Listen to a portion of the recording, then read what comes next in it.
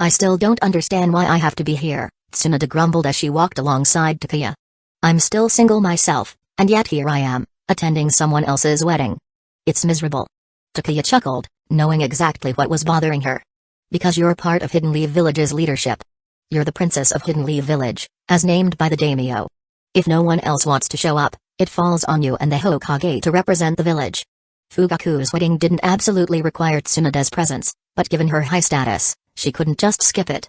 And with the likes of Denzo and the other elders opting out, it left her as one of the village's top representatives. Hiruzen had done quite a bit of convincing to get Tsunade to agree to come, and now here she was, reluctantly accompanying Takuya into the Uchiha compound. I still can't believe the Uchiha and Hyuga both changed clan heads around the same time, Tsunade mused. Thank God they didn't get married at the same time too, or I'd be stuck running back and forth. Takuya chuckled. Which would you prefer, Uchiha or Hyuga? Tsunade shot him a glare. Is that even a question? There was no way she'd willingly choose to hang around the Hyuga. Their endless rules and strict traditions made every interaction feel like a minefield. One wrong word, and they'd claim you were disrespecting their entire clan. The Uchiha may have had a reputation for being difficult, but the Hyuga weren't much better. The only difference was that the village wasn't targeting the Hyuga the way they were targeting the Uchiha. Takuya found himself wondering how the Hyuga even managed to compete with the Uchiha. The Uchiha clan had nearly twice as many Jonin, more ninja overall, and far more wealth. In nearly every aspect, the Uchiha classed the Hyuga. Chapter 243, If you were me, how would you change the Uchiha's fate? What's the point of the Hyuga even trying to compete with the Uchiha when they're not on the same level in any way? Takuya couldn't wrap his head around it. This way, Tsunade-sama, Takuya-sama, a member of the Uchiha clan respectfully guided them to the clan leader's estate before leaving. Despite it being the wedding of the clan leader, the atmosphere at the estate was less lively than Takuya had imagined. Not many Uchiha were allowed into the estate, and after glancing at a few of the annoying elders, Takuya handed over his gift and found a place to sit. Tsunade wasn't shy about following his lead, plopping down next to him and immediately grabbing one of the bottles of sake on the table, taking big swigs without a care. Her lack of manners went unchecked, no one dared to stop her. The Hokage has arrived. Just before the wedding started, the third Hokage finally arrived, a bit later than expected. Everyone in the courtyard stood up as the Hokage entered. With a warm smile, he waved his hand. No need for formalities. Today is Fugaku's happy day. I'm just here to celebrate with him. Please, take your seats. Right this way, Hokage-sama.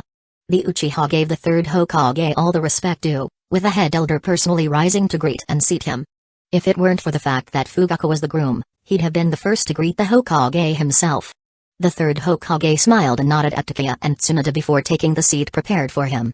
He leisurely sipped his tea while engaging in polite conversation with the Uchiha elder. What a fake, Tsunade muttered under her breath, rolling her eyes and turning back to her sake. Takuya, feeling equally bored, resigned himself to snacking on some seeds. He had no interest in drinking, and it wasn't the right time to dig into the food yet. So, he was left to crack open some seeds and watch the event unfold. Captain. Thankfully, the Uchiha clan weren't completely oblivious. Seeing Takuya's obvious boredom, they had Ryoji Uchiha come over to keep him company and chat. Takuya glanced up at the young man who had grown quite a bit stronger since the last time they met. He smiled and said, "Not bad. Looks like you've been working hard on your training. Have you unlocked your Sharingan?" "How did you know?" Ryoji asked in surprise. Even Tsunade raised an eyebrow, turning to look at Ryoji with curiosity. Could Takuya really tell at a glance if someone had unlocked their Sharingan? Ryoji was only 11, and unlocking the Sharingan at that age was pretty impressive. People often misunderstood Obito, labeling him as weak. But compared to Kakashi, of course, he seemed like the underdog. In reality, Obito was quite strong. He just had some mental issues. Before graduation, Obito had mastered several fire-style jutsu, was proficient in taijutsu, and had solid shuriken throwing skills. How could anyone call that weak? If Obito was considered weak, then 3/4 of the academy graduates would have to be considered failures. And really, if Obito was such a failure, would the third Hokage have placed him on a team with Kakashi? "How did you know, Captain? Did Mikoto tell you?" Ryoji asked, still looking stunned. Takuya chuckled and shook his head. "No, Mikoto didn't say anything. I could just sense that your spiritual energy is much stronger than most people your age, so I guessed you must have awakened it. Other people might not have noticed, but with Takuya's eternal Mangekyo Sharingan, he could feel these things clearly. So, how's working in the police force going?" Takuya asked, deciding to continue the small talk. He didn't mind chatting with Ryoji, even if he had some grievances with the older members of the Uchiha. It's been alright, just a bit tiring, Ryoji admitted. Over the past 2 years, his personality had shifted. Perhaps due to his work in the police force, he'd mellowed out a lot, losing some of that icy, sharp attitude. As they continued chatting, the real event finally started. The bride and groom made their appearance. Takuya had to admit, the bride was as beautiful as Mikoto had described. It wasn't surprising, really. The Uchiha clan wasn't lacking in attractive members, and Fugaku, as the clan leader, wasn't about to marry someone plain. Even if this was a political marriage, the clan would still choose someone fitting. After all, it wouldn't reflect well on the clan if the clan leader's wife wasn't attractive. The bride was stunning. But Fugaku? In his formal attire, he somehow managed to look worse than usual. Especially with that perpetually stoic expression of his. Takuya raised an eyebrow. It was his wedding day, and the guy couldn't even manage a smile? Seriously? Takuya couldn't help but shake his head. What are you shaking your head for? Tsunade asked with a smirk. Is the bride not pretty enough for you? Ryoji, sitting nearby, also looked curious. Takuya grinned mischievously. I'm just thinking. How long will it take for the bride to get depressed, having to live with Fugaku and that emotionless face every day? Tsunade rolled her eyes. Cough. Ryoji quickly turned his head, pretending not to hear.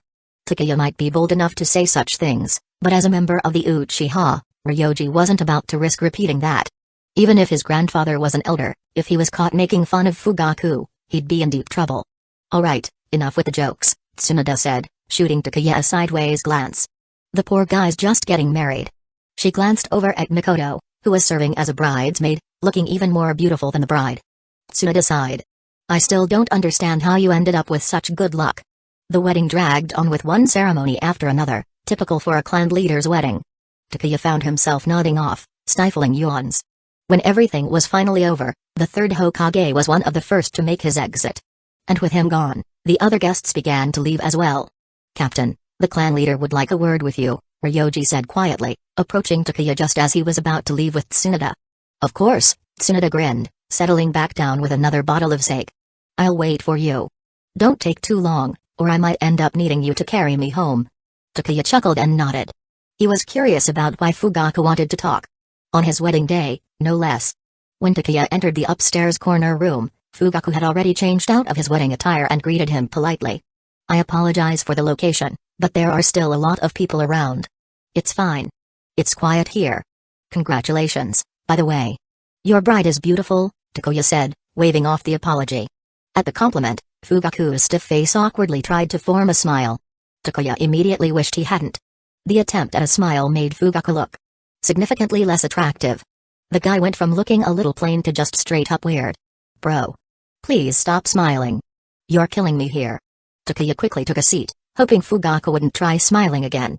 Once they were both seated, Fugaku poured some tea and began speaking. I used to think being the clan leader would be prestigious. But now that I am one, I've realized how hard it is to be a competent leader. There's so much internal strife. Some support me, others form their own cliques, and a few want to get close to the village's higher-ups. Takuya said nothing, sipping his tea and listening quietly. Suddenly, Fugaku asked, Takuya, if you were in my position, how would you handle the Uchiha's current situation? Takuya paused, slowly putting down his tea as he considered the question. After a moment, he smirked. I'd start by crushing anyone who doesn't respect me. PFFFT. Fugaku had just taken a sip of tea, and immediately spat it out all over the floor. Coughing and sputtering, he stared at Takuya in disbelief. If I were you, Fugaku, I'd get rid of anyone who's not on board. Every single one of them. Even if it weakens the Uchiha's overall strength, it's better to have a united front. A clan with so many conflicting voices? Forget about it. How could they ever expect to rise if they weren't even unified? Chapter 244, Be wary of Denzo. He has his eyes on the Sharingan. The Uchiha massacre might have looked like a cold, calculated move by the village, with Adachi painted as the dutiful son and Fugaku the forgiving father. But in Takuya's eyes, it was inevitable, it had to happen. The Uchiha brought it on themselves. The clan leader was too passive, and the different factions within the Uchiha were a mess. Some wanted to stage a coup, others were content with the status quo, and a few even sought to cozy up to the higher-ups. It was chaos. Years went by without any resolution to these internal conflicts, and coupled with the village's targeted scrutiny, it was a miracle they lasted as long as they did. The sun would have to rise in the west for them to escape their fate. No need to go over all that again, Fugaku, Takuya said as he stood up to leave. I've dealt with enough trouble because of the Uchiha. We're not exactly a good match for one another. I'll be going now. Just as he reached the door, Takuya paused and gave Fugaku a parting piece of advice. A clan should have only one voice. If the Uchiha can't unite, their future won't be bright. And keep an eye on Denzo. He's got his sights set on the Sharingan. Ugh. Tsunade was drunk, but at least she was still conscious enough to lean on Takuya as they walked. However, the weight of her chest was a considerable pressure on him. What did Fugaku want to talk about? Tsunade asked, her words slightly slurred. Takuya didn't hold back and told her everything. Hearing this, Tsunade laughed, hiccuping as she teased, so, even the Uchiha clan has its own internal drama, huh? Stay away from me, you stink. Takuya grumbled, pushing her away slightly. No matter how beautiful the woman was, a drunken burp was just as unpleasant from anyone. Forget the myth that goddesses were perfect, Takuya wasn't buying it for a second. Oh, come on, breathe it all in. Tsunade joked, blowing her alcohol-laden breath in his direction on purpose, though her face had flushed so red it resembled a monkey's backside. Denzo's after the Sharingan? How do you know? She asked, suddenly growing more serious. It's just a feeling, Takuya replied. He's always wanted to become Hokage, but Orochimaru once said something that stuck with me, no one would accept a Hokage with a crippled body. So he's going to find a way to heal himself. And as for him targeting the Sharingan, didn't he have a teammate named Kagami Uchiha? Tsunade frowned, trying to recall. Yeah, there was someone by that name. Strong guy, way stronger than the old man. Of all Tobirama Senju's students, Kagami Uchiha had been on a whole different level. And not just in terms of skill, his good looks had also drawn attention. Even a younger Koharu Utatane had once had her eye on him, though Kagami didn't return her interest.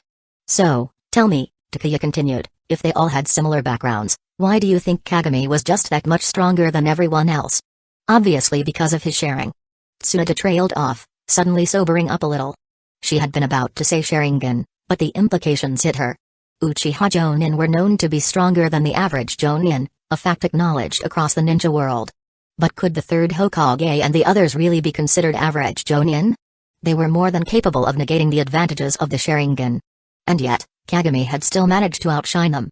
This could only mean one thing, Kagami might have unlocked the Mangekyo Sharingan. Denzo had been eyeing the Sharingan for a long time. That much was clear now. And it likely started with Kagami. Denzo targeting the Sharingan meant he would stop at nothing to obtain it. Tsunade's expression grew more serious. I'll keep a close watch on him. I won't give him the chance to act. She paused for a moment, recalling something. Recently, Root requested some medical equipment. I don't know what for, it was approved by the old man, and I didn't question it. Maybe I should have. It looks like we'll need to be more cautious from now on, Takuya agreed. Orochimaru and Denzo are getting way too close for comfort. Who knows what Orochimaru's really after? The answer was simple, he was after the secrets of immortality and Senju Hashirama's cells. Takuya didn't voice that thought aloud, but if Tsunade knew what Denzo and Orochimaru were really up to, she'd definitely lose it. Technically, Hashirama's cells were supposed to be sealed and off-limits. No one was allowed to access them without the third Hokage's permission. But that was just theory. In reality, whether those cells were sealed or not didn't matter to Denzo. He could get his hands on them regardless, and he probably had done so a long time ago. Never underestimate the power of Lord Scapegoat Denzo. He had his ways. Thud. Right in the middle of their conversation, Tsunade's eyes rolled back, and she collapsed onto the ground like a sack of potatoes. Takuya glanced around at the empty streets. For a moment, he seriously considered leaving her in an alley and going home. Meanwhile, back at the Hokage's office, the third Hokage had not yet gone to bed after leaving the Uchiha estate. An Anbu member was delivering a report. Are you certain that Yagami Takuya went upstairs to Funan Uchiha's home alone? The third Hokage asked. Yes, Hokage-sama. He was upstairs for around 3 minutes. There was no sign of Fugaku returning, and shortly after, Takuya left with Tsunade-sama. I see. You're dismissed. Get some rest, you've done well, the third Hokage said, waving the Anbu off. What was Fugaku trying to do by talking to Takuya? Was he still trying to sway him over to the Uchiha? Even though Tsunade had been at the estate too, it seemed the Uchiha still hadn't given up on the idea. The third Hokage decided to wait and watch. If Takuya had any intentions of siding with the Uchiha, he would undoubtedly meet with Fugaku again. But based on past experience, that seemed unlikely. Even if Takuya had considered aligning with the Uchiha, he wouldn't do it so openly, especially not in front of Tsunade. That would mean she knew everything, and there was no way she would let Takuya get involved with something that could harm the village. The next morning, the squad set out on their mission. "Takuya, did you stay over at Kushina's place last night?" asked Nawaki. "Yeah, why?" Takuya responded casually. After dumping the drunk Tsunade at Kushina's, Takuya had ended up crashing there as well. Purely innocent, of course. "You guys have a really complicated relationship," Nawaki said, though the look in his eyes betrayed his jealousy. He envied Takuya. On one side, he had Kushina, and on the other, Mikoto Uchiha. The most baffling part? Neither of them had ever fought over him. Nawaki wanted to ask, how do you manage that? Hell, he'd even take a class from him. "Please, sensei, teach me your ways." But he was afraid that Takuya might sell him out. The last thing he wanted was to end up on the wrong side of Kushina's fists. Kushina wasn't the meek little girl she used to be. She'd turned into a red-haired powerhouse, a miniature version of Tsunade, with terrifying strength and, of course, the nine tails inside her. Over time, Kushina had started connecting with the nine tails. Although the tailed beast hadn't fully accepted her yet, their relationship was getting better. She could now borrow its chakra more freely, which had once been a rare occurrence. Even Tsunade was wary of Kushina now. After all, when Kushina had first let the nine tails out for a bit of fresh air, the beast had accidentally blown up a mountain with a tail beast bomb. The third Hokage had immediately rescinded the Anbu detail that had been assigned to watch her. Chapter 245, Running into the seven ninja swordsmen would be awesome. Even the third Hokage was wary that one day, Kushina might get upset and have the nine tails launch a tailed beast bomb straight at the Hokage's office. Ever since that incident, no one, not even the elders, dared mention keeping surveillance on Kushina. As long as she stayed in the village, everything was fine. The only one still mumbling about it was Denzo, but no one paid attention to him. The third Hokage ignored him, and the elders didn't back him up either. After a couple of failed attempts, Denzo dropped the issue altogether. "So, you've got Kushina on one side, and Mikoto Uchiha on the other. Aren't you worried they'll fight one day?" Nawaki asked, curious. "Of course I'm worried," Takuya chuckled. "But since they haven't fought yet, I'm not stressing over it. I mean, what can I do? When you're this handsome, girls just can't bear to leave you." "I really want to punch him," Nawaki thought in frustration. Even Minato had an exasperated look on his face, clearly also tempted to knock Takuya around. "Hey, speaking of which," Takuya continued, quickly changing the subject, "wasn't there a girl following Minato around a while back? How's that going?" "Wait, what?" Minato nearly stumbled as he jumped from one tree to the next, barely catching himself in time. "Who?" Nawaki asked, surprised. He hadn't heard about this. Takuya grinned. "Ask him yourself. I remember it was a girl from the Uzumaki clan. Didn't get a good look, but she had red hair, so that much is obvious. She even brought him a cute little lunchbox." "Please stop," Minato thought, sighing in defeat. Under Nawaki's relentless curiosity, Minato finally raised his hands in surrender and confessed with a wry smile. "It was nothing, really. I just happened to bump into Naimu on the street, so she gave me a lunchbox she had." "Is Minato handsome?" "There's no question about it. Half the village had a crush on him. His looks and sunny smile were enough to win over countless girls. If it weren't for Kushina and Mikoto by Takuya's side, Takuya would probably get even more attention than Minato. Still, girls swooning over Minato made perfect sense. As soon as Nawaki heard the name Naimu, his interest faded. Oh, it was her. For a second, he thought it was someone else. "Minato, you should think about it. If you two get married and have a kid, you could name him Naruto. What do you think?" Takuya teased, unable to stop himself from laughing. "Where's the joke?" Nawaki blinked, confused, while Minato shook his head, exasperated. He wasn't in the mood to respond. Judging by Minato's expression, though, Takuya figured there wasn't much to that story. Minato probably didn't feel much for Naimu, maybe finding her too soft-spoken for his taste. Or maybe Minato liked explosive personalities, like Kushina, someone who'd fly off the handle at a moment's notice. "So, what's our mission?" Minato asked, finally remembering to inquire about their assignment as they stopped to rest along the way. Takuya didn't bother looking up from the meat he was roasting over the fire. "Escort mission. Lately, the people of the Land of Water have been stirring up trouble. A number of Hidden Leaf Village's ships have been attacked, so the village needs us to provide escort for 2 months or so." Hidden Leaf Village had suffered major losses during the Second Ninja War, with the Sand Village faring slightly better, followed by the Cloud Village. The Eight Tails rampage had dealt a heavy blow to the Cloud Village, and rumor had it they were still investigating the incident. The Stone Village lost a few men in the Land of Rain, but otherwise came out alright. Of the 5 great villages, only the Mist Village, far off across the sea, had remained untouched and retained their full strength. Too bad their Mizukage's mind wasn't all there. Thanks to his bloody mist regime, new ninja were dying in droves. Had it not been for the internal bloodbath, the Mist Village could have easily strengthened its position, taking advantage of their isolation and their lack of war losses. 2 months? That long? Nawaki groaned, instantly deflating. Minato chuckled, teasing, "What, too eager to get back and chase after that girl? Don't mess with me." Nawaki snapped, flipping Minato off. Then he turned to Takuya and asked, "Do you think we might run into the 7 ninja swordsmen of the mist?" "I'd love to fight them," he added eagerly. "There's a chance. If we do, we'll take their swords," Takuya replied, already daydreaming about the shark-skin sword, Saimata. The Thunder God's sword was nice and all, but while it was sharp, it didn't pack the same punch in terms of raw power. Saimata, on the other hand, was perfect for smacking people around. If they really did run into the 7 ninja swordsmen, Takuya was determined to get his hands on that blade. "I've heard one of them, Hazuki Mainjutsu, is a genius," Minato said, clearly also intrigued by the idea of facing them in battle. He wanted to see if their skills matched their reputation. Forget the rest of the swordsmen, Mainjutsu's name alone was famous throughout the ninja world. In the Mist Village, people even compared him to Takuya. "Alright, if we run into Mainjutsu, he's yours. I'll take care of Fukisu Ikazan, and Nawaki can handle the rest," Takuya said, dividing up the 7 ninja swordsmen like it was no big deal. "Is Fukisu Ikazan that strong?" Minato and Nawaki asked, curious as to why Takuya had singled him out. "He's just a big guy," Takuya shrugged. "Nothing special, but I want his weapon. If we cross paths, don't even think about fighting him, he's mine." Fukisu Ikazan was as strong as a high-ranking Jonin, but Takuya didn't consider him much of a challenge.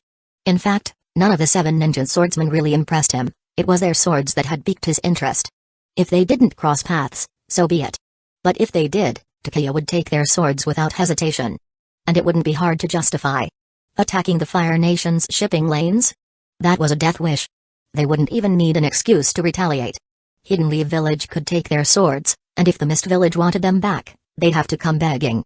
Or, more likely, they'd try to negotiate some kind of trade. But that was boring. So, Nawaki thought to himself, if Takuya's claiming Suikazan, and Minato's taking Mainjutsu, that leaves the other 5 for me, right? He. Nawaki started laughing to himself, already imagining his victory. Minato leaned over to Takuya and whispered, "Is he going to be okay?" "He'll be fine," Takuya replied calmly. "At worst, he'll get beaten up. Nothing too serious, just enough to teach him a lesson." If things went according to Takuya's plan, Nawaki would definitely get his ass kicked by the 5 remaining swordsmen. He had a habit of getting too cocky, and the only way to cure that was a healthy dose of reality. Once they finished eating, the trio continued on their way, reaching the eastern coastline of the Land of Fire a day later. "Welcome, sir," the commander in charge of the coastal defenses greeted them warmly. "Recently, ships leaving the Land of Fire have been attacked near the borders of the lands of Craftsmen and Hot Water, especially in the latter," the commander explained. "Is it confirmed that the Mist Village is behind the attacks?" Takuya asked, studying the map. Chapter 246, "The universe always delivers just when you want it." The squad captain nodded and explained, "According to the intelligence we've received from the outpost near the remains of Hidneti Village, the attackers are definitely from the Mist Village. The ships were attacked after being shrouded in a thick, heavy mist." Although Mist Village was nearby, Nawaki couldn't help but speculate, it might be Cloud Village pulling something sneaky. They're notorious for their dirty tricks. Cloud Village did have a reputation for underhanded tactics, and they weren't above framing others for their deeds. But the thick mist pointed more towards Mist Village's involvement. "I understand. Our team will cover the shipping lanes near the Land of Hot Water, and another team can handle the routes to the Land of Craftsmen. Does that sound good?" Takuya asked, looking at the map. It wasn't practical for one team to guard both routes. They had to choose one, and since most incidents were happening near the Land of Hot Water, that's where they'd focus their efforts. Only by hitting back hard could they make the enemy retreat and pull back their claws. Given its isolation across the ocean, intel on the Mist Village was limited. As the squad settled aboard their ship, Nawaki flipped through the mission reports over and over before voicing his confusion. "Why does everyone from the Land of Water look strange?" Takuya laughed, "Be more confident. It's not just a feeling, they really do look strange, especially the ninja from the Mist Village." Much like Hidden Leaf Village, the Mist Village was home to many bloodline clans. Ironically, several of them were originally driven out of the Land of Fire after being beaten by the Uchiha and Senju during the Warring States period. Many fled to the Land of Water. Despite having a variety of powerful bloodline limits, the Mist Village's brutal regime led to many of these clans wiping themselves out in internal conflicts. So Nawaki wasn't wrong. A lot of the Mist Village's ninjas did look rather abstract. For Takeya, they were downright bizarre. You only needed to look at the 7 ninja swordsmen of the mist to get the idea: sharp fangs, wicked smiles. Minato, meanwhile, was carefully reading through the intel on Mist Village as well. The ninjas from that village are known for their assassination skills. If we encounter them, we need to stay on high alert. The squad's mission wasn't too complicated. All they had to do was accompany and guard the merchant ships for 2 months. If enemies attacked, they were to handle it. Other than that, there wasn't much for them to worry about. Without enemies, things were downright relaxing. Takeya even pulled out a fishing rod to pass the time. As for studying enemy intel, he figured he knew more about the Mist Village than Hidden Leaf Village did, anyway. Minato noticed how laid back Takeya was, barely even glancing at the reports, and that made him a little uneasy. But with nothing happening at sea, Minato soon found himself joining in with the fishing. Mist Village had been targeting Hidden Leaf Village's sea routes for some time, but their recent actions had been bolder than usual. That's why the village had assigned elite Jonin squads to protect the merchant ships. Half a month passed since their team started guarding the shipping lanes, and everything remained calm. No incidents. But the mission wasn't over yet. The weather doesn't look too good today, Minato remarked, standing on deck. The sea was blanketed in thick mist, far thicker than what Minato had expected from his rare visits to the coast. Visibility was reduced to barely 10 meters, the horizon swallowed by a dense, white fog. It was as if the sea and sky had merged into a single cloud of mist, obscuring everything. I heard from the helmsman that this happens a few days every month, Nawaki said casually, though his words made Takeya choke on air. That just made it sound like the ocean had its own special time of the month. Every month, there were always a few days like this. Oh yeah, I haven't seen Snowy around lately, Nawaki asked, suddenly curious. Did you stash her away somewhere, Takeya? She's reached a growth stage, so she needs to hibernate for a while. I'm not sure how long she'll be asleep, though, Takeya explained. Snowy, his trusty companion, went through several stages of growth, and each one required a period of hibernation. The later the stage, the longer the hibernation. This time, Snowy had already been sleeping for over 2 months. Without Snowy's tailed beast radar, Takeya had to rely on his own sharp senses for vigilance. Luckily, his perception skills were excellent, and Minato wasn't far behind, so the squad wasn't too worried about ambushes. As their ship sailed deeper into the ocean, visibility continued to worsen. Soon, they could barely see more than a few meters in any direction. Takeya admired the sailors who braved these conditions. If they weren't familiar with the sea, they could easily crash into hidden rocks before they even realized it. The fog's getting even thicker, Minato noted, his tone growing serious. Something didn't feel right. Nawaki's expression turned serious as well. Do you hear that? The sound of waves. But not from our ship or the merchant vessels. It's coming from somewhere farther off. Minato pressed his ear to the side of the ship, listening closely. But before he could focus, Takeya gave him a pat on the shoulder. No need to listen. Get ready for battle, our target's here. The universe was clearly on Takeya's side. He'd been wondering when he'd finally run into Fuki Suikazen, and here he was, just half a month into the mission. Right on time. Fuki is mine. Nawaki, you stay with the merchant ship. Minato, you cover us. Minato's Flying Thunder God technique made him the perfect candidate for backup, able to zip around the battlefield as needed. Nawaki pointed at himself in confusion. I'm watching the ships. You guys get to fight while I babysit. Takeya's eyes narrowed playfully. Unless you want to switch. You can go out there, bring me the enemy's head, and don't forget to grab his weapon while you're at it. How about that? If Nawaki agreed, Takeya would happily trade places. He loved it when someone else did the work and he still reaped the rewards. Nawaki rubbed his face, clearly frustrated. Fine, you go. If that guy slips away, I won't be able to find you another shark-skin sword. The Mist Village ninjas had the advantage in sea combat, and if they escaped underwater, pursuing them would be a nightmare. If Fuki Suikazen got away, Takeya would definitely make Nawaki pay for it. Takeya gave Nawaki a knowing smile before jumping off the ship and walking across the water, disappearing into the mist. It was a shame, Takeya thought, that Hoshigaki Kisame was still a young kid at this point. Otherwise, he wouldn't mind taking this tailless-tailed beast back to the village to raise for himself. Meanwhile, on one of the Mist Village's warships, Fuki Suikazen stood at the bow, leading his crew as they drew closer to the Hidden Leaf Village merchant vessels. Aside from Fuki, the ship carried 2 full squads of Mist Ninja, all of them eagerly waiting for the signal to attack and destroy the merchant ships. If there's anything valuable, Take it. Kill everyone else, Fuki growled, his sharp teeth gleaming as he grinned. With his already strange appearance, Fuki's grin was downright terrifying. If he popped out at night, he'd scare the hell out of anyone. As for the Hidden Leaf Village escort ships, he didn't even consider them a threat. Compared to Mist Village's warships, Hidden Leaf Village's ships were practically toys. And he wasn't the least bit worried about Hidden Leaf Village's protective squad. Yes, sir. The Mist Ninjas responded eagerly, gearing up for battle. But just then, a sudden flash of blue light pierced through the thick mist. It shot straight toward Fuki at the bow like a bolt of lightning. Blue light? Not good. Danger. That's lightning chakra. Chapter 247, Why Choose Death When You Can Live. Fuki Suikazen's eyes, as large as saucers, contracted slightly as he instinctively grabbed the Seimata from his back and brought it in front of him. Boom. A crackling blue bolt of lightning struck the blade, making the living sword let out a grumbling protest.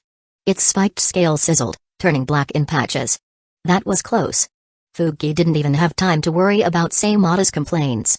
Cold sweat dripped down his back as the reality of the situation sank in. The Mist Ninja behind him, who had been just about to launch their attack on the Hidden Leaf Village merchant ship, stood frozen in shock. None of them had expected to be ambushed first. What was worse was that they hadn't sensed the enemy at all. In Mist Village, the silent killing technique was a badge of pride. It allowed the Mist Ninja to become invisible in the fog, masking their presence while distorting their enemies' senses. Even the best sensor ninjas could fall prey to it. But today, the silent killing technique had completely failed. The enemy had slipped through their fog without a sound. If that attack had targeted anyone other than Fuki, there would have been corpses littering the deck already. Is that a weird type of lightning jutsu? Could it be Cloud Village Ninja? Fuki let Seimata soak up his chakra for repairs, all the while keeping his bulging eyes glued to the foggy sea. A second flash of blue lightning split the dense mist, and a shadowy figure began to approach the ship. TCH, Ninja Art, Needle Senbon Barrage.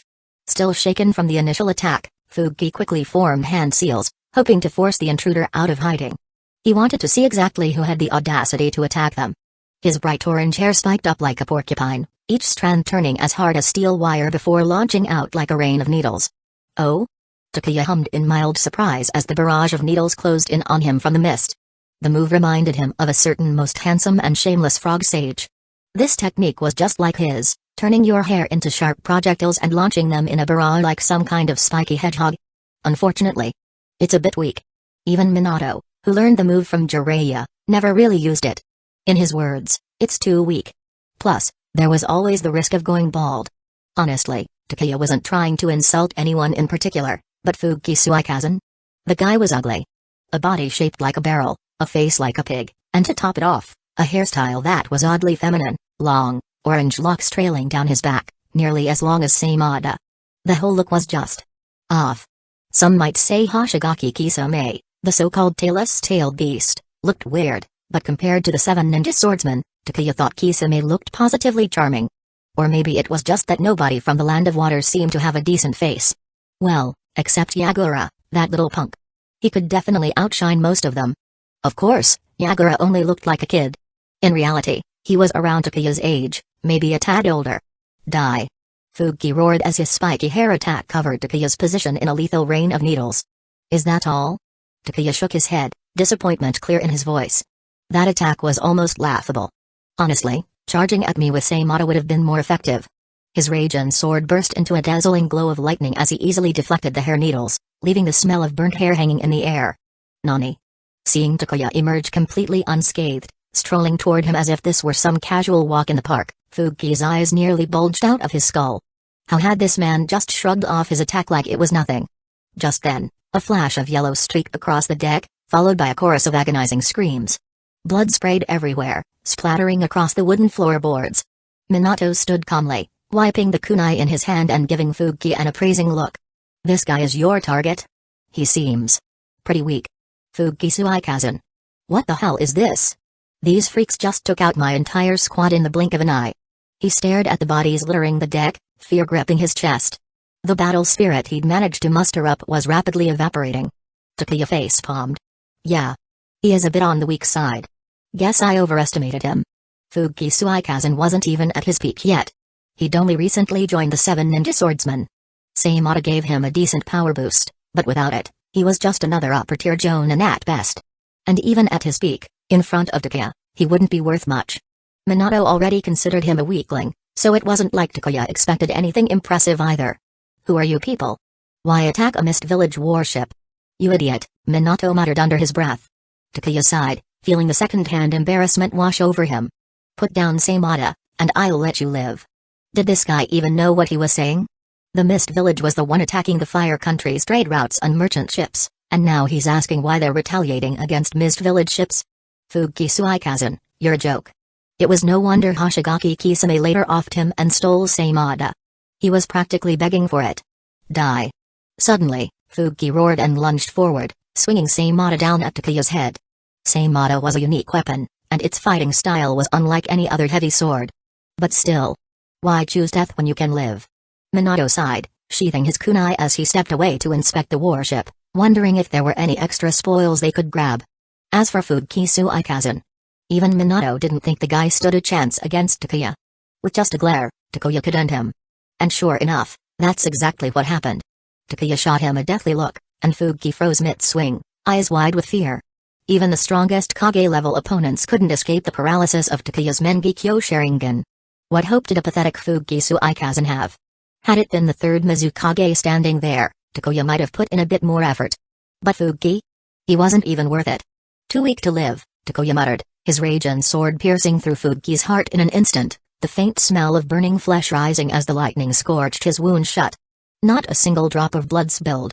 Takuya calmly unstrapped Saimata from the lifeless body and tossed Fuuki's corpse onto the deck like discarded trash. Chapter 248, Don't touch that, it's alive, and it bites. Minato quickly took out a sealing scroll and stored the corpse inside. That's a valuable trophy.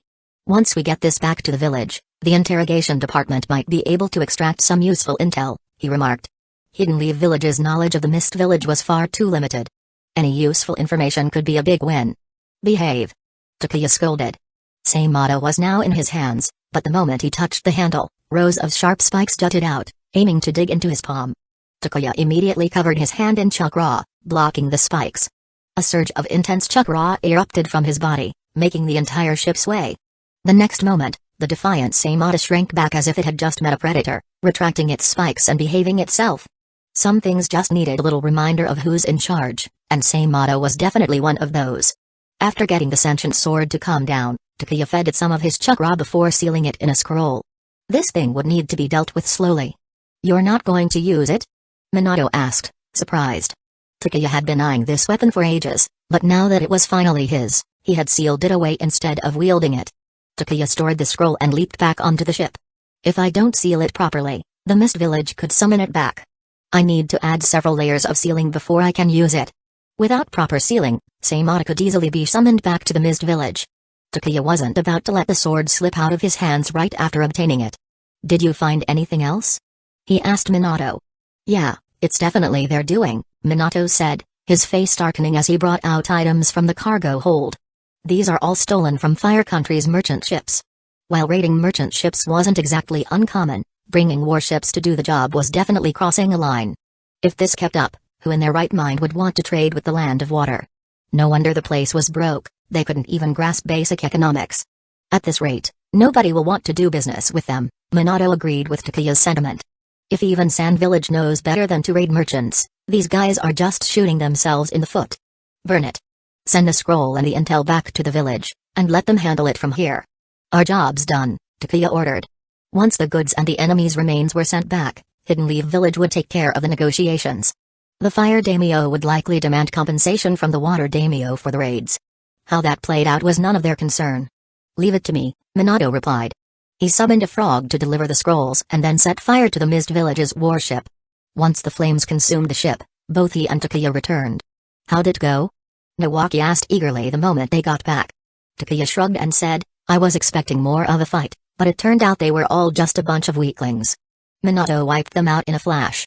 At least I got what I came for. Destroying a single ship might not seem like much, but losing Saimata would hurt the Mist Village deeply. The newly formed 7 ninja swordsmen now had one less member, and Takuya imagined the Mist Village would be feeling that pain for a while. They might even come knocking on Hidden Leaf Village's door, demanding Saimata's return.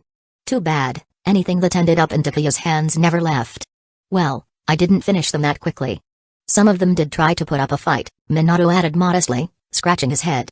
It wasn't his fault that mowing down weaklings just happened to be one of his strengths. Lame. Nawaki muttered under his breath, clearly disappointed. He'd spent all the time anxiously guarding the merchant ship, only to find out that the battle was over before he even saw the enemy. So unfair. Wait, so the 7 ninja swordsmen of the mist are this unimpressive? Nawaki asked, still trying to make sense of it all. Takuya patted him on the shoulder, grinning. They're alright, I guess. A bit stronger than the average Jonin, but once they eat one of my Ganjutsu, well, that's pretty much the end for them. He paused, thinking for a moment. Then again, I don't think the 7 swordsmen have been around for that long, have they? Get lost, Takuya. Nawaki didn't even want to respond. Is that supposed to be encouraging? Eating your Ganjutsu? Nawaki had heard enough. How many shinobi in the entire world could withstand one of Takuya's Ganjutsu and walk away unscathed? Nawaki had once asked Orochimaru about it. Orochimaru's reaction had been surprising, he'd seemed almost unnerved. After thinking carefully for a moment, Orochimaru had said, if it were me, I'd probably be dead the moment Takuya's Ganjutsu hit. Even Orochimaru didn't think he'd survive one of Takuya's Ganjutsu. Takuya wasn't sure whether Orochimaru would really die, but he was certain that if Orochimaru ever got hit by his Sakura Fall Ganjutsu, he'd be twirling elegantly in a storm of cherry blossoms. After all, the man was very flexible. Hey, don't pout. Next time we run into enemies, you go first. I'll just sit back and enjoy the show, Takuya said with a grin, sensing Nawaki's frustration. He dangled the promise of a bigger fight in front of him like bait. You said it. Next time, I go first. You and Minato can't interfere. Nawaki exclaimed, his mood instantly brightening. Takuya chuckled and nodded, while Minato gave him a skeptical side-eye. It wasn't that Minato doubted Nawaki's abilities, it was that he could already imagine how this would end, with Nawaki screaming for help halfway through the fight. There was no denying that Nawaki was strong. Sure, it had taken him a little longer to pass his Jonin exam than Minato, but that was mostly because Minato had access to a cheat code, the Flying Thunder God technique. Combine that with Nawaki's own personal struggles, and it explained why he'd been a bit slower in advancing. But that didn't mean Nawaki wasn't talented. He was good, really good. His ninjutsu, taijutsu, and kenjutsu were all impressive. His only real weakness was ganjutsu. Unfortunately for Nawaki, he was constantly compared to Takuya, a freak of nature, and Minato, who had skyrocketed in power after mastering the Flying Thunder God. It made him feel like he wasn't enough. Go tell the merchant captain to turn back. This route won't be safe for a while. And give the team stationed at the Hidden Eddy village ruins a heads up, they should avoid this area for now, Takuya instructed. With Fuki Suikazen dead and Seimata in enemy hands, the Mist Village would be reeling. They would likely send people to investigate, and things could easily escalate. The last thing they needed was innocent merchant ships caught in the crossfire. Got it, Nawaki said, taking the task without complaint. The team's diplomatic duties had slowly shifted from Minato to Nawaki over time. Nawaki didn't mind, it was just talking, after all. No big deal. Once Nawaki had left, Takuya brought out Seimata. He needed to set up the proper seals before Mist Village realized they'd lost it. Once the seals were in place, he could use it without worry. That sword. It looks weird, Minato said, leaning in curiously as Seimata began absorbing Takuya's chakra. Don't touch it. This thing's alive, it'll bite, Takuya warned, seeing Minato's hand inching closer. While Seimata had calmed down after feeding on his chakra, it wouldn't hesitate to attack anyone else. Okay, Minato replied, retracting his hand at lightning speed. It bites? Chapter 249, Minato, I wish I could be a Jinchuriki at this point in time. The 7 ninja swordsmen of the mist had only been formed recently, and with the water country's closed-off nature, there was very little information about them. The outside world knew that Mist Village had trained a group of highly skilled swordsmen, but as for the details about their 7 swords, not much was known. Even Hidden Leaf Village hadn't gathered much intel. They only knew that Seimata could absorb an enemy's chakra and transfer it to its wielder. Move a little, Takuya said, tapping Seimata's hilt. Seimata made a strange noise, and its previously flat body swelled up. A row of sharp spikes stood up along its surface, making it look more like a blue-spiked club than a sword. Minato stared, dumbfounded. Mist Village truly lived up to its reputation as the strangest of the 5 great shinobi villages. Not only were its people weird-looking, but even its weapons were downright bizarre.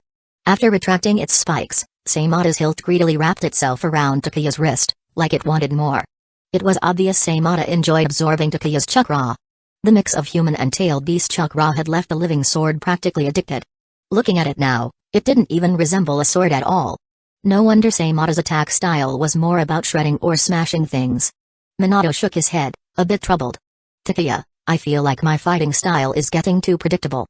Due to his mastery of the Flying Thunder God technique, Minato rarely bothered with learning other types of ninjutsu. As a result, his arsenal of techniques was relatively small, and the more he relied on Flying Thunder God, the more predictable his attacks became. It's true that your style has become a bit one-dimensional, Takuya said. If you ever encounter an enemy that counters your has a way to neutralize your abilities, it'll be tough. Of course, Minato could always run if things went south. With the Flying Thunder God technique, there were few people who could actually stop him from escaping. But the problem was, who would want to run if they could win the fight? And what if you had to stop the enemy, but you couldn't beat them? Just diversify your offensive techniques a bit, Takuya advised. It was clear that Minato was aware of his limitations and wanted to expand his range of attacks so he wouldn't be so easily countered. Ninjutsu, Wind Style, Ultra Spiral Blue Chakra Bomb. Takuya froze for a second, and then suddenly burst out laughing. Minato was infamous for being terrible at naming things, just like when he first created the Rasengan. In the end, Jiraiya couldn't stand it anymore and changed the name to Rasengan. Thinking back to how people had mocked Minato for his naming skills in his previous life, Takuya couldn't help but laugh even harder. Minato blinked in confusion. What's so funny about me trying to improve my fighting style? Why not use a weapon while you're using Flying Thunder God? Takuya asked, his laughter finally subsiding. Minato pulled out a kunai and handed it to Takuya. It's tricky. At first, I kept hurting myself. Eventually, I got better at it, but there's still a problem. The best solution would be if I could use ninjutsu while teleporting with Flying Thunder God. Tailed Beast Bomb? Takuya suggested casually, raising a hand as chakra gathered in his palm, slowly forming a miniature version of a Tailed Beast Bomb. Come on, where am I supposed to find a Snowy of my own? Minato let his arms fall limply to his sides, looking defeated. Can't you give me some more realistic advice? And anyway, Snowy was ridiculously overpowered. A summon that could use Tailed Beast Bombs? Not to mention the insane amount of chakra it had. It wasn't enough that Takuya was overpowered, his pet was just as monstrous. Ugh. Takuya shook his head and kicked Minato lightly. I was just giving you a hint. You should try using pure chakra. I think it could work.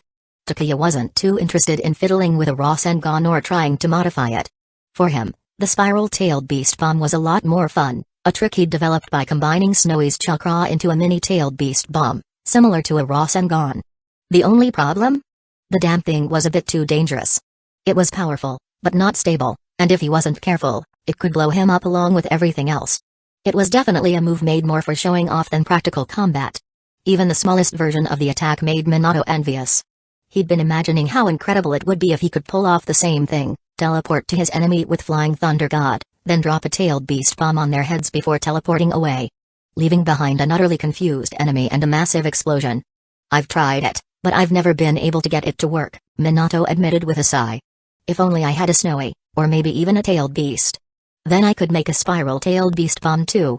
Keep dreaming, Takuya shot down the idea immediately. There were only 9 tailed beasts in existence, and Snowy was an exception.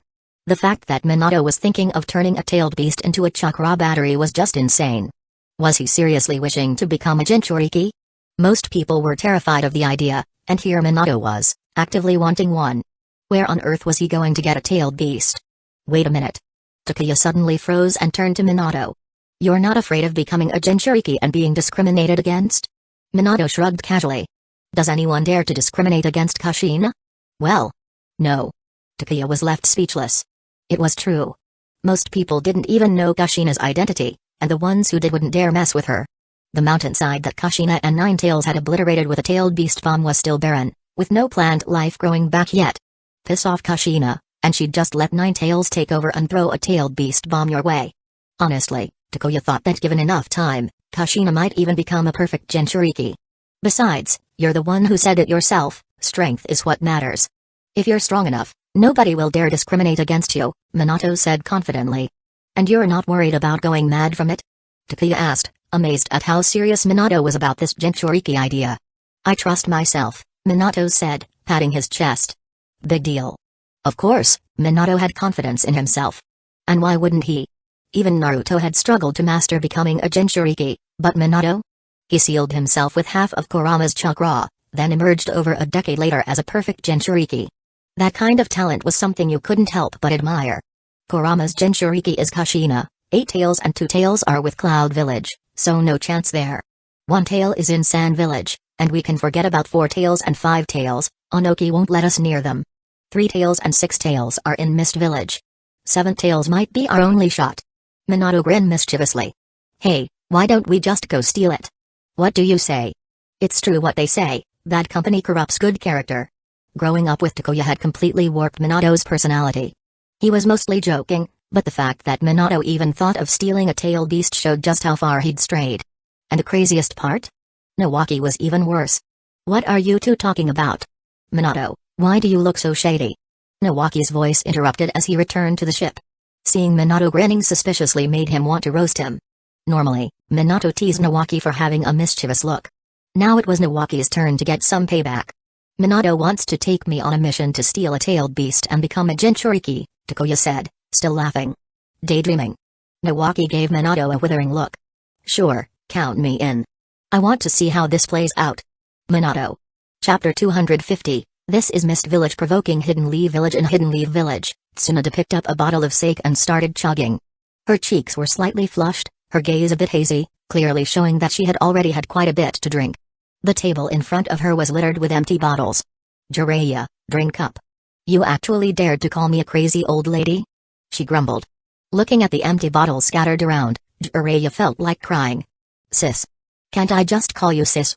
Please spare me this one time, I swear I won't do it again. Jiraiya had drunk quite a bit as well, but he didn't dare get drunk. He was terrified of Tsunade hitting him. In fact, he wasn't even sure why Tsunade had suddenly dragged him out for drinks, or why she was making him pay for it. If it was just the cost of the drinks, that wouldn't have been a problem. After all, Jiraiya's personal funds were still quite plentiful. But after 2 bottles of sake, Tsunade had started snapping at him, and now Jiraiya was beyond nervous. What if Tsunade decided to beat him up? Where the hell is Orochimaru when you need him? I invited him, didn't I? Why didn't he come? Is doing research really that fun? Jiraiya cursed Orochimaru in his head. If you had come, Tsunade wouldn't be tormenting me like this. Hey, are you gonna drink or not? Tsunade shot him a deadly glare. I'm drinking, okay? Jiraiya replied, practically in tears. There was no one to complain to, so he figured he might as well keep drinking. He could only hope that Tsunade just needed to blow off some steam and that this wouldn't end with him getting punched. As they were drinking, a frog suddenly appeared, hopping onto the table. It opened its mouth and spat out 2 scrolls before hopping away. Is this from Minato? Jiraiya quickly put down his drink and grabbed the scrolls, hastily opening one. Boom. A corpse suddenly dropped onto the table, sending dishes and sauce flying everywhere, splattering all over the place. Tsunade, sitting across from him, froze for a moment. Then, she looked down at her clothes, now soaked in all sorts of food and drink. What the hell did I just do? I'm dead. Tsunade's gonna kill me. Is there still time to run? Jiraiya felt cold sweat run down his back. Minato, you're killing me here. Why did you send back a corpse? Couldn't it have been something else? Now I'm in big trouble. Jiraiya hadn't thought much of it when opening the scroll. He had assumed there was something important sealed inside, but number out came the body of none other than Fukisu Ikazan. The sudden appearance of a corpse on the table caused an uproar among the other customers in the restaurant. Some of the more timid girls screamed and ran out, with the rest of the patrons quickly following. The entire place was in chaos. Damn it. Tsunade gritted her teeth, her anger building as she stared at the mess all over her clothes. This was my favorite outfit, and now it's ruined.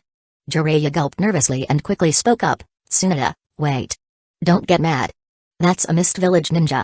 Minato's squad must have fought with the enemy, which is why the body was sealed and sent here through a summon. Doesn't this guy look familiar to you? His priority was to calm Tsunade down before she got violent. If not, he'd be dead for sure. Why does my back feel cold? Jiraiya glanced behind him and saw the restaurant owner standing there, holding a kitchen knife, his face dark as night. Because of Jiraiya's recklessness, all the diners had run out in a panic. Many hadn't even paid their bills, leaving the restaurant owner understandably furious. Even if you're an important figure in the village, you can't just ruin someone's business like this. I'll pay for everything. Jiraiya quickly apologized, his face flushed with embarrassment. He sealed the corpse back into the scroll as fast as he could, threw a handful of money on the table, and bolted out the door. Tsunade, let's go find the old man. Seeing the pile of cash left on the table, the restaurant owner's expression softened a little. Fine, I'll let it slide this time. for the sake of the money. Phew, that was close. After running quite a distance, Jiraiya glanced back and, seeing that Tsunade hadn't followed, sighed in relief before making his way toward the Hokage's office. Bang! The door to the Hokage's office swung open with a loud crash, making the third Hokage's hand tremble as his pen scratched across the paper. At first, he thought it was Tsunade, but when he looked up, he realized it was Jiraiya. "Since when did you pick up Tsunade's bad habits?" the Hokage grumbled. Before the Hokage could say anything else, Jiraiya threw the 2 scrolls onto his desk, opened the window, and leaped out. "Old man, Minato sent these back. There's a Mist Village ninja's body inside, one of the 7 ninja swordsmen, I think. You'll probably get a lot of valuable intel from him. I'll leave you to handle it. I've got something urgent to take care of and need to leave the village for a bit." Jiraiya didn't linger for a moment longer. He was already out of the village before Tsunade could come after him. He figured if he stayed away for a while, by the time he came back, Tsunade's anger would have cooled off, and he'd be safe again. "Where's that bastard Jiraiya?" Tsunade stormed into the Hokage's office not long after, her face red and her clothes stained with alcohol and food. The third Hokage could only sigh in exasperation. "Tsunade, you're the head of the logistics division. This is work time, at least wait until after hours to drink. Jiraiya already left the village. Now come help me handle this scroll." "Lucky for him," Tsunade muttered, still fuming. This had been one of her favorite outfits, and now Jiraiya had ruined it. Didn't he know how hard it was to clean clothes? The third Hokage unsealed the scroll and released both the body and the stolen goods inside. "This man should be Fuuki Suikazan, one of the 7 ninja swordsmen of the Mist and the wielder of Saimata," the Hokage said, glancing at the goods. "Why has Mist Village been attacking Fire Country's merchant ships so frequently? Whatever the reason, this is a direct provocation. We need to send a formal inquiry to Mist Village about this." Tsunade didn't care about Mist Village's reasons for targeting Fire Country's ships and trade routes. All she knew was that Mist Village was provoking Hidden Leaf Village. "You're right," the third Hokage agreed. "Summon the intelligence division. Have the Yamanaka clan extract whatever secrets they can from the body." Even though Fuuki Suikazan was dead, it didn't matter. As long as the body was intact, there were plenty of ways to dig out its secrets. And Hidden Leaf Village needed more information about Mist Village. This corpse had arrived at the perfect time. Given that Fuuki was one of the 7 ninja swordsmen, his knowledge of Mist Village would be vast. Those 3 kids really did an outstanding job. By the way, the man's dead, but where's Saimata? Fuuki had been killed, so his weapon should have been taken too, but the sealed scroll contained no trace of Saimata. "I don't know," Tsunade replied with a dismissive wave, her drunkenness clearly affecting her. "They probably kept it. It's just a weapon, consider it their spoils of war. Anyway, old man, you deal with this. I'm going home to sleep. Let me know if anything important comes up." "Working while drunk?" Yeah, that wasn't going to happen. During peacetime, there wasn't much for the logistics division to do, which was why Tsunade felt free to sneak out and drink. The corpse was soon delivered to the intelligence division, but what surprised the Hokage was that Denzo showed up shortly after, requesting to speak with him. Chapter 251, Mist Village finally realizes something's wrong. "Saratobi, I need this corpse for some research," Denzo said, his voice calm and unwavering. "Of course, only after we've extracted all the information from it." What did Denzo want to do with the corpse? The third Hokage didn't think much of it and agreed right away. Once all the secrets from Fuuki Suikazan's body were uncovered, the corpse wouldn't serve much other purpose anyway. Since Denzo had asked for it, it was only natural to let him have it. Denzo didn't press for anything else and left without further discussion. Puffing on his pipe, the third Hokage took a deep drag and mused to himself, "It seems putting Tsunade in charge of the logistics division was the right call." After Tsunade took control of the division, she had seized the upper hand over Denzo and the council. They didn't dare to provoke her or cause any trouble with the Hokage, afraid that Tsunade might withhold resources from them. Koharu Uchiha and Hamura Midokado managed to make do, but without the lucrative perks of the logistics division, they were left scrambling to find benefits for their clans elsewhere. But for Denzo, it was different. Without access to the logistics division, his route operations were crippled. He had to rely on the division for every supply, weapons, equipment, even medical supplies. And now that Tsunade was in charge, Denzo would have to be crazy to make an enemy of her. At first, the third Hokage had been hesitant to hand over the division to Tsunade, but now, it was clear that the decision had been spot on. "Ah, my judgment is always sharp," he thought, allowing himself a brief moment of self-congratulation, since no one was around to see him gloat. As for confronting Mist Village about their actions, that would have to wait until they extracted all the secrets from Fuuki Suikazan's corpse. In Mist Village, routine patrols usually lasted 3 to 5 days. With no survivors left to report back, Mist Village remained completely unaware that Fuki Suikazen was already dead. Meanwhile, Takeya, now armed with Seimata, had placed several layers of seals on the sword and wrapped it in bandages. From that day onward, he was officially one of those ninjas who carried around heavy weapons to slice through his enemies. Several days passed by in relative peace, the ocean was calm, and no enemies showed up. It was obvious that Mist Village hadn't yet realized one of their patrol squads had disappeared. Master Genjutsu, the team led by Fuki Suikazen, hasn't returned as scheduled. No word has been received from them either, a Mist Village ninja reported gravely.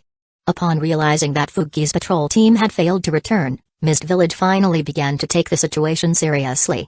"Summon Yagura to me," Genjutsu commanded, his expression darkening. "Yes, sir," the ninja responded, hurrying to carry out the order. It wasn't long before Yagura arrived to meet with Genjutsu. In Mist Village, Elder Genjutsu's authority was almost equal to that of the third Mizukage. Many of the village's affairs were handled by him personally, unlike in Hidden Leaf Village, where even minor issues were reported to the Hokage. Yagura, who was being groomed to become the next Mizukage, entered with respect. "Master Genjutsu," Yagura greeted, his small figure standing tall despite the weight of the weapon strapped to his back, which was far too large for his stature. "You've come. How is the Mizukage's health?" Genjutsu inquired, setting down the documents he had been reading and motioning for Yagura to sit. Yagura took a seat and replied, "After treatment, the Mizukage's condition has improved, but..." He hesitated, reluctant to finish the sentence, knowing that what he was about to say might reflect poorly on the Mizukage. "His temper has been getting worse, hasn't it?" Genjutsu finished for him. Yagura nodded. "He's sacrificed 2 Anbu members without batting an eye. It's as if he no longer cares about the lives of the village's shinobi." Sigh. Genjutsu let out a heavy sigh. No one was sure when exactly it had begun, but the third Mizukage's temper had become increasingly unpredictable. He was prone to sudden outbursts that kept the entire village on edge. Many shinobi had lost their lives for reasons they barely understood. "Age has caught up with the Mizukage," Genjutsu remarked. Then, without lingering on the subject, he handed a scroll to Yagura. "Take a look at this," he said. Yagura opened the scroll and carefully studied its contents. When he had finished, he closed it again and said, "Master Genjutsu, I'll personally take a team to investigate. Please take care of yourself. The village can't do without you." With that, Yagura gathered a squad and set out from Mist Village, heading toward the area where Fuki's team had been assigned to patrol. Back on the ship, Minato nudged Takeya and whispered, "Look at this." Takeya glanced over to see Nawaki sitting by the side of the deck, staring off in the direction of Hidden Leaf Village with a goofy grin on his face.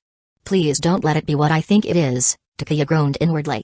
If Nawaki was still obsessing over Hugumko, the girl he'd only met once, this was going to be a problem. The whole reason they had taken on this mission was to give Nawaki a chance to cool off. But if he was still pining over Hugumko, Takeya wasn't sure what to do next. "Is it what I think?"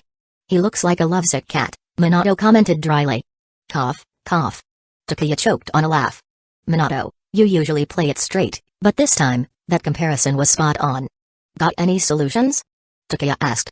"Nope," Minato replied honestly, shaking his head. "Are we worrying too much? I mean, it's not even clear if the girl likes him, let alone how the Hyuga clan would react if they ever got together," Takeya said with a sigh. What he and Tsunade were concerned about was the potential backlash if Nawaki and Hugumko ended up together, how the entire Hyuga clan might react. But Minato was focused on a different question: does Hugumko even like Nawaki? That was a question that needed a big, bold question mark at the end. Nawaki was throwing himself into this without a second thought, but Nko was a Hyuga. Surely she'd consider the implications before diving into a relationship with him. The chances of them getting together were slim, to say the least. "But what if it happens?" Takeya asked. He had thought of the possibilities, but as the old saying goes, better safe than sorry. If Nawaki asked him to help set up a date when they got back, what would he do? Turn him down and seem like a bad friend? Or agree and feel like he wasn't really helping? "At least I don't know any of the Hyuga," Minato said, laughing as if he had dodged a bullet. "Laugh all you want," Takeya thought. "Wait until Nawaki drags you into this for advice, then you'll see." But then again, what good would Minato's advice be? He had never been in a relationship himself. In the end, Nawaki would come back to him anyway. This is such a headache, Takeya thought, suddenly losing all interest in fishing. "Wanna place a bet?" Minato teased, grinning mischievously. Takeya rolled his eyes and scoffed, "Go away. I don't even know you." But just as Minato thought Takeya wasn't interested, Takeya turned back and said, "Alright, what's the bet?" Didn't you just act like you weren't interested? Minato thought, resisting the urge to whack him with his fishing pole. Just as Minato was about to respond, Takuya raised his hand to stop him. Never mind. It looks like something serious is coming up, Takuya said, suddenly alert. Something serious? Minato followed his gaze, looking out over the sea. In the distance, two dark shapes were emerging on the horizon, gradually growing larger. It's Mist Village's warships, Takuya said quietly. Chapter 252, The weapon couldn't be summoned back. A first meeting with Takuya. Snap out of it, you idiot. Minato called out to Nawaki, who had been daydreaming. Startled, Nawaki blinked and snapped back to reality. Seeing that both Minato and Takuya were focused on the sea, he quickly stood up to take a look. When he noticed the two small black dots on the horizon, growing larger with each passing moment, his face darkened. Is that the Mist Village's ship? Almost certainly. Mist Village's shinobi regularly patrol the surrounding seas. Each patrol lasts anywhere from 3 to 7 days. In some cases, it can stretch to half a month or more. A missing patrol unit would definitely raise alarms in Mist Village.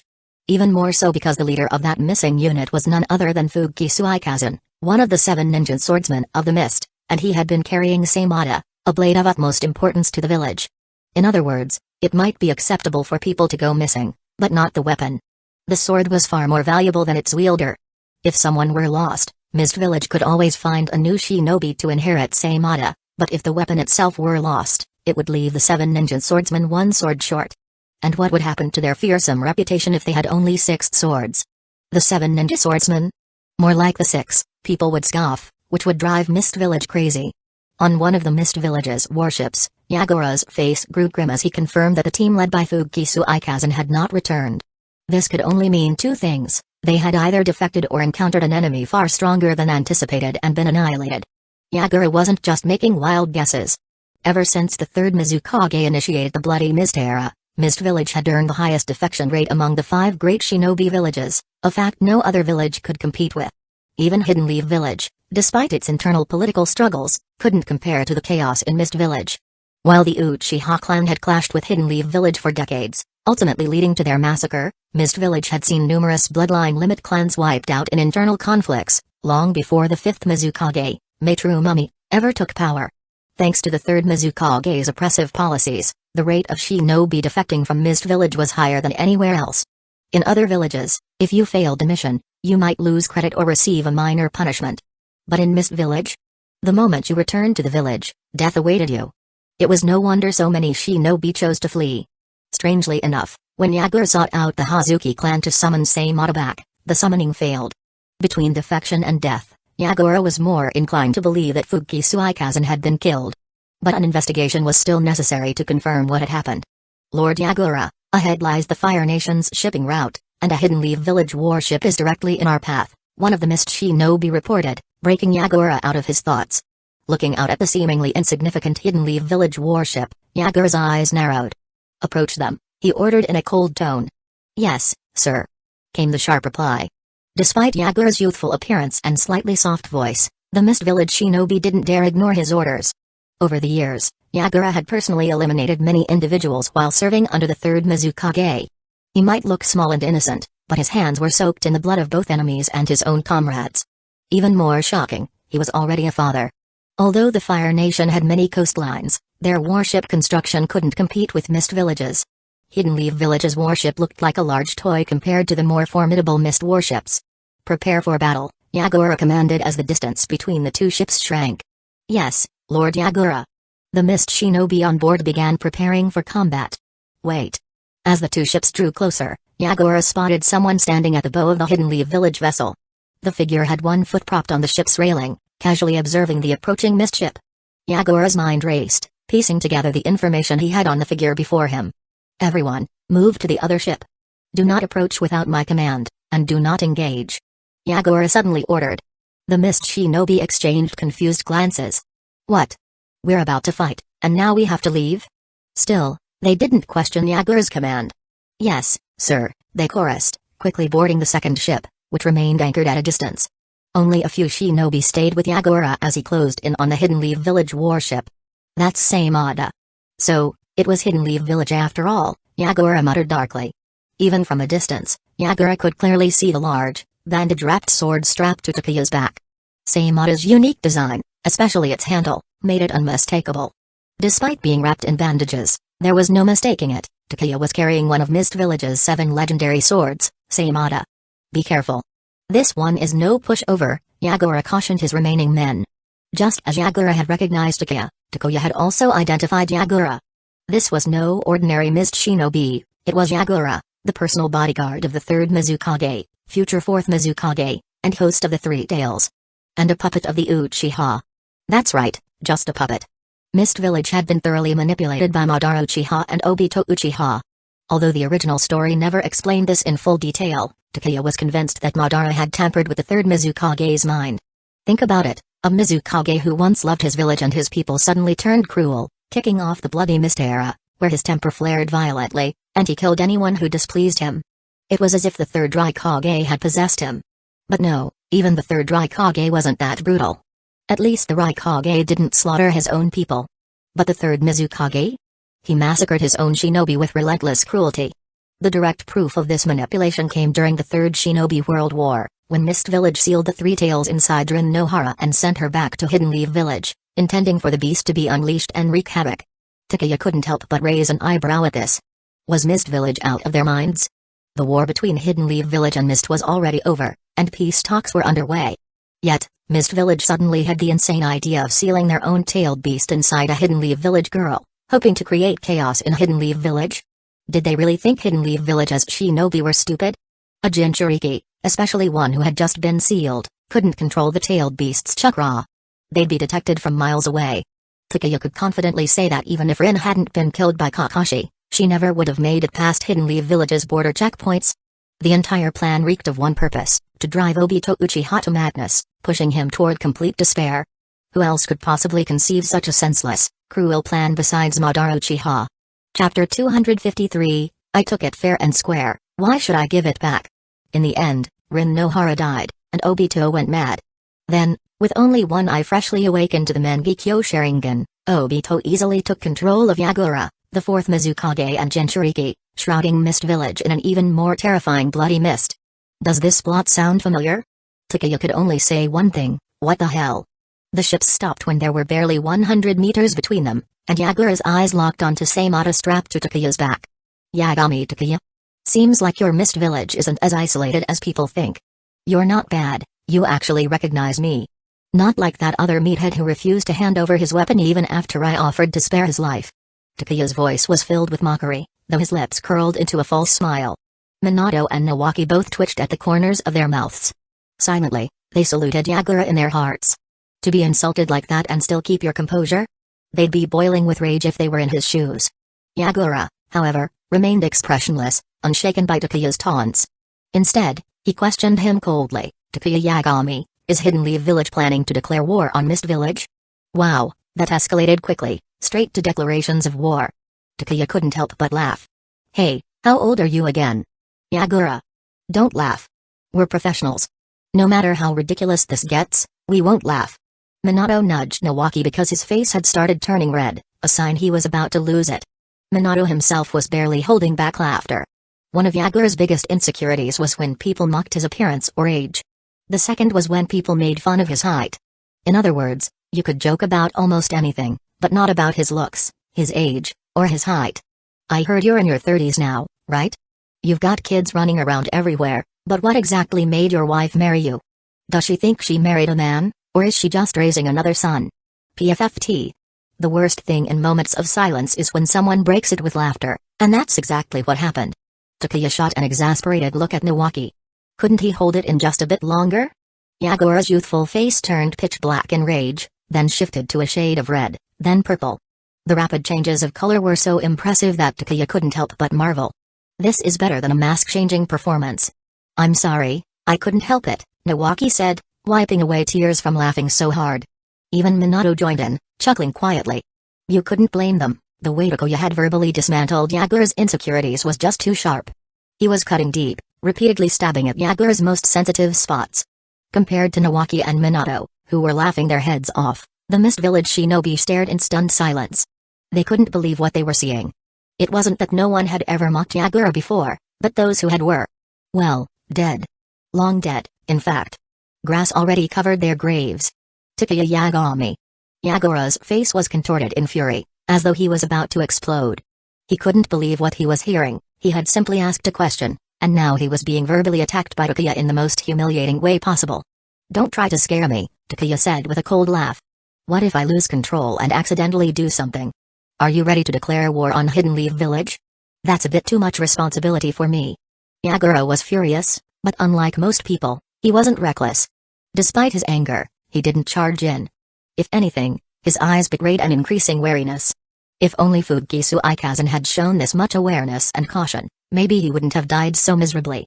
Mocking is one thing, but we can't play around when it comes to serious matters.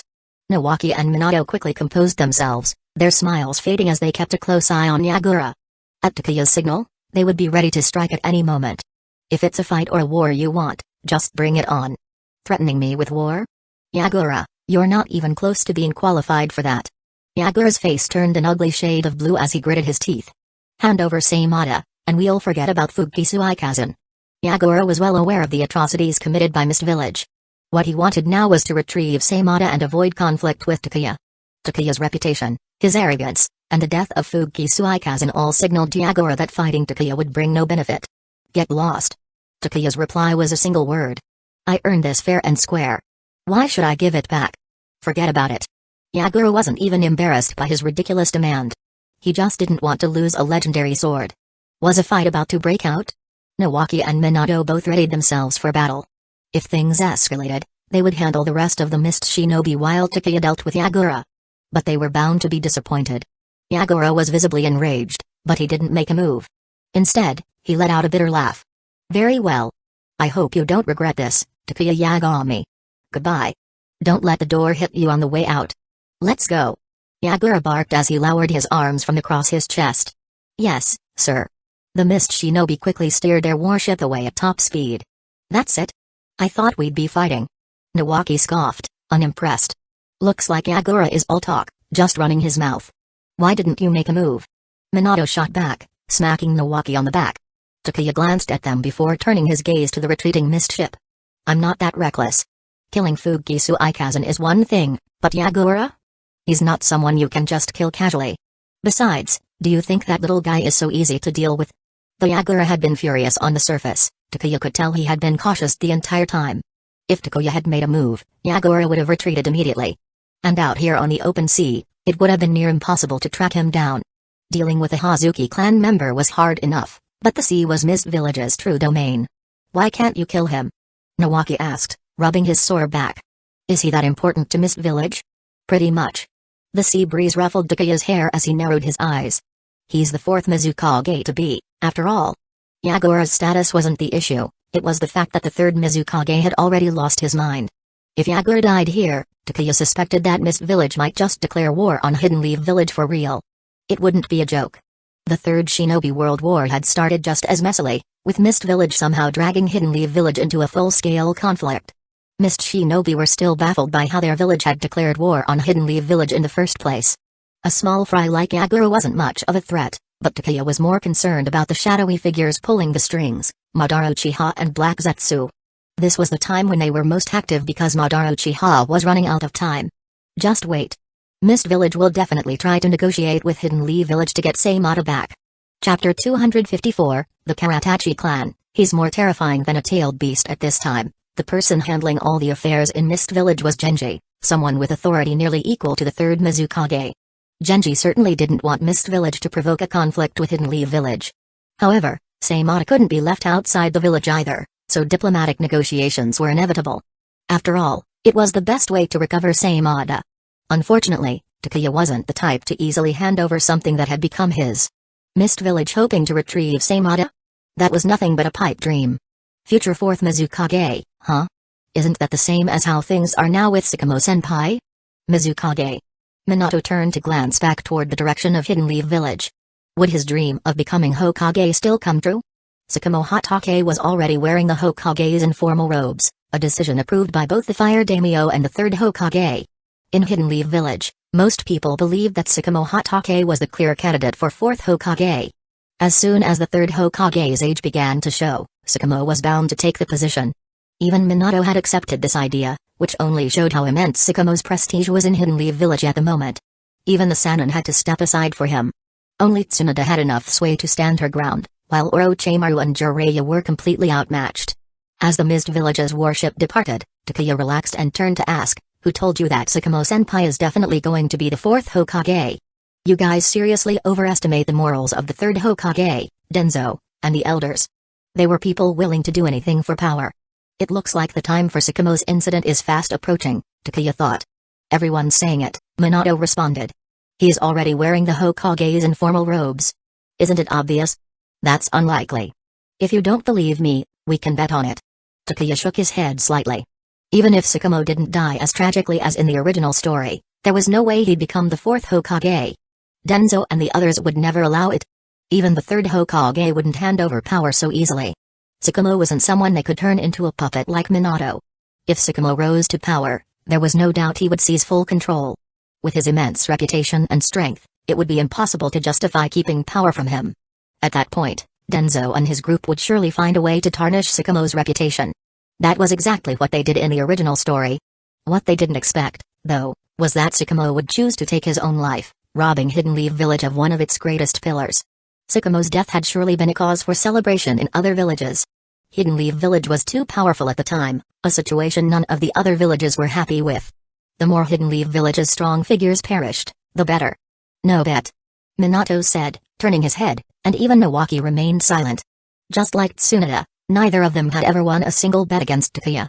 They had learned their lesson, they weren't falling for it anymore. "Well then, how about we play a game of cards? There's still a month left before the mission ends. We need something to pass the time." "No thanks." Nawaki and Minato both refused immediately. They knew all too well that whenever they played games with Takuya, the money in their pockets would inevitably end up in his, especially Nawaki. He had never won once. If Tsunade was known as the big fat sheep, Nawaki could easily be called the little fat lamb. Fresh, tender, and ready for slaughter. He lost everything every single time. They've grown up. I can't trick them as easily anymore. Back on the Mist Village ship, Yagura's dark expression said it all. The Mist ninjas who accompanied him dared not even breathe too loudly. They were terrified that in Yagura's anger, he might take out his fury on them. In the world of ninjas, they may have been accustomed to risking their lives, but that didn't mean they wanted to die. All the Mist ninjas stood with their eyes lowered, trying their best to blend into the background and avoid catching Yagura's attention. Luckily, Yagura wasn't someone who killed on a whim, despite the number of lives he had taken. Most of the time, it was because he was carrying out orders from the third Mizukage, Genji-sama. After returning to the village, Yagura didn't go to see the third Mizukage. Instead, he went to Genji. "Have you figured out the cause?" Genji asked, a bit surprised. Yagura had only been gone for a short time, yet he had already gathered all the necessary information. "Come, sit down. It looks like you have bad news." From the look on Yagura's face, Genji knew trouble was brewing. Yagura respectfully bowed, then sat down with a straight back and placed his hands neatly in his lap, more respectful than he was even toward the Mizukage. Such troubled times. Genji thought, sighing as he held his teacup. "All right, tell me what you've discovered." "Yes," Yagura replied with a slight nod before explaining, "there's been no word from Fukisu Ikazan, nor from the team he led. There are only two possibilities, either they defected, or they encountered a powerful enemy and were wiped out. I asked the Hazuki clan to summon Seimata back, but they failed." Genji nodded, signaling Yagura to continue. After a brief pause, Yagura said, "In the patrol area of Fuki's team, I encountered a Hidden Leaf Village warship and confirmed that Hidden Leaf Village was responsible. Has anyone from our village attacked Fire Nation shipping routes recently?" Genji asked suddenly. Yagura blinked, then nodded. "Ah. I see. So that's it." Genji waved a hand, urging Yagura to continue. There weren't many of them, just 3. Leading them was Yagami Takuya, who rose quickly during the Second Ninja War but then disappeared just as fast. Seimata is in his possession, and it looks like it's been sealed. The Hazuki clan couldn't summon it back. "Yagami Takuya?" Genji's brow furrowed. "I've heard of him. Some say he's Hidden Leaf Village's second Hashirama Senju. After meeting him, what do you think? A genius, no doubt. Otherwise, such rumors wouldn't have spread so far. But comparing him to Hashirama Senju? That was hard to believe. After all, Hashirama was the god of shinobi, a man who had single-handedly brought the entire shinobi world to its knees. Even if he had been somewhat eccentric. He is incredibly strong." Yagura's face, which had gradually relaxed during the conversation, tensed up again as he recalled his encounter with Takuya. Though we didn't fight, he felt like a human-shaped tailed beast. No, even more terrifying than a tailed beast. The pressure he exerted on me far surpassed that of any tailed beast. The Karatachi clan was a rather special family in the Land of Water. The specifics of their uniqueness were rarely known to outsiders. And because the clan had so few members, it wasn't widely recognized in the ninja world. Yagura had the ability to sense things that others couldn't, even though Takuya had concealed his power as perfectly as possible. Otherwise, with Yagura's usual decisive nature, there was no way he would have let himself be mocked, humiliated, and then simply withdrawn. Is he like Kisame? Genji asked, raising an eyebrow. Yagura shook his head. No, more like an actual tailed beast. Genji. It seems Hidden Leaf Village has produced quite the remarkable young man. You made the right decision to withdraw. This is not someone we should clash with. We'll handle this diplomatically. The third Hokage, at least, is still fairly reasonable. Of course, when Genji said reasonable, he didn't mean it as a compliment. He meant that the third Hokage was soft. Chapter 255, Nawaki firmly makes his choice, requests help. Hidden Leaf Village had seen great development under the third Hokage's leadership. The first Hokage, Hashirama Senshu, was carefree on the surface but in reality a violent man who could not tolerate any threats, especially threats to the village. Even if it was his beloved Madara Uchiha, he wouldn't hesitate to fight. The second Hokage, Tobirama Senshu, was cautious and vengeful to the core. You didn't even need to threaten him. If something seemed off, he would be the first to threaten you, targeting you immediately. Only the third Hokage, Hiruzen Sarutobi, had been tough during his early reign, especially during the first Great Ninja War. However, once he settled into his position, his personality began to show flaws. I'll handle this matter. For now, let's keep the information sealed. The 7 ninja swordsmen of the mist haven't been around for long, and for Saimada to be taken already, news of this would be harmful to the village. And what about Lord Mizukage? We'll keep it hidden from him for now. Otherwise, Lord Mizukage won't let this go so easily. In the past, the third Mizukage might have been able to calmly deal with such matters. But now, he was more likely to fly into a rage, demanding bloodshed at every turn like a complete madman. If not for his overwhelming strength and long-standing authority, he would have been ousted long ago. After all, he had been around since the first Hokage's era. Despite his brutal policies, no one dared challenge his rule. In fact, it wasn't until after the Third Great Ninja War that the third Mizukage was finally removed from power. That alone showed how much influence he wielded in Mist Village. If this had been Hidden Leaf Village, there would have been an uproar. Genji, I'll go and prepare a replacement for Saimada. Go ahead, Sai. Internal strife and external threats. Yagami Takuya. It seems we'll need to start gathering more intelligence quickly. Mist Village has been isolated for far too long. As he gazed out the window at the thick fog surrounding the village, Genji couldn't help but wonder when Mist Village would finally recover. The village was sick, and the problem had begun at the source. Unfortunately, this sickness seemed beyond healing. Takuya, why do you think the Land of Water chose to isolate itself? Surely this has greatly hindered the country and the village's growth. Mist Village's isolation and the Land of Water's closure seem to have started after the Blood Mist era began. It's been many years since then, Minato said, recalling this basic information. As a scholar, he remembered these details well. Casting his line into the sea, Takuya leaned back in his chair, covering his face with his hat and propping his feet up to relax under the sun. With a temperamental, ancient relic like the Mizukage in charge, Mist Village must be in despair. Not everyone enjoys the Blood Mist policy. I heard the third Mizukage used to be the first Mizukage's bodyguard. Well, that explains how old he is. No wonder Mist Village had been suffering for so long. The third Mizukage remained comfortably in power, even though the village was practically on its last legs. Despite turning Mist Village into a shell of its former self, there was no risk of him losing his position. Under the third Mizukage's leadership, Mist Village's military strength had diminished to the point where it was arguably weaker than even Sand Village. Sand Village wasn't faring much better, though. The third Kazekage was still struggling in the desert, flying around trying to find rare minerals to pay off debts. The war reparations and the debts owed to the daimyo of the Land of Wind were enough to keep the third Kazekage busy for a long time. That's the price of overestimating your strength and recklessly starting a war, only to end up defeated. The third Kazekage had been too young. If only he had waited another decade or so until the third Hokage was older before launching a war.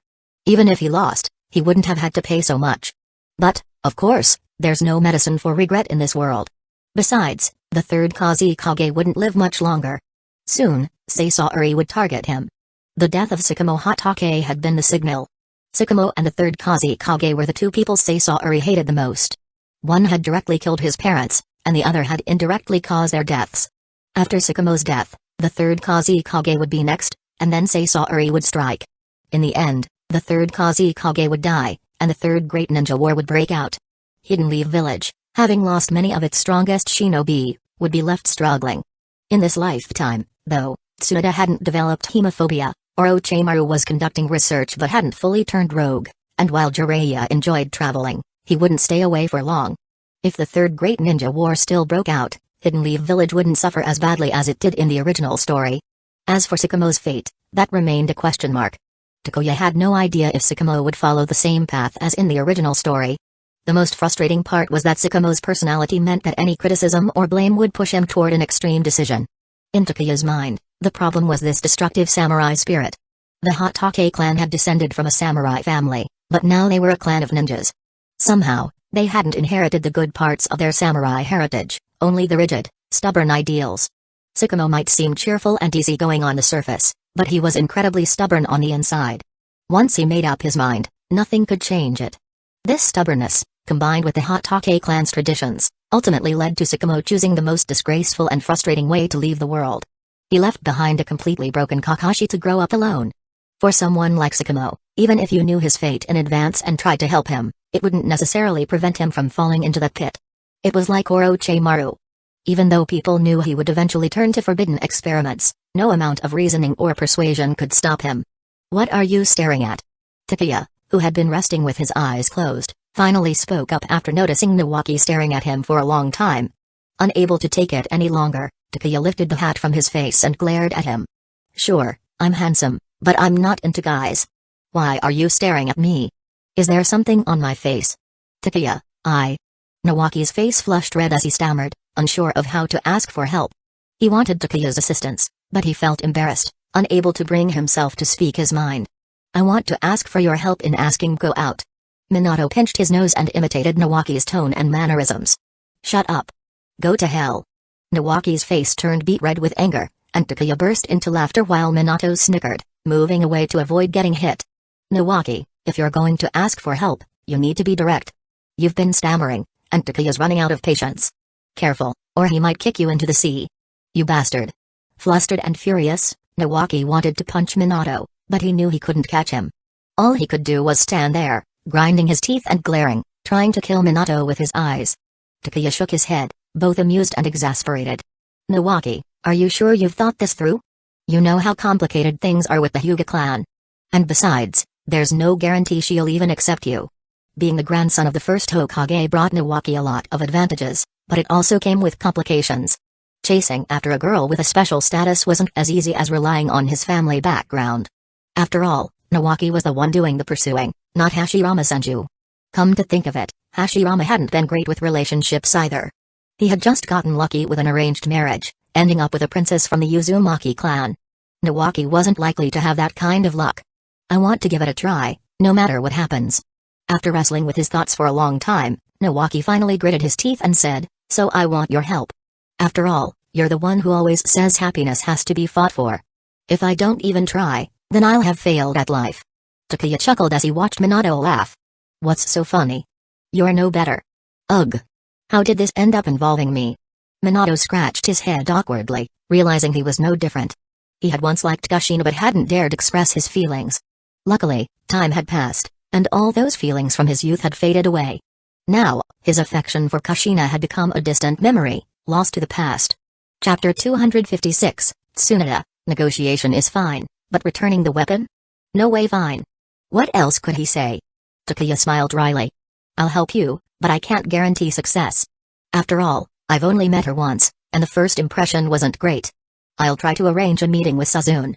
Since Hugemko is responsible for taking care of her, she'll likely come along as well. As for the rest, that's up to you. I can't do much more."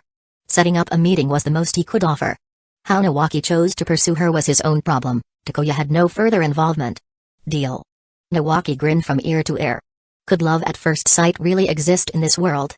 That seemed a bit exaggerated. Takuya and Kushina, as well as Mikoto Uchiha, had a great relationship, but it definitely wasn't love at first sight. Their feelings developed gradually over time, growing from shared experiences and interactions until they slowly got closer. Love at first sight? That was nonsense. The first time Takeya met Mikoto Uchiha, well, they almost fought. As for Kushina, let's not even mention it. Back then, whenever Takeya saw her, he wanted to go the other way. The news that Fuuki Suikazan had been killed and Saimata taken did not spread throughout the Mist Village. Genji quickly sent a team to Hidden Leaf Village to meet with the third Hokage, hoping to open diplomatic talks to retrieve Saimata. Even if it required some concessions, they were willing to negotiate, as long as the third Hokage didn't demand too much. The diplomat hadn't even set out yet when a letter reached Hidden Leaf Village first. Negotiations? Reading the letter, the third Hokage hadn't expected Mist Village to approach Hidden Leaf Village, requesting negotiations to retrieve Saimata and, incidentally, Fuuki Suikazan's body. It seemed Mist Village highly valued the weapon. As for the body, it was more of a secondary condition. If Hidden Leaf Village was willing to return it, fine. If not, they could do whatever they wanted with it. After all, the secrets had almost all been uncovered. There was no way for Hidden Leaf Village to erase all traces of intelligence, and some things just couldn't be concealed forever. So before everything leaked, Mist Village wanted to get Saimata back to avoid being a laughingstock. Negotiating between two villages was already a significant event. The third Hokage immediately called for Denzo, the Elder Council, and even Tsunade, who couldn't escape this time. Since Tsunade had taken charge of the logistics division, she was now considered part of the higher-ups. Despite only managing the logistics department, her position naturally gave her some authority, placing her on equal footing with the others. "Old man, why did you call me?" Tsunade yawned, rubbing her face, which bore the mark of the desk she had been sleeping on. The right side of her face was red, while the left was normal. It was obvious she had dozed off during work. "You've been gambling again, haven't you?" The third Hokage couldn't help but scold her lightly. The others, like Koharu Udatane, averted their eyes, pretending not to see, treating Tsunade as if she were invisible. "I played a few rounds. Last night, I rushed through some reports, so I didn't sleep well. I brought the proposal with me, take a look. I think the village should train more medical ninjas. Each standard squad should have a medical ninja." Tsunade handed over the proposal, causing Koharu's face to darken. After all, she was the head of the medical department, yet she had been completely unaware of this proposal. It was clear that Tsunade had bypassed her. The third Hokage wisely glanced at the proposal, then at Koharu's displeased expression, and quickly set the document aside, clearing his throat. "We'll discuss this later. Today's meeting is about the negotiations with Mist Village."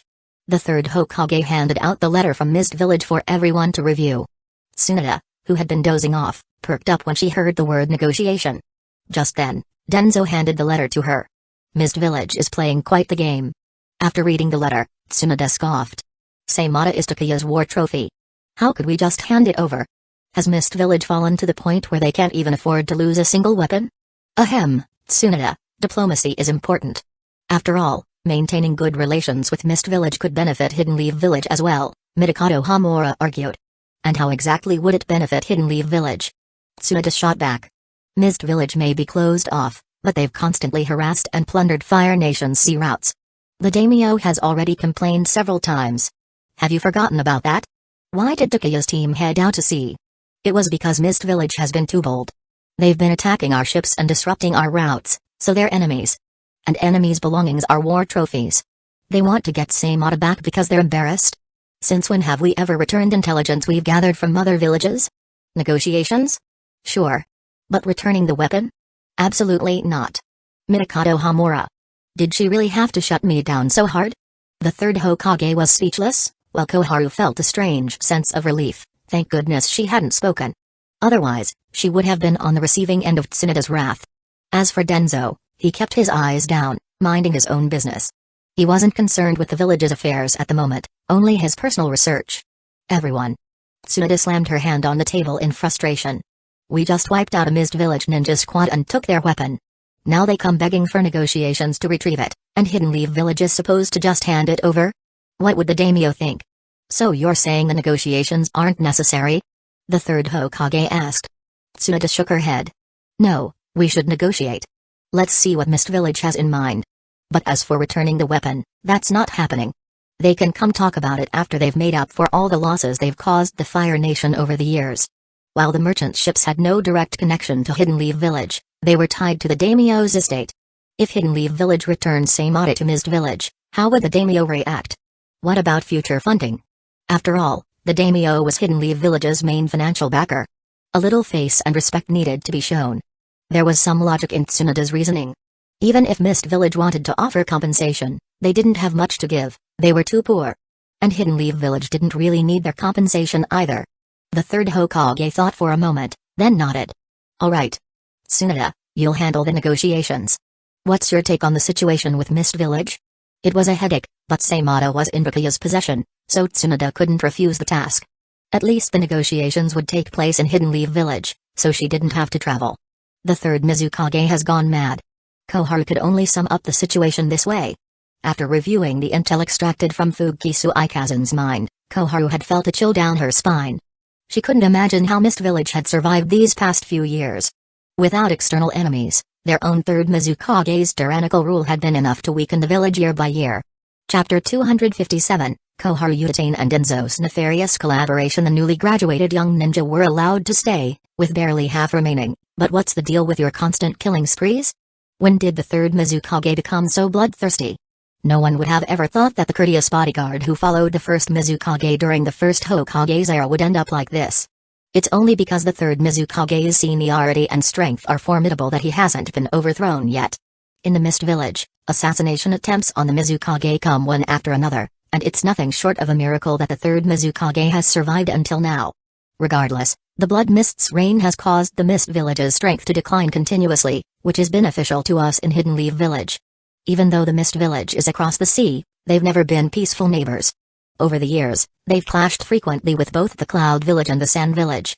One of their favorite activities is raiding other nations' resources by sea, and after plundering, they retreat. In the vast sea, it's impossible to pursue them. After all, the sea is the Mist Village's main battlefield, and fighting them at sea puts others at a disadvantage. Looking back, during the Third Ninja War, sending the Uchiha clan to the coastline to battle the Mist Village was beyond foolish. Sending Uchiha, who excel at fire jutsu, to fight on the ocean, one can only imagine how frustrating it must have been for the Uchiha clan leader, Fugaku. It's a wonder he managed to endure and not explode in rage. Denzo, who had been silent, suddenly spoke. At times like these, we must be more cautious. A madman is capable of anything, including war.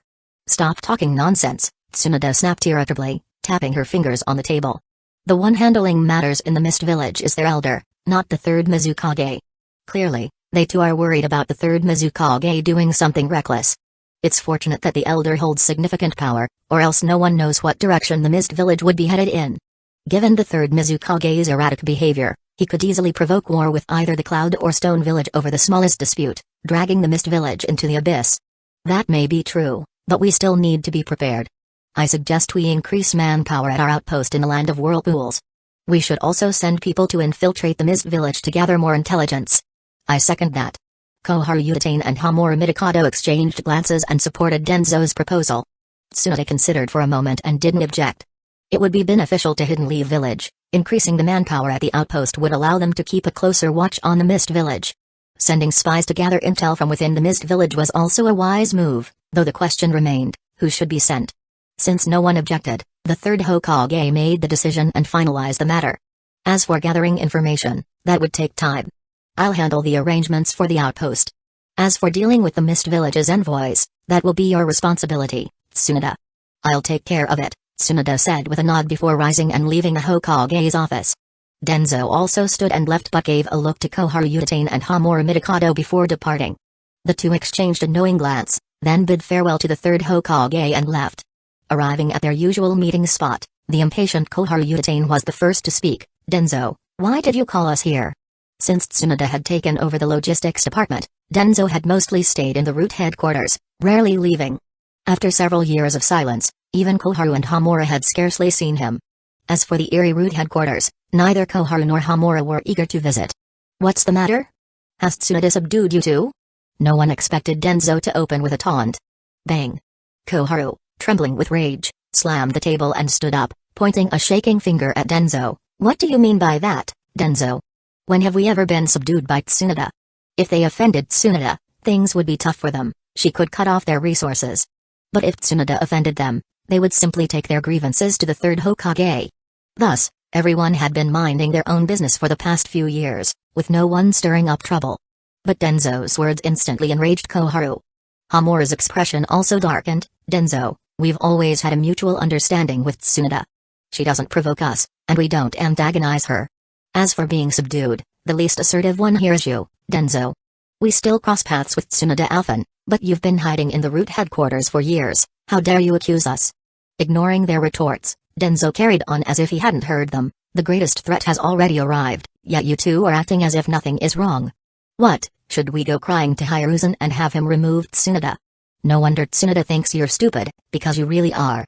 Denzo's gaze at Koharu was full of disappointment, but Hamura sensed that Denzo's provocation had nothing to do with Tsunade, but someone else. You mean Sakamo Hatake? Sakamo Hatake? What about him? Koharu still hadn't caught on. Denzo sneered, looking at her silently. Figure it out for yourself. If you can't understand this, then you really are foolish. Ugh. Seeing that Koharu was about to explode again, Hamura quickly intervened. Koharu, calm down. Denzo makes sense. The real threat has indeed arrived. With Hamura's words, Koharu gradually calmed down, though her expression was still grim as she sat back down. She understood, but her mood was still foul. Denzo, was it really necessary to start with insults? If you had something to say, just say it. Are you trying to kick us out of this alliance? Shaking his head with a bitter smile, Hamura explained, Koharu, think about it. Although Tsunade manages the logistics department, does she really pose a threat to us? Not exactly. At most, she's an annoyance. While she could withhold resources to inconvenience them, as long as they had the third Hokage's approval, Tsunade couldn't outright refuse them anything, though she would make things unpleasant. Even though Koharu had yet to experience that particular frustration firsthand. Koharu wasn't foolish enough to cross Tsunade and risk constant retaliation. Without the support of the logistics department, it would be nearly impossible to develop the medical corps. Exactly. She's just a nuisance, but there's someone who could completely strip us of our power. Who? Sakamo Hatake? Koharu was taken aback. Denzo sneered. During the Second Shinobi War, Sakamo Hatake made countless contributions and became a village hero. The daimyo himself proposed giving him the qualification to wear the Hokage's cloak. Isn't that a significant signal? Don't forget, the Hatake clan has its roots in a samurai family, with the utmost respect for the daimyo. If the daimyo continues to support Sakamo, do you think we'll still have a place in the village? They wouldn't be in danger, but their power would be gone for sure. If Sakamo Hatake truly became the Hokage, he would undoubtedly purge them and build his own faction. With Sakamo's strength and prestige, who could reduce him to a figurehead? That's something they couldn't even dream of. They had been elevated by the third Hokage, but they weren't Sakamo Hatake's people. If Sakamo became the fourth Hokage, they would be relics of the past. Sakamo Hatake absolutely couldn't become Hokage. The Hokage position is mine. At this realization, Koharu's expression darkened, and even Hamura felt a deep unease. The thought of being ousted from power didn't sit well with Hamura either. As long as Koharu and Hamura didn't want to lose their power, they would have to cooperate with Denzo. Denzo could use them as pawns to get rid of Sakamo Hatake. Chapter 258, Orochimaru. Anyway, I'm not the one left disabled and blind for someone with a bad reputation. Becoming Hokage is almost impossible. As long as we ruin Sakamo Hatake's reputation, the mission is basically accomplished. We need an opportunity to ruin Sakamo Hatake. His reputation is too high, his prestige too strong. I'm sure you both don't want to see Sakamo Hatake become the fourth Hokage, right?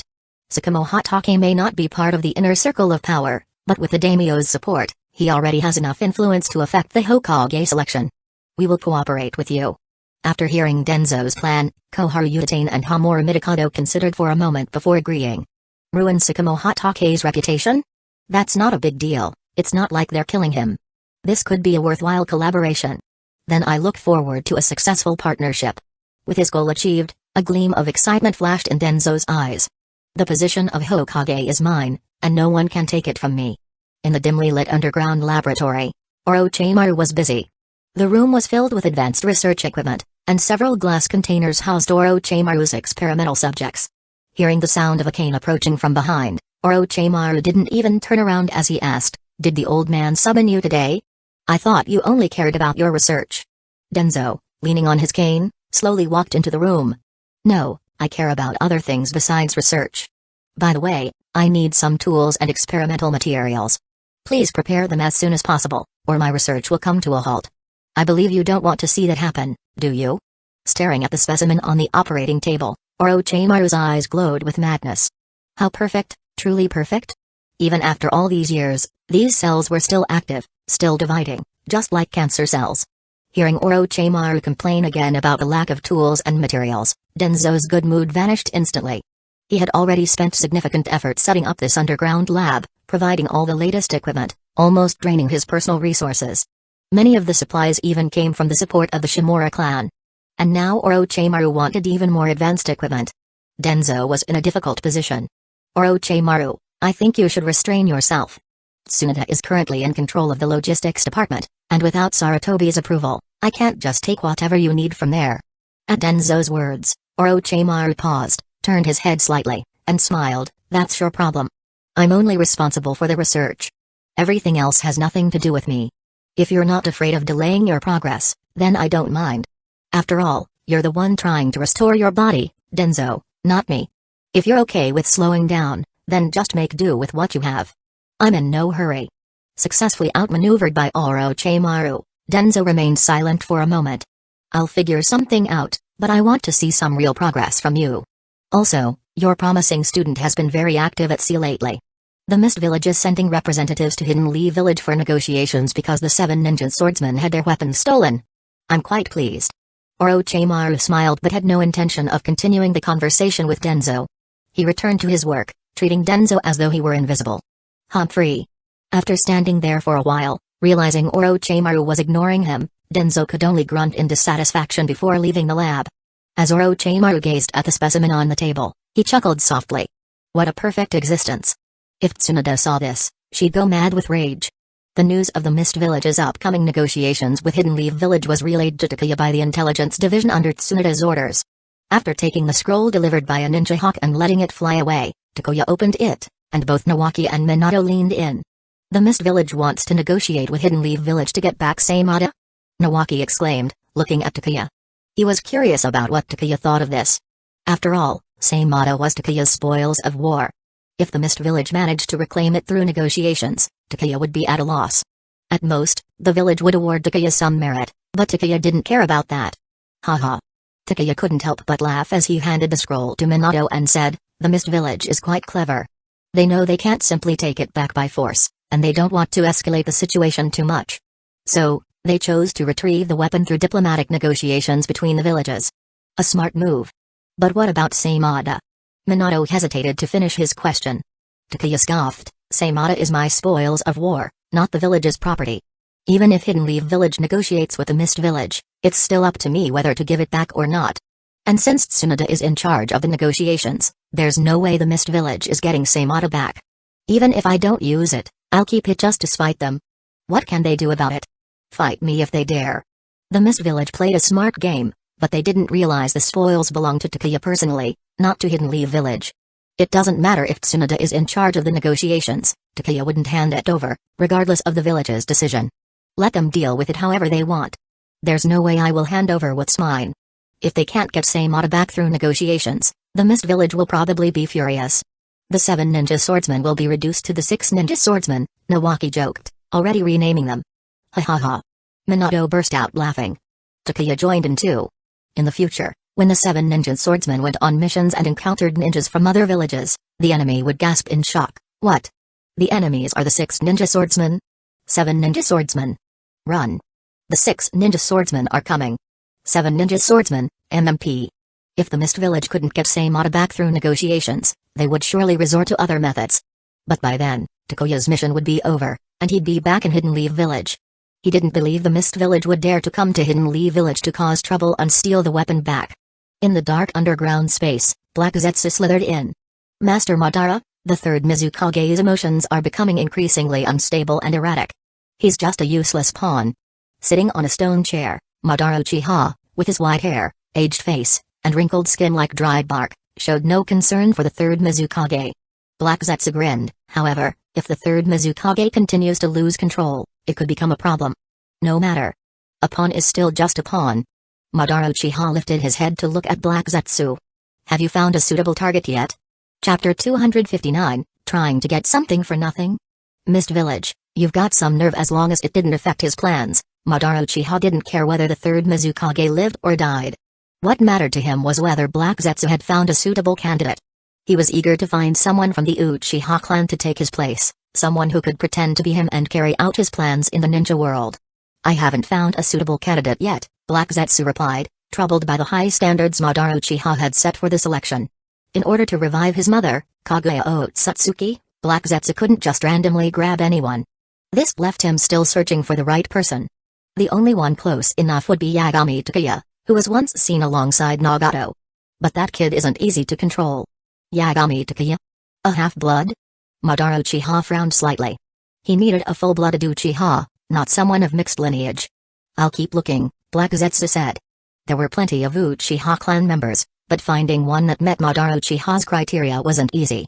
The candidate needed to have decent talent, be easy to manipulate, and gullible enough to believe any deception. In simpler terms, they needed to find a pure-blooded Uchiha genius who was also a bit of a fool. This made things quite difficult. But for the sake of Madara Uchiha's plan, and for his own agenda, Black Zetsu could only begrudgingly continue his search in Hidden Leaf Village for the right target. No rush. Since the pawn is no longer useful, let's make the most of it before discarding it. Seeing the single eye of Madara Uchiha, with its 3 tomoe spinning slowly, Black Zetsu fell silent. Though a bit of a failure, that pawn still had some use. Wasn't it a waste to throw it away just like that? Fine. Whatever you say, I'll do. Sighing inwardly, Black Zetsu turned and looked at Tobi, who had been squatting quietly nearby, forbidden from speaking by Madara Uchiha, and asked, "Wanna know what it feels like to poop?" Madara Uchiha, due to his condition, couldn't act personally, so Black Zetsu needed to head to Hidden Leaf Village to keep an eye on the Uchiha clan and find a suitable candidate. That meant someone else would have to control the third Mizukage. Thus, Tobi became the first choice. Really? Tobi blurted out excitedly, his hands flailing as he babbled, "If I go with you, I'll finally know what it feels like to poop." What a weirdo. Black Zetsu was speechless. Get lost. Madara Uchiha, who had just closed his eyes, growled in frustration. The reason he forbade White Zetsu from speaking was because this weirdo kept asking him what it felt like to poop. Over and over. Who could tolerate that? Especially when Tobi was a chatterbox. Let's just hope this guy doesn't ruin the Mist Village. Shaking his head, Black Zetsu took Tobi with him and headed to the Mist Village. I'm sorry, but I must decline. There's no such thing as defeating an enemy and then returning the spoils of war to them in the ninja world. If that's how it works, then please have your Mist Village return everything you've plundered from our shipping routes over the years.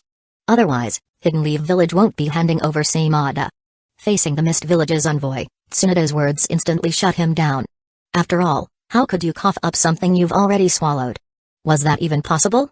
The Mist Village didn't even have a clear count of how much they'd stolen from the Land of Fire over the years. Even if they did remember, no one would willingly give it back, as the cost would be far too high. A single Saimada wasn't worth that kind of price.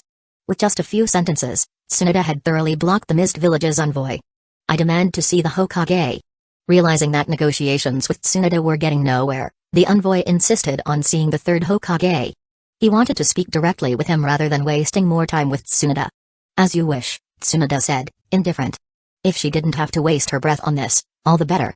If the third Hokage hadn't insisted, Tsunada wouldn't have bothered coming here to deal with the Mist Village envoy. Wouldn't it be nicer to go home and sleep? Or maybe enjoy a drink at the tavern? Does drinking interfere with work? Of course not. After much insistence, the envoy finally got his wish and met with the third Hokage. Hokage-sama, our villages have always kept to themselves, so why is Hidden Leaf Village making things so difficult for the Mist Village?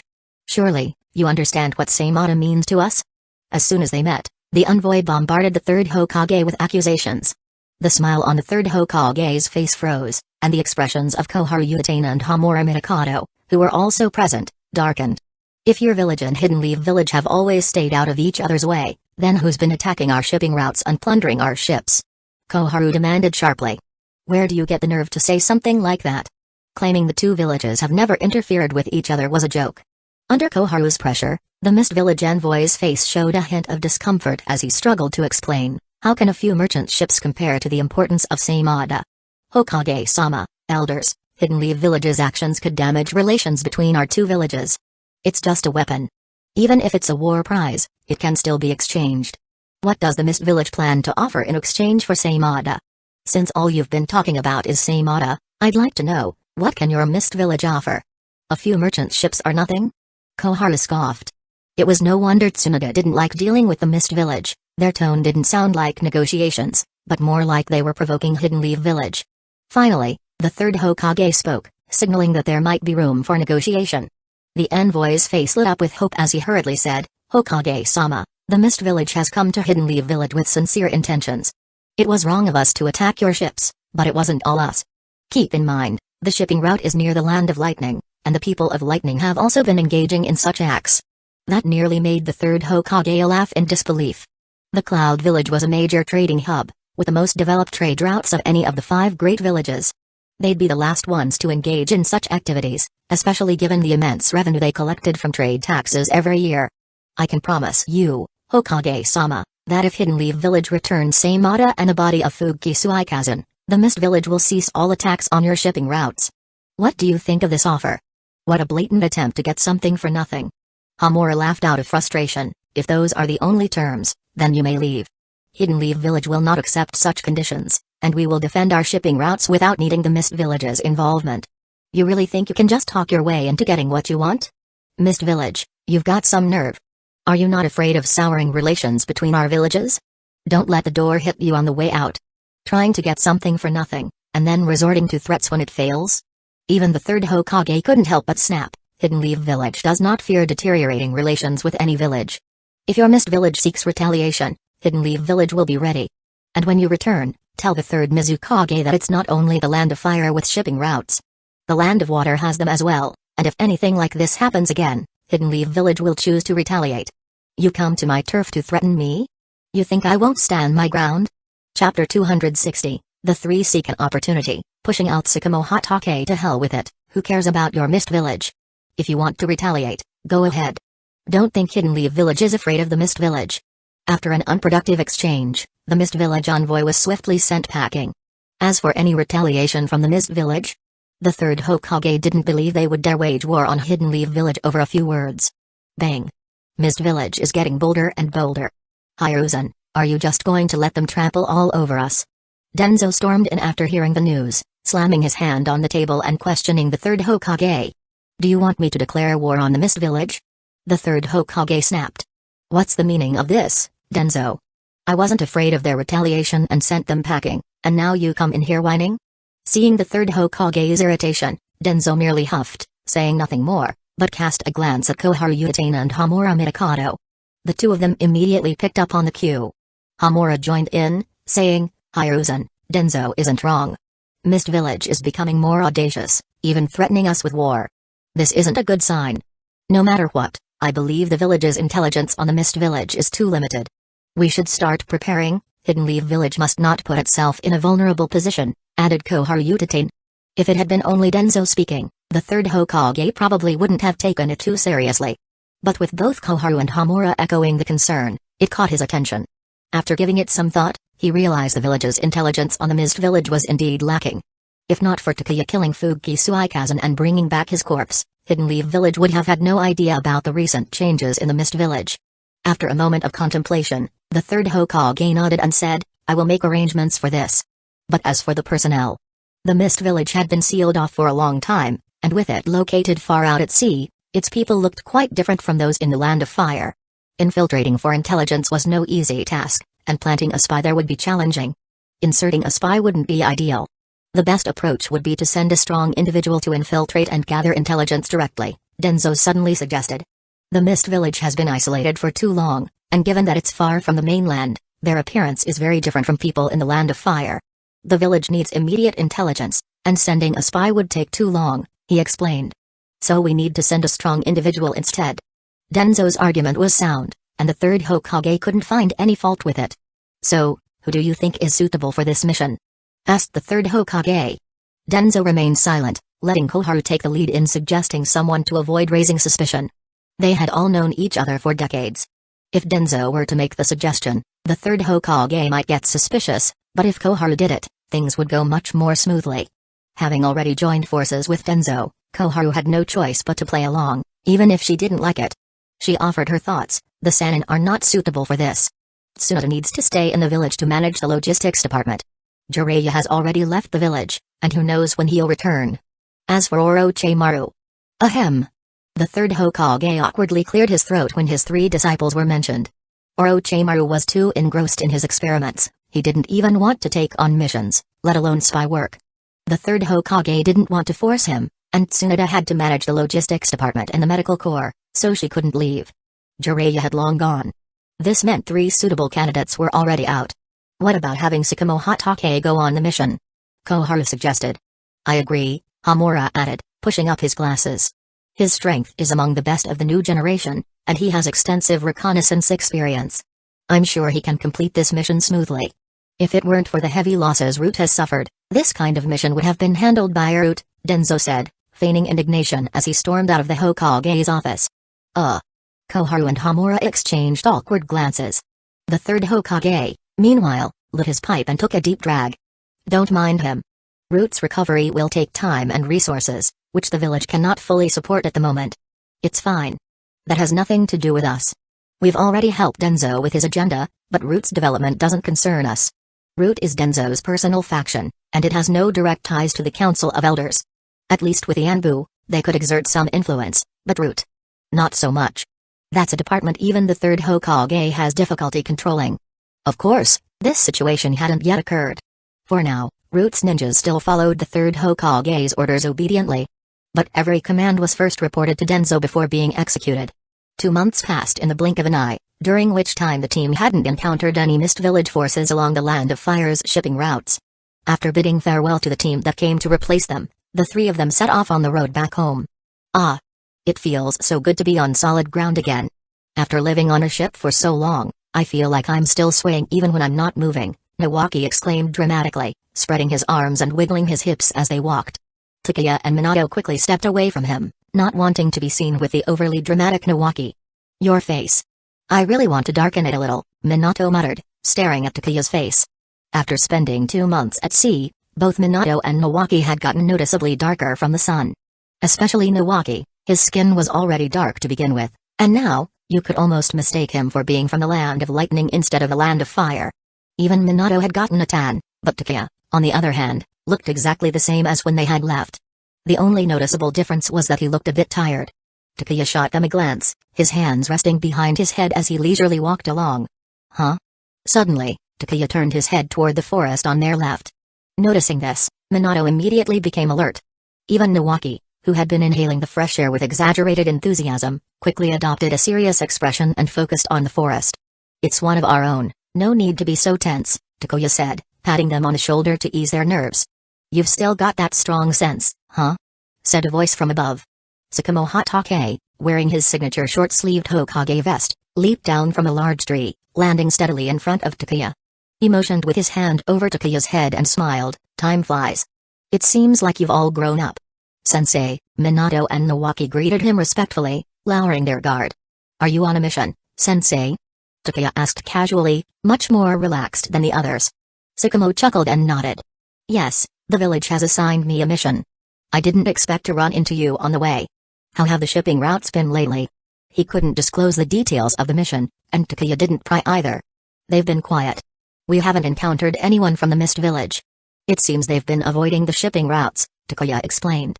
That's good to hear, Tsukumo replied warmly, without any sense of superiority despite his seniority. After 2 months on duty, you must be tired. Head back to the village and rest. I'll be on my way now. Chapter 261, The Mizukage suddenly regains his senses after finishing his conversation. Tsukumo Hatake left decisively, disappearing in an instant with a teleportation jutsu, vanishing before the eyes of the 3. Oh right, if you run into that Kakashi kid at the village's training grounds, could you help guide him a bit? He is quite headstrong and doesn't get along well with other children. But Minato and Nawaki clearly didn't pay attention to those words. They stood staring enviously in the direction Tsukumo Hatake had left, thinking, that Hokage half-sleeve. It was as if Tsukumo Hatake was already seen as the next Hokage in their minds. Both of them had dreams of becoming Hokage, but their ambitions seemed far off.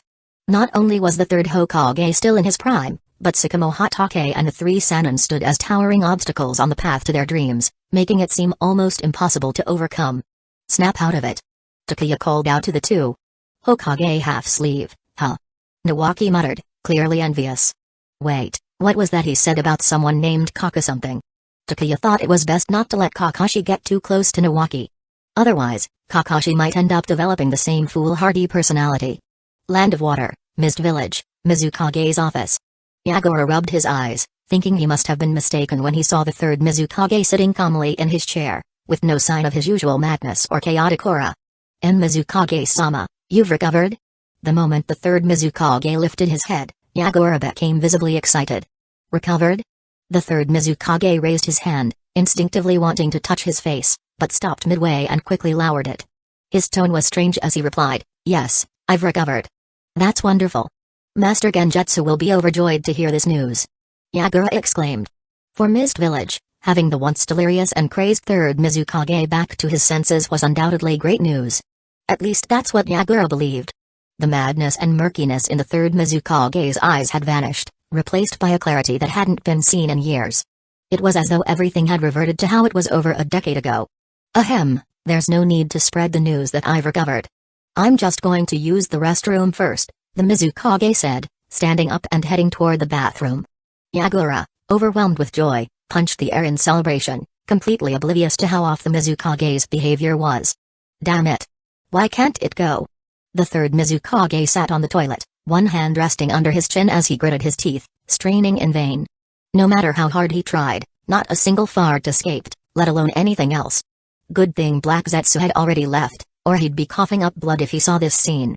"I told you to control the Mizukage and make this pawn useful for one last time. But all you care about is experiencing the feeling of pooping. Is there anything I can assist you with, Mizukage-sama?" Yagura asked, knocking on the door. "No, nothing, just deep in thought," the Mizukage quickly deflected, shifting the conversation. "What's the current situation in the village?" he asked. Yagura, unaware of what the Mizukage was really up to, began explaining the village's status. Now that the Mizukage had seemingly returned to his senses, "Mizukage-sama, the village is stable overall, but we've had a minor conflict with Hidden Leaf Village over our maritime routes." Hidden Leaf Village? Hearing that name piqued the Mizukage's interest, making him completely forget about his earlier troubles on the toilet. A battle with Hidden Leaf Village? That sounded interesting, maybe just as exciting as relieving oneself. Damn it. Why can't it go? The Mizukage cursed inwardly, his face twisted in frustration. The news of the Mizukage's recovery quickly spread among the upper echelons of the Mist Village. Master Genjutsu was the first to arrive to meet with the Mizukage, but unfortunately, the Mizukage was too busy in the restroom to entertain him. Yagura blocked any visitors during that time. The next day, at a high-level village meeting, the third Mizukage made a brief appearance. Although the appearance was short, it was enough to excite the leadership of the Mist Village. Their Mizukage had truly recovered. Yagura hadn't lied. Takeya. As soon as they arrived back in Hidden Leaf Village, Nawaki immediately sought out Takeya, so eager he almost chased him all the way into the restroom. "Get lost!" Takeya shouted, kicking Nawaki out the door. "Go home and rest. I'll arrange a meeting with Hyuga Sazune tomorrow. As for whether Mko will come along, I can't guarantee that.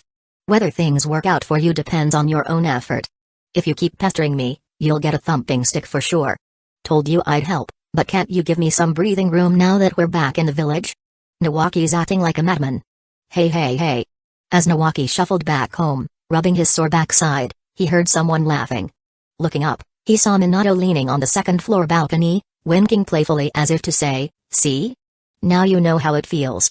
One good kick was all it took. Go to hell." Nawaki flipped him off, and Minato laughed, flipping him off in return. The team returned to the village but didn't go to the Hokage's office. Takeya didn't feel like it. Minato couldn't be bothered, even though he had the flying rage and jutsu, and as for Nawaki, he was too preoccupied with his romantic pursuits.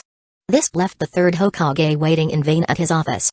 Normally, after completing a mission, Takeya's team should have reported to the Hokage immediately. The third Hokage had already prepared for their arrival after being informed by the Anbu, but as the night wore on, they never showed up. What have those three been doing since they got back? The third Hokage's expression darkened. Even though he knew Takeya's team wasn't fond of reporting to the office, he hadn't expected them to skip their debrief entirely. Takeya not showing up was one thing, but Minato and Nawaki being no-shows as well? What was going on? After a moment of silence, the Anbu ninja responded, "Hokage-sama, after returning to the village, Takeya's team went home to freshen up, and then what? Then Yagami went to sleep. This kid? And the others?" Minato went to the Uzumaki compound to meet a girl from the Uzumaki clan. "And Nawaki? He's been sitting at home, daydreaming." Cough. Minato is growing up, I see, the third Hokage mused, a nostalgic look on his face, remembering his own youth. But Nawaki. Never mind, you can rest now. Thank you for your hard work, he said, dismissing the Anbu. No point in waiting any longer. They'd just report in tomorrow. After all, the mission was completed perfectly, so it didn't really matter if they came a bit earlier or later. The next morning, Takeya was awakened by loud knocking at his door. Unsurprisingly, it was Nawaki. If Nawaki wasn't afraid of angering him, he probably would have just climbed in through the balcony instead of knocking. Taking one look at Nawaki, Takeya noticed the heavy dark circles under his eyes. Clearly, he hadn't slept well. You're hopeless. Let me freshen up first, Takeya sighed, heading to the bathroom. Nawaki was anxious, but Takeya certainly wasn't. Did you report the mission yet? Takeya asked. I already asked Minato to go to the Hokage's office for us, Nawaki replied. Chapter 262, Inviting Hyuga Sazune for the sake of his future happiness. Nawaki had made all sorts of preparations. Everything was in place, and even Takeya couldn't find any flaws in his plan. Alright then, just don't regret it later, Takeya remarked. After all, the Hyuga clan's rules are strict, and no one could say he wasn't warned. Hello, Lord Takeya, are you here to see Miss Sazune? One of the guards asked. Yes, I need to speak with Sazune. Could you please deliver the message? Takeya requested. Please wait a moment, the guard replied. The Hyuga clan was different from the Uchiha.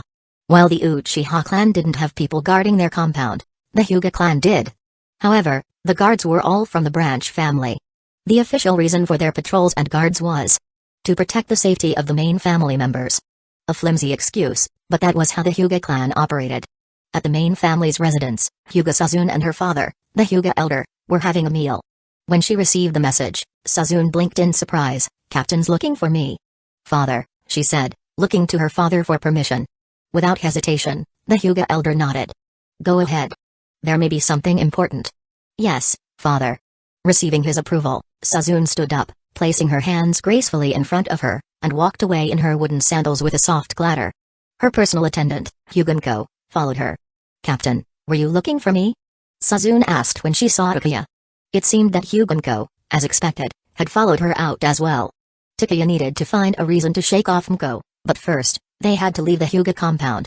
With a slight smile, Takeya spoke in a somewhat troubled tone. I've recently encountered some problems with my taijutsu training. Since the Hyuga clan excels not only in Gentle Fist but also in taijutsu, I thought I could ask you for some advice. Do you have a moment? I do, Sazune replied promptly, lifting her foot to leave. But Mko quickly tugged at her, and only then did Sazune realize she was still in her formal kimono. Captain, could you wait a moment? I'll be right back. Despite her wooden sandals, Sazune moved quite swiftly as she dashed back inside. Takeya was surprised to see how fast she could move in such footwear. Before long, Sazune returned, now dressed in a combat outfit, but Mko still followed closely behind her. The three of them made their way to the training grounds, and once they arrived, Takeya stopped and turned to Mko, who hadn't left Sazune's side for a moment. Excuse me, but the questions I'm about to ask may be. He gestured vaguely before continuing, could you wait here for a bit? Why does he need to ask about taijutsu privately? Mko was confused. Does the captain feel uncomfortable discussing these things with someone else present?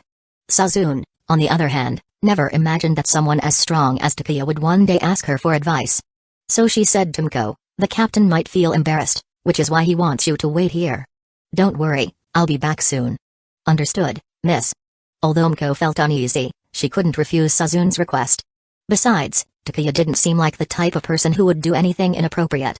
If he had ill intentions towards Sazune, he'd had plenty of chances in the past. After all, with Takeya's strength, Mko's presence wouldn't make much difference if he intended to do something.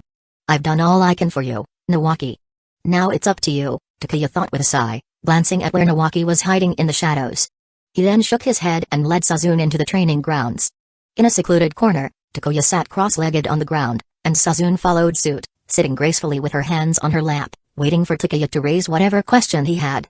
But what she didn't expect was that Takeya didn't plan on asking anything. After taking a glance at Sazune, who had become even more beautiful, Takeya asked, are you ready to take the Jonin exam? Huh?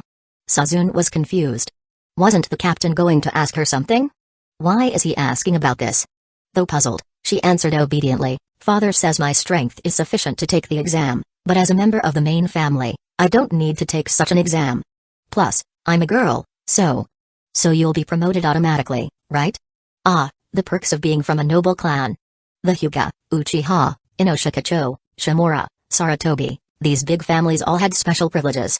When clan members were strong enough, they didn't need to participate in exams to be promoted, they could rise in rank without it. This was one of the perks the village gave to the prominent clans. Not bad, Takuya nodded, unsure of what else to say. As for asking for advice, forget it. Aside from the Hyuga clan's secret gentle fist techniques, there wasn't much Takuya could really ask Sazune about. But what about the advice you were going to ask? Sazune thought, blinking her big eyes and biting her lip, feeling puzzled. After a moment of hesitation, she asked, Captain, have you just returned to the village after completing a mission? Yes, Takuya replied, smiling. We were guarding the Land of Fire's shipping routes at sea. We had a little skirmish with some Mist Village shinobi and managed to snag a weapon.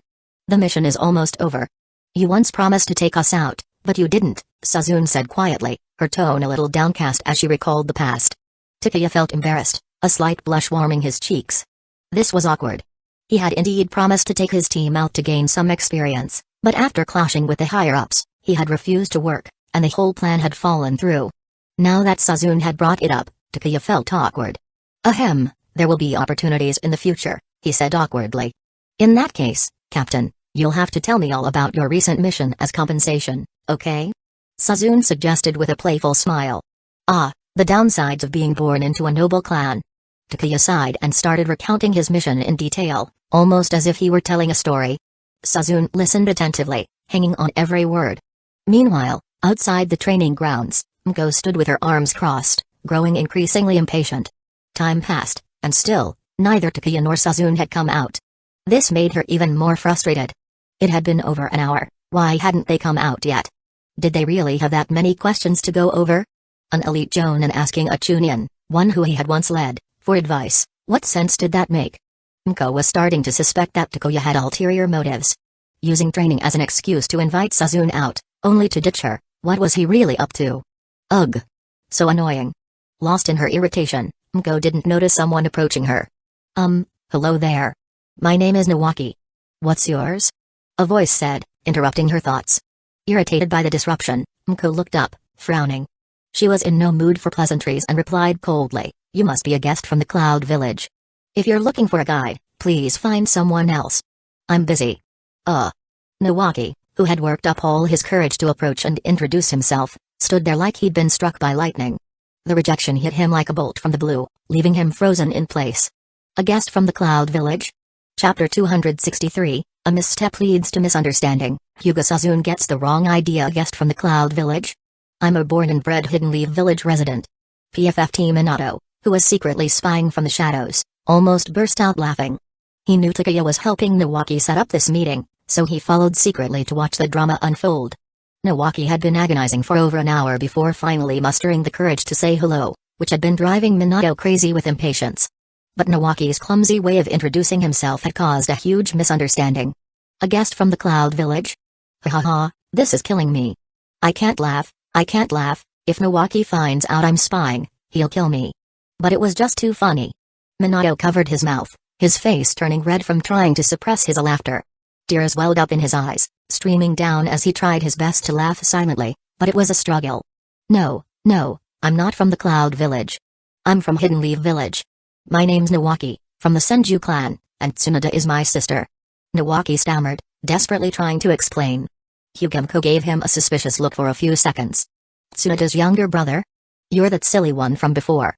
Miko finally recalled. She had run into Nawaki on the streets once before, back when she and Hyuga Sazune had greeted Takuya. Nawaki had just stood there, wide-eyed, looking like a deer in headlights. Puhaha. Nawaki felt a sharp stab in his heart. Silly? Do I really look that dumb? Sorry, I didn't mean to call you silly, really, Miko quickly apologized after realizing her mistake. But her attempt to smooth things over only made Nawaki feel worse.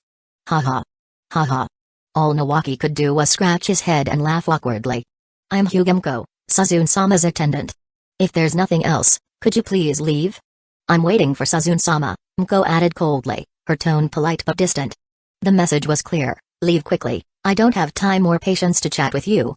Could I treat you to dinner? Nawaki asked, refusing to give up. Even though he was starting to question everything, he wanted to at least try. If he didn't even dare to invite her, what kind of person would that make him? Dinner? Miko wasn't the type to miss subtle cues. She quickly caught on and asked, "You like me? Was it that obvious?" Nawaki's face turned beet red, and he stiffly nodded his head. Miko's smile didn't reach her eyes. She even reached out and patted Nawaki's shoulder. "Now I understand why Lord Yagami arranged for Sazune-sama to come here. So, it was all for this, and he even made sure to leave me out. Nawaki, right?" Miko said, her tone serious. "You've tried hard, but let me tell you something, don't make this difficult for yourself, and don't make it hard for me. I'm from the branch family of the Hyuga clan, and we don't marry outside the clan. Besides, I already have a fiancé, and we'll be getting married next year. Do you understand?" It felt like something had shattered. Nawaki's face turned pale as he tried to act normal, but he just couldn't manage it. Minato, still hiding in the shadows, wasn't laughing anymore either. He suddenly felt bad for Nawaki. The girl he liked already had a fiancé, and they were getting married next year. Could anything be worse than that? And what made it worse, there wasn't even a way to fight for her. Not knowing where to even begin digging, it must feel awful. Takeya was still speaking seriously to Hyuga Sazune, and she was listening attentively. After finishing his story, Takeya felt his throat going dry. It had been a long time since he'd talked this much in one go, and it was uncomfortable. Cough, cough. "That's pretty much everything. Other than that, there weren't any other interesting incidents," he said. "Captain, I don't think you invited me here just to ask about taijutsu problems, right?" Cough, cough, cough. Takeya's eyes widened in surprise. "I was just curious. If someone from outside the clan falls in love with a girl from the Hyuga clan, but the Hyuga don't marry outside the clan, what could they do to be together? Was I asking this for Nawaki? Yeah, I guess so. Might as well see it through and help him out. It'll give me something to talk about, so things aren't so awkward." "Ah." Sazune gasped, covering her mouth in shock. Her cheeks flushed as she stared at Takeya in disbelief. Did the captain invite her out on purpose, patiently tell her all those stories, and then ask how an outsider could be with a Hyuga girl? Could it be? "Captain likes me?" Sazune's heart raced wildly. "What's wrong? Why is your face so red?" Takeya asked, reaching out his hand. But Sazune leaped back like a startled rabbit. I'm feeling a little tired, Captain. I'll head back now. Let's meet again another time," she stammered before bowing her head and quickly running off. Takeya was left standing there, completely bewildered. "What happened, Sazune-sama?" Miko asked, concerned. "Huh?" Sazune jumped and quickly shook her head. "Nothing, I'm just feeling a little warm." "Miko, let's go home." "Are you sure?" Miko thought. "Sazune-sama, your face is so red. Could something bad have happened in the training grounds?" The thought alarmed Miko. Did Yagami Takeya do something inappropriate to Sazune-sama? "Sazune-sama, wait for me." Miko called, wanting to confront Takeya, but Sazune was running so fast that she had no choice but to grit her teeth and follow. Crap. Did I just try to help Nawaki but accidentally make things worse? Takeya scratched his head, still confused. The question he'd asked had been for Nawaki, but from Sazune's reaction, it seemed like she'd misunderstood. Come on, I'm perfectly happy with my own life. Why would I go stirring up trouble with Hyuga Sazune? Handling branch family girls is complicated enough, dealing with someone from the main family? No, thanks. I've done my part helping Nawaki. Whether he succeeds is up to him now. As for the future, I'll just keep my distance. After calming his thoughts, Takeya left the training grounds. Come quick, I think Nawaki needs some cheering up. At the entrance to the training grounds, Nawaki sat on the ground, his eyes dull and lifeless. Minato, who had been trying to comfort him, waved to Takeya. He had been hiding in the shadows, enjoying the show, but now that Nawaki was clearly devastated, Minato had felt too guilty to keep hiding and had come out to offer comfort. Unfortunately, it wasn't working. Nawaki looked like he had lost all meaning in life. What's going on? Why is he so crushed? Takeya asked. He got rejected. Minato shrugged, sighing. Hyugonko already has a fiancé and is getting married next year, so Nawaki's got no hope. And Miko's got a good head on her shoulders, so she's not looking to cause trouble for herself either. Well, that was that, then. If he had fallen for a girl who was headstrong and willing to defy everything for love, Nawaki might have had a chance to push through. Maybe he could have persisted until the Hyuga clan finally gave in. But in Nawaki's case, it was just tough luck. For a while, Takeya didn't know what to say to comfort him either. So, the three of them sat together in silence. After what felt like an eternity, with the sun high in the sky, Nawaki finally stirred. Does this count as a breakup? He asked, his voice hollow. Chapter 264, If you willed your hoe well, no corner can't be dug maybe. Probably. Not really. Minato wanted to say something comforting, but he couldn't bring himself to lie to Nawaki. Takuya, on the other hand, said bluntly, two people have to actually be in a relationship and then break up for it to be called a breakup. What you had was just a rejection, not a breakup. Nawaki. Could you guys stop stabbing me in the heart? I already feel bad enough. Let's go eat. There are so many girls in the world, I can't hang myself over just one, right? Nawaki declared, trying to act like it was no big deal. I want meat today, lots of it. And I want it spicy, extra spicy. Shouting to release his frustration, Nawaki marched ahead, trying to look carefree, but his eyes betrayed his feelings. Bring out the spiciest hot pot base you have, all your best meats, and 2 bottles of strong wine. He ordered, storming upstairs with a swagger that ignored everyone around him. Kushina, who was busy at the counter, looked utterly confused, staring at the spot where Nawaki had disappeared up the stairs. What's up with him? She asked, puzzled.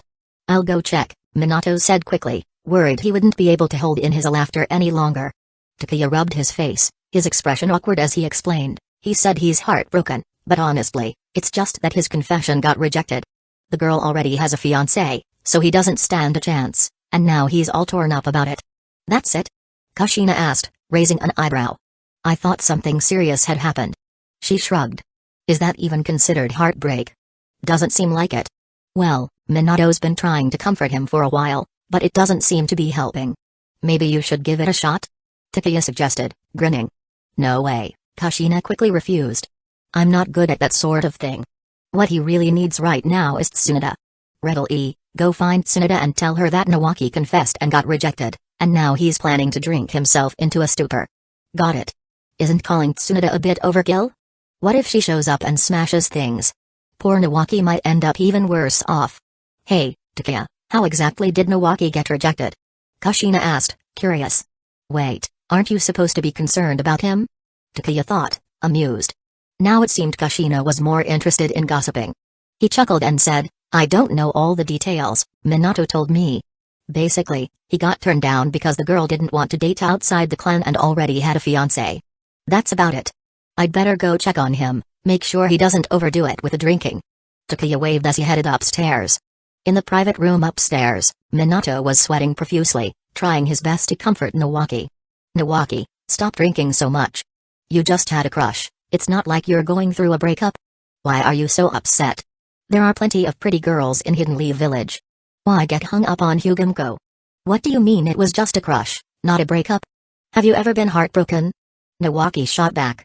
Ouch, Minato thought, I'm the one trying to comfort you, and now you're stabbing me in the heart? Just as Takuya reached the door, he burst out laughing. Didn't expect to see you like this, little Sunday. Alright, I'm done. If I keep trying to comfort him, I'm a fool, Minato thought, deciding to give up. Takuya, come drink with me. Nawaki, already tipsy, pulled Takuya over and started pouring him drinks. Takuya didn't bother trying to stop him. He drank, ate, and let Nawaki vent, but the extra spicy hot pot really packed a punch, too much for normal people to handle. While Minato kept trying to talk Nawaki down, Takuya didn't even bother to intervene. After a few more drinks, Nawaki angrily turned to Takuya. Takuya, aren't you going to comfort me at all? Comfort you for what? Takuya shoved the drunken Nawaki away. You didn't get your heart broken. What's there to comfort? Just eat more meat, drink more wine, and sleep it off. Tomorrow's a new day. Minato was speechless. You're incredible, Minato thought, shaking his head. Even Nawaki seemed stunned, staring blankly for a moment before slowly processing what Takuya had said. A moment later, Nawaki, fueled by alcohol, blurted out, alright then, if you had a crush on a girl from the Hyuga clan and she already had a fiancé, what would you do? This isn't over, is it? Takuya thought, watching as Nawaki spiraled. That's easy, Takuya said, waving it off. If she's only engaged but not married yet, then just remember the saying, if you willed your hoe well, no wall can't be dug down. PFFT. Minato nearly choked.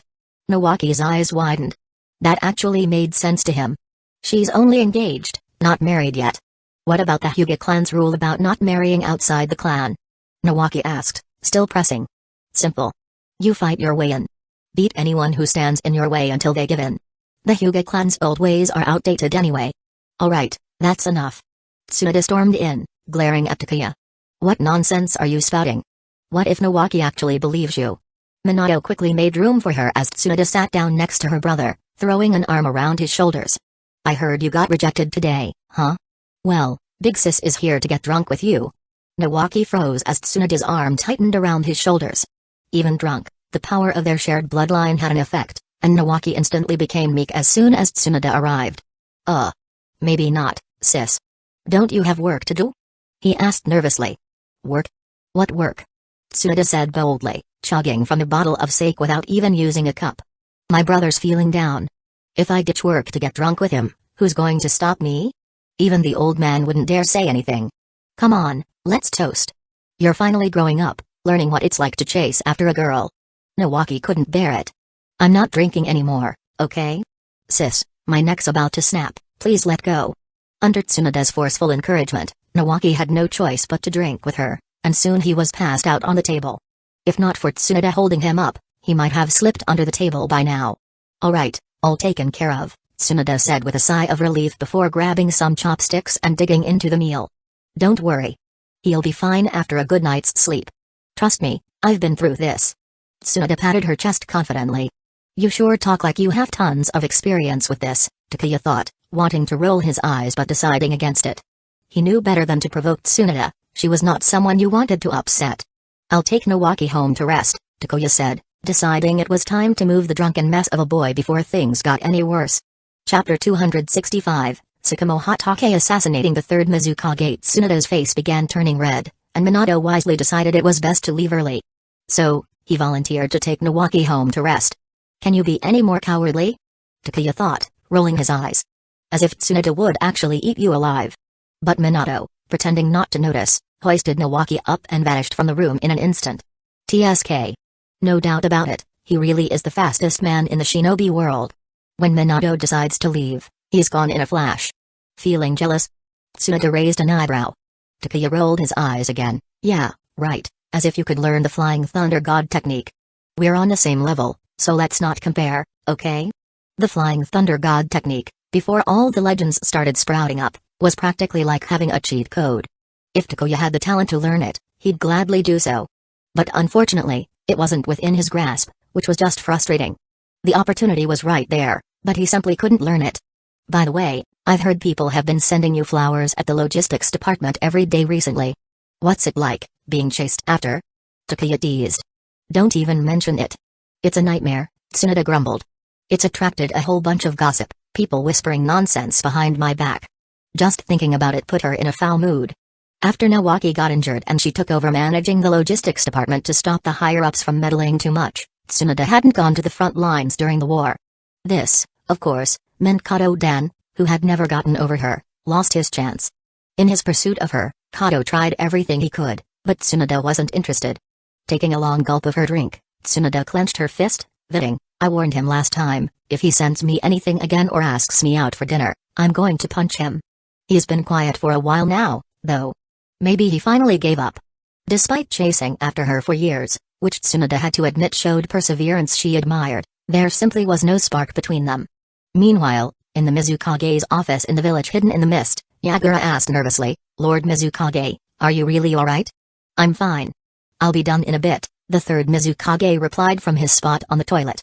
Yagura, who had been ordered to keep an eye on the Mizukage to prevent any more of his previous violent, mad fits, smiled weakly. But you've been in there for 2 hours, my lord. Are you sure you're feeling well? After recovering from his earlier erratic state, the third Mizukage had returned to normal, no longer going on murderous rampages. However, now that he seemed to spend a concerning amount of time in the bathroom, Yagura had his doubts. It was strange, to say the least. The Mizukage had taken to spending hours in the restroom, and Yagura couldn't help but overhear him muttering, cursing under his breath, why can't I go? Yagura had no idea if the Mizukage was constipated, but he was too scared to call the medical team to check on him. I'm fine, really. In fact, I feel younger than ever. Go ahead and rest, I'll be out soon. As you command, my lord. Yagura hesitated but eventually decided to leave. Guarding a restroom for days on end wasn't what he'd signed up for, and he had his own doubts about the situation. The third Mizukage's health seemed to be improving at an unnatural rate, given that he was supposed to be an old man, once drained by illness. Yagura was growing increasingly suspicious with every passing day. What Yagura didn't know was that the third Mizukage was actually being controlled by Toby, who had fused his body with Zetsu cells, which led to the bizarre changes in his condition. The Mizukage's biological functions had been altered, which is why he was having such a hard time in the bathroom. Meanwhile, Tsukumo Hatake, who had already infiltrated the village hidden in the mist, was busy gathering intel. During his mission, he discovered a shocking piece of information: the third Mizukage had recovered. Deciding to investigate further, Tsukumo made his way to the Mizukage's office. Tsukumo, known for his skills in stealth and disguise, rivaled even Orochimaru in this area. After making sure his disguise was flawless, he successfully avoided the mist Sanbu and infiltrated the Mizukage's office building, specifically, the restroom. At that moment, the third Mizukage was still struggling with his bathroom issues. There's an old saying, silence can be unsettling. That was exactly what happened when Tsukumo slipped into the bathroom only to find the Mizukage sitting on the toilet. Both men froze. Neither had expected to encounter the other in such a situation. For a moment, they simply stared at each other in shock. It seemed like it was time to fight. Why is my luck always this bad? Tsukumo couldn't help but wonder. He felt frustrated at not sensing the Mizukage's presence in the restroom beforehand. He had to admit he'd been careless this time. What he didn't know was that the Mizukage's body, enhanced by Zetsu's cells, had become adept at hiding its presence. Well, now that I've been discovered, I guess it's time to fight, Tsukumo thought, dropping his disguise. He pulled out his white fang short sword, which crackled with lightning chakra, and lunged at the still-sitting Mizukage. White Fang's blade, quick draw slash. To make things worse, the Mizukage, who was still adjusting to his new body after being controlled by Tobi, instinctively reacted like Zetsu rather than himself. His first thought wasn't to fight back but to pull up his pants and flee. Boom. A huge explosion rocked the second floor of the Mizukage's office, startling the Mist Village's Anbu, who immediately rushed to the scene. The explosion was like pouring water into a boiling pot of oil. The entire Mist Village was in an uproar. Chapter 266, The Mist Village issues a war threat to Hidden Leaf Village. Not good. There's an intruder. Protect the Mizukage. The Mizukage's office was instantly thrown into chaos. Even Yagura, who had just left, was shocked.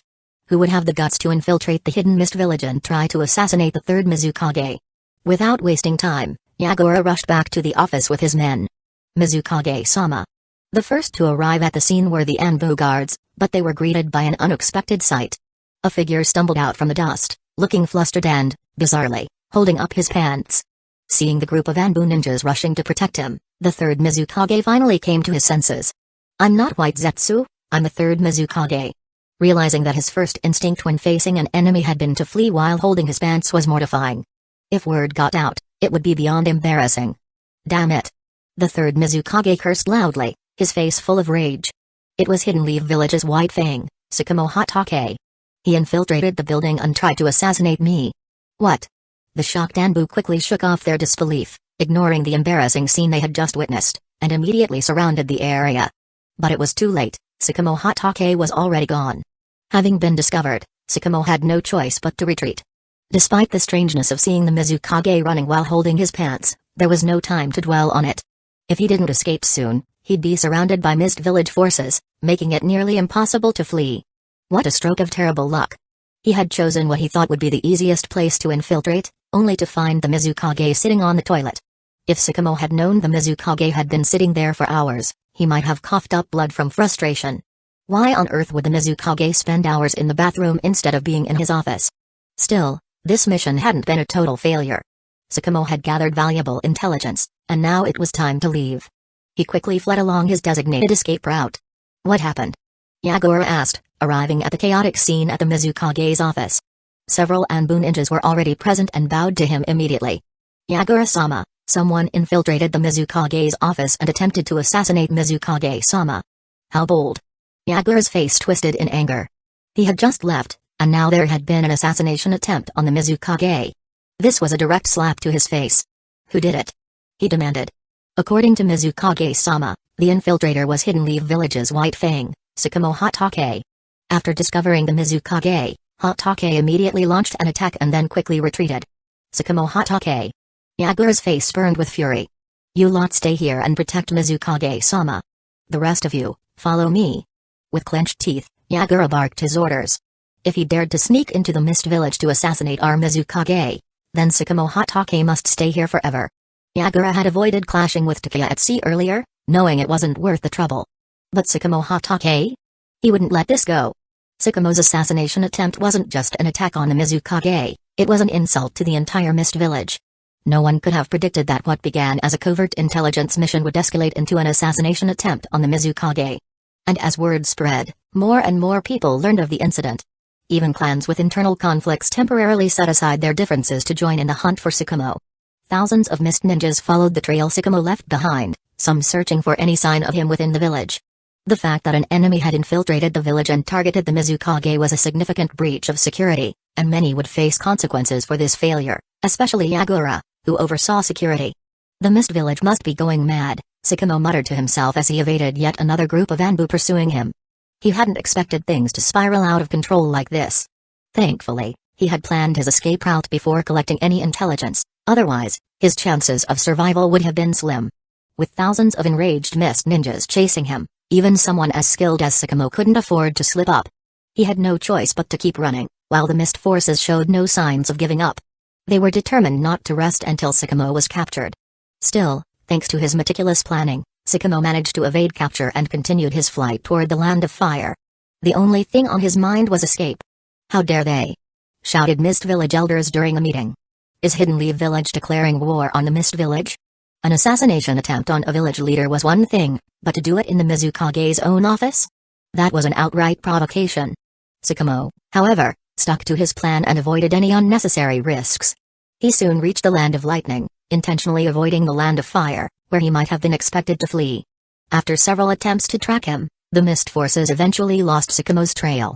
By the time he entered the Land of Lightning, Tsukumo had already changed his disguise and made his way back to Hidden Leaf Village as quickly as possible. Meanwhile, Mist Village ninjas continued to search the coastal areas near the Land of Fire, unaware that Tsukumo had already given them the slip. The news quickly spread. The Mist Village wasted no time keeping this quiet, and the third Mizukage, now fully assuming his role, called for a high-level meeting.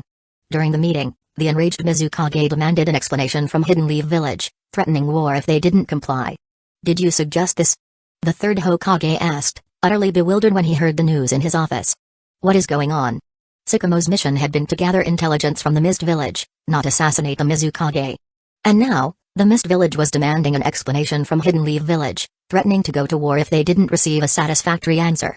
The war threat came out of nowhere, and no one had anticipated things would escalate this way. The third Hokage's first instinct was to call Denzo. "This has nothing to do with me." Denzo immediately denied, visibly annoyed. "I never even spoke with Tsukumo Hatake, let alone gave him any instructions to assassinate the Mizukage." Of course, Denzo, often blamed for these kinds of incidents, was quick to deflect suspicion, though the third Hokage couldn't help but doubt him. Who could blame him? Denzo was always a suspect when things like this happened. Chapter 267, If the Mist Village wants to fight, Hidden Leaf Village will meet them head-on. Though Tsukumo Hatake's assassination attempt on the third Mizukage had failed and he had managed to escape, this situation only served to bolster Denzo's plans to smear his reputation. However, Denzo had no intention of taking the blame for this. Why had Denzo suggested that Tsukumo Hatake infiltrate the Mist Village to gather intelligence in the first place?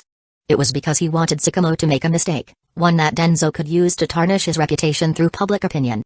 But no one had expected Tsukumo to cause such a disaster. Whether the Mist Village and Hidden Leaf Village went to war or not, Tsukumo Hatake would have to bear the brunt of this scandal. Denzo had plenty of ways to smear his name, and once Tsukumo's reputation was ruined, the talk of him succeeding as the fourth Hokage would crumble. At that point, those who had supported Tsukumo would quickly distance themselves. Hiruzen, Denzo indeed hasn't had any private dealings with Tsukumo. I don't think he would do something that would harm the village's interests. Koharu Utatane and Hamura Midokado quickly arrived after hearing the news, both choosing to defend Denzo. Whether or not Denzo was scheming behind the scenes, they had to support him. It was in their mutual interest. The third Hokage, Hiruzen Sarutobi, merely had suspicions, but no evidence to prove that Denzo had secretly encouraged Tsukumo to assassinate the third Mizukage while gathering intelligence. And with Koharu and Hamura speaking up for Denzo, Hiruzen soon lowered his guard. Sigh.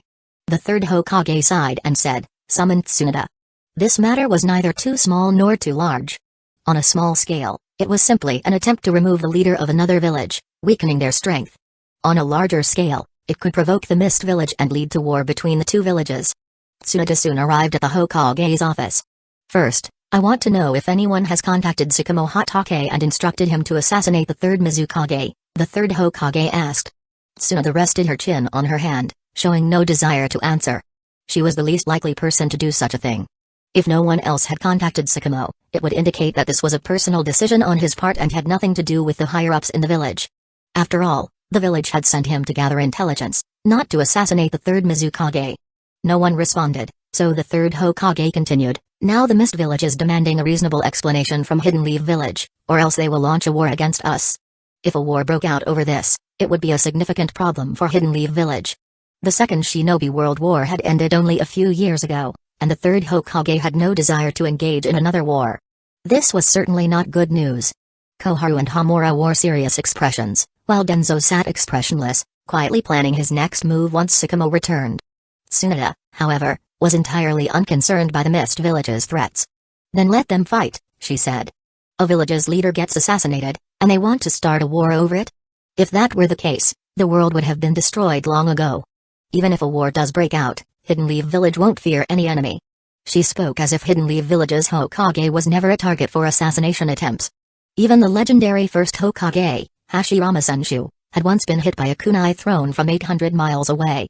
"This is just a joke, don't take it seriously, no one wants to see war, but if the Mist Village is using this as an excuse to declare war, it means they were already prepared. They were just waiting for a reason," Tsunade continued. "Let's wait for Sakamo-senpai to return and clarify everything. As for the Mist Village, we don't need to engage with them right now. Even if the third Mizukage had been killed, as long as the Mist Village didn't want to go to war, they would restrain themselves. Conversely, if they did want to start a war, they would have declared it regardless of this incident. So why bother with them? Let Sakamo return first and then deal with it." The fact that the Mist Village was making such a big fuss and even threatening war indicated that Sakamo had not been captured and had successfully escaped the village in the Land of Water. Once Sakamo returned to Hidden Leaf Village, the truth would be revealed. To put it bluntly, if the Mist Village was serious about war, then let them declare it. Hidden Leaf Village would be ready. Tsunade had no concept of backing down or negotiating for peace. War threats over something so small? Dream on. Koharu, who had originally planned to advocate for peace, was left speechless. She had been about to suggest sending envoys to the Mist Village to negotiate a peaceful resolution. But with Tsunade's words, she was completely shut down. If she kept pushing for negotiations, Tsunade would likely mock her for being cowardly. After some thought, Koharu decided to remain silent. Hamura shared the same sentiment. Surprisingly, Denzo sided with Tsunade this time. Tsunade is right. Hidden Leaf Village won't be threatened by war. If the Mist Village wants to start a war, no matter what explanation we give, it will happen. We should wait for Sakamo's return before making any decisions. If the Mist Village insists on war, then Hidden Leaf Village will fight. Although Denzo wanted to tarnish Sakamo's reputation, he was still part of Hidden Leaf Village's hawkish faction. He wasn't going to accept threats of war. "We'll wait for Sakamo's return and discuss this further," the third Hokage finally agreed. If the Mist Village wanted to cause trouble, Hidden Leaf Village would meet them head-on. He ordered extra troops to be stationed along the coastline, in case the Mist Village attempted a surprise attack. Once the meeting ended and everyone had left, Tsunade handed over some documents from the logistics department for the Hokage to sign. "Tsunade, do you think Sakamo would really assassinate the third Mizukage?" the Hokage asked after putting down the documents. Tsunade paused for a moment before answering, "I think it's unlikely. Senpai isn't a rash person. There must be some misunderstanding. Maybe his cover was blown while gathering intelligence, and he had no choice but to fight. And if the Mist Village truly declares war against Hidden Leaf Village?" the Hokage pressed. "Then we fight." Tsunade responded firmly. "Does the Mist Village think they can scare Hidden Leaf Village? If they declare war, Hidden Leaf Village will fight back. No need to fear war." Tsunade's boldness and determination dispelled the last of the third Hokage's doubts. He had been worried that a war would devastate Hidden Leaf Village, but seeing his students' courage reassured him. If Tsunade wasn't afraid, then as her teacher, how could he back down? Besides, she was right. Over something so trivial, would the Mist Village really start a war? Every village's leader had been targeted at some point, and even the Hokage himself had survived assassination attempts. "I'm glad to see you have such determination," the Hokage said. "Send a message to Jiraiya. Ask him to return to the village as soon as possible. No matter what, Hidden Leaf Village must be fully prepared. If the Mist Village wants to fight, Hidden Leaf Village will fight them to the end." For once, the Hokage showed a rare moment of resolve. Tsunade, satisfied, left the office and headed to the intelligence department, where she had Jiraiya contacted. Whether the Mist Village was serious or bluffing, Hidden Leaf Village would be ready for anything. Chapter 268, Yagura returns empty-handed. Third Mizukage's anger. Did you find some money on the way home? You look way too cheerful, Takuya teased.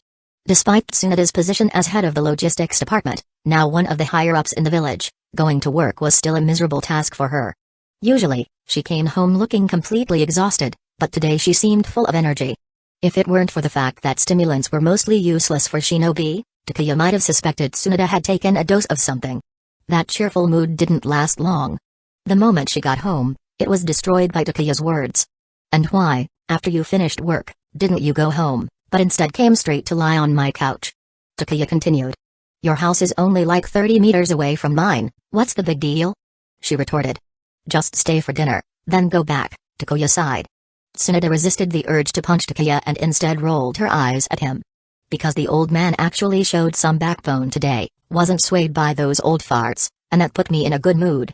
The third Hokage showed some backbone. He wasn't influenced by the other elders? Did this mean something major happened in the village? In the original timeline, nothing big seemed to happen around this period. It was still some time before Tsukumo Hatake's tragedy, and Kakashi hadn't even started school yet. Tsukumo's incident happened after Kakashi enrolled. What do you mean by backbone? Takuya asked, curious about how far the third Hokage went. The Mist Village tried to threaten Hidden Leaf Village with war, and the Council of Elders wanted to muddy the waters, but they didn't even get a chance to speak. Denzo even acted like a decent person for once today. Takuya's hand slipped while chopping vegetables. He thought he must have misheard, Mist Village threatening Hidden Leaf Village with war? What's the reason? They can't just declare a fight without some excuse, Takuya asked, continuing to chop.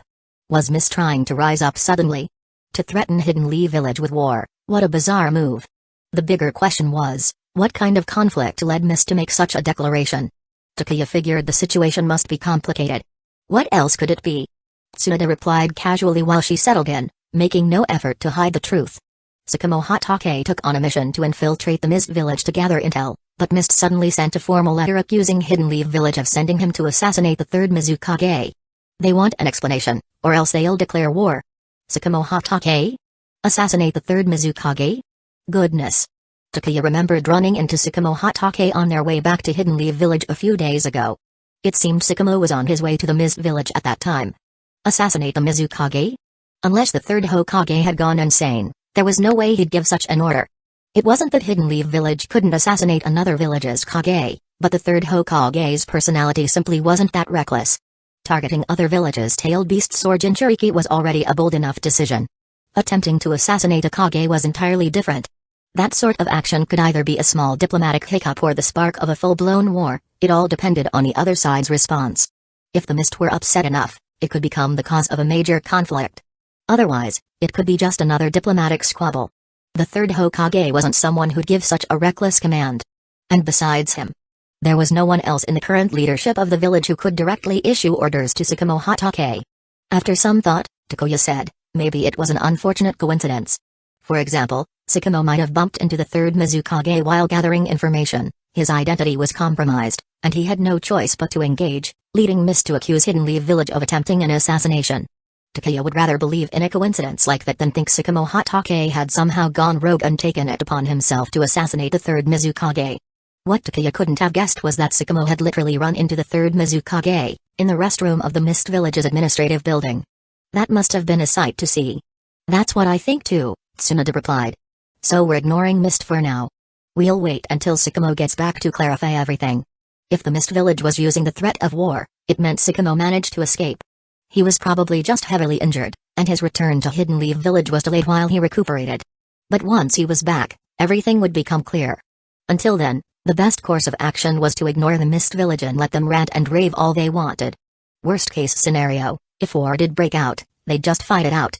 Honestly, it seemed more and more likely that the third Mizukage was under some kind of control. The original Mizukage wouldn't have acted so recklessly. But under someone else's control? Declaring war on Hidden Leaf Village? Takuya wouldn't have been surprised if Mist declared war on all 4 other great villages simultaneously. By the way, did Milwaukee do anything foolish today? Takuya asked, changing the subject. No, of course not. He's your younger brother, after all, Tsunoda replied, a faint smile on her face. He was just sighing a lot. After dinner, Tsunoda quickly made her exit, fearing that if she stayed, Takuya would make her wash dishes. She stayed far, far away from any kind of household chores. She'd rather treat patients at the hospital than wash dishes or mop the floor. Worst of all, she was terrible at them, leaving dishes dirty and the floor still dusty. Tsukumo Hatake took an unexpected route, escaping into the land of lightning and losing the mist's pursuit. After tending to his injuries and resting for 2 days, he returned to Hidden Leaf Village. Back in the Mist Village, Yagura's expression was sour. He had just been chewed out by the third Mizukage. The Mist had deployed a lot of shinobi, but they still couldn't catch even one Tsukumo Hatake. If Tsukumo had simply overpowered their forces, that would have been easier to accept. But the fact that he managed to shake them off and disappear? That was worse than if Yagura had been beaten outright. When he returned to the village, Yagura was greeted with an angry tirade from the third Mizukage. Fortunately, the elder, Genjutsu, wasn't as harsh. He even helped analyze the route Tsukumo might have taken to escape. After some consideration, Genjutsu sighed, Hidden Leaf Village truly is a cradle of geniuses. Tsukumo Hatake lives up to his reputation. An average shinobi would have run straight towards the land of fire. But Tsukumo did the opposite, heading into the land of lightning instead.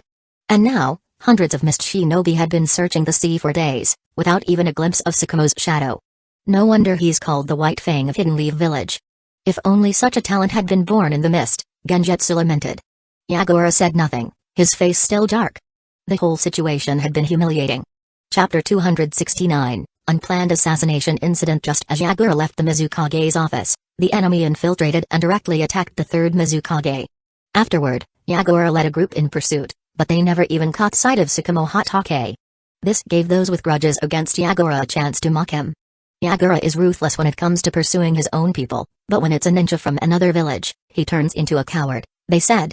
Yagura had earned himself many enemies within the village while working for the third Mizukage, having killed numerous comrades.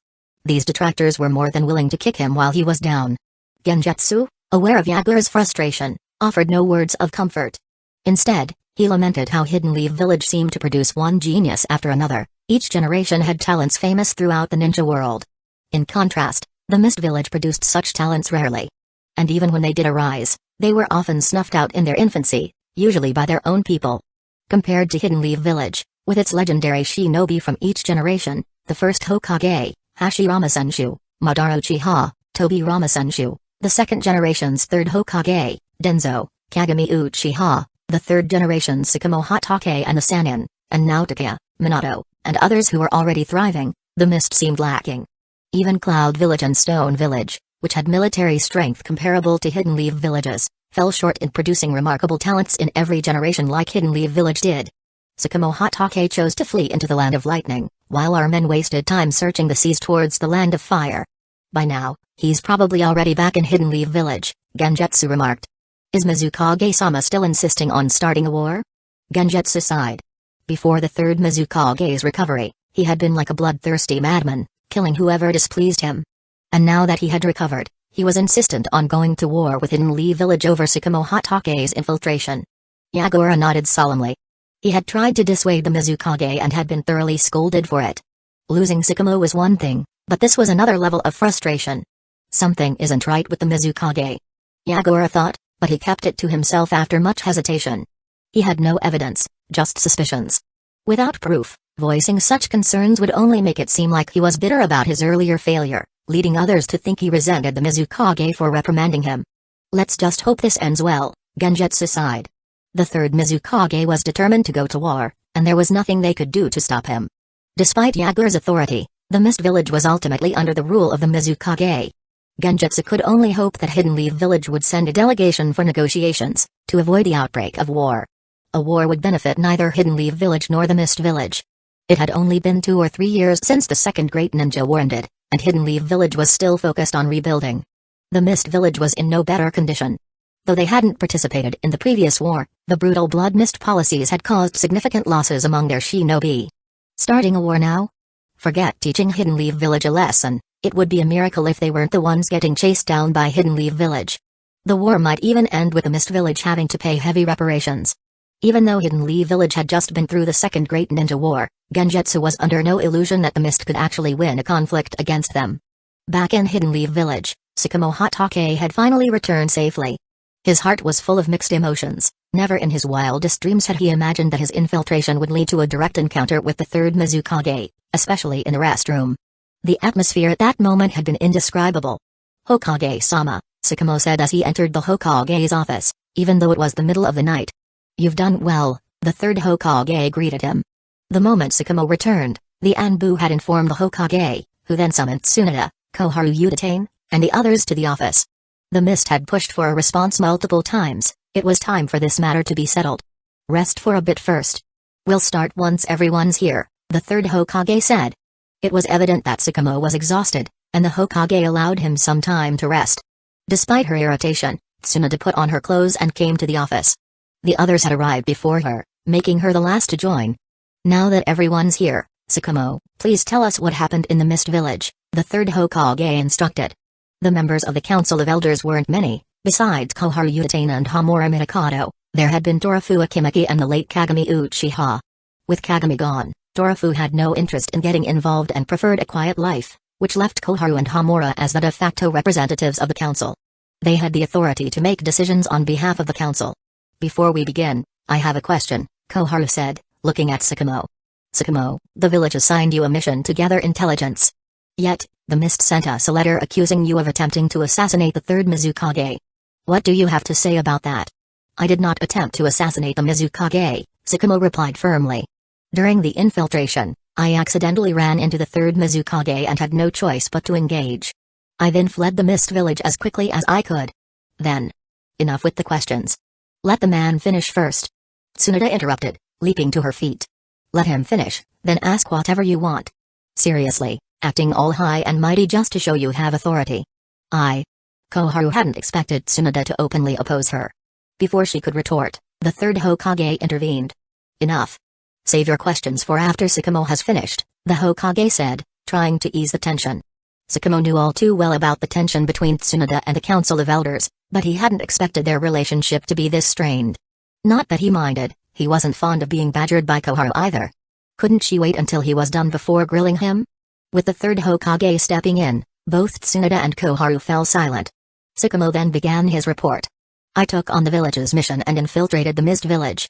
I managed to gather a significant amount of important intel.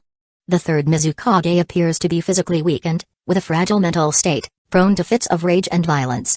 While in hiding, I learned that the Mizukage had seemingly recovered. I decided to infiltrate the Mizukage's office to gather more critical intel. But I never expected. Sakamo paused, gritting his teeth, clearly frustrated at the memory.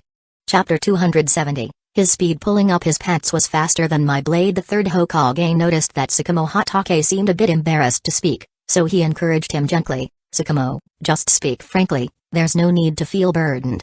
Hearing this, Sakamo Hatake decided to continue. I managed to evade the Anbu members and successfully infiltrated the Mizukage's office building, but unexpectedly, I bumped into the third Mizukage in the restroom. What a coincidence. The third Hokage was momentarily stunned. Everyone else's expressions mirrored his. The third Mizukage used to be the bodyguard of the first Mizukage, and he's a powerful shinobi. When I ran into him, I knew that if I was exposed, a battle was inevitable, so I decided to attack first. But what I didn't expect was that he would pull up his pants and run away. Cough, cough. Unlike the dumbfounded expressions of the third Hokage and the others, Tsunade's eyes widened as she exclaimed, Senior, I don't mean anything by it. But did you really mean that the third Mizukage didn't fight back and just ran away with his pants up? Precisely. Even Sakamo Hatake found it unbelievable. But yes, the third Mizukage really did run away while pulling up his pants. His speed was even faster than Sakamo's blade. With an awkward expression, Sakamo rubbed his face and continued with a bitter smile, yes, that's what happened. After that, I fought off several pursuing enemies, and headed in the opposite direction towards the Land of Lightning, circling back to reach Hidden Leaf Village. This is the intelligence I managed to collect in Hidden Mist Village. After he finished speaking, Sakamo took out several intelligence scrolls and placed them on the Hokage's desk. Apart from the incident with the third Mizukage, Sakamo's mission could be considered successfully completed. That encounter was purely accidental. Who could have expected to stumble upon the Mizukage in the restroom of all places? This was simply an unexpected encounter, and you were forced to take action. This wasn't an assassination attempt. So, how should we respond to Hidden Mist Village? If this was labeled as an assassination attempt, it would be extremely unfair to Sakamo Hatake. The third Hokage was not willing to let Sakamo take the fall for something that was not his fault. Even if Denzo or the elders tried to tarnish Sakamo's reputation, they couldn't pin such a ridiculous crime on him. If news of this spread, people would die laughing. Just tell them it was all a misunderstanding, that there was no assassination attempt. Whether Hidden Mist Village believes it or not, that's their problem. Tsunade was the first to voice her opinion. Since the accusation of assassination was groundless, there was no need to appease Hidden Mist Village. Just brush it off. If they had the guts, they could declare war. Hidden Leaf Village wasn't one to be intimidated. With the threat of assassination cleared, Tsukumo Hatake breathed a sigh of relief, giving Tsunade a grateful look. Nodding his head, it was his way of expressing gratitude for her support. Tsunade returned a reassuring look. Regardless of what others thought, she wouldn't allow such an unjust charge to be pinned on Tsukumo. Not only was Tsukumo not at fault, but he had accomplished something significant. What about you all? The third Hokage turned his gaze towards the elders and Denzo, who were part of the advisory council. I agree with Tsunade's statement. Denzo spoke up slowly. As a hardliner, he needed to maintain his faction's stance. At a time like this, Hidden Leaf Village couldn't afford to bow down to Hidden Mist Village, even if it led to war. Denzo had to hold his ground. Besides, if a war broke out, it would only be advantageous for him. If war ensued, it would provide the perfect excuse to drag Tsukumo Hatake down. Regardless of the village's decision, Tsukumo would have to bear the blame for starting the conflict, and once Tsukumo carried this burden, Denzo could ensure he never had a chance to rise again. The villagers would never accept someone responsible for immense losses becoming Hokage, even if it wasn't intentional. I second that. Currently aligned with Denzo, Koharu Uchiha and Hamura Midokado agreed without any argument. They weren't about to make things difficult for Tsukumo after Denzo had already stated his position. Then I'll send a response to Hidden Mist Village accordingly. With everyone in agreement that this wasn't an assassination attempt, the third Hokage didn't see the need to dwell on it further. The plan was to send a diplomatic reply to Hidden Mist Village and let things settle on their own. Hopefully, Hidden Mist Village would let the matter go in time. The third Hokage believed that just as Hidden Leaf Village didn't want a war without proper cause, Hidden Mist Village shared the same sentiment. However, what he didn't realize was that Hidden Mist Village's situation was very different from Hidden Leaf Village's. The third Mizukage was no longer the reasonable leader he used to be, he was now a puppet, recklessly controlled like a madman. Tsunade, thank you.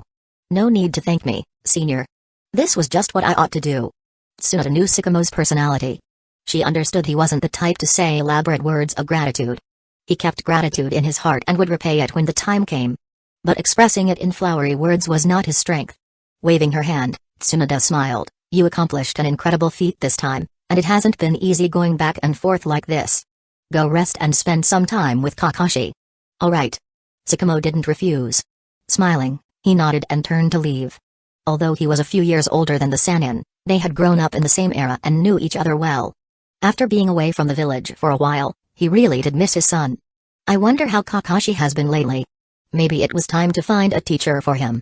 Tsukumo knew he was an excellent shinobi, but being a great shinobi didn't necessarily make him a great teacher. Thinking of Kakashi's personality and how it had been affected by his absence, Tsukumo could only sigh. If Kakashi's personality wasn't corrected, it could cause trouble in the future. But who could be the right teacher for him? The Sannin? While other kids were still playing and worrying about passing their academy exams, Tsukumo Hatake was already thinking of finding a powerful and suitable mentor for his son Kakashi. Life was never fair, especially between commoner and clan-born shinobi. This reality was starkly evident in the differences between their growth and upbringing. Commoner shinobi had a tough path. They had to work hard for money, for jutsu, and for a good teacher. Meanwhile, clan shinobi didn't have to worry about any of that.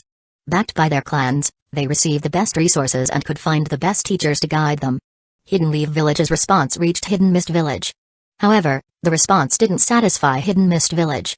The message claimed that it was all just a misunderstanding, simply an intelligence-gathering mission, and there was no assassination attempt. Whether Hidden Mist Village would believe it or not was up to them. Chapter 271, The Training You Mentioned, Is It Eating Barbecue? Although spying on other villages for information isn't exactly an honorable thing to openly discuss, it's precisely what shinobi do, isn't it? Does the Mist Village dare say they've never sent their shinobi to gather intel from other villages? Hidden Leaf Village's intelligence was first delivered to Genjutsu before being reported to the third Mizukage. Genjutsu knew well that the third Mizukage wouldn't be satisfied with this response. Tsukumo Hatake hadn't even fully recovered yet, and already sounds were coming from the yard. Unsurprisingly, it was Kakashi training in the sword techniques passed down by the Hatake clan.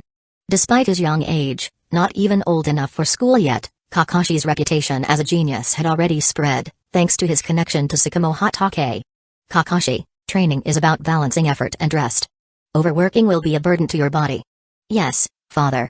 Kakashi put away his training sword and gave a formal bow, sitting upright on the floor with his back straight and a disciplined demeanor. It's just the two of us at home, there's no need to be so formal. Tsukumo Hatake opened his mouth to say something, but ultimately left it unsaid. Kakashi always admired him, aspiring to become as strong as his father. His attitude toward training was admirable, but it was starting to get excessive. The Hatake clan wasn't a big family and didn't have lots of strange customs. Yet, Kakashi acted more like someone from the Hyuga clan, which left Tsukumo feeling a bit helpless. While chewing on a not-so-tasty sandwich, Tsukumo smiled. Kakashi, even though you're not old enough to enroll yet, your abilities already surpass those of your peers. Would you like me to find a suitable teacher for you? Looking up at his father, Kakashi immediately shook his head. No. This kid. Tsukumo didn't know whether to laugh or cry. Couldn't he at least soften his tone a bit when refusing? And why must he give me that 45-degree glance? It's a delight. Kakashi idolized him and constantly worked to be as strong as him. Finding a suitable teacher for Kakashi meant finding someone who could impress him, ideally a fellow genius, perhaps someone who could rival Tsukumo himself. After all, geniuses often have more in common with each other. While chewing the bland sandwich, Tsukumo started contemplating who would be a good choice. He was too busy to train Kakashi himself. Moreover, Kakashi's relentless training, driven by the desire to live up to Tsukumo, wasn't really suitable for someone his age. Tsukumo feared it could negatively impact Kakashi's growth over time. Otherwise, there'd be no need for anyone else, he could teach Kakashi himself. Kakashi, do you think of yourself as a genius? Midway through chewing his tasteless sandwich, Kakashi looked up, a big question mark practically hovering above his head. It seemed like a puzzling question. Kakashi thought about it for a moment and then answered, I guess. I might be. He really is my kid, so full of confidence. Never mind, we can deal with this later. It's not urgent.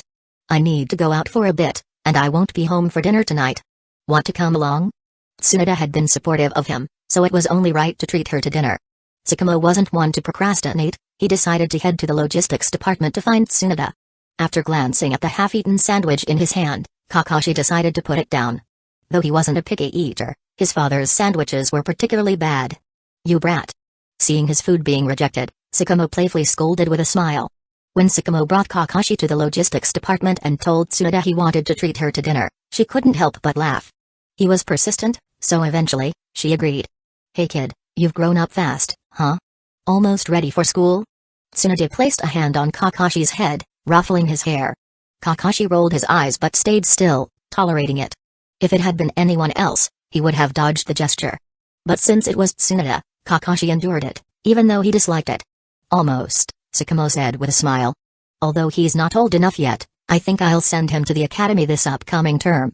He's a bit too reserved, and being around other children might help him open up. I'm also thinking about finding a good teacher for him. Any suggestions, Tsunade? Tsukumo had been mulling it over but couldn't decide. Tsunade's insight might help, especially considering her keen judgment. A teacher, huh?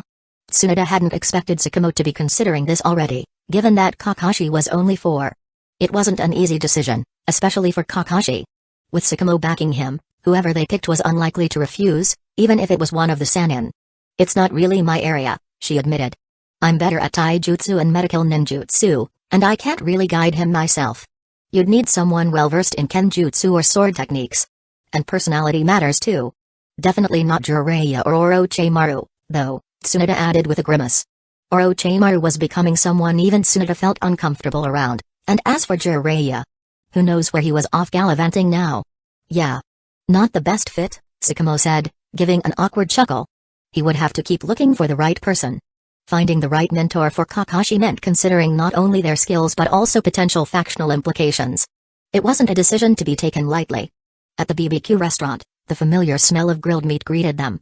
Tsukumo, Tsunade, right this way, the enthusiastic server from the Akimaki family's barbecue restaurant greeted them. No need for the formality, Tsukumo said, lifting Kakashi up onto his shoulder with a smile. I'm just here to treat Tsunade to dinner. Upon entering the restaurant, Tsukumo spotted a familiar head of silver hair, staring out the window in a daze. He knew then that tonight was going to be interesting. As expected, Tsunade marched straight over and put the silver-haired boy in a headlock. Hey, brat. I asked if I could eat at your place, and you said you'd be training. Was this the training you were talking about? Eating barbecue? If it hadn't been for the familiar voice and scent, Takeya was ready to throw whoever grabbed him. I said no because whenever you eat, you never wash dishes. Takuya retorted. Anyway, I just finished training. I'm waiting for Nawaki and Minato. Sure, Takuya co-owned a hot pot restaurant with Kushina, but who wants hot pot all the time? Sometimes, the Akimiki's BBQ was too tempting to resist. Ahem. Next time, I swear, Tsunade said, suddenly bashful. I'll wash the dishes, I promise. Yeah, right. I don't believe you. Takuya grumbled to himself, knowing Tsunade too well. Every time she promised, she'd eat and leave him with the cleanup. Takuya, mind if we join you? Tsukumo asked with a smile. Chapter 272, Kakashi, is this senior really strong? Takuya stood up and said, of course, I don't mind. Since we've bumped into each other, let's eat together. Please have a seat, senior. And this little white-haired kid? This must be Kakashi, already grown up. Takuya remembered when the war had just ended, Tsukumo Hatake had brought Kakashi out. Back then, Kakashi was just a little boy. Finally, it was Takuya Yagami's turn to call someone else little white-haired. Why do all of father's acquaintances act so strangely? Being called a kid was one thing, but what was with little white-haired? Kakashi didn't understand why. Tsukumo Hatake didn't mind Takuya joking around with Kakashi. He also knew that Takuya himself had often been called little white-haired when he was young. Now, that nickname could be used for someone else. Looking at his son's head of silver hair, Tsukumo couldn't help but chuckle. He patted his son's head and introduced him. This is Takuya Yagami, your senior, a true genius of the village. Hello, senior, Kakashi greeted, despite his dislike for the nickname little white-haired. What genius? I can't compare to a senior like you, Takuya said, giving Kakashi's head a firm ruffle, making his already messy hair even more chaotic, like a bird's nest. Kakashi. Is this polite? First weird nicknames, and now everyone likes to mess with my hair. Did my white hair offend you? Takuya decided to stop waiting when Tsukumo and Kakashi arrived, signaling the waiter to serve what he had ordered. Once Nawaki and Minato arrived, he'd simply order a bit more. Senior, how did your mission go this time? Takuya asked politely as he placed slices of meat onto the grill. It's hard to say, Tsukumo replied with a sigh. Did he complete the mission? Technically, yes, but an unexpected situation had arisen, causing quite a bit of trouble. Tsukumo himself wasn't sure how to assess the outcome of the mission. So he could only describe it as hard to say. How about you? How has your strength improved over the past few years? Tsukumo asked. Well, I've managed to improve just a little bit, Takuya said modestly, smiling. Tsunade almost rolled her eyes. Just a little bit? Clearly, Takuya had a misunderstanding of what a little bit meant. Is that so? Tsukumo didn't catch whether Takuya meant a tiny bit or a whole lot and simply nodded. Any improvement is good. At least it's better than me at the moment. Tsukumo was a bit troubled. He felt like his strength had plateaued, no matter how hard he tried. Just like Tsunade, he had reached a bottleneck in his abilities. Although accumulating experience allowed them to fight more effectively, further improvement in their strength had slowed significantly. Not only Tsunade, but even Orochimaru had faced this issue. Of the three Sannin, only Jiraiya was doing slightly better, as he was training in the sage mode of Mount Mayabaku. This was why, as time went on, Jiraiya gradually surpassed Tsunade and Orochimaru, becoming the strongest among the three Sannin. You're too modest, senior. Your strength is recognized across the entire shinobi world. I can't compare myself to you, Takuya said with a chuckle. It was truly just a joke. He couldn't exactly tell Tsukumo that his strength had indeed plateaued and that further improvement would be difficult, could he? Tsunade didn't know what to say, so she chose to remain silent. Not only Tsukumo, but even she faced the same situation. Is this senior really that strong? Kakashi looked at Takuya curiously. He knew his father's strength well, and he had always seen his father as a powerful shinobi. But here was his father praising this man, Takuya, so highly. Kakashi knew his father, Tsukumo Hatake, as someone who always seemed approachable, always friendly. But despite his approachable attitude, his father always kept a certain distance from others. Only when he met certain people would that distance seem to disappear. Like when he was with the Sannin. The Sannin were renowned throughout the shinobi world, but what about Takuya? This was the first time Kakashi had seen his father speak of someone with such respect. To the extent of comparing himself to that person. Haha, if we ever get the chance, we must spar sometime. To be honest, I've always wanted to try my skills against the Uchiha swordsmanship, but never had the opportunity, Tsukumo said. The Hatake clan's kenjutsu was famous, mainly because the Hatake had kenjutsu and lightning-style techniques worth mentioning. The Uchiha's swordsmanship wasn't as well known, but that didn't mean it was inferior. On the contrary, Powerful clans like the Uchiha and the Senju excelled in swordsmanship and taijutsu, comparable to any other clan. The problem was that their kinjutsu and taijutsu prowess were often overshadowed by their other strengths, like the Sharingan. When people thought of the Uchiha, the first thing that came to mind was the Sharingan. When people thought of the Senju, the first thought was wood style, causing their other strengths to be forgotten. The Senju clan had no contenders left, but the Uchiha. There was still a chance to compete.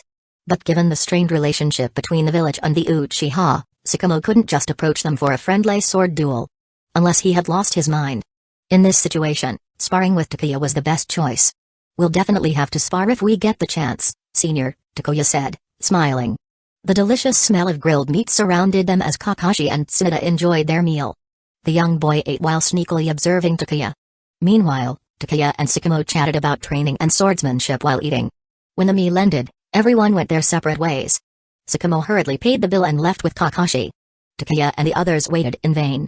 Even when Takuya and Tsunade left, there was no sign of Minato or Nawaki. When Takuya opened the door to his home, what did he see? Minato and Nawaki, drunk and passed out on the living room floor. Empty bottles littered the ground, some even shattered, with glass shards scattered around. "Are you sure that idiot won't turn into a complete alcoholic?" Tsunade asked. "Let him be. You take Minato to rest. Once Nawaki sobers up, I'll have a good talk with him," Tsunade said, shaking her head. 1 or 2 days of this was fine. Tsunade didn't mind, but Nawaki's endless antics were starting to get on her nerves. She felt it was time to have a friendly chat with her brother. "As long as you're happy," Takuya thought, shrugging his shoulders. "After all, he's your brother. And it's not illegal to smack your own brother." Takuya carried Minato over his shoulder and walked away. "Father, you really value that senior, don't you?" Kakashi asked. "It's not about valuing," Sakamo replied, fixing his son's messy hair and straightening his clothes. Then, he lifted Kakashi onto his shoulders as they made their way home. "It's about his strength, it's something I must take seriously. Is Senior really that strong?" There were always rumors circulating about Sakamo Hatake's strength and Asanan's strength as well. But Takuya. It was as if everyone had forgotten about him. "Very strong," Sakamo said, pinching his son's cheek with a smile. Chapter 273, Where does the hidden mist get this confidence? "I want to fight him, not out of politeness, but because his strength deserves that kind of respect," Sakamo said. "Really?" Kakashi's eyes widened. Was Senior Takuya really that strong? Even his father had to take him seriously. Back at home, Sakamo Hatake took out his tea set and motioned for Kakashi to sit down. After Kakashi sat obediently, Sakamo began making tea and said, "For certain reasons, his reputation isn't well known. But that doesn't mean he's weak. In fact, back in the Second Shinobi War, he achieved many feats on the battlefield. Later, due to those reasons, he didn't go to the front lines again and stayed in the village instead. Senior Takuya is from the Uchiha clan? But he has white hair." Kakashi thought back to how Takuya had called him little white-haired. "I hate that nickname. His mother was from the Uchiha clan." Sakamo sighed, shaking his head, clearly regretful. Because of that mixed heritage, Takuya's name had faded into obscurity within the Leaf Village. Sakamo then joked with his son, "If it weren't for Takuya's peculiar habits, I would have loved to ask him to be your teacher." Kakashi. Seeing his son's doubtful expression, Sakamo chuckled helplessly. Never mind, Sakamo thought. Kakashi was still young. When he grew a bit older, maybe he'd understand. The news that Sakamo Hatake had attempted to assassinate the third Mizukage had already spread throughout the shinobi world. Although no one believed the Leaf would actually send someone to assassinate the Mizukage, it didn't stop everyone from enjoying the spectacle. The Leaf's official response was that the entire incident was a misunderstanding. They hadn't intended to assassinate the Mizukage, but rather, it was just an intelligence-gathering mission. Sneaking into another village for intel was one thing, but assassinating a village's leader? Those were two entirely different matters. The former might result in some diplomatic spats, the latter could easily lead to a full-blown conflict, even a war. In response to the Mist Village's accusations, the Leaf offered what they deemed a reasonable explanation. But the Mist didn't seem willing to accept it. Does the Leaf really think we're idiots? If someone snuck into the Leaf and tried to assassinate the third Hokage, would the Leaf just call it a misunderstanding? Would they say it was just intelligence gathering? The people of the Mist Village were incensed by the Leaf's response. Because Sakamo had indeed made an attempt on the Mizukage's life, the Mist completely disregarded the intelligence-gathering excuse. If Sakamo was only there to gather intel, then why did he attack their Mizukage? And only after failing the assassination did he decide to retreat. It was obvious, the assassination attempt had failed, so he fled. The prolonged reign of terror in the Mist Village had left the villagers and shinobi living in a highly oppressive environment. After a while, that kind of atmosphere began to warp people's mindsets. With the third Mizukage fanning the flames, the anger of the Mist Village was quickly ignited. Even those families who usually didn't see eye to eye with the Mizukage joined in, demanding that the leaf hand over Sakamo Hatake. If they didn't, the Mist would declare war. The situation had escalated beyond mere threats; it could evolve into an actual war at any moment.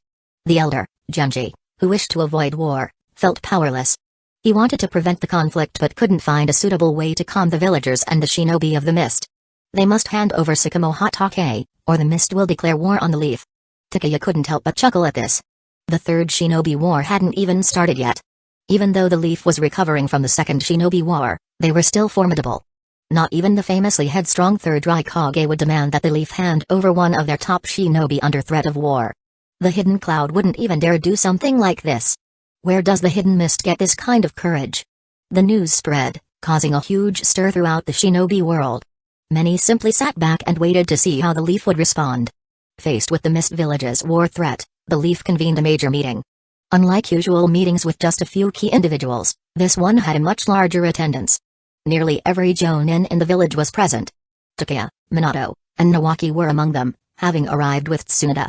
The three sat in a corner of the meeting room. Nawaki grumbled, "The people from the Mist Village must be out of their minds, threatening our Leaf Village with war? They aren't insane, otherwise, they wouldn't be trying something this crazy," Takeya replied. It wasn't just speculation anymore, the third Mizukage was definitely under someone's control. No sane person would do something like this. Damn it. Nawaki couldn't help but curse. Quiet. Tsunade, who was walking over, frowned and smacked Nawaki on the head. Today's meeting was a jonin-level meeting. The fact that they had called such a meeting meant that the leaf was preparing for the possibility of war. All the jonin who weren't assigned to specific duties were present. Takeya and his group were among the younger generation. Cursing in this setting would make Nawaki look immature and poorly disciplined. The meeting room was spacious, but now it was filled with people. Many jonin, who were rarely seen in the village, were present. Even the Uchiha and Hyuga clans, which usually stayed at the political fringes, had sent their jonin to attend. The Hyuga were modest in comparison, while the Uchiha occupied a significant portion of the room. With over 20 Uchiha jonin sitting together, it was quite an impressive sight. In contrast, the Hyuga's presence seemed meager; they had fewer than half the number of jonin as the Uchiha. The alarming part was that not all of the Uchiha jonin were present, some were still occupied with their duties. Otherwise, the Uchiha would have taken up nearly half the meeting room. In the Uchiha section, Mikoto Uchiha glanced at Takeya and winked. Takeya responded with a smile. Hey, I'm not late, am I?" Jiraiya walked into the meeting room, grinning. Tsunade, arms crossed, shot him a cold look. "I thought you'd died somewhere out there. Is that any way to talk to someone? Alright, I can't argue with you, but at least I can avoid you." Knowing he was in the wrong for being away for so long, Jiraiya sheepishly smiled and went to sit next to Takeya and the others. He ended up sitting right beside Takeya. "Jiraiya, your spot is up front. This is where us younger folks sit," Takeya said, pointing ahead. Ahem. Some of the older jonins, who were somewhat lacking in presence, couldn't help but cough at this comment. "Oh, come on now, no need to be so rigid," Jiraiya laughed, giving Takeya a hearty slap on the shoulder. Not bad. Haven't seen you in a while, and you've grown stronger. Try slapping me again." Takeya looked at the handprint left on his shoulder and had half a mind to throw Jiraiya out of the room. No matter how laid back you are, personal hygiene is still important. Judging by his appearance, Jiraiya had probably rushed back to the village upon receiving the news, without even taking a moment to clean himself up before heading straight to the Hokage's office. Go sit up front. Chapter 274, Sakamo Hatake faces opposition from Denzo. Go sit up front. Tsunade mercilessly pulled Jiraiya up, shoving him toward the front of the room before plopping down beside Takeya. She waved her hand in disgust, saying, "You reek. You must have been to those seedy places again." Cough. The sound of suppressed laughter filled the meeting room. Jiraiya, clearly embarrassed, quickly ducked his head and found his seat at the front. "Just stay away from me," Orochimaru thought, shifting his position to put some distance between himself and Jiraiya. Why do all of you avoid me?" Sakamo Hatake, sitting beside Jiraiya, sniffed and gave some considerate advice. "Jiraiya, I know you enjoy your travels, but it's still important to maintain proper hygiene. The smell is noticeable. If one person avoids you, it could be that they just don't like you. If 2 people avoid you, maybe there's some bad blood. But if 3 people avoid you, then you might have a problem. Realizing that everyone was avoiding him, Jiraiya immediately resolved that, as soon as the meeting ended, he would head straight to the baths. And maybe bring a few extra changes of clothes next time, just to be safe. Despite the awkwardness, people in the meeting room were already chatting among themselves. Looks like war is inevitable. The Mist Village must have lost its mind, actually thinking they could start a war with us. The chatter continued until Hiruzen Sarutobi, Denzo, Koharu Udatane, and others entered the room. Lord Hokage. Everyone stood to greet him. The 3rd Hokage nodded with a smile and moved to take his seat at the head of the table, with Denzo and the others seated beside him. Narashikaku, now working as Hiruzen's assistant, swiftly handed out documents detailing the intelligence on the Mist Village and then stood behind the Hokage. What's that smell? The 3rd Hokage was about to speak but paused, sniffing the air. It smelled like something had gone bad. Following the scent, he glanced at Jiraiya, whose face turned crimson. Realizing what it was, Hiruzen wisely chose not to mention it aloud, sparing Jiraiya from further embarrassment. Everyone, please look at the documents in front of you. This is intelligence regarding the Mist Village. Everyone opened their files and began reading. Takeya was somewhat surprised at the amount of information Tsukumo Hatake had managed to gather. He had uncovered quite a few hidden secrets from the Mist Village. After everyone had had enough time to review, the 3rd Hokage began to speak. Recently, tensions between our village and the Mist Village have escalated, as you all are aware. Now, the Mist Village is threatening war, which is something neither I nor this village can accept. The Leaf Village cherishes peace, but that doesn't mean we fear war. The reason for convening this Jonin meeting is because the possibility of war is now very real. According to information from the Uzumaki outpost, Mist Village ninja activities have increased recently. They are clearly preparing for war. Lord Hokage, is war truly unavoidable? Jiraiya asked, concern evident in his voice. While he wasn't afraid, Jiraiya certainly wasn't eager for war to break out. It would mean countless deaths, both for the Leaf and the Mist. I don't want it either, Hiruzen responded, his expression somber. But the Mist Village seems determined to go to war, and our only choice is to respond. If we do nothing, they'll invade the Land of Fire and bring the conflict to our very doorstep. There wasn't much left to say. If war was inevitable, there was no use wishing otherwise. It was better to prepare than hope the enemy would change their mind. Hiruzen was right, they could not allow the fighting to reach the Land of Fire. After this meeting, we will be mobilizing our forces along the coastline, preparing to defend against any incursions from the Mist Village. Among the 5 great shinobi nations, Mist and Sand were considered the weakest contenders. The brutal regime of the Blood Mist era had also weakened the Mist Village's military strength, making them far less formidable than the likes of the Cloud or Stone villages. After conferring with the Advisory Council, Hiruzen had decided to form an elite unit to station along the border in preparation for any attack. This unit would primarily consist of clan ninjas, given the nature of the battlefield. Since the fighting would likely take place near the sea, Mist Village shinobi would have the advantage, and ordinary Leaf shinobi would be at a disadvantage. Sending them would be akin to sending cannon fodder.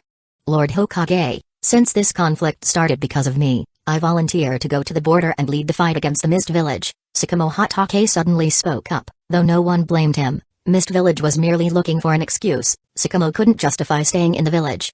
He needed to be on the front lines. Will Lord Hokage allow this? Given Tsukumo's status and reputation, if he went to the front, he would undoubtedly end up leading the operations there. But his prestige was already incredibly high. If he were to achieve great success on the battlefield, it was likely that he'd become the clear favorite for the position of 4th Hokage. No way. The first to oppose was Denzo. He immediately stood up. If Tsukumo Hatake became a candidate for the 4th Hokage, then what would happen to Denzo's ambitions? He could not let that happen. Denzo's objection drew everyone's attention. As expected, Takuya thought, Denzo couldn't stay quiet. Denzo, why are you objecting? The 3rd Hokage asked, his tone calm. Despite his own underlying concerns, he wouldn't openly oppose Tsukumo. But with Denzo stepping in, things were different. Why? Tsukumo couldn't understand why Denzo was opposing him. Meeting Tsukumo's puzzled gaze, Denzo stood and spoke, the reason the Mist Village is threatening us with war is because of your actions. If you go to the front lines, it will only provoke them further, potentially affecting the course of the conflict. Therefore, I believe it's best for you to stay in the village. As for who should lead the front, I think Orochimaru is a good choice. If no opportunities were available, then create them. If the road ahead was blocked, then remove the obstruction. That was Denzo's approach. Denzo was well aware that many people disapproved of him, and it was unlikely that he would be appointed as the commander of the front lines. Tsunoda would be the first to object. So he aimed for second best, Orochimaru, his ally. If Orochimaru wasn't available, then Jiraiya would work as well. It didn't matter who took the position, even if Tsunoda decided to send Takuya, as long as it wasn't Tsukumo Hatake. Tsukumo was already wearing the Hokage candidate's cloak, so if he went to the front lines and further boosted his reputation, it would almost guarantee his selection as the next Hokage. And that was something Denzo absolutely could not allow. You make a good point, Hiruzen said, pretending to think it over and nodding in agreement with Denzo's reasoning. But, Lord Hokage, Tsukumo began. Enough, Tsukumo. Denzo's right. If you were to go, it could anger the enemy further and negatively impact the war. I think it's best if you stay in the village for now and rest. Understood, Tsukumo replied, clearly disappointed as he sat down. What's going on here? Nawaki and Minato both tugged at Takuya's sleeve, seeking an explanation. Takuya glared at them. Cut it out, I'm watching the show. Can't you see it yourselves? This is about fearing his power, or rather, fearing his potential as Hokage. Chapter 275, Orochimaru's strange behavior. If Tsukumo Hatake continued to gain merit and grow his reputation, with the daimyo's support, he could very well become a candidate for the fourth Hokage. But Denzo wanted to become Hokage, which is why he opposed Tsukumo. The third Hokage, Hiruzen Sarutobi, on the other hand, wasn't eager to retire just yet, nor was he willing to give up his power, which led him to temporarily side with Denzo. After all, his intentions were good. If Tsukumo held any grudges, he'd direct them at Denzo and not Sarutobi Hiruzen. It was Denzo who opposed you, not me, Hiruzen thought to himself. Orochimaru, can I trust you with this? Hiruzen asked. I'll take care of it, Orochimaru responded, not rejecting the cooperation with Denzo. At this time, it seemed that Orochimaru still harbored some desire for the Hokage position. Since Denzo had chosen him, Orochimaru simply stepped up. With Orochimaru's agreement, the third Hokage continued, I'll have Jiraiya and Tsunoda assist, I'll stay in the village. Let Jiraiya go, Tsunoda interrupted, standing up before the third Hokage could finish. She refused to leave the village. Initially, Tsunoda hadn't planned on refusing, but the moment Hiruzen began to speak, Takuya pinched her waist under the table. Only then did she stand up and protest. You brat, just wait. You have no idea what's coming. Doesn't anyone teach you not to pinch a woman's waist? And you did it with so much force. Tsunoda glared at Takuya, who responded with an innocent look. Alright then, Jiraiya it is, Hiruzen said, and you'll need to select suitable members for the Jonin team. I'll have Shikaku Nara assist you. Shikaku's father, Nara Shikashige, had already grown old and pushed his son into the limelight. As a gesture of appreciation for his loyal subordinate, the third Hokage wanted to give Shikaku Nara an opportunity to gain experience and recognition. Fine, Orochimaru replied, glancing at Shikaku standing quietly nearby. He didn't reject the suggestion. He did indeed need someone to help handle some of the more tedious matters. Since the sea is the Mist Ninja's primary battlefield, I want the village to assemble a small, but highly capable, elite unit to be stationed along the border, Hiruzen continued. This unit will be composed of selected members from the different clans. I ask for everyone's cooperation. The village needed to be well prepared for a potential war before it actually began, and stationing people along the border to guard against sudden attacks was a part of that preparation. This unit needed to be made up of elite forces and would be led by Orochimaru to the front lines. Upon hearing the Hokage's request, representatives from each clan agreed to provide their full support. After leaving the Hokage's office, Nawaki curiously asked, Takuya, Minato, do you think we'll be sent to the front lines? Who knows? That depends on what Lord Hokage and Orochimaru decide, Minato replied uncertainly. Even though Jiraiya and Orochimaru were their mentors, there was no way to know until they were actually selected. Maybe, Takuya said. He had no idea whether their squad would be chosen and sent to the front lines. However, during the meeting today, he noticed something. Orochimaru seemed to be striving for something. This was unlike Orochimaru's usual demeanor. Orochimaru had some desire for the position of Hokage, but he never actively fought for it.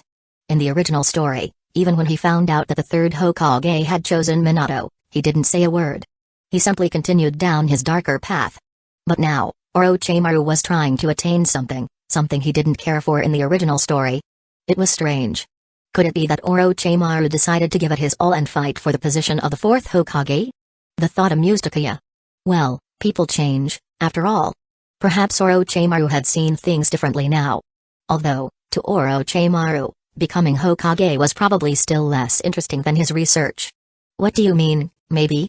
Nawaki asked, looking at Takuya walking ahead of him. Minato, what do you think Takuya is trying to say? Is it what I think it is?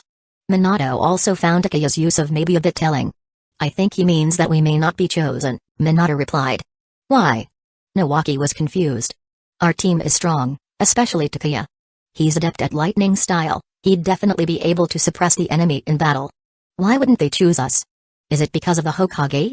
Nawaki wondered aloud, naturally assuming that it was the third Hokage opposing Takuya again. After all, Hiruzen had a track record, and it wasn't a good one. Should I explain? Minato hesitated. He wasn't as naive as Nawaki. From Takuya's seemingly ambiguous statement, he deduced a lot.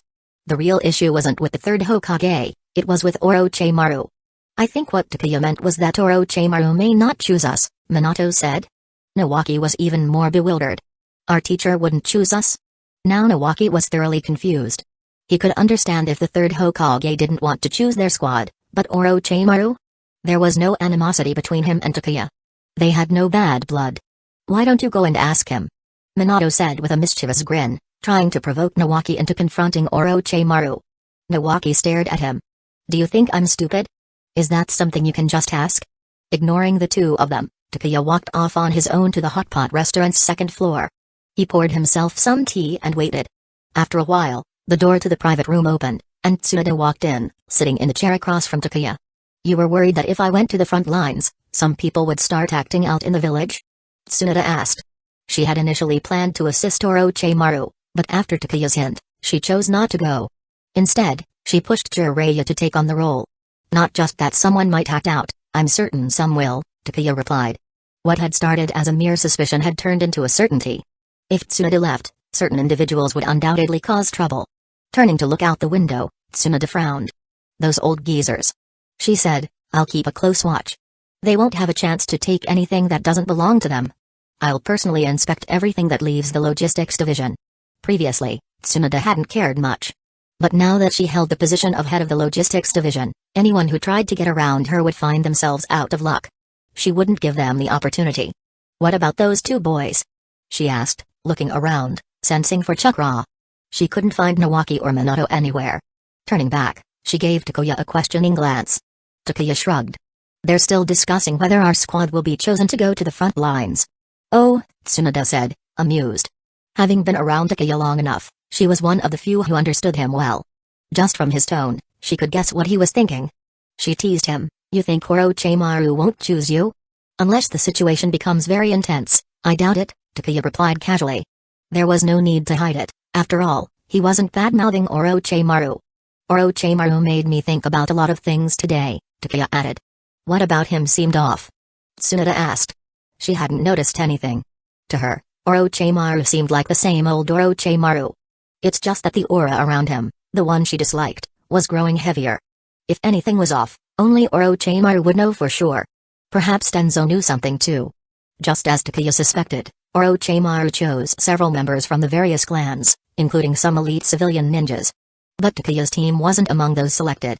Chapter 276, Orochimaru, Denzo, you have no idea how dangerous Yagami Takuya is. Why didn't teacher Orochimaru choose us? Nawaki asked. Their squad hadn't been selected, and Nawaki went out of his way to confront Orochimaru about it. Teacher, you've selected a lot of people from various clans. Why wasn't Takuya's squad included? Nawaki spoke confidently. In Hidden Leaf Village, he was sure that Takuya's team was one of the strongest. Yet despite that, Orochimaru still hadn't chosen them. Facing Nawaki's questioning, Orochimaru simply smiled, patting his head before explaining, Nawaki, you need to understand that right now we're just preparing. The war hasn't actually broken out yet.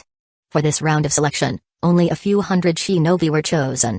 Once war officially begins, Takuya's squad will definitely be sent to the front lines. But if the war hasn't started and it's just precaution, why are both you and Jiraiya being sent to the border? Nawaki pressed further. That's the decision of the old man, Orochimaru said, tossing the blame onto Hiruzen Sarutobi, the third Hokage. Currently, Denzo was keeping a low profile, so pinning it on him didn't make sense. If Denzo couldn't take the heat, then it was better to lay it on the third Hokage. After all, Nawaki was not about to march into the Hokage's office and confront Sarutobi directly. Nawaki was left speechless and had no choice but to leave feeling frustrated. March into the Hokage's office to question the third Hokage? Nawaki thought that if he dared to do that, Tsunoda would most definitely punish him. Just the thought of his sister's iron fists made Nawaki abandon any such notion.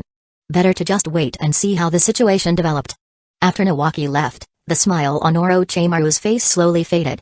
I don't recall you having a habit of eavesdropping, Orochimaru said, his voice growing cold. Denzo slowly stepped out from the shadows, his expression impassive. I wasn't eavesdropping, Orochimaru. I merely happened to pass by, Denzo replied. Denzo, eavesdropping? Impossible. He didn't need to eavesdrop, he could simply send subordinates to do it for him.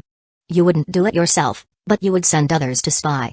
Orochimaru sneered coldly, his slit-like pupils filled with disdain, clearly unimpressed by Denzo's blatant lie. Sometimes lies are for their own good. It's not yet the right time for Takuya's squad to be sent to the border. Are you afraid Yagami Takuya will steal your glory? Denzo asked, narrowing his eyes. That's because you have no idea how terrifying Takuya really is, Orochimaru replied. In a way, you're lucky.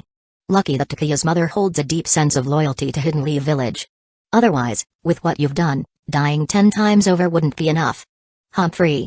Denzo snorted, clearly not in the mood for a philosophical debate.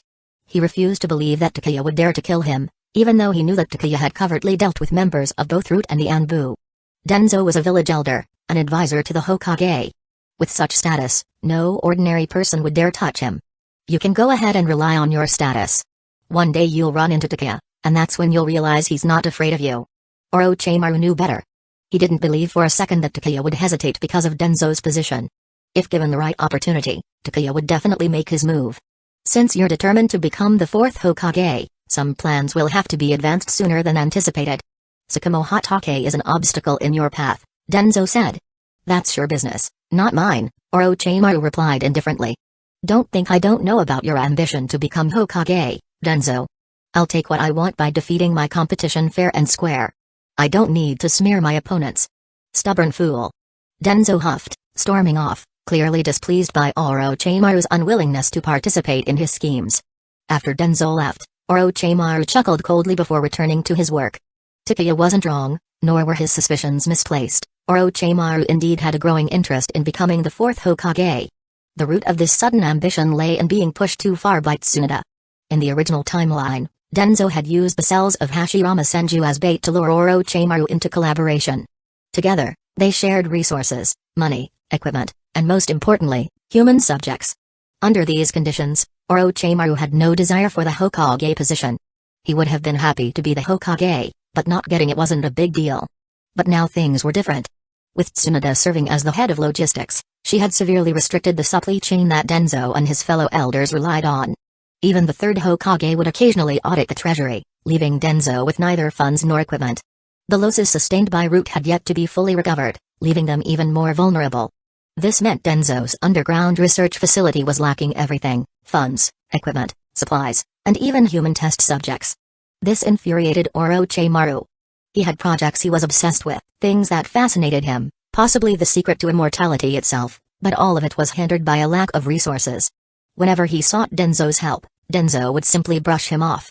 Over time, Orochimaru decided that the only way to get what he wanted was to aim for the position of Hokage. As the Hokage, he would have free reign over his research, funds, supplies, and human subjects would be limitless. Relying on Denzo? Impossible. Tsunoda had the elders cornered. Just as Takuya had predicted, with someone like Tsunoda at the helm of either logistics or finance, Denzo and the elders were effectively neutered. They were stuck, unable to advance or retreat comfortably. Denzo should consider himself fortunate that the 3rd Hokage insisted on retaining control over the finance department. Had Tsunoda taken over finances, Denzo's life would have been far worse. Compared to finances, the logistics department was almost insignificant. If Tsunoda controlled the finances, Root would have no future, and the elders wouldn't be able to do anything. Logistics might inconvenience them, but controlling the finances would be their death sentence. Denzo, you're going to regret underestimating him, Orochimaru muttered to himself. Denzo still underestimated Takuya. Orochimaru believed this was foolish and that Denzo would pay the price eventually. He needed to make preparations. Currently, he was in competition not just with Tsukumo Hatake but with Denzo as well. Orochimaru wouldn't stoop to slandering Tsukumo Hatake, but Denzo definitely would. Which meant his true competition was Denzo, a man who operated from the shadows. And for the time being, Denzo wouldn't pose much of a threat. Orochimaru felt that his goal of becoming the fourth Hokage wasn't as difficult as it seemed. As long as the third Hokage was willing to step down, he had a significant chance. Tsukumo Hatake's reputation was tarnished. Denzo lacked the standing and had too many weaknesses. Jiraiya had no interest in becoming Hokage. And Tsunade?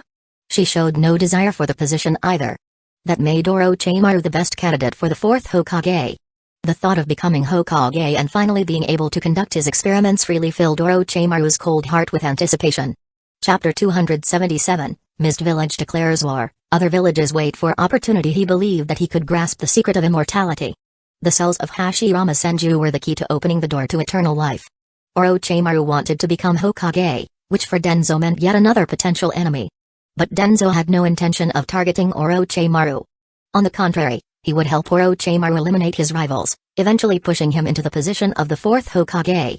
Orochimaru, like Denzo, operated in the shadows. They were like insects tied to the same thread, neither could easily shake off the other.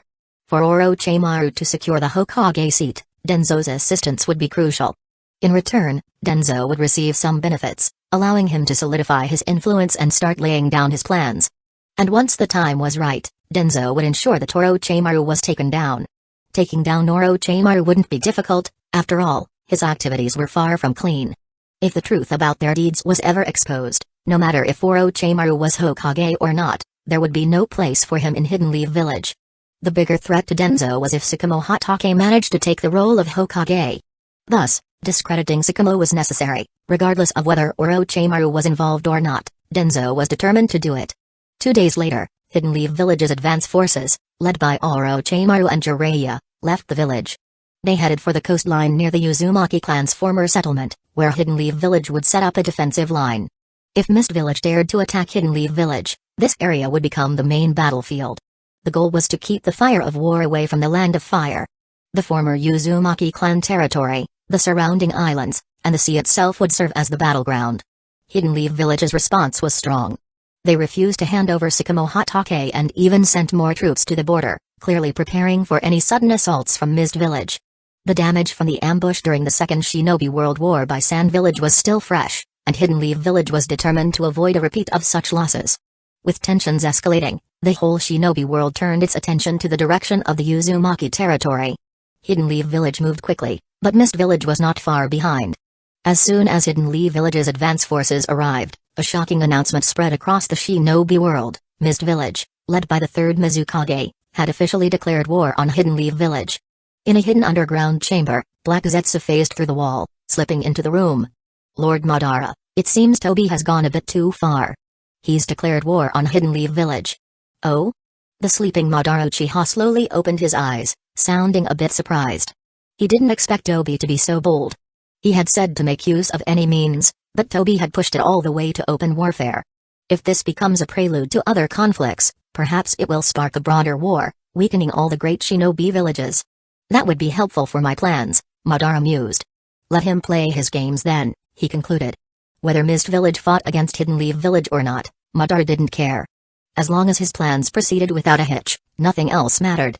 Besides, a weakened state for all 5 of the great shinobi villages would only be beneficial to him.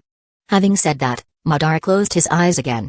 Black Zetsu, meanwhile, contemplated whether to further stir the pot and drag the other villages into this escalating conflict.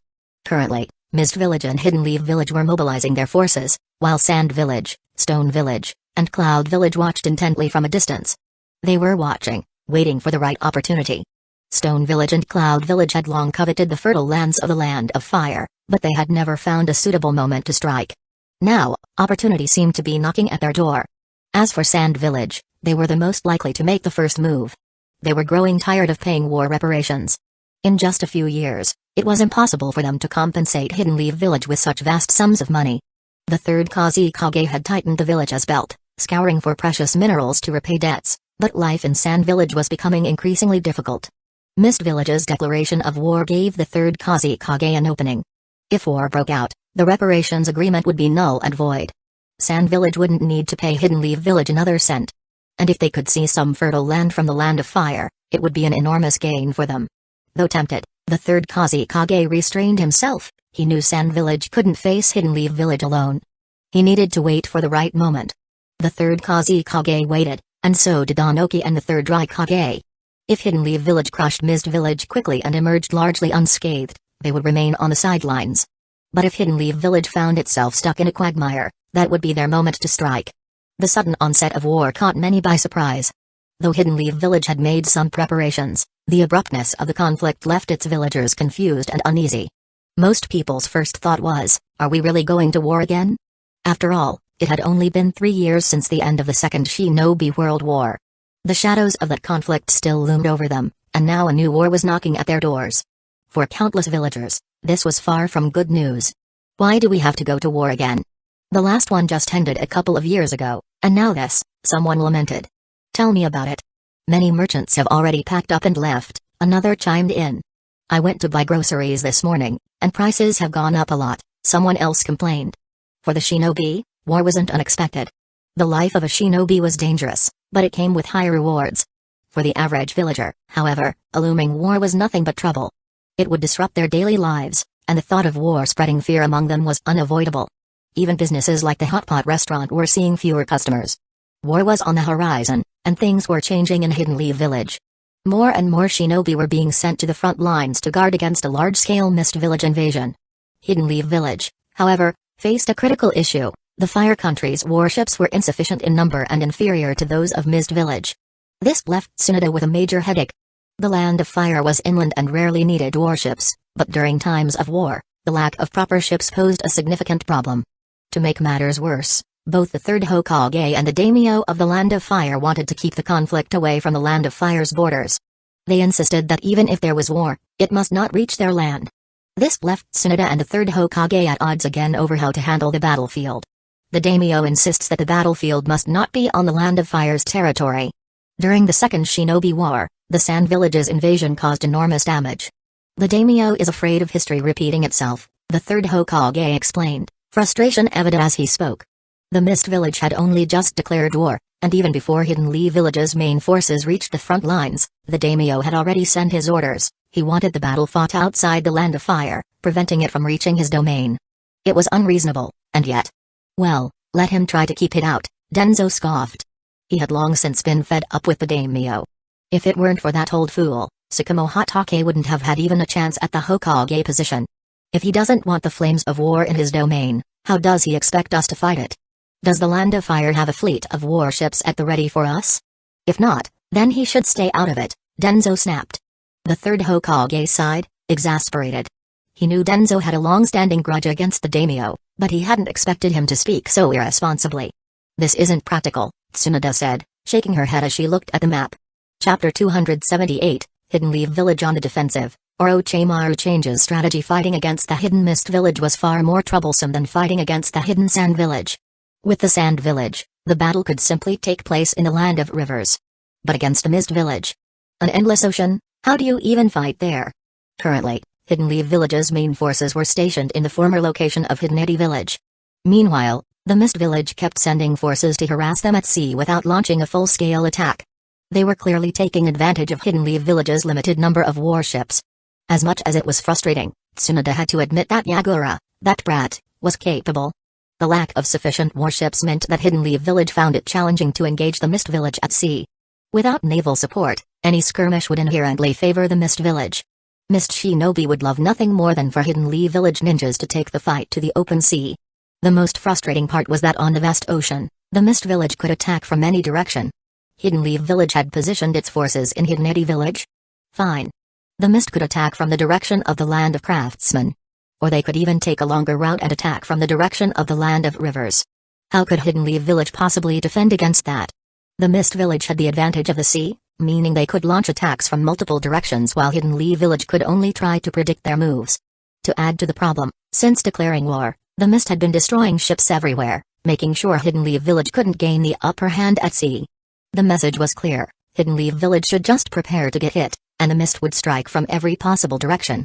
The Mist Village has the upper hand at sea. They can attack from anywhere, while Hidden Leaf Village struggles to defend. Even if we wanted to move the battlefield to the Land of Bears, the Mist Village wouldn't agree, Tsunoda pointed out. In wars between major powers, small countries often became battlegrounds. But the Mist Village wasn't playing by those rules. Even if the Land of Bears avoided becoming the main battlefield, the Mist Village wouldn't make it easy. The mist controlled the mobility. They could attack wherever and however they wanted. Only a fool would move to the land and face Hidden Leaf Village in a protracted siege battle. The third Hokage looked troubled, and Denzo was frowning. Koharu Uchiha and Hamura Mikado, the other two advisors, kept their mouths shut. They had no good solutions for this situation either. If the mist launched a direct attack, Hidden Leaf Village would be ready. But they refused. They were content to cause chaos everywhere, harass at every turn, exploiting Hidden Leaf Village and the Landifire's lack of naval power. Harassments and constant skirmishes were more than enough to make Hidden Leaf Village's forces anxious and exhausted. Orochimaru, who had initially planned to accumulate military achievements and boost his reputation, realized he had underestimated the difficulty. The Mist Village was far trickier than the Sand Village. If the Mist dared to launch a proper attack, Orochimaru was confident he could teach them a painful lesson. The problem was that they wouldn't come at them directly. Instead, they kept harassing and striking at random points.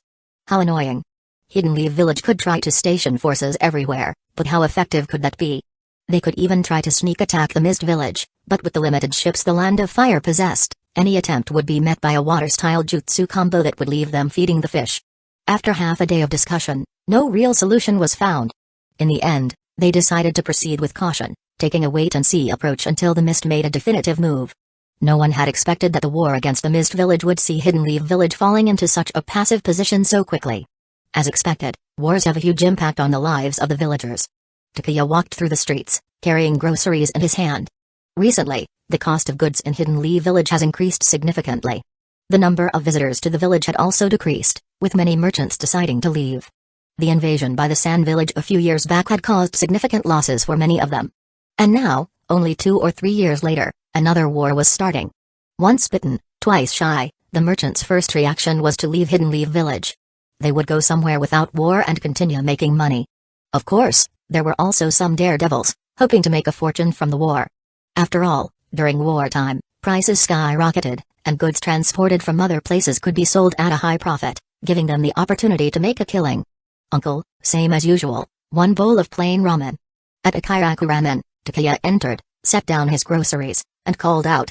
Clang. Tuki's rolling pin clattered to the ground.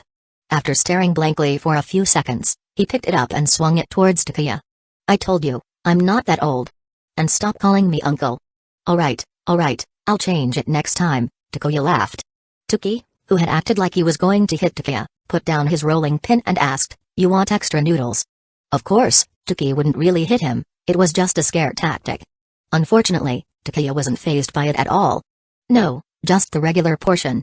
I'm cooking at home tonight, so I want to eat light for lunch. Alright, give me a moment. As Tuki began cooking, Takuya looked around at the remodeled ramen shop, surprised. Tuki, you've even got a fridge now? He opened it to find various drinks inside. Tuki answered with a grumble, it's all because of you, complaining every time you came in about how the only thing in this place was ramen. So, I got a fridge last month. There are drinks in there, take whatever you want. Today, it's on the house. I thought you'd never take any suggestions. Takuya laughed. Tuki could be quite stubborn, especially if someone criticized his cooking or said the portions were too small. In such cases, he wouldn't hesitate to throw his rolling pin at you. Many shinobi couldn't dodge that rolling pin, and Nawaki had taken a few hits from it as well. As long as you don't complain about the taste or the portion, I'll consider other suggestions, Tuki said, turning over the noodles. Besides, having only ramen in a ramen shop is a bit lacking. Guests should at least be able to have something to drink. In the winter, it wasn't as much of an issue, a hot bowl of broth could warm the stomach. But in summer, it was different. The heat made hot soup less appealing. Today's ramen is on me, so eat up, alright? I remember last time you had 3 whole bowls. A familiar voice approached as Tsukumo Hatake entered the shop with his son, Kakashi. Lifting the curtain, Tsukumo saw Takuya slurping down his noodles. Takuya. Tsukumo laughed. Kakashi shyly looked at Takuya. After Tsukumo's recent comments, he had grown more curious about him. Senior, what a coincidence, Kakashi greeted. Yes, quite a coincidence, Takuya smiled. After seating Kakashi, Tsukumo sat beside Takuya and called out to Tuki, 2 bowls of extra large pork ramen, and add some extra veggies. Got it, just a moment, Tuki replied. I thought you'd be heading to the front lines with the main forces, Takuya remarked. Things are still uncertain, so I'll be going with the next group, Tsukumo explained. At this point, Orochimaru had stopped worrying about earning accolades or boosting his reputation. Ensuring victory in this war was the priority.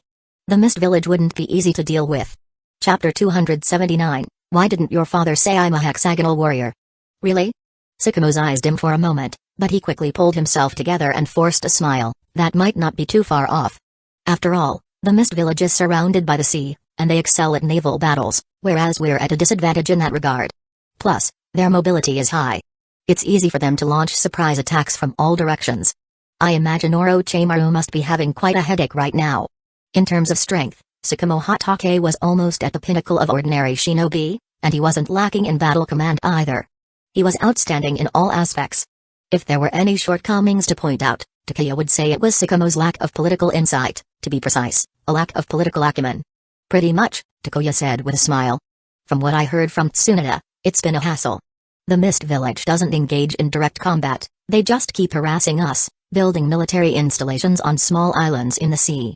It probably won't be long until you get the order to head to the front lines, senior. Ha ha ha, I hope so. Sakamo's mood lifted quite a bit after hearing Takeya's words. Ever since his request to head to the front lines was denied, he'd been cooped up at home, feeling down. So much so that he didn't even have the motivation to prepare food for his son. Instead, he took his son out for ramen. Senior, I'm finished. I'll take my leave now. Alright, take care. I'll treat you to a meal next time. Takeya paid for their ramen along with his own. Sakamo didn't think much of it, he figured he'd just return the favor next time.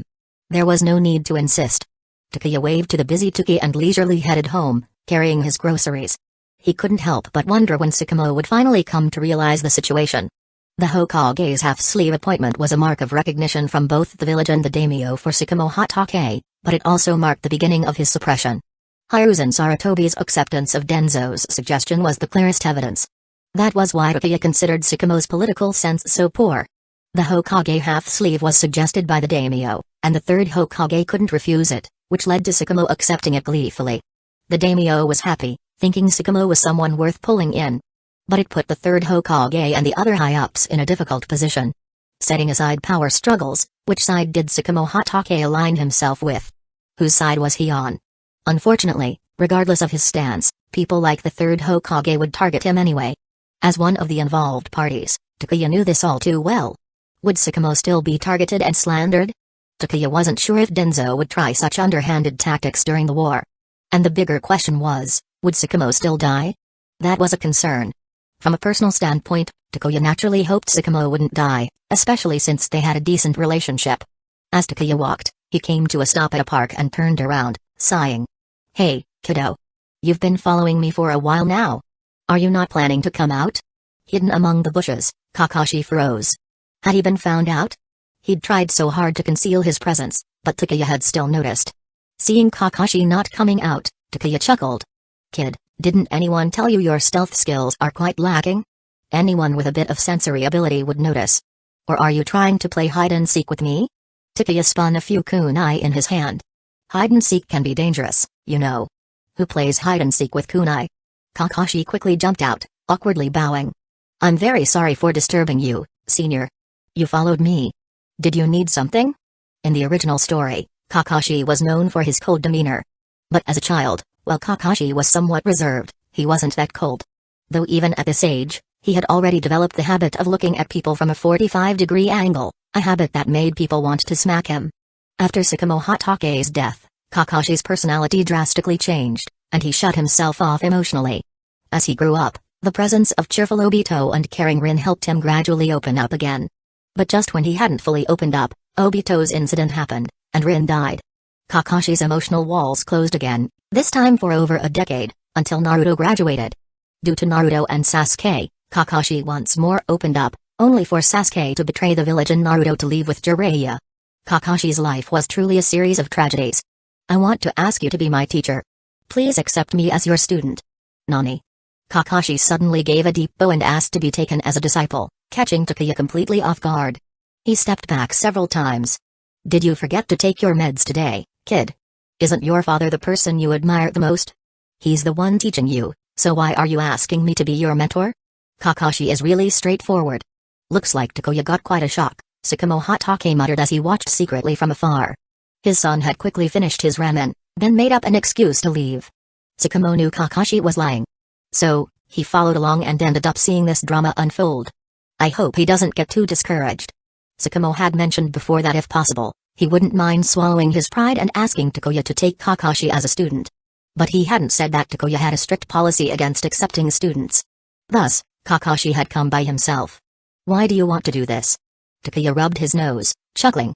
You're learning the Hatake swordsmanship. Your father is the best teacher you could have. There's no need for you to train under someone else. Still bowing, Kakashi said earnestly, Father said your swordsmanship and taijutsu aren't inferior to his, and your mastery of lightning style and even ganjutsu surpasses his own. He said you're one of the few truly suitable teachers for me, so please, senior, accept me. Why didn't your father say that Yagami Takuya is a hexagonal warrior while he was at it? Takuya wasn't really an all-around prodigy. He dabbled in many things but didn't specialize in everything. His expertise in ganjutsu and ninjutsu wasn't particularly strong. He mostly relied on his eccentric dance skills for ganjutsu, and he didn't use many different ninjutsu techniques. Hearing such high praise from Kakashi was rare, but unfortunately, he would have to disappoint the boy. Takuya shook his head and flicked Kakashi on the forehead. Kakashi yelped, holding his head in pain. He could feel a small bump forming. He really didn't understand why Takuya had flicked him. Kid, remember this, I don't take on students. That includes you. So don't try this again in the future. As I said before, your father is the best teacher for you. And don't listen to your father talking nonsense. He's much stronger than me. See you around, little guy. With a wave of his hand, Takuya vanished, leaving Kakashi rubbing his head and staring blankly at where Takuya had been. Just like that? You don't take students, but did you really have to flick my forehead? It hurt. Chapter 280, The condition set forth by Sakamo Hatake. Back at home, Takuya took 2 bottles of water from the fridge and placed them on the table. A few seconds later, Sakamo Hatake jumped down from the balcony. Takuya twitched at the corner of his mouth. Senior, the balcony's paint was just touched up. Sakamo froze for a moment, turned around in surprise to see the 2 footprints he left, and his face instantly flushed. He awkwardly raised a hand to scratch his head. Ahaha, I didn't notice. Next time, I'll come through the front. Definitely next time. Yeah, right. What's with you people and not using the front door? Either climbing through windows or jumping off balconies. Oh well, guess I'll get used to it. Takuya shook his head and decided not to dwell on it. Senior, are you here for Kakashi? Sakamo smiled and nodded. Yes, I'm here for Kakashi. The kid has a lot of potential, which is why I came to see you. Although I can teach him myself, I don't want him to be overly influenced by me. Why me, though? Takuya was a bit speechless. In the entire village of Hidden Leaf Village, wasn't there anyone else who could teach Kakashi? Senior, if it's about swordsmanship, there are many skilled sword masters in Hidden Leaf Village. If it's taijutsu, you can find plenty of qualified people. The same goes for using and mastering lightning style. Besides, I have a habit of not taking disciples. Why do you think Kakashi would grow well under me? I don't think I'd be a good teacher. Sakamo let out a hearty laugh, took a few sips of water, and sighed, a hint of melancholy in his voice. To be honest, I've been reflecting on my shortcomings these past few days, and I realized I have quite a few of them. Like this one. He lifted his arm, showing Takuya the sleeve of his Hokage half-robe. A lot of people think I can be the 4th Hokage. What about you? That's straightforward, huh? I was just saying that Sakamo Hatake lacks political savvy, and here he is, practically proving me wrong. Probably. There might be some difficulty. Why is that? Because this half-robe came from the daimyo's recommendation, not the Hokage's direct nomination.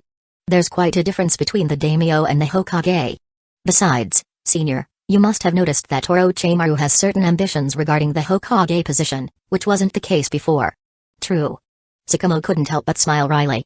Honestly, I don't care much about whether I can become Hokage or not. This half-robe, regardless of who proposed it, is an honor that I cannot and will not refuse. Maybe that's the influence of the samurai spirit.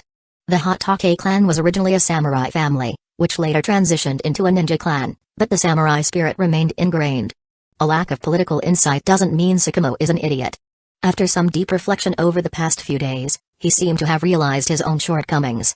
I don't want Kakashi to end up like me, which is why I told him about your past. You, Takuya Yagami, are not just an unknown elite jonin of Hidden Leaf Village, you're a genius of the village, a hero, a contributor. Kakashi is too withdrawn. If he continues learning from me for too long, I'm afraid he'll become even more introverted. That's why I hope you can take him in.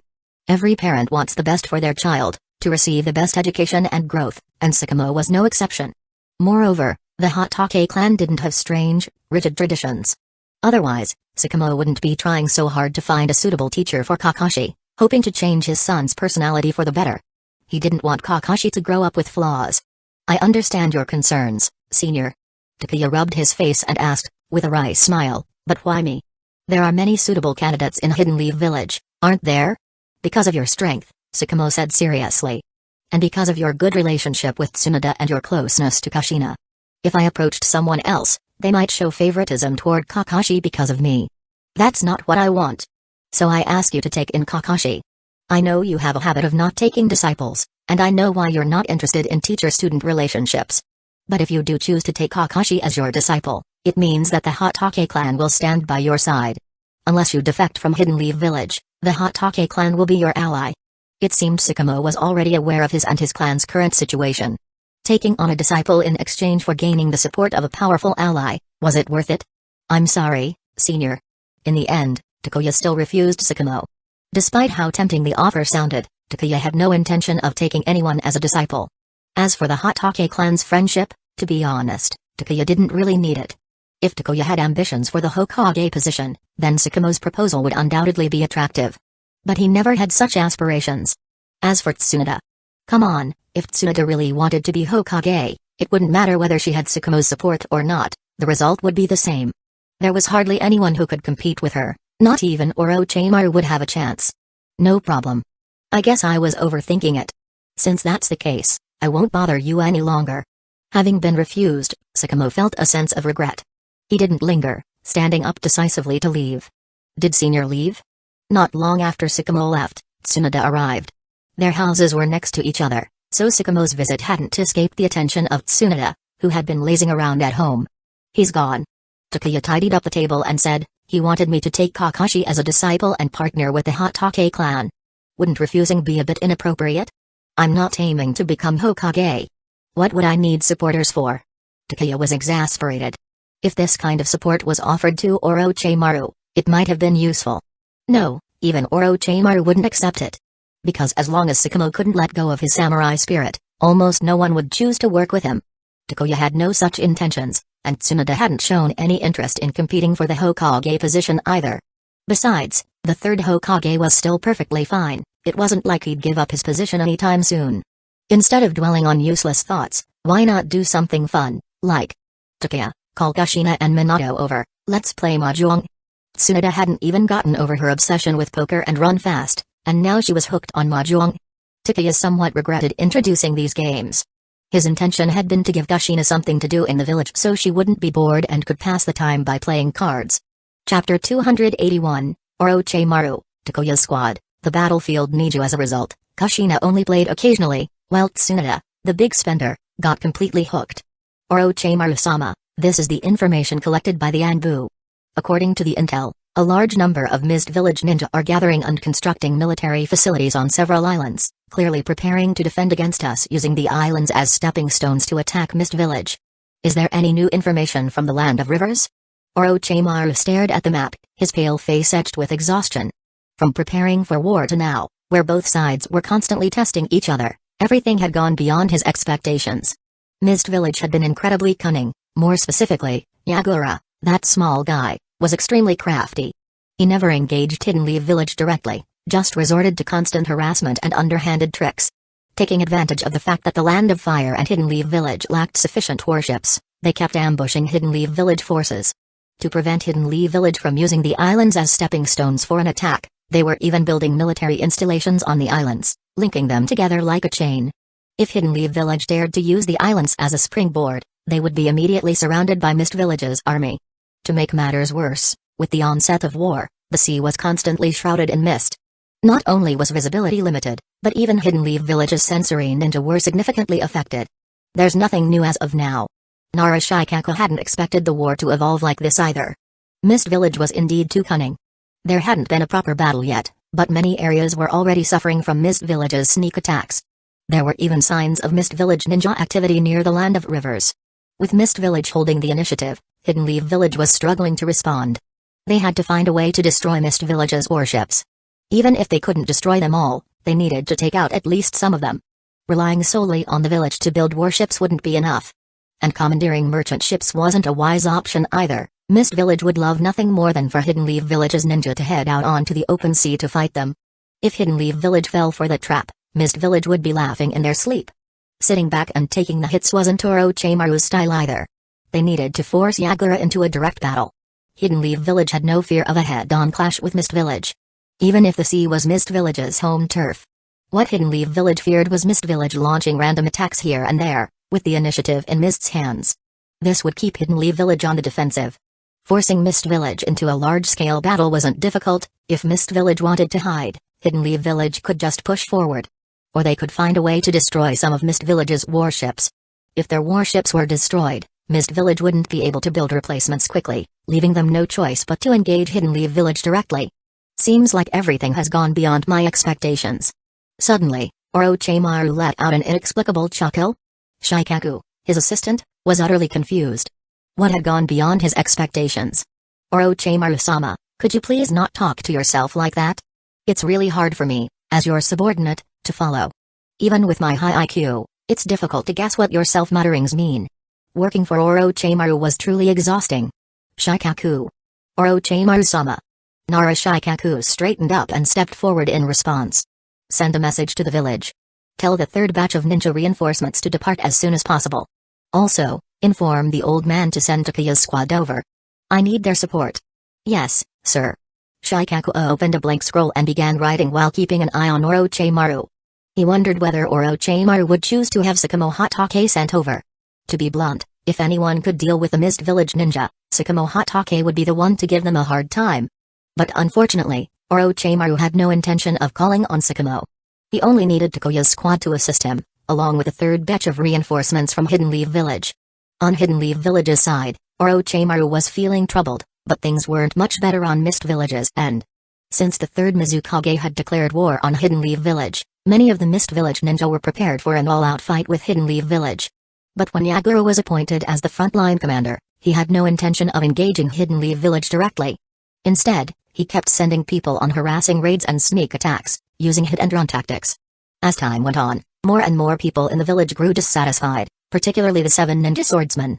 Although they had lost Seimata, Mist Village had chosen new members to join the 7 ninja swordsmen. How cowardly. Jazobiwa leaned against the ship's railing, purposely making a comment. It seems the enemy has been spun around by our esteemed commander and will soon be defeated without a fight. Ha ha ha. Jazo's words drew laughter from the others. Although Yagura was appointed as commander, many in Mist Village didn't respect him. The 7 ninja swordsmen, in particular, didn't see eye to eye with him. And it wasn't just the 7 ninja swordsmen, many others were also amused. I know you want to kill Hidden Leaf Village's Takeya Yagami and reclaim Seimada. I also know you're unhappy with me, and you want to engage the enemy head-on instead of being sent on sneaky missions. Yagura, unfazed by their mockery, provocatively replied, whether you like it or not, you'll have to deal with it because the Mizukage and the elders appointed me as the commander, not any of you. TCH, don't get cocky. One day, I'll take your head. Jazo scoffed, directly confronting Yagura in front of many people. Yagura didn't care. He crossed his arms and coldly said, only weaklings resort to poisonous words to provoke others. To be honest, I don't have much faith in you 7 ninja swordsmen. Don't forget how Fuki Suikazan was killed, struck down with one blow, his heart pierced without any sign of struggle. Perhaps you think Takeya Yagami is just a kid, and you see me as a coward who didn't dare to fight him. I hope when you encounter Takeya Yagami, you'll still be able to laugh. And boom. A massive surge of chakra erupted from Yagura, locking onto the 7 ninja swordsmen. Don't think that just because you're specially trained warriors from the village, you have the right to challenge me. If you try this again, I won't hesitate to take your heads back to the Mizukage and elders to atone for your arrogance. Yagura. With that enormous burst of chakra, Yagura transformed from an unimposing little figure into a terrifying monster. The 7 ninja swordsmen could no longer laugh.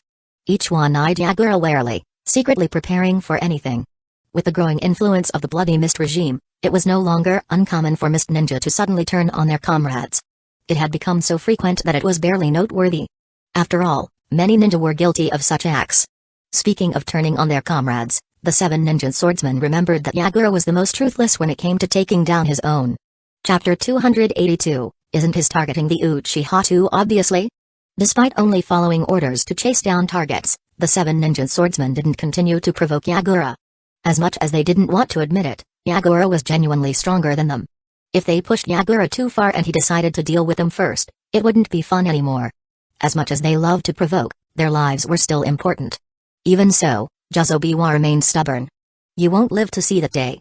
Once I encounter Takuya Yagami, I'll personally chop off his head with my executioner's blade, and show you, Yagura, that so-called geniuses are nothing but a joke. I hope you can deliver on that. Yagura looked at Juzobiwa like he was an idiot. Even in Hidden Leaf Village, there was plenty of internal conflict. In Mist Village, where killing your own comrades was easier than slaughtering pigs, internal strife was even more intense. It was perfectly normal for people to be dissatisfied with Yagura.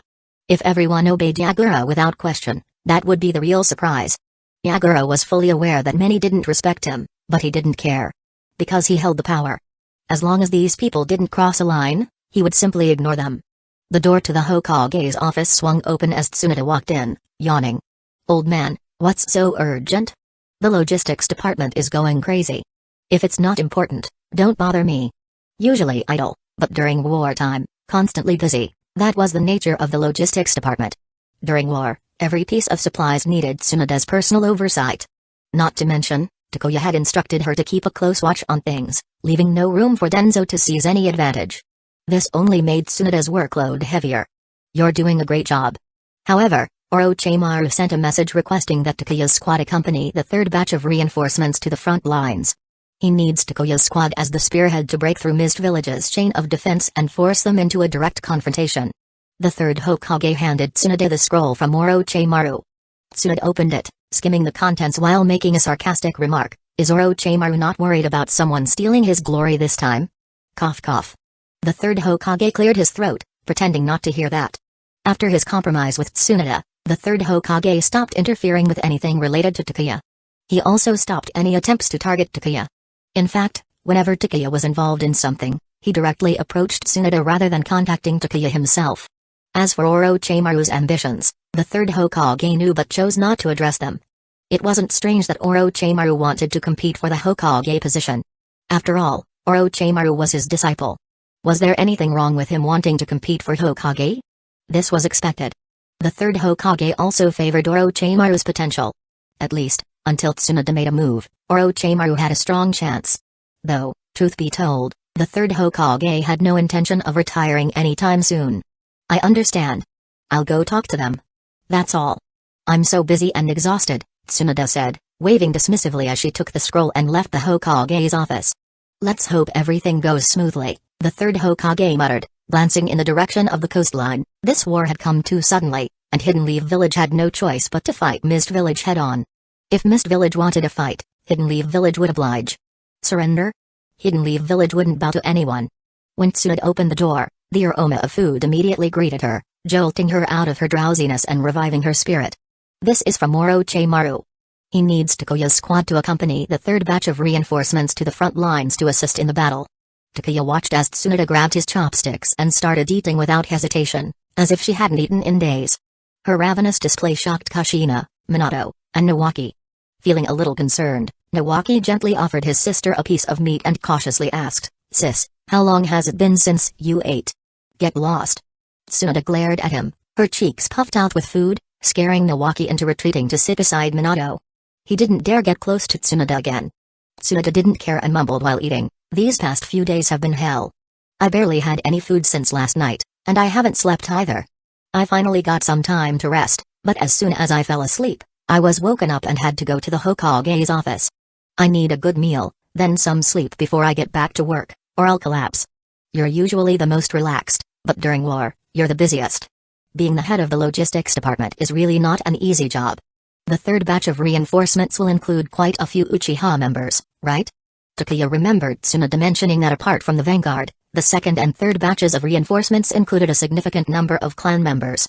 Especially the third batch, which had a large number of Uchiha members. Denzo said there are many Uchiha ninja, and their strength is well known, so it made sense to deploy more of them. Tsunade explained in between bites. I knew Denzo was up to no good. Sure, the Uchiha clan had many ninja, and their individual strength was impressive. But the problem was, the Uchiha specialized in fire style. Sending them to fight Mist Village ninja on the coastline, or even on the open sea. That's ridiculous. Fire style would be almost useless in that situation. Denzo really is something. Coming up with such an excuse, and the third Hokage even approved it. At this point, many Uchiha members were probably cursing. The Uchiha clan had already contributed one group of ninja, and now they were being asked to send a second group. If this wasn't targeting the Uchiha, then what was? And they were being sent to fight Mist Village. Anyone with half a brain could figure out what happens when a bunch of fire-style users go up against water-style specialists. Water beats fire, it's not just a saying. Even though many Uchiha had lightning style as their second chakra nature, Denzo is really up to no good. He's never been a good person. He's always trying to monitor me and keep me under the control of the Root Division. Kushina chimed in, listing her grievances against Denzo. If she had to pick the one person she hated most in Hidden Leaf Village, it would undoubtedly be Denzo. Even Minato and Nawaki disliked Denzo's presence. Yet somehow, Denzo managed to maintain his position in Hidden Leaf Village as leadership circle. Hearing Kushina's complaints, Takuya grinned and teased her. The next time he tries something, just have Kurama fire a tailed beast bomb at the Root headquarters. I bet after a few hits, he'll stop messing with you. That's actually a pretty good idea. Kushina looked intrigued. Where is the Root headquarters, anyway? Kurama will find it. Trust in him. If anyone could find the Root headquarters, it would be Kurama, with his incredible sensory abilities. Are you out of your mind? Encouraging Kushina to do something like that. Minato and Nawaki were speechless, though the idea was strangely tempting. If the Root headquarters were blown up, it would be quite the spectacle. Denzo would probably be furious. Who knows, maybe a single-tailed beast bomb could wipe out Denzo entirely. Enough already. It's one thing to joke about doing that outside the village, but you can't just throw a tailed beast bomb inside the village. Tsunade had a headache. Was Takuya really encouraging Kushina to do something like that, right in front of her? And worse, Kushina seemed to be seriously considering it. Tsunade was genuinely worried that one day, if Kushina had a bad day, she might actually unleash a tailed beast bomb on the Root headquarters. That would be quite the disaster. And it wasn't like Kushina was someone you could easily control. If she got angry enough to let Kurama take over her body, the results would be...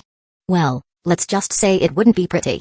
Chapter 283, If you can't handle it, you might as well hand over power. Takuya laughed heartily. So, you have to keep a close eye on Denzo. Don't let him mess around, he's always had plans to control Kushina. For people like him, you have to be tough. If you're too soft, he'll be the first to play dirty tricks on you. Cough cough. Minato interrupted with a bitter smile. Takuya, enough. I'm afraid if you keep talking, the Anbu will invite us for tea later. Oh, stop it. What are you scared of? Your teacher is Jiraiya, the Anbu wouldn't dare mess with you. I'm not even worried, so why are you? In the past, wherever Kushina went, the Anbu would always keep a close watch on her. But things were different now. Kushina had full freedom as long as she didn't leave Hidden Leaf Village. I really wish I could go with you all to the land of whirlpools. Since arriving in Hidden Leaf Village, Kushina had never left the village. She longed to visit the ruins of the land of whirlpools. But the village wouldn't allow her to leave. With her strength, Kushina could easily force her way out if she wanted. But being kind-hearted, she didn't want to cause trouble for Tsunade. Takuya ruffled her hair and smiled. There will be an opportunity. Who knows? Maybe it'll come soon. What kind of opportunity? Tsunade put down her chopsticks, her ears perking up.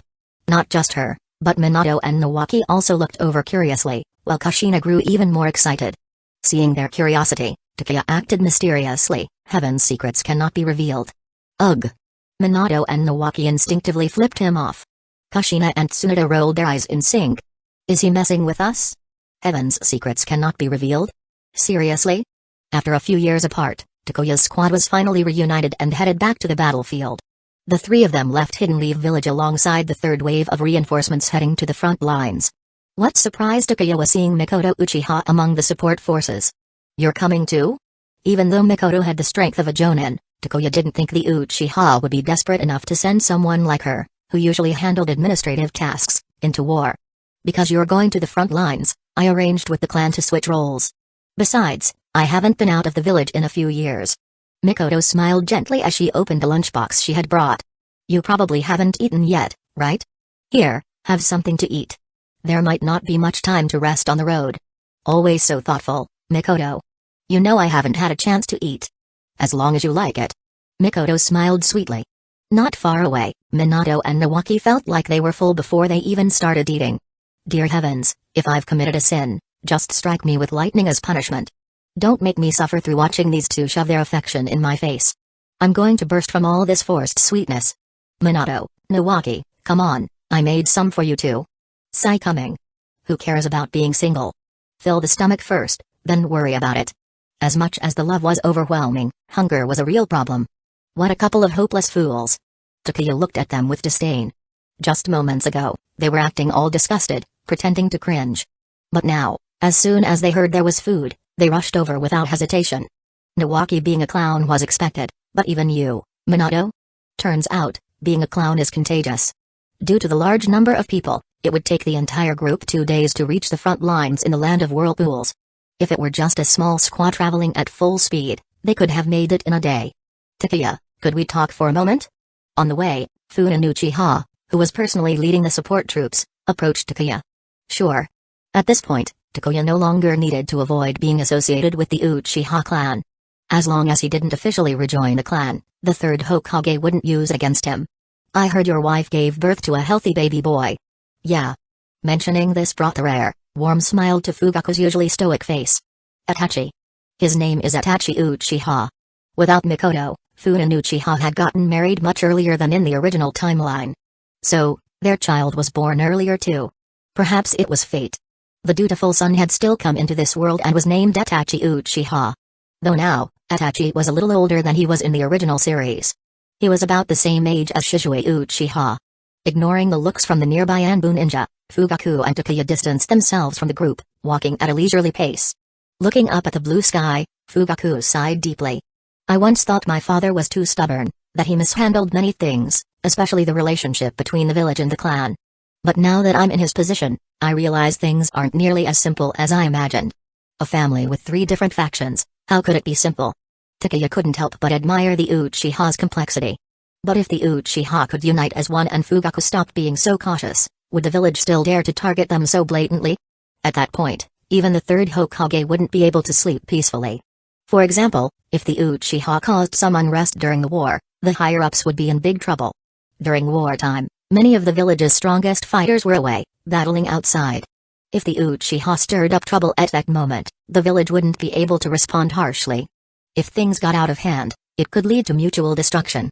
Hidden Leaf Village's enemies would probably laugh themselves awake from dreaming of such a scenario. There are just too many people vying for power, Takuya said bluntly, pointing out the Uchiha's biggest problem. There are too many factions, hawks, doves, centrists. And on top of that, there's a clan head who lacks resolve. Funin Uchiha. The first part of Takuya's statement made Fugaku feel somewhat validated, but the final comment left him stunned. A clan head who lacks resolve? Was Takuya talking about him? You don't understand. Don't give me that. Takuya cut him off without hesitation.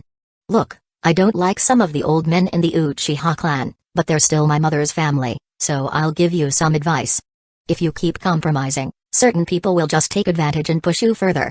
Given the current situation, if you don't have the courage to make changes, you might as well hand over the power to those hawkish elders. At least they can make the higher-ups feel threatened. But you. Takuya shook his head, showing no mercy in his critique. All I see from you, Fugaku, is compromise and retreat, with no sign of strength. Actually, you do show strength, but only within the clan. Outside of it, you're all about compromise. Wake up. If you don't even have the resolve to reform your own clan, what right do you have to improve relations between the Uchiha and the village? This so-called bad relationship isn't even about the whole village. It's just the higher-ups targeting the Uchiha. Sure, the clan's actions have made them unpopular with the villagers, but that's just dislike. The higher-ups? It's not just dislike, they genuinely want to get rid of you. I just hope the Uchiha don't disappear on your watch. After the war, I'll have Mikoto and Auntie move out of the Uchiha compound. If your clan wants to self-destruct, don't drag them down with you. Leaving the dumbstruck Fugaku behind, Takuya returned to the group. Chapter 284, Orochimaru, talking bad about me right in front of my face. Leaving the stunned Funin Uchiha behind, Takuya returned to the group. Getting all those words off his chest felt great. Takuya had wanted to give Fugaku a piece of his mind ever since watching Naruto in his previous life. Now, he finally had his wish fulfilled. He wasn't joking about moving Mikoto out of the Uchiha compound either. Once the war ended, he'd get to work on that. The Anbu secretly reported the conversation between Takuya and Fugaku back to the village, but Takuya didn't care about that at all. Ever since getting scolded by Takuya, Fugaku had worn a sour face, which left the rest of the Uchiha members confused and clueless. What exactly did Takeya say to their clan head? It was enough to put Fugaku in such a bad mood. Some even approached Mikoto privately, asking if she could find out from Takeya what the two had talked about.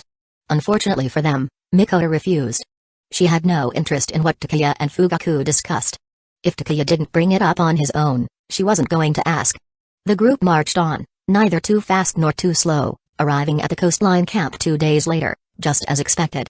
With the arrival of the third wave of reinforcements, Hidden Leaf Village's forces at the coastline now numbered over 2,500. In the war with Hidden Mist Village, Hidden Leaf Village adopted an elite strategy, rather than sending masses of expendable soldiers to the front. Naval battles were extremely unfriendly to low-ranking ninjas. On land, even a genin might have a chance of surviving a battle, but at sea, when fighting grew fierce, survival for weaker shinobi was a challenge at a high level of difficulty. Since the battlefields could shift from land to sea or even to small islands, Hidden Leaf Village's camp was split into a main camp and a sub-camp. The main camp, under Orochimaru's command, was on the coastline, while the sub-camp was stationed at the Land of Whirlpools, with Jiraiya in charge. Orochimaru and Jiraiya used their summons to quickly pass messages back and forth, so even though the camps were far apart, communication wasn't an issue. The reason for setting up 2 camps was that the initiative was in Hidden Mist Village's hands. If Hidden Leaf Village had placed their main camp at the Land of Whirlpools outpost, it would have been easy for Hidden Mist Village to intercept supplies and reinforcements, or even surround their forces. But Orochimaru wasn't someone to mess with easily. He set up the main and sub-camps so that the main camp could always issue commands from the rear, while the sub-camp responded to enemy attacks at the front. With Jiraiya in charge of the sub-camp, Orochimaru had no worries about handing it over. Despite Jiraiya's unreliability in some areas, he was dependable in critical moments. Thus, the main and sub-camp setup was finalized. In practice, Orochimaru's decision proved correct. With the camps supporting each other, Hidden Mist Village's attempts at harassment and ambush had all ended in failure. Is that Takeya? Yeah, it's him. I heard that not too long ago, his squad completed a mission at sea, where they killed Hoshigaki Fuki of the 7 ninja swordsmen and forced Yagura to retreat. He's carrying the sword Seimata on his back. Hidden Mist Village tried to negotiate to get it back, but the village refused. In the camp, several shinobi who knew of Takeya whispered among themselves. Nawaki leaned in close to Takeya and muttered, I didn't expect you to be so well known. Hardly anyone recognizes me or Minato. So, do you want to become famous? Takeya's eyes glinted mischievously as he asked. Of course. Who wouldn't want that? Besides basic needs, isn't what people live for power, ideals, and reputation? Nawaki was no different. That's easy then. Just shout that Yagura is a shorty, and I guarantee you'll be famous immediately. Your intel will be on Yagura's desk in no time. Screw you. What kind of lousy idea is that? Do you think I'm that gullible? Nawaki shot Takeya a look that said, Are you kidding me? Ha ha ha. Minato couldn't help but laugh. Previously, Takeya had indeed mocked Yagura for being short, but Yagura had wisely chosen not to engage and withdrew instead. Despite his retreat, Minato was sure Yagura must have been furious with Takeya. People like Yagura certainly hated it when others pointed out their flaws. Height was always a sore spot for Yagura's clan, all the men were short and looked like children. Takeya, Orochimaru wants you all to head directly to the command post. Nara Shikaku, who had been waiting, approached them. Looks like Orochimaru is eager, Takeya joked, patting Shikaku on the shoulder. Working with Orochimaru, he hasn't tried saying or doing anything weird to you, has he? As he spoke, Takeya circled Shikaku, as if trying to confirm whether Shikaku was missing any parts. Several black lines appeared on Shikaku's forehead. Minato and Nawaki also pretended to check Shikaku over, making a show of scaring him. You should be careful. Orochimaru-sensei likes to conduct strange experiments, such as... Am I really that scary? While Takeya and the others were busy teasing Shikaku, a familiar, somewhat amused voice spoke up. Takeya and Minato remained calm, but Nawaki immediately let go of Shikaku and turned, grinning sheepishly at the sight of Orochimaru not far away. Sensei, when did you get here? You're the commander of the front lines, aren't you supposed to be at the command post? Why are you out here? I've been here since you all started joking about me. Orochimaru wasn't upset, smiling as he said, I didn't realize I was that terrifying, enough to make even my students worry about losing something. Now it was Shikaku's turn to watch the show. Nawaki. I didn't think Orochimaru-sensei would suddenly show up. This is so awkward, what should I do? I'm about to die of embarrassment. Ha ha ha. Takeya and Minato laughed so hard they could barely stand. You two are still laughing? Nawaki's face flushed red with embarrassment, and he glared at them, But his attempt at being fierce didn't scare anyone. "Alright, follow me," Orochimaru said after a moment, not wanting to embarrass his student too much. He turned and led the way to the command post, the group falling in behind him. Chapter 285. One day, we too get to enjoy privileges upon entering the command post. Orochimaru sat at the head seat, and Shikaku immediately assumed his role as an assistant. He obediently stood by Orochimaru's side, handing over the prepared documents to the trio. While Takuya, Minato, and Nawaki were going through the documents and intel, Orochimaru leisurely started brewing tea, looking as though he planned to enjoy a couple of cups. This war wasn't going to be easy. As he read through the reports, Minato frowned. Hidden Mist Village was too cunning, never engaging Hidden Leaf Village head-on, instead resorting to constant ambushes. Since they held the initiative, Hidden Mist Village could dictate the pace of battle, while Hidden Leaf Village was left passively responding. "Sensei, we're really on the back foot here," Nawaki said, feeling the weight of the situation. Takuya quietly read, withholding any comments for now. After finishing the tea, Orochimaru poured a cup for everyone, and Shikaku pushed the cups towards the trio. "Yes, we are indeed at a disadvantage. The Land of Water is an island nation, while we are not.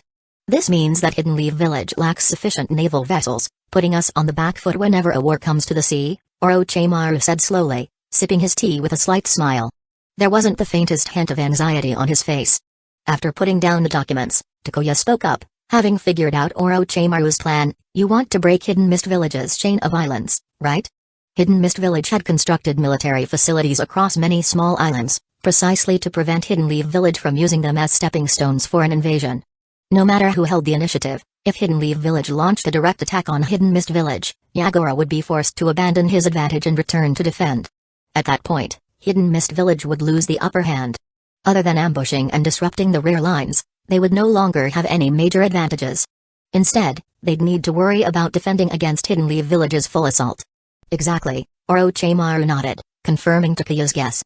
"I need a force capable of being the spearhead, breaking through Hidden Mist Village's chain of islands, capturing some of them, and pushing ever closer to Hidden Mist Village, forcing them into a head-on battle. This spearhead needs enough strength. If they're too weak or average, even if they do break through, they'll just find themselves in a crisis, unable to force a direct confrontation." Classic Orochimaru. When he moved, it was always big and bold. Takuya couldn't help but admire his daring approach. Orochimaru smiled. "Your squad, Takuya, will be this spearhead. I believe you can complete this mission. Of course, Jiraiya will be supporting you, along with around 20 additional Jonin.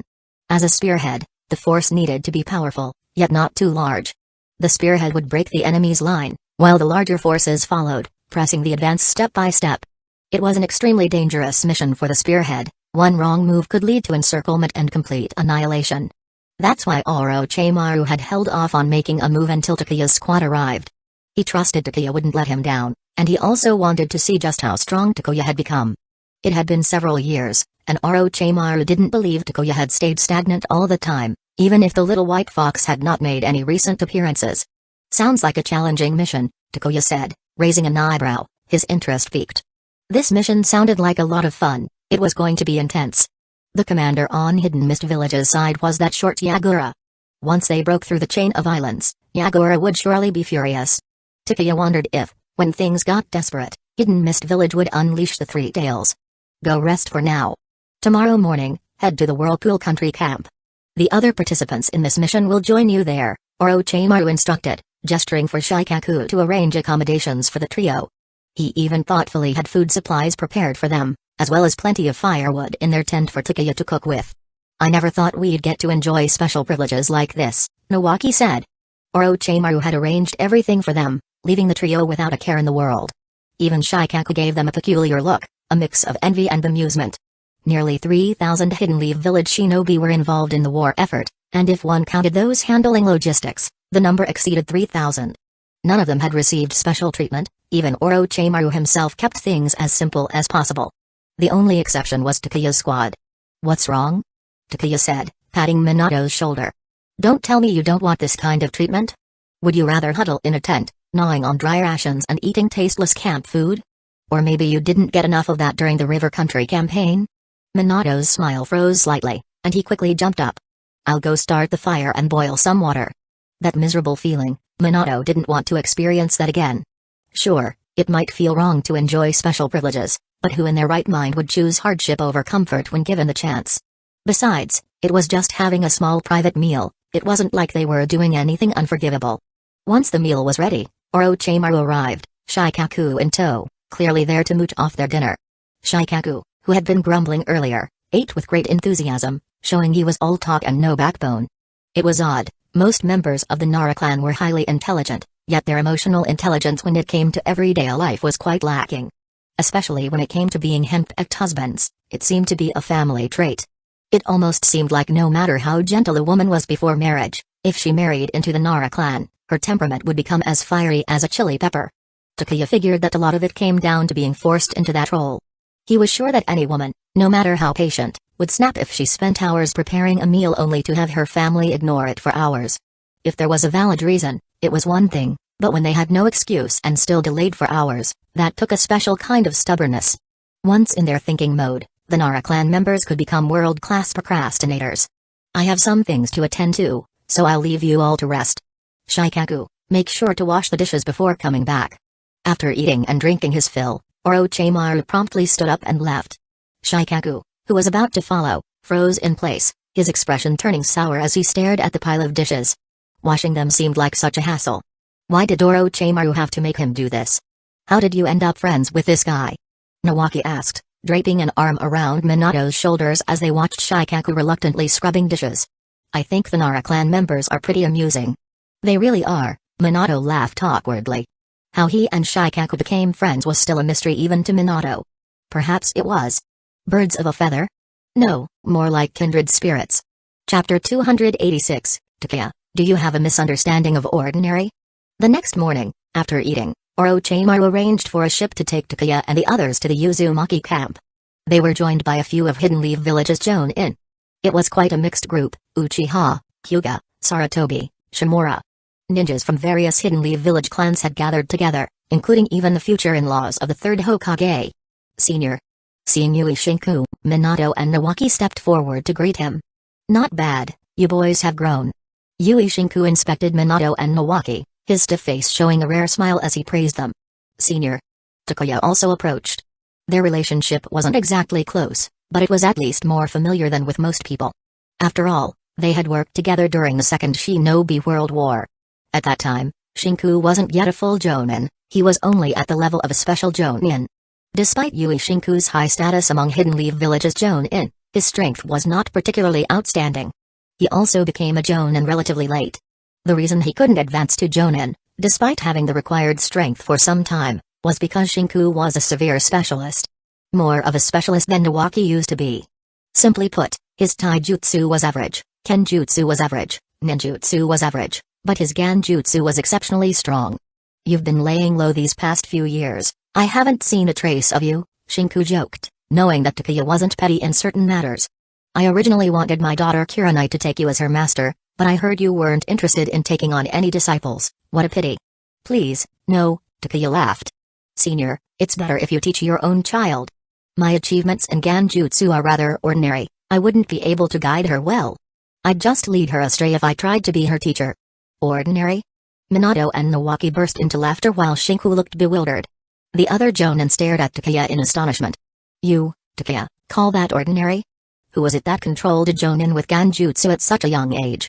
Even the third Kazekage fell victim to it, and you call that ordinary? Forget the others, even several Uchiha Jonin wouldn't dare claim their ganjutsu is stronger than Takuya's. If Takuya is ordinary, then what are they? Trash? Shaking his head with a smile, Shinku leaned against the ship's rail, arms folded. I've always been curious. Though I've heard a few things, why exactly don't you want to take on disciples? I even heard that Tsukumo Hatake was quite eager for you to do so. Tsukumo Hatake was straightforward, he didn't keep his intentions of wanting Takuya to teach Kakashi a secret. Some things were never hidden among the upper echelons of the village, which was why, despite it happening just recently, even Shinku knew about it. Why are they all so nosy? Seeing that others were also perking up their ears, Takuya chuckled and explained, it's not really a secret. I'm sure you've heard about it. It's not that I have anything against taking disciples. It's just that being a ninja is a unique and dangerous profession. Many times, people fall out with each other over different stances. Fathers and sons, brothers, friends, even teachers and students.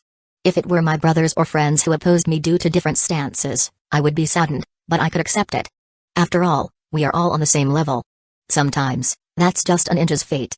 But disciples are different. I cannot accept a disciple, whom I raised personally, turning against me because of a stance or someone else's orders. You shouldn't always think about the worst-case scenario, Shinku patted Takuya's shoulder. You think too much, kid.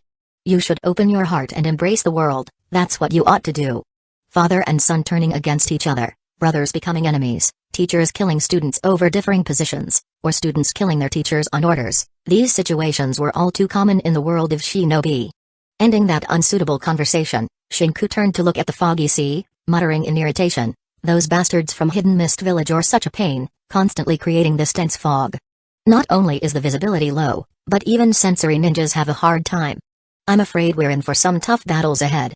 Just by boarding this ship, they had accepted the mission to pierce through the island chain as a spearhead unit. What dangers they would face during this mission were unknown, and even Jonin were at constant risk of death. You took the same order from Hidden Mist Village. As long as you show up, they'll fight tooth and nail to take it back. They had spent so much effort to form an elite group, and right after establishing it, they had a weapon taken away. It was embarrassing. The 7 ninja swordsmen of the mist were more about the weapons than the people wielding them. The people could be replaced, but the weapons were irreplaceable. Without their swords, the 7 ninja swordsmen were nothing but a joke. Currently, Takuya was carrying Seimata on his back, flaunting it around, a clear provocation to Hidden Mist Village. Smiling, Takuya said eagerly, I really hope they come looking for trouble. Maybe they'll bring me the other 6 swords as well. I heard Hidden Mist Village put in a lot of effort to forge those swords. If I managed to take the rest and had them melted down in the land of crafts to forge something else, I wonder if Hidden Mist Village would cough up blood out of anger. Ha ha ha. Takuya's words drew laughter from many of the others. If someone really did manage to take the other swords and use them as material to forge new weapons, Hidden Mist Village wouldn't just be coughing up blood, they'd go berserk. The ship docked smoothly at the port of one of the Uzumaki Islands, and the group disembarked onto the island. Even though I've been here several times now, I still find it incredible that the Uzumaki clan was able to establish an entire country, Nawaki said, full of admiration for the Uzumaki clan's feat of building a nation. Takuya glanced at him. That's why the Uzumaki clan was wiped out. Now, there are only a little over 20 left in Hidden Leaf Village. Nawaki was left speechless. Alright. You make a good point, and I have nothing to say in response. On the surface, a clan building a country seems impressive. But is it really that amazing? Unless your clan has powerful individuals at all times, you're just a juicy piece of meat in others' eyes. As long as you have value, your demise is inevitable. The Uzumaki clan was the perfect example. Without a powerful figure to hold everything together, and while still being a tempting target, they became prey for anyone willing to take a bite. Once Hidden Leaf Village decided to abandon them, the Uzumaki clan was quickly destroyed. Not just by the 5 great shinobi nations, even smaller villages dared to target the Uzumaki. No matter how strong they were still just a single clan. At the end of the day, they could never truly compare to a full nation or other villages. Chapter 287, No Leverage?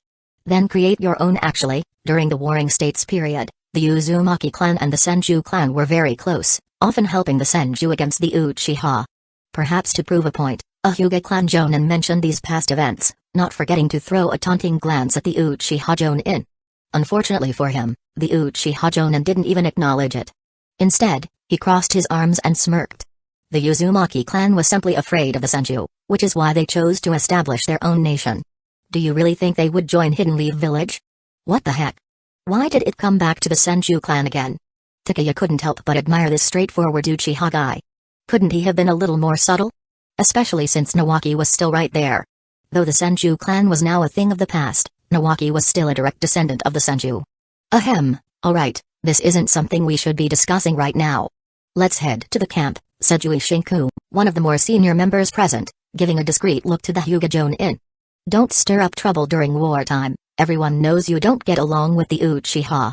The Uchiha are known for their intense personalities, why provoke them unnecessarily? Now look, you've dragged the Senju clan into this as well. Taking Shinku's hint, the Hyuga Jonin finally quieted down.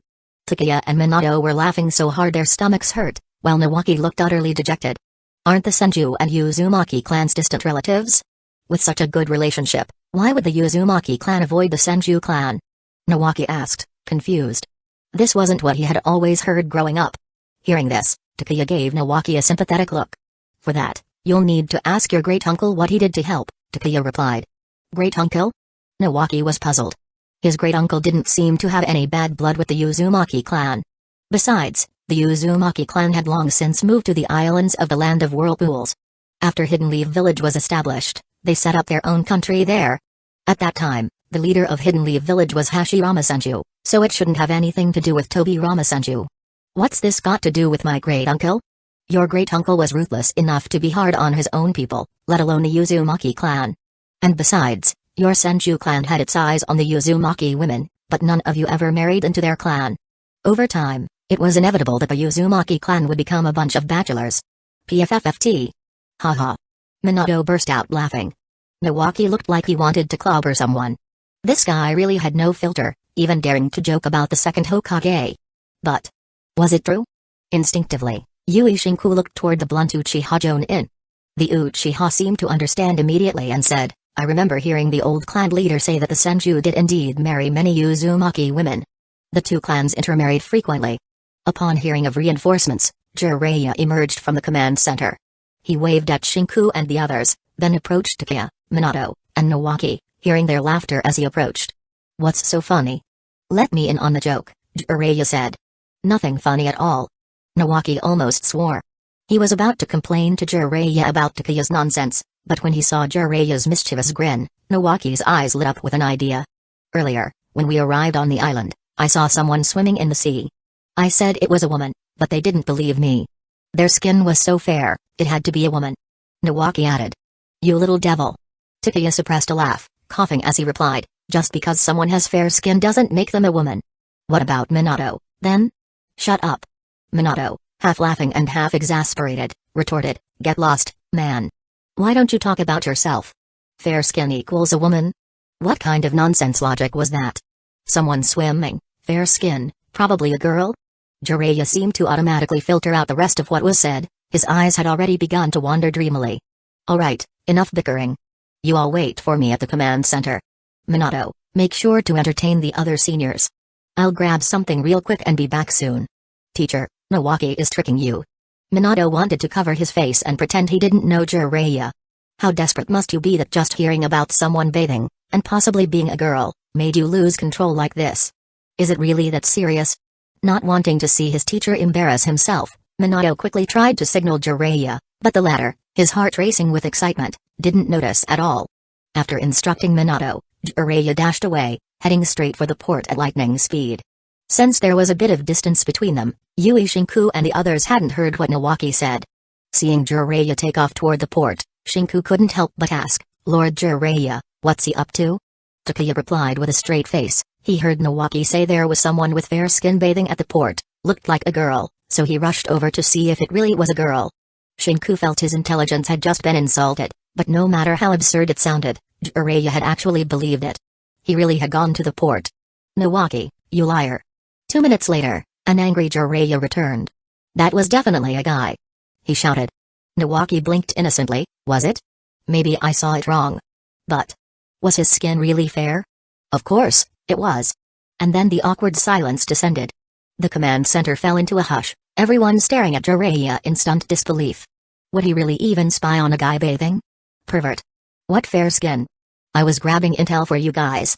Jiraiya huffed, trying to salvage his reputation. To his credit, he did pull out a stack of documents and threw them on the table, disappointing Nawaki, who had been waiting to see a spectacle. These are reports I've gathered from infiltrating the surrounding islands recently. Go ahead and take a look. With a cough, Jiraiya turned serious. The sleazy look he had moments ago was gone, replaced by a solemn demeanor.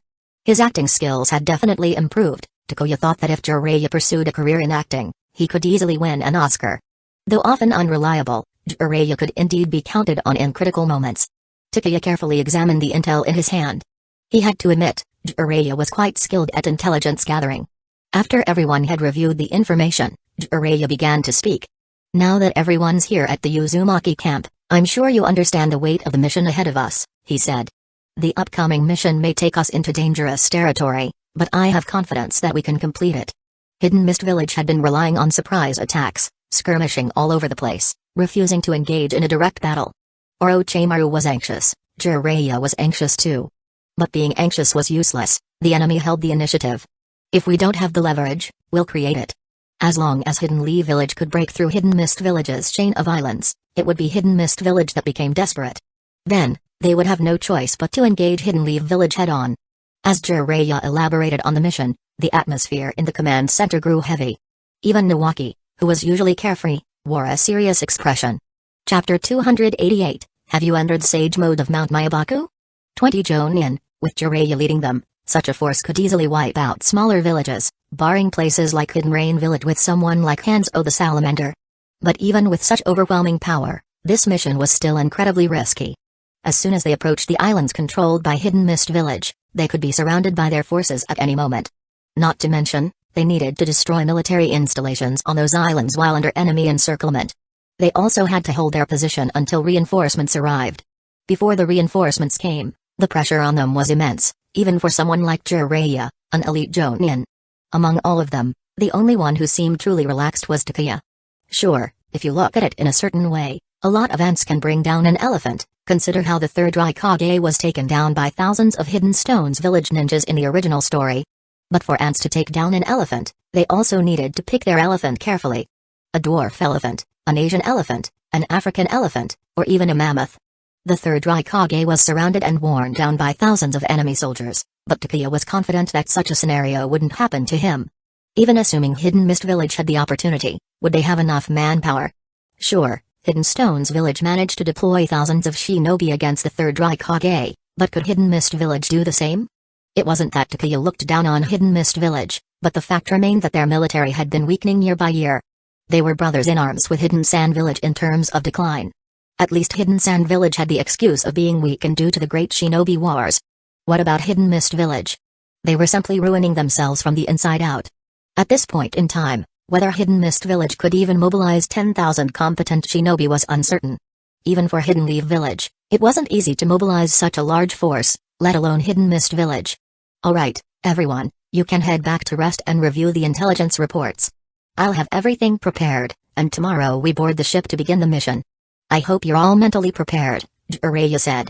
He wasn't one for long-winded speeches, and he wasn't about to start now. Whenever the third Hokage gave speeches that lasted hours, Jiraiya always felt it was pure torture.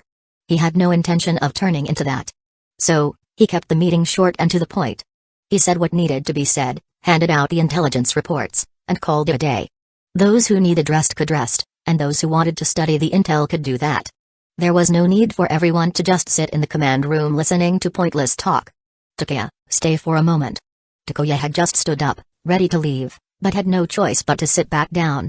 He gestured towards Minato and Nawaki, and they nodded before leaving with the others. Once everyone else had gone, Jiraiya let out a sigh, rubbing his face vigorously. Do you think we'll be able to complete the mission tomorrow? You're the team leader, and you're asking me? Takuya shot him an exasperated look. Who knows? It depends on how determined Hidden Mist Village is. If things go south, even if we manage to break the island chain, we could still end up surrounded by their forces. It's best to be ready for some serious fighting. Well, that wasn't very reassuring. Scratching his head, Jiraiya asked, we'll need to summon Manda for tomorrow's mission. Are you up for it? Oh, by the way, where's Snowy? I haven't seen it in a while. Manda was just a backup, Snowy was the real powerhouse. If push came to shove, Jiraiya would rather hand over all the credit to Takuya than risk it without Snowy. He didn't care much about glory, what mattered to him was whether they could accomplish the mission and, more importantly, save as many of Hidden Leaf Village's elite as possible. Orochimaru might be interested in becoming Hokage, but Jiraiya had no such aspirations. If he could take it easy, why bother competing for Hokage? Takuya shook his head. He knew Jiraiya, and Orochimaru too, had their eyes set on Snowy. They were underestimating Takuya's personal strength. Too bad for them. Takuya spread his hands. Snowy is in a special state right now, sleeping. I have no idea when it will wake up, so it won't be available for this mission. You'll need to be prepared for that. Great. With Snowy out of commission, the mission's difficulty just shot up a few levels. Let's hope for the best. At least I still have a few tricks up my sleeve, Jiraiya said, a self-satisfied grin spreading across his face. Takuya looked at him like he was out of his mind. No, really, he looked like a total nutcase. One second he was all worried, and the next he was grinning like an idiot. If that's not crazy, then what is? Anyway, I'll do my best to lead us to complete the mission and bring everyone back safely, Jiraiya said. This wasn't the Jiraiya Takuya knew. While Jiraiya was known for his bragging, he wouldn't boast without reason. To brag like this in front of Takuya meant that Jiraiya had genuinely grown stronger, and significantly so. Among the Sannin, Jiraiya was the type who started slow but eventually surpassed Tsunade and Orochimaru by leaps and bounds in the later stages. Most of Jiraiya's improvements came from mastering the Sage Mode of Mount Myabaku. Even if Jiraiya's Sage Mode wasn't perfect, it was still better than Orochimaru and Tsunade, who couldn't access it at all. Narrowing his eyes, Takuya scrutinized Jiraiya before casually saying, "You've mastered the Sage Mode of Mount Myabaku, haven't you? How did you?" Jiraiya's eyes widened to the size of saucers, his jaw practically hitting the floor. He stammered, "How did you know that? Was it Tsunade?" "No, that can't be. I haven't told anyone." Jiraiya felt like he'd seen a ghost. How could Takuya possibly know? "Just a guess," Takuya shrugged, standing up to leave. "Wait, how did you really know?" Jiraiya shouted, snapping out of his stupor. Takuya waved a hand dismissively without turning back. "I saw some information in Tsunade's notes. She also told me a few things about the 3 great sage regions. Don't forget, I can summon Manda too. Is it really that strange that I know? Consider yourself lucky you didn't turn into a stone statue. Next time you decide to show off, make sure you pick the right audience, or you'll be embarrassed." Jiraiya. I really am an idiot. Tsunade wouldn't hide anything from Takuya, and with Manda in the picture, of course Takuya would know. Mount Myabaku, Shikatsu Forest, Rechi Cave, these were the 3 great sage regions, and Manda hailed from Rechi Cave. Chapter 289, If I ever have a son, he'll be named Namikaze. Naruto looks like Jiraiya can now enter Sage Mode with the help of that old toad. No wonder he's acting so smug. Sage Mode did indeed significantly boost his strength. But unfortunately, Jiraiya was still only halfway there. He needed help to enter Sage Mode, and his entire face turned into something resembling a toad, not the most appealing look. Plus, Sage Mode had a lot of limitations. Wait, I could suggest Minato learn it, couldn't I? As Jiraiya's disciple, Minato going to Mount Myabaku to learn sage techniques just makes sense, right? The Sage Mode of Mount Myabaku combined with Flying Thunder God, plus Minato's ongoing work on the Rasengan. That setup sounds like a dream team. Apart from his terrible naming skills, Minato was pretty much flawless, especially his talent. If it were Nawaki, Takuya definitely wouldn't recommend it, but Minato? He could give it a try. After asking around a bit, Takuya found the tent assigned to their squad. When he walked in, he saw a fire already burning, hot water ready, and pots and dishes cleaned. He couldn't help but twitch his eyelid.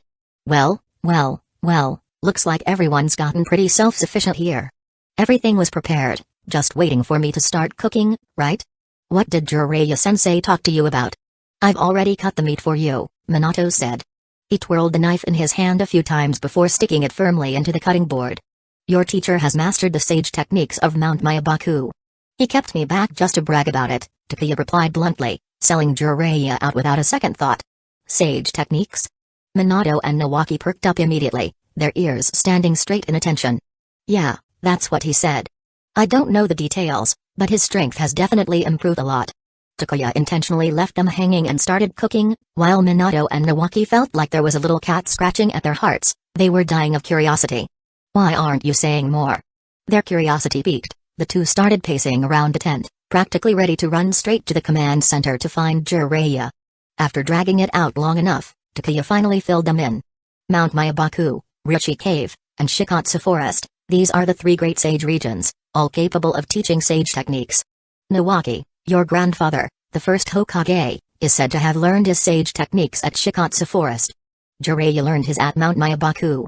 Minato, if you're interested, you should talk to Jiraiya. As for Nawaki, Takuya recommended Minato give it a shot because Minato had the talent. Nawaki, on the other hand, forget it, better let Tsunade handle this one. Shikatsu Forest was different from Mount Myabaku. Whether Nawaki could learn there was still an open question. After the war ends, go talk to your sister. But remember, don't even think about going to Rechi Cave. It's far too dangerous. Takuya remembered that Tsunade had tried to learn the sage techniques from Shikatsu Forest once, but she had failed. She hadn't gone into the details, but Tsunade had come out of it in one piece, without any visible issues.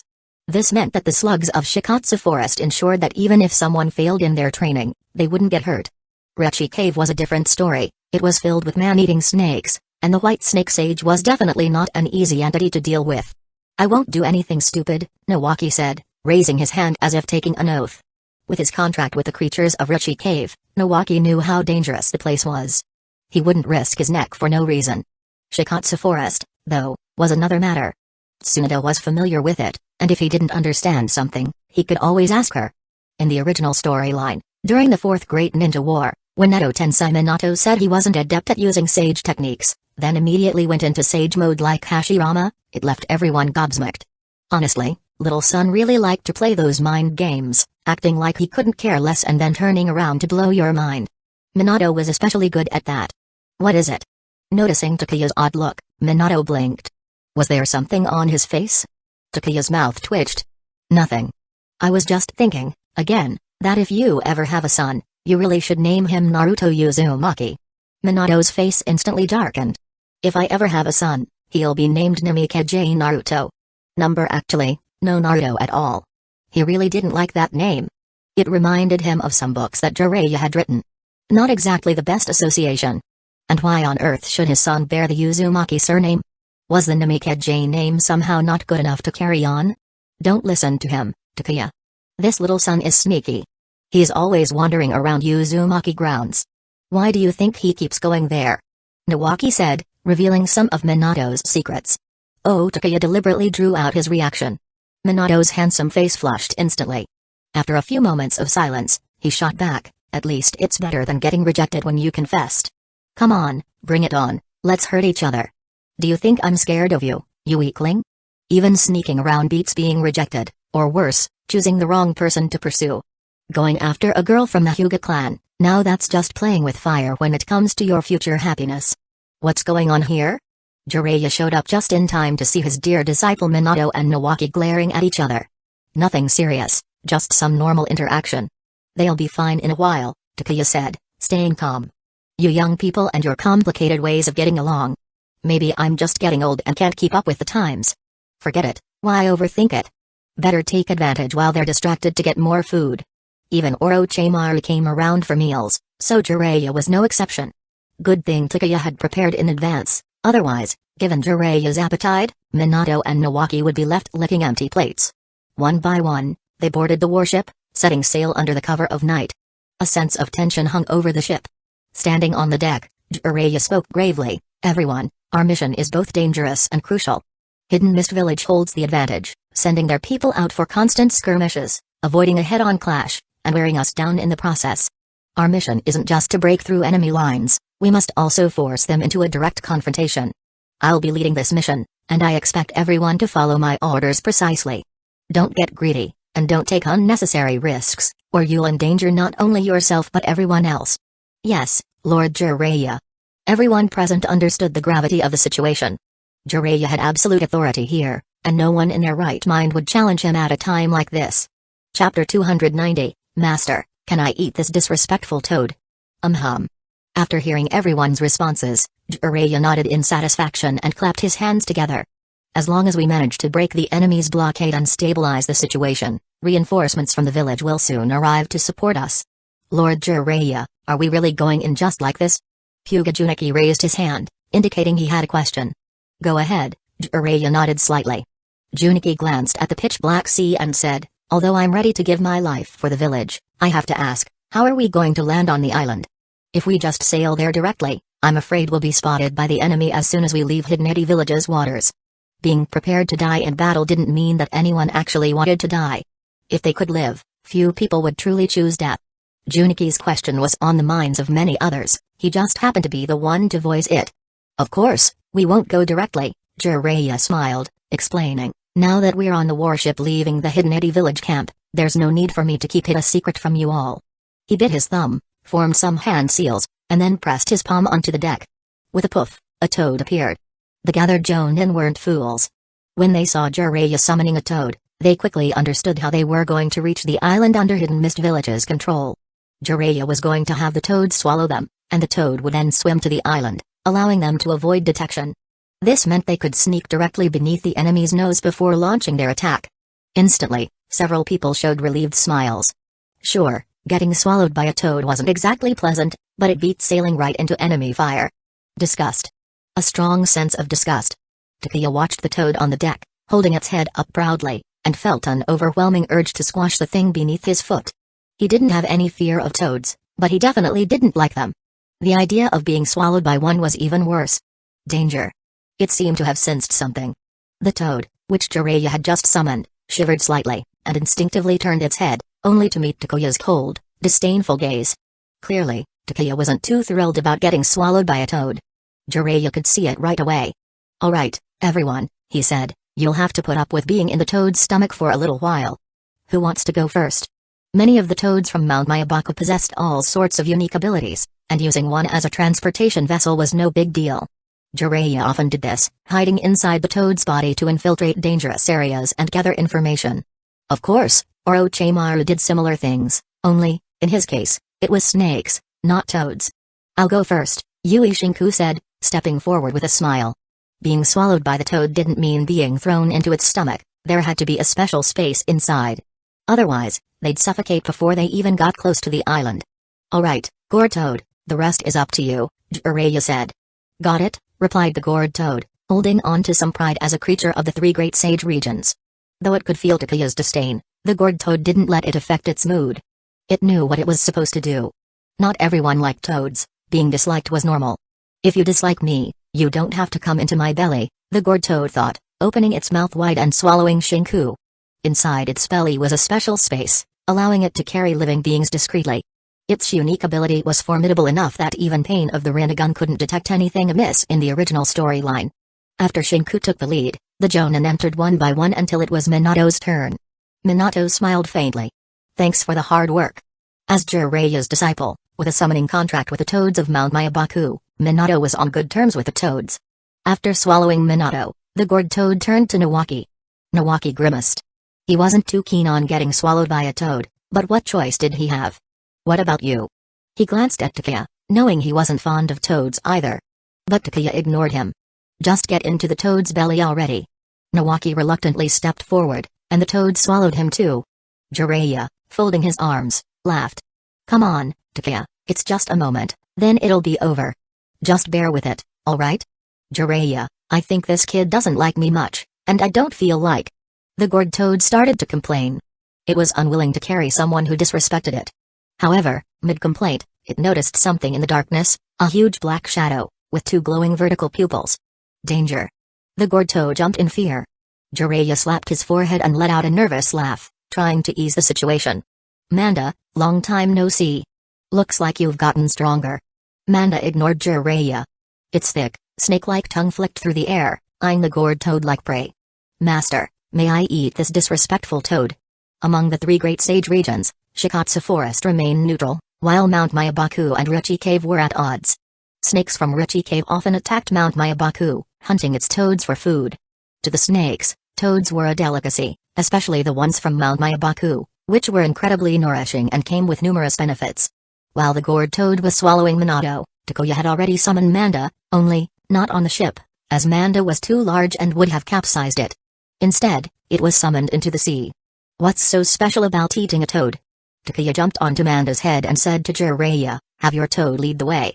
I'll follow behind." Squatting atop Manda's head, Takuya pressed his palm against it, chakra spreading out. Manda dared not resist and obediently remained still. Despite the rough waters, Manda stayed completely steady, unmoving. In a moment, Manda's terrifying aura vanished. If Manda wasn't right there before his eyes, Jiraiya might have doubted his own vision. Envy. The technique to suppress one's presence like that was incredible. Too bad I can't learn it. Shaking his head, Jiraiya allowed the Gourd Toad to swallow him as well. Once it had swallowed Jiraiya, the Gourd Toad's entire body shivered under Manda's gaze. Without delay, it leaped into the sea and swam toward the islands under Hidden Mist Village's control. No orders were needed. Manda followed silently. Chapter 291, Instead of defending, let's attack our way to the land of water. Manda's enormous body moved swiftly through the sea. No matter how hard the Gourd Toad tried, it just couldn't shake him off. Snakes were natural predators of toads, and Manda was clearly in the mood for a meal. With such a predator following close behind, the Gourd Toad was practically on the verge of a mental breakdown. Manda's massive body moved beneath the surface, with only a small part of its head visible above the water. Takuya sat calmly atop it, as if on a flat plank, gliding smoothly forward. With Takuya's help concealing Manda's massive presence, as long as he stayed submerged, it was unlikely that they'd be detected by the enemy. If the choice was between being swallowed by a toad or using Manda as a ride, Takuya would definitely choose the latter. Jiraiya-sensei, where's Takuya? Minato asked curiously. Jiraiya had already entered, but Takuya was nowhere to be seen inside the gourd toad's stomach. Takuya isn't a fan of toads, so he didn't want to enter the toad's stomach. He chose to ride Manda instead. We'll reach the first island soon enough. Just rest up for now, Minato, you are our ace in the hole. We're counting on you for message transmission and transportation, Jiraiya said. What Takuya was doing was obviously not according to plan, but Jiraiya couldn't do anything about it. Plus, Takuya could easily conceal both himself and Manda's presence. So, if it didn't affect the mission, Jiraiya had no intention of interfering. Understood. Minato and Nawaki were both calm about the arrangement, while the others exchanged puzzled glances. What is Takuya trying to pull here? Everyone was inside the toad's stomach, following orders, but Takuya was out there on his own. Even more surprising was that Jiraiya didn't seem to have any control over him. Seems like we've all underestimated him. A little toad and a huge snake moved swiftly over the sea's surface. Boom. Thunder roared overhead, followed by heavy rain. Takuya calmly pulled out an umbrella, still sitting firmly atop Manda's head. The downpour might make things difficult for Hidden Mist Village's patrols, but it didn't affect Manda or the gourd toad at all.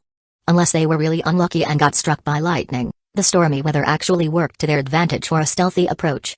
Your progress has been pretty slow, Manda. If you keep slacking off, Snowy will continue to look down on you once it wakes up, Takuya commented, feeling the natural energy within Manda. It was clear Manda had been slacking. Cough. Manda seemed uneasy, stammering as it explained, Master, I've been in a hibernation phase lately, so my training has decreased. It wasn't intentional, I swear.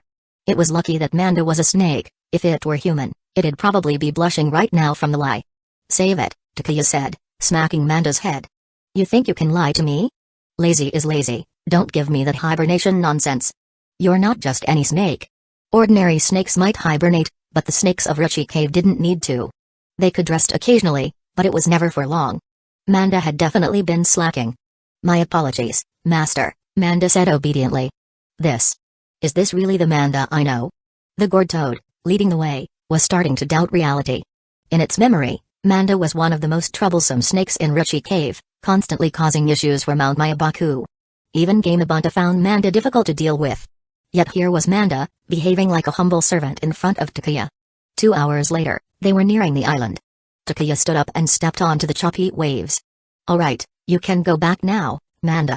I'll call you if I need you for a fight, Takuya said.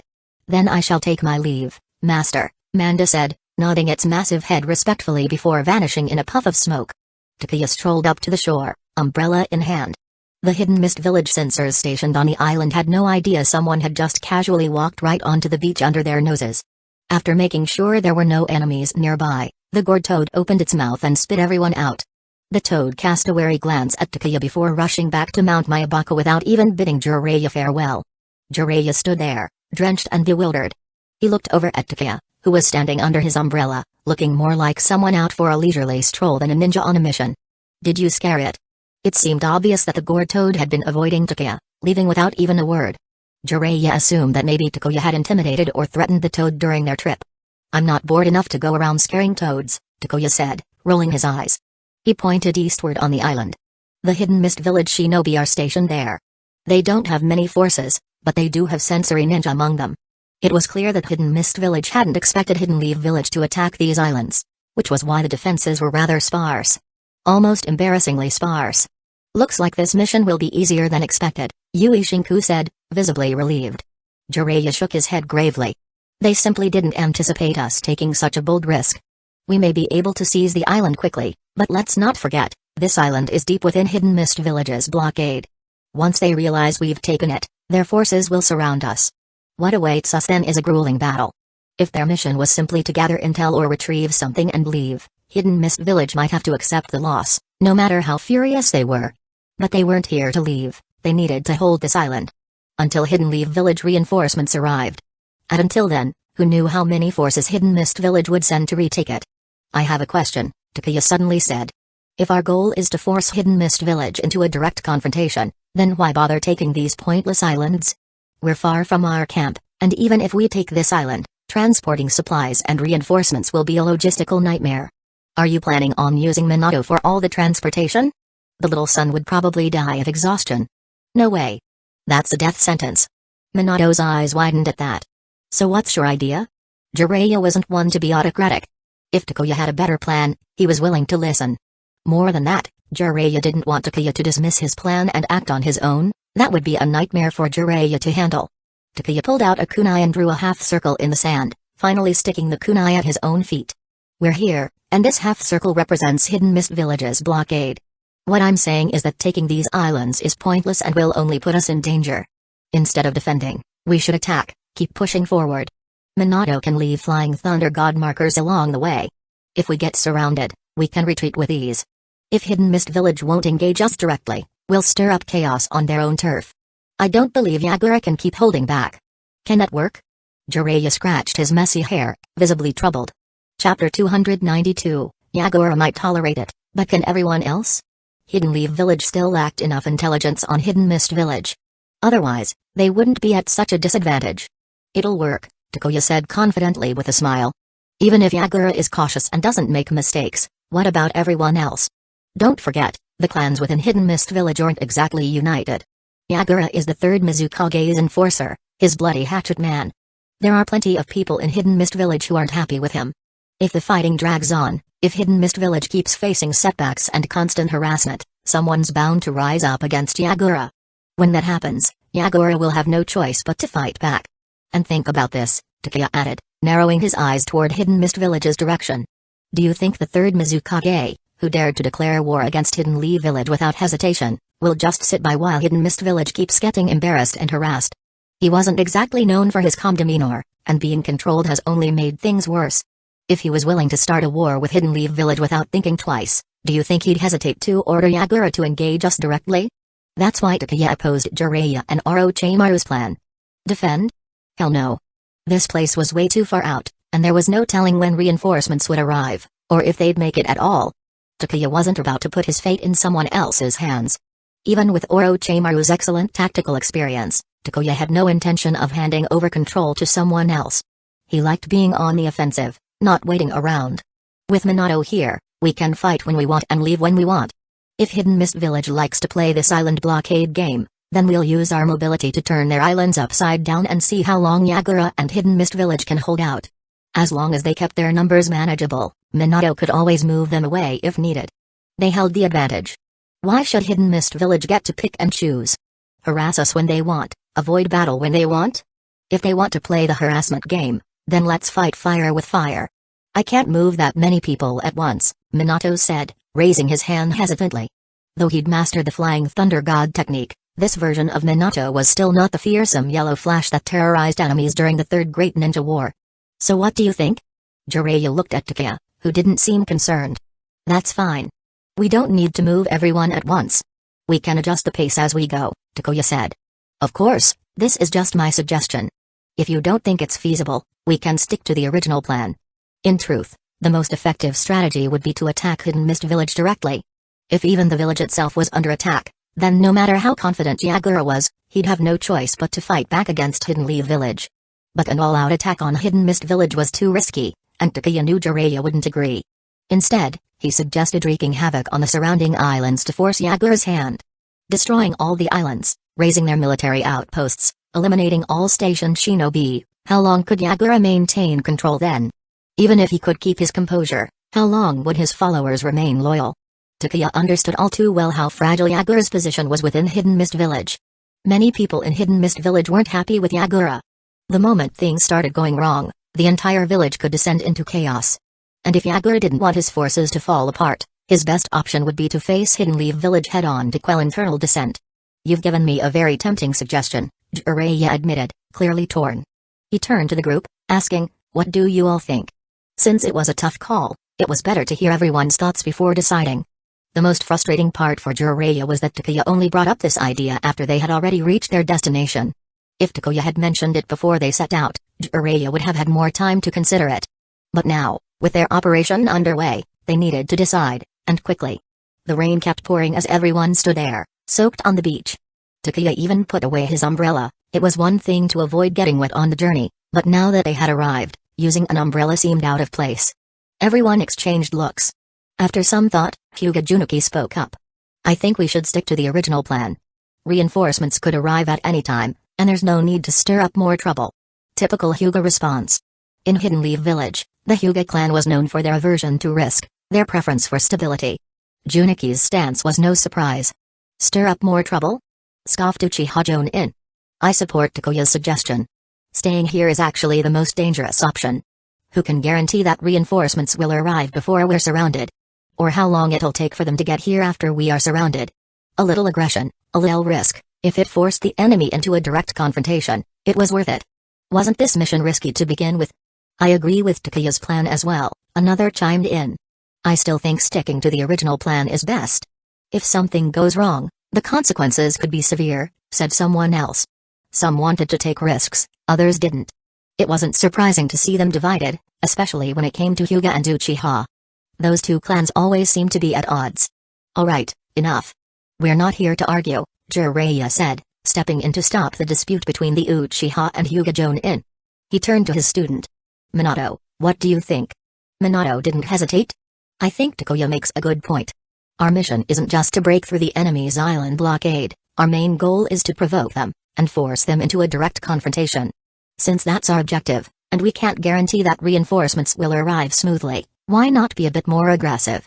They'd come this far already, why not push just a bit further? As long as they achieved their goal, nothing else mattered. Minato doubted that Hidden Mist Village could just sit back while their islands were taken out one by one. And even if they did, they'd just keep at it until Hidden Mist Village reacted. As long as Minato left Flying Thunder God markers behind, they could return any time to keep causing trouble. From the moment Minato had stepped onto the battlefield, it meant Hidden Mist Village wouldn't have a moment of peace in the days to come. Would the reinforcements arrive smoothly? Minato wasn't sure.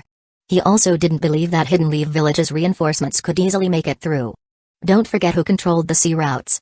Since that was the case, why not join Takuya and go all in? If Hidden Mist Village remained indifferent, they'd just keep stirring things up, pushing until they finally got a response. And if things got too heated, they could simply leave. After all, their ships were safely stationed, and Minato could easily take them back to the vessels whenever needed. Chapter 293, Group Battle Turns into a Solo Fight? Minato had just finished speaking when Nawaki eagerly tried to prove himself. Unfortunately for him, Jiraiya raised a hand, cutting him off. No need to say anything, I know what you're thinking. Since that's the case, let's go all out this time. Everyone, rest up for 10 minutes, then prepare for battle. The excitement on Nawaki's face slowly faded. Did I even say anything? Jiraiya, are you targeting me on purpose? He said they should rest, but really, it was just time to adjust their strategy. Jiraiya took out an oilcloth map, staring at it intently. Takuya patted him on the shoulder. There's nothing to overthink. Just push forward and take them down. And what about their reinforcements? Jiraiya asked, exasperated. We fight them. We're a squad of 20 Jonin. How many forces do you think Hidden Mist Village needs to throw at us to really give us trouble? Don't forget, we have Minato. If things look bad, we retreat.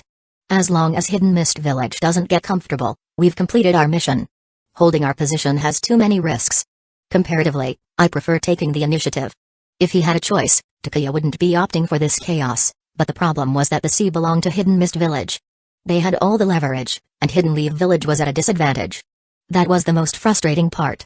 Otherwise, why would Hidden Leaf Village have to go through the trouble of ripping open a gap in their defenses? They could simply wait at their camp for the enemy to come to them. Any enemy infiltrating behind their lines was Orochimaru's problem, not theirs. Kind of makes sense, Jiraiya said after a pause. Enough with overanalyzing, let's just push through. Even if Hidden Mist Village reacts quickly, it will still take them time to respond. During that time, they can wreak havoc. Even if Hidden Mist Village mobilizes their forces, it'll take a while to surround them. With Minato's abilities, they can attack or retreat whenever they want. Plus, with Takuya's strength, they were secure. This plan was solid. After analyzing it again, Jiraiya rolled up the map, ending his chaotic train of thought. Alright, everyone get ready. Takuya, Minato, take care of their lookouts. No problem, Minato said confidently. Minato's Flying Thunder God technique and Takuya's ability to conceal his presence made them ideal for eliminating enemy lookouts. If time weren't a concern, Jiraiya wouldn't even send Minato. Takuya could have easily handled them all. With that, Takuya and Minato disappeared into the night, leaving the rest to wait. Sir, isn't his approach a bit too risky? Hyuga Juniki voiced his concern. He still wasn't comfortable with taking unnecessary risks. He felt their job was to carry out Orochimaru's orders, not to alter the plan on a whim. It'll be fine, Jiraiya reassured him. Don't underestimate Takeya, or you'll be in for a surprise. As long as he has confidence, and with Minato by our side, we can afford to be bold. Junichi didn't know the full extent of Takeya's strength, but Jiraiya knew it well. With even his own student backing Takeya, there was no need to stubbornly cling to the original mission. But what about Lord Orochimaru? I'll explain it. Besides, this was Takeya's suggestion. Orochimaru would back it as well, trust me. Jiraiya patted his chest confidently. Hyuga Junichi's fear wasn't just about the risk, it was more about Orochimaru's reaction. After all, the mission came directly from Orochimaru, who was the overall commander. Now, they'd switch to a more aggressive plan. What would Orochimaru think? If Orochimaru were a petty person, they could be scapegoated without any recourse. Would Orochimaru do that? Junichi clearly didn't know Orochimaru very well. The most aggressive person among them was undoubtedly Orochimaru. During the Second Great Ninja War, they were fortunate to have Sakamo Hatake as their commander. Had Orochimaru been in charge, who knows what extreme methods he'd have used against Hidden Sand Village. Clearing a few lookouts was as easy as drinking water for Takeya and Minato. On the island, the hidden lookouts stationed in various spots were picked off one by Takeya and Minato. Minato, go tell the others. I'll wait here. Alright. Minato wiped the blood from his kunai before vanishing. Sensei, the path is clear. We're ready to attack, Minato reported after reappearing at Jiraiya's side. Jiraiya had grown used to Minato's sudden appearances, he was practically numb to it now. His only request was for Minato not to suddenly pop up while he was, well, occupied. Fortunately, Minato knew his master well. Even though he had a Flying Thunder God marker on Jiraiya, he would avoid teleporting to him unnecessarily, especially in awkward moments. After all, the last thing anyone needed was to stumble upon something that could scar young minds. Usually, Minato used toads to get in touch with Jiraiya instead. Alright, let's move. Jiraiya ordered. With the lookouts eliminated, Jiraiya led the team to rendezvous with Takeya. A few minutes later, they regrouped. Eyeing the military fortress Hidden Mist Village had built, Jiraiya turned to Takeya. You take the lead? Takeya was speechless. Shouldn't this be the part where you wave your hand, and we all launch an attack together? Why am I the one doing it alone? To prevent them from sending any distress signals, we need to be decisive. If we all attack together, we risk being spotted. You lead the charge, and Minato will finish off any stragglers to prevent word from getting out. Alright, you're the boss. What was supposed to be a group effort had now turned into a solo mission. Takeya felt Jiraiya was being a bit sly, wringing every bit of effort out of him. As for Minato had no say in it, he was Jiraiya's student, after all. Helping your teacher was just part of the job, wasn't it? Watching Takeya and Minato vanish into the night, the others looked bewildered.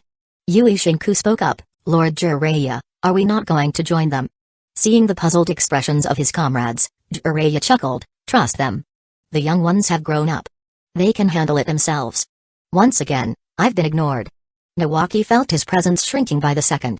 But as much as he wanted to join, he didn't have the skills for a mission like this.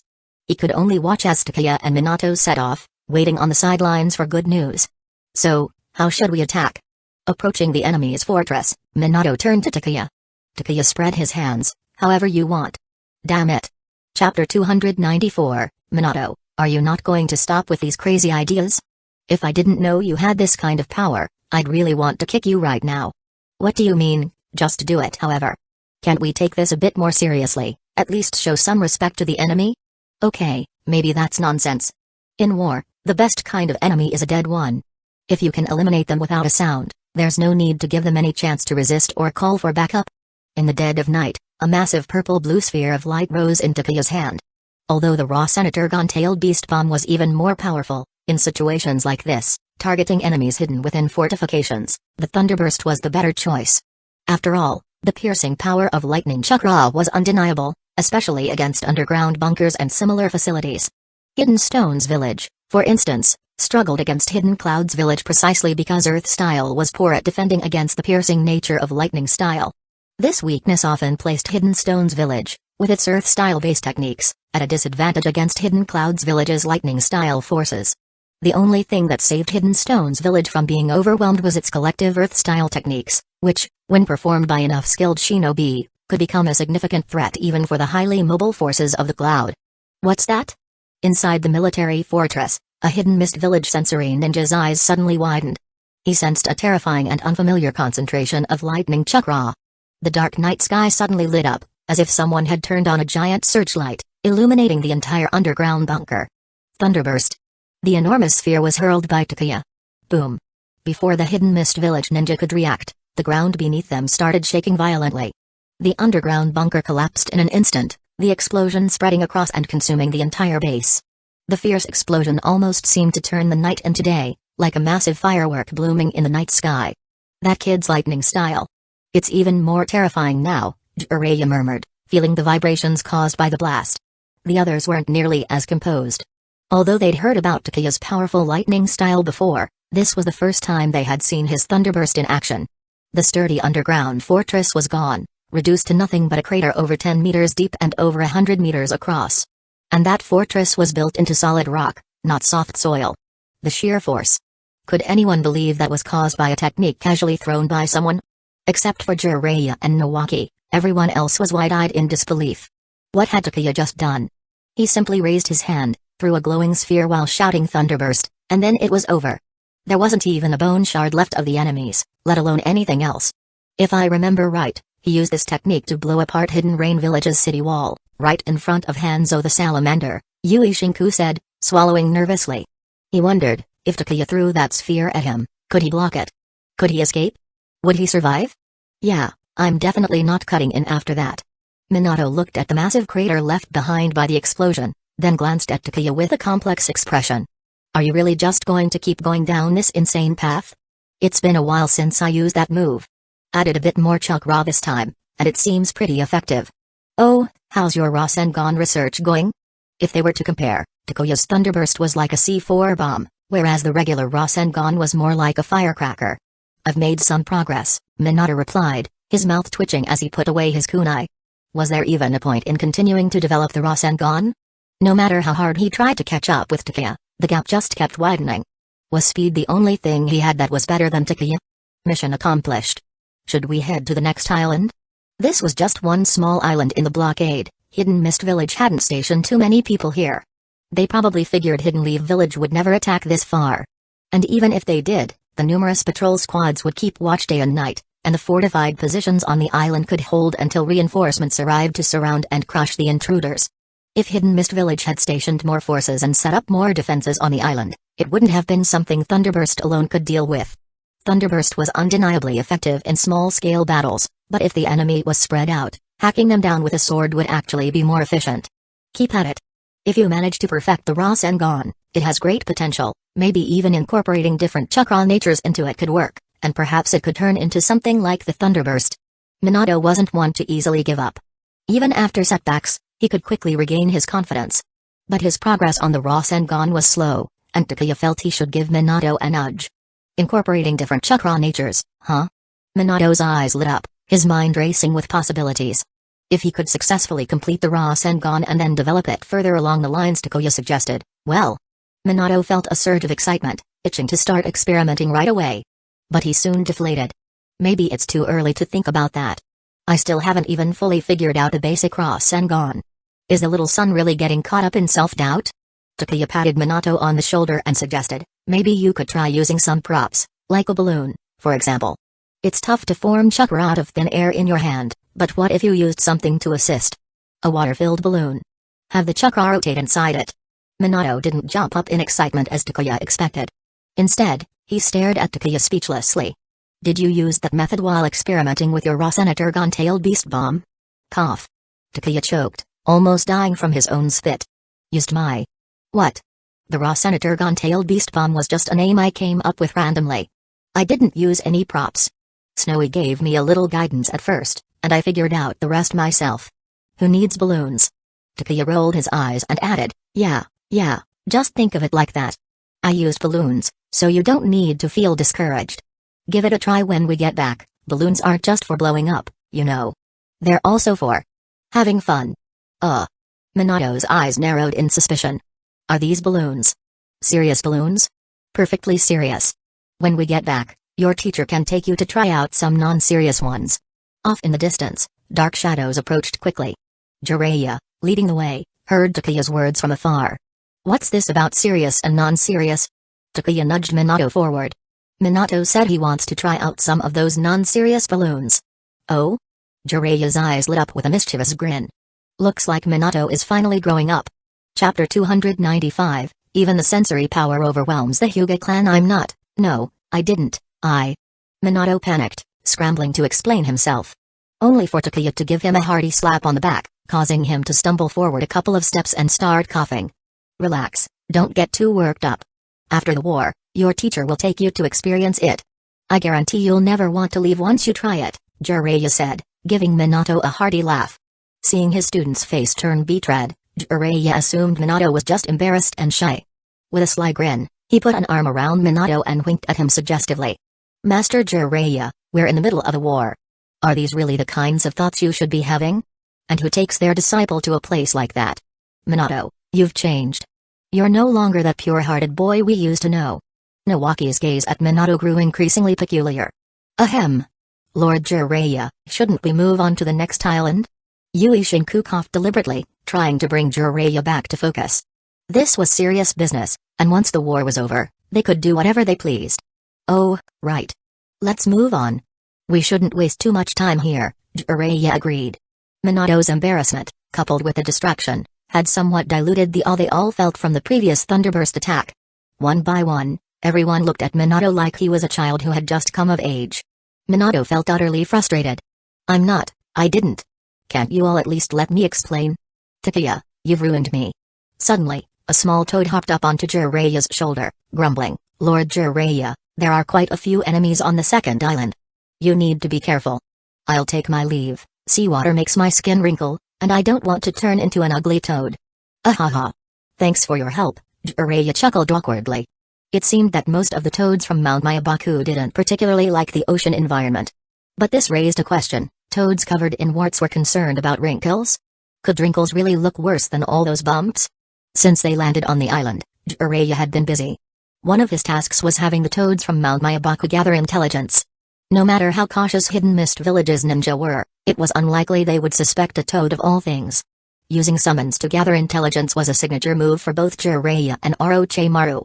The toads from Mount Mayabaku are really something, being worried about getting wrinkles, someone in the group chuckled. Their tense atmosphere lightened considerably. Jiraiya gave an awkward smile. The toads from Mount Mayabaku aren't used to the sea, and smaller toads have pretty delicate skin, so it's normal for them to dislike seawater. Even the snakes from Ruchi Cave don't like it. Jiraiya even went so far as to bring up the snakes from Ruchi Cave as an example. In truth, except for creatures that lived in the ocean, most animals disliked seawater, even amphibians like toads and snakes. Delicate. That word made everyone's expressions turn strange, and they began looking at Jiraiya with a new level of bewilderment. It seemed like Jiraiya had a very peculiar understanding of the word delicate. Let's get moving.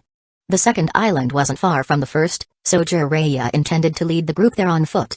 Seeing everyone eyeing him oddly, Jiraiya grew puzzled.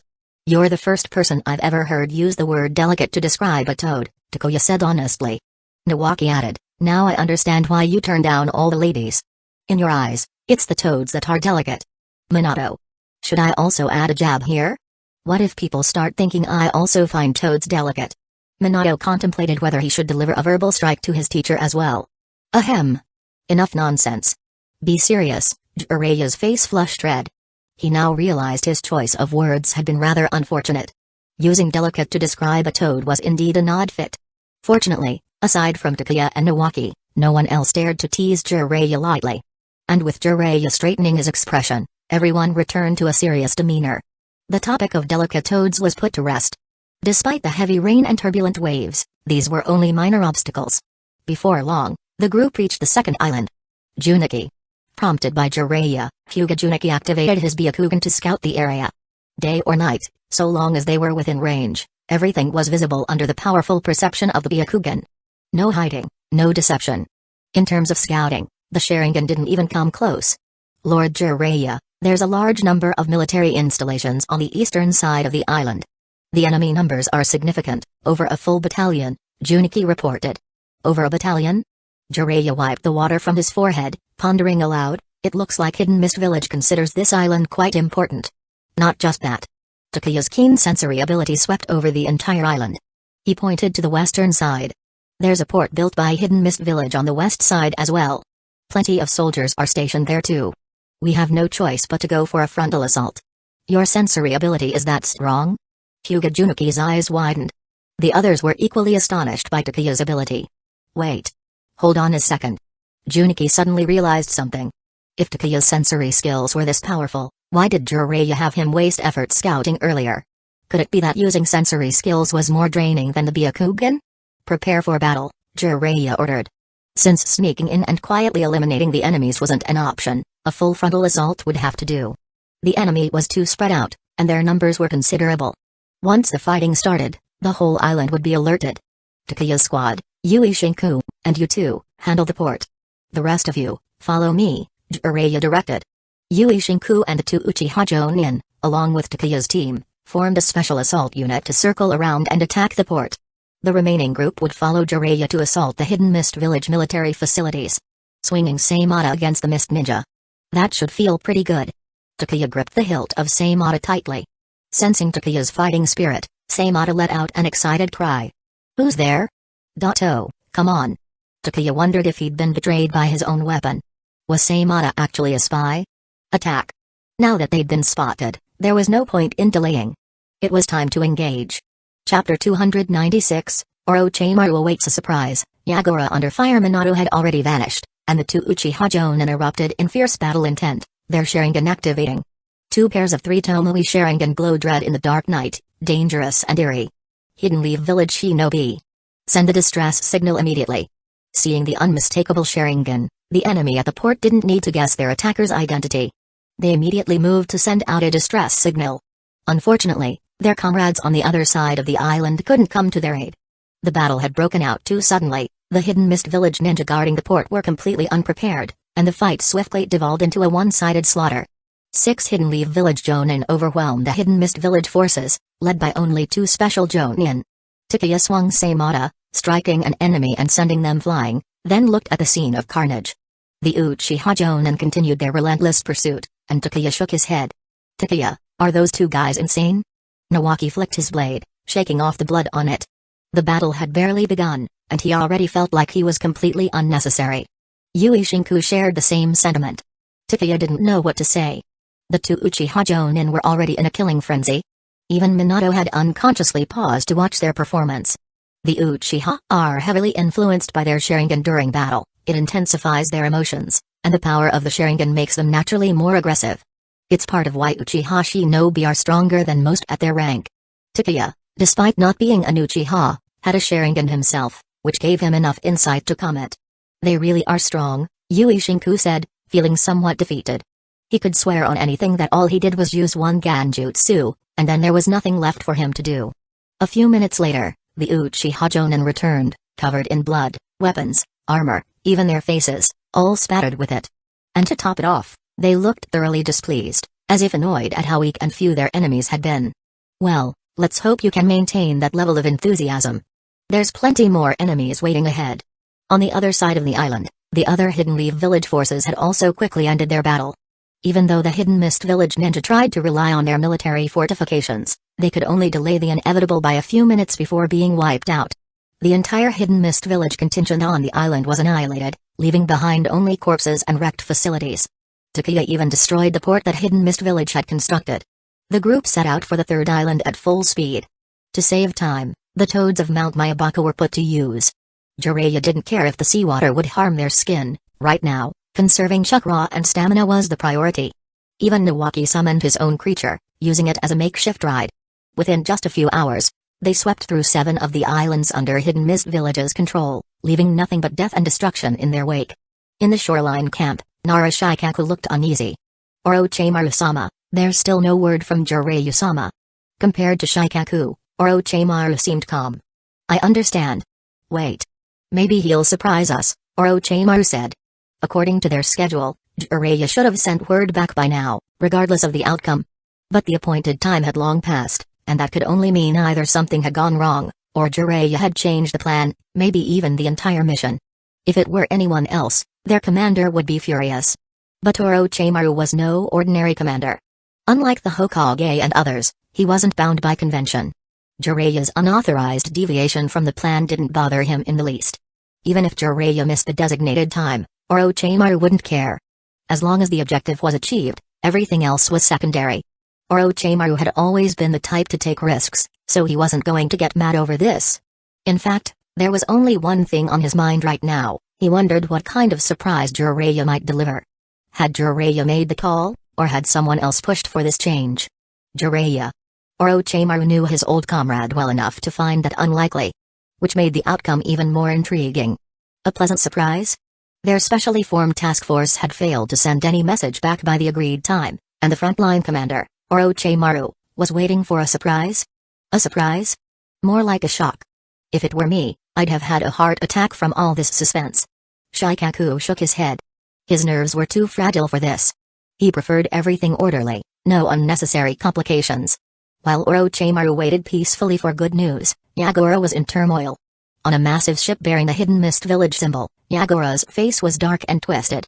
He never expected Hidden Leaf Village to launch a sneak attack, especially given that they didn't even control the sea. They had managed to slip past all of Hidden Mist Village's naval patrols and infiltrate the rear, sweeping through several islands.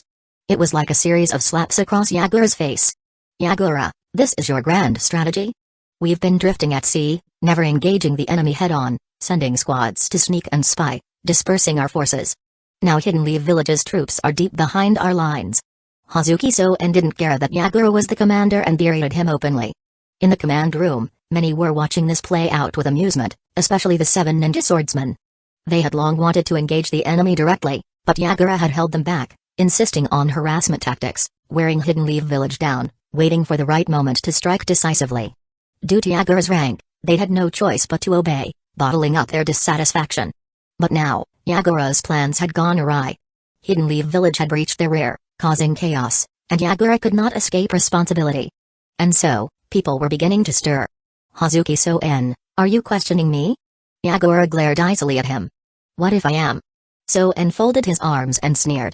The Mizukage put you in charge of the front lines, and this is what we get, running in circles, playing hide and seek with Orochimaru.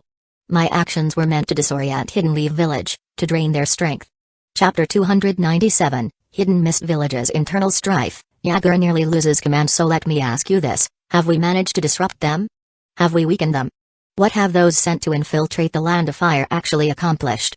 How many victories have they achieved?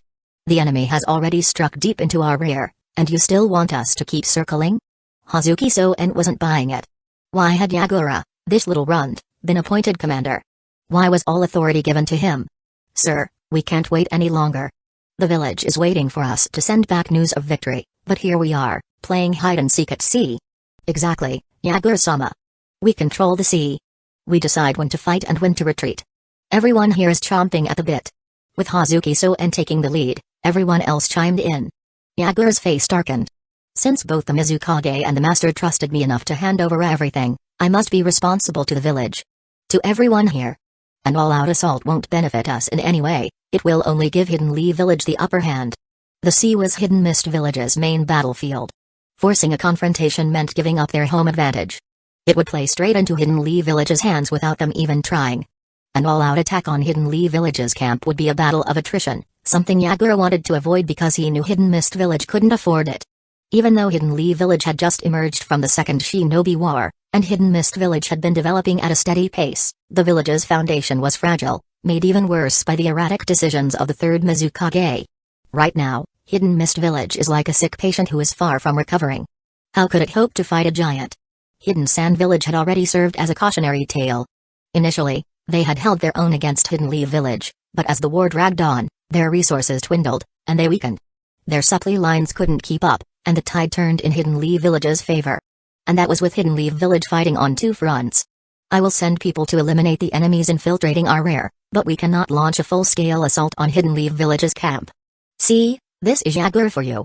The enemy is walking all over him, and he still wants to keep circling, playing hide-and-seek with Hidden Leaf Village. Hazuki Soen spread his hands, pacing around the command room. Still want to drain Hidden Leaf Village's strength? Upon hearing this, everyone's spirits deflated. The dissatisfaction with Yagura only grew. Hazuki Soen saw the rising discontent and acted decisively. If you want to keep circling, go right ahead. Yagura, if you're scared of Hidden Leaf Village, I am not. What do you mean? Yagura realized something was off. Hazuki Soen was making a move. Do I really need to explain what everyone already knows? Hazuki Soen sneered. When Hoshigaki Fuki was killed, you, Yagura, led a team to investigate and ran into Hidden Leaf Village's prodigy, Yagami Takuya. Yet you didn't even have the courage to make a move. Instead, you turned tail and ran. Am I lying? Wait, what? The details of that incident had been kept quiet by the Master and Yagura. They didn't want to stir up a fuss since it wouldn't benefit Hidden Mist Village. They had only announced that the Saimata was taken. Many in Hidden Mist Village believed Saimata had been taken by Hidden Leaf Village, who refused to return it, even through negotiations. Along with the assassination of the third Mizukage, this had sparked the war. As for Yagura's retreat, few knew about it. Hazuki Soen brought it up now to tarnish Yagura's image, to make people lose faith in him. Yagura, you have truly disappointed me. You are unworthy of leading us into battle against Hidden Leaf Village. I will never accept a coward as my leader. Hazuki Soen wanted to seize command. Yagura realized it now. He had thought Hazuki Soen was merely unhappy with his decisions. He hadn't realized the dissatisfaction wasn't just about him but about power. Master was right, this war was a severe test for Hidden Mist Village. When Master had said that, Yagura had assumed it was because of the village's fragile state. But now he understood it was about Hidden Mist Village's internal conflicts. Realizing this, Yagura's anger subsided. He said coldly, if my leadership leads to great losses for the village, I will personally seek punishment from the Mizukage. You can call me unworthy or a coward, but until the Mizukage strips me of my authority, I will not change anything. If you cannot accept my leadership, you are free to leave. Provoke me? Keep dreaming. Knowing Hazuki Soen's intentions, Yagura wasn't going to foolishly play into his hands. Leave, or stay and watch. The choice is yours. The ones who had backed Hazuki Soen now hesitated. They had stirred the pot, but that didn't mean they were ready to abandon their posts. If Yagura reported this later, they'd be in serious trouble. Hazuki Soen didn't fear Yagura or any repercussions because the Hazuki clan was powerful within Hidden Mist Village and didn't fear Yagura. Hazuki Soen had the backing, they didn't. Humphrey. Trying to corner Yagura, only to have the tables turned, Hazuki Soen looked around at those who had fallen silent and snorted in disgust, storming out of the command room. Stop. Just as Hazuki Soen was about to leave, Yagura's voice rang out. What now? Trying to pin your mistakes on me? Hazuki Soen turned back, glaring at Yagura. Ignoring his mocking tone, Yagura pointed to the map. If you think I'm unfit, then why don't you lead a team and eliminate the infiltrators in our rear? He had to send Hazuki Soen away. Leaving him here would only cause more trouble. What if I refuse? This is an order. Yagura shouted angrily. If you think the Hazuki clan can protect you from disobeying military orders, then go ahead and leave. But if you don't have the guts to risk it, then take your team and eliminate those enemies. If you dare walk out the door, I will report everything to the village immediately and let the Mizukage and Master deal with you. Are you seriously threatening me? Hazuki Soen's eyes widened. Yagura stared coldly at him, not caring about the perception of others. Yes, he was threatening Hazuki Soen. If you leave, if you disobey, then I will make sure the Mizukage knows. Let's see what he does with you.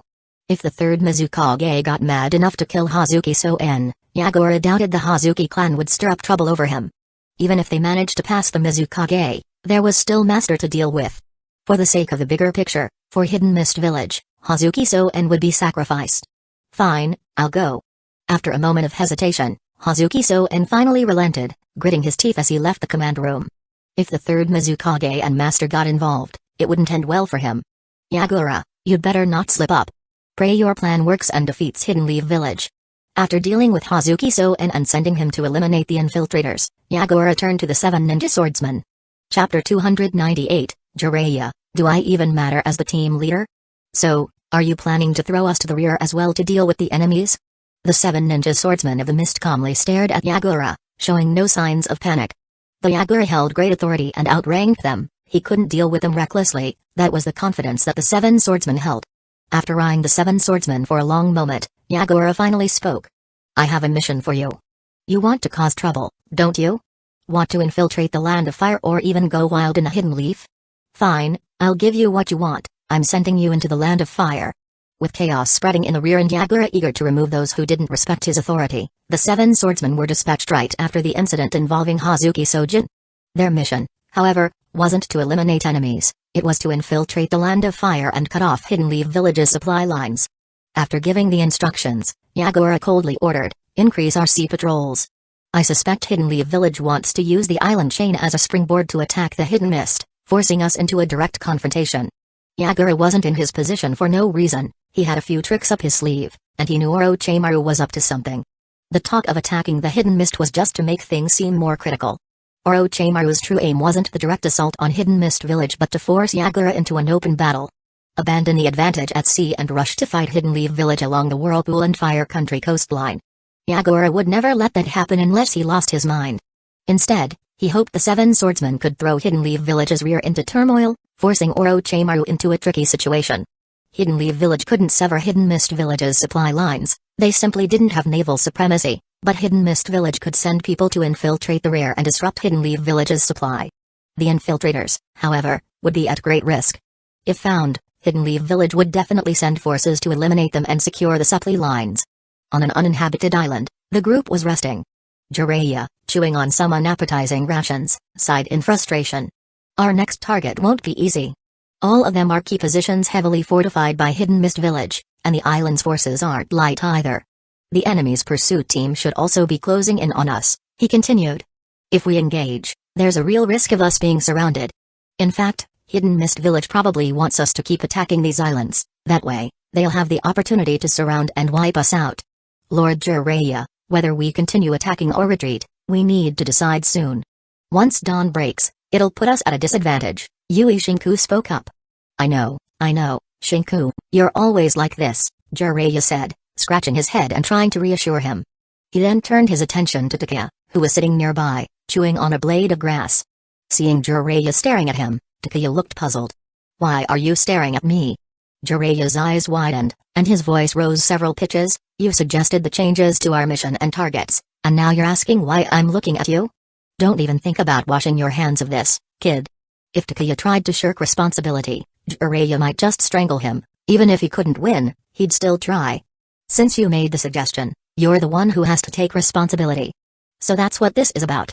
I thought Jiraiya was acting strange for some reason. Takeya spat out the blade of grass, rolled up the map, and handed it back to Jiraiya. Take responsibility for what? It's Orochimaru who needs to take charge, not me. I've already had Nawaki send the message back.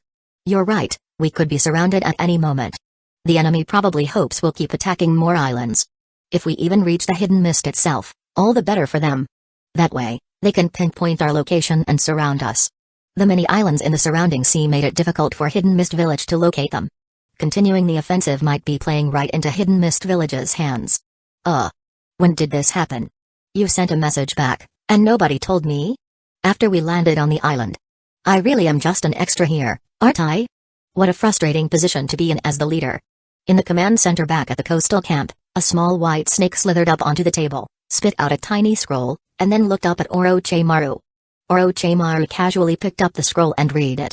So it was Takeya's idea after all. Far more daring than Jiraiya. Still, now that the enemy knows, continuing our attacks will likely backfire. After some thought, Orochimaru wrote his orders on the scroll. The snake swallowed it, and with a poof, it vanished. On the other side, Nawaki asked, you or me? You do it. Biting my finger is troublesome and hurts, Takeya replied. Truth be told, Takeya didn't enjoy using summoning jutsu, which was why he rarely summoned Manda. Every time he needed to open a wound and use blood for the jutsu, it was just a hassle. Not to mention, biting himself really hurt. You're afraid of pain? What about me? Though exasperated, Nawaki still bit his finger to perform the summoning.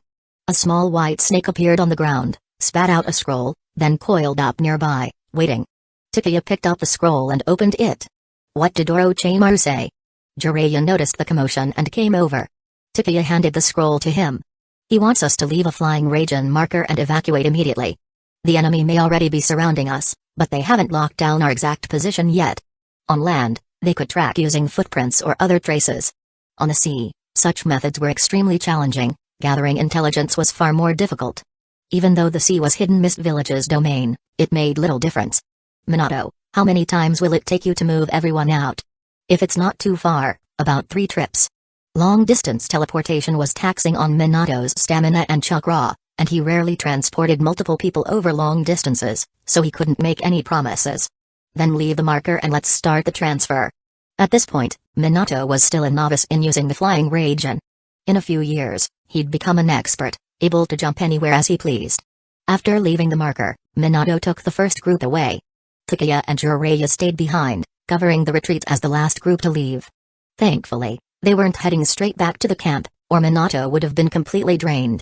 Looks like encouraging Minato to learn the flying Raijin was the right decision after all, Jiraiya said, sitting cross-legged on the ground, ignoring the damp earth beneath him, a proud smile on his face. You look so smug. Takuya doused him with cold water, figuratively speaking. You talk like you actually taught him anything. Who said I didn't? Ow! Jiraiya, in his enthusiasm, bit his tongue. Nawaki shook his finger, tutting, no denying it now. Minato's been with us this whole time. Honestly, it'd be more accurate to say Takuya is his teacher. You just handed over the flying Raijin scroll and that was it. Handing over an S-rank jutsu scroll, one that had stumped countless shinobi, and then doing nothing else, that was quite something, even for Jiraiya. Luckily, Minato was smart and talented enough to figure things out. Otherwise, he'd have just been left staring at a scroll, clueless. Chapter 299, Compassion has no place in warfare. Cough, cough. Jiraiya coughed awkwardly, mumbling as he tried to explain himself. It's just. Well, I was on the battlefield, so I didn't have the time to properly teach Minato. It's not like I wanted to neglect him on purpose. Besides, wasn't Orochimaru the same as me? Why could Orochimaru get away with it but not him? Nawaki's double standards were starting to irk him. That's why Orochimaru-sensei gave me plenty of help and compensation. So, what do you plan to offer Minato as compensation? Nawaki grinned mischievously, tossing the hot potato back to Jiraiya. Damn it. I take it back. Hearing the word compensation, Jiraiya immediately backed down. Not that he was unwilling to give anything, he just found it bothersome. Sure, Orochimaru's compensation to Nawaki was something he could match, but Minato didn't need it. Minato, being independent and resourceful, didn't expect Jiraiya to compensate him. He felt that his teacher had already given him enough. But whether or not someone wanted something was one matter, offering it was another. What are you guys talking about? Suddenly, Minato appeared, slightly out of breath. It was clear that long-distance teleportation was taking its toll on him. More than once, Minato had envied the vast chakra reserves possessed by Takuya and Kushina. He didn't expect to be on par with Takuya or Kushina, but even having Nawaki's chakra capacity would be enough. If he had that, there'd be no limit to what he could do. Too bad, it was just a wishful thought. We were talking about why your teacher didn't give you compensation. Really? Minato glanced at his speechless teacher and scratched his head, chuckling as he spoke up for Jiraiya. Actually, Sensei did want to give me some compensation. I just turned it down. See? It's not that I didn't offer, it's that Minato refused. You all better not go around calling me, the Toad Sage Jiraiya, stingy. Sensei, please get ready. I'll be back soon. After resting for a bit, Minato teleported the second group of people, then the third. Once everyone was moved, the warship set sail back towards the Whirlpool Country's waters. Takuya and the others had successfully retreated and left flying thunder god markers on several of the islands along the way. If they wanted to, they could teleport back for a surprise attack whenever they chose. Yagura had forced Suikaze Fuki to lead his troops and search island after island, trying to track down Takuya and the rest. But all they found was nothing, empty islands. When the warship returned to the Whirlpool Country's port, the group disembarked, and Nawaki immediately called out in excitement. Sensei! Orochimaru had arrived at the Whirlpool Country? Weren't you supposed to be at the coastal camp? What are you doing here in the Whirlpool Country? In response to Jiraiya's question, Orochimaru explained, Shikaku is overseeing the camp, it should be fine. If anything unexpected happens, he'll inform me. TCH. I thought you were here to reprimand us. Jiraiya couldn't help but raise his middle finger at Orochimaru.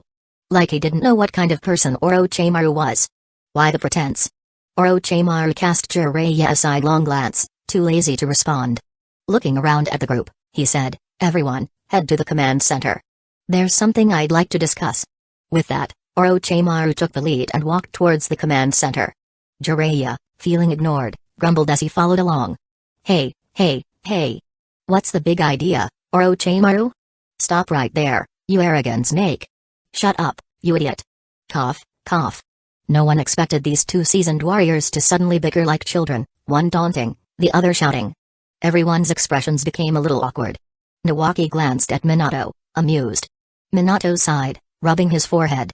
He couldn't fathom why Jiraiya behaved this way. Maybe it was just his personality? Takuya once said that men, no matter how old, were still like children. Maybe he wasn't wrong. But is Sensei really here to reprimand us? Nawaki suddenly felt uneasy. Day to day, it was hard to tell, But when something went wrong, Orochimaru could be pretty terrifying. After all, he was their teacher. Plus, Orochimaru's expressionless demeanor often gave off a menacing vibe, much more intimidating than Jiraiya. This was bad. Everyone started looking at Takuya. If Orochimaru was here to demand accountability, wouldn't Takuya be in trouble? After all, it was his idea to change the battle plan and adjust the mission.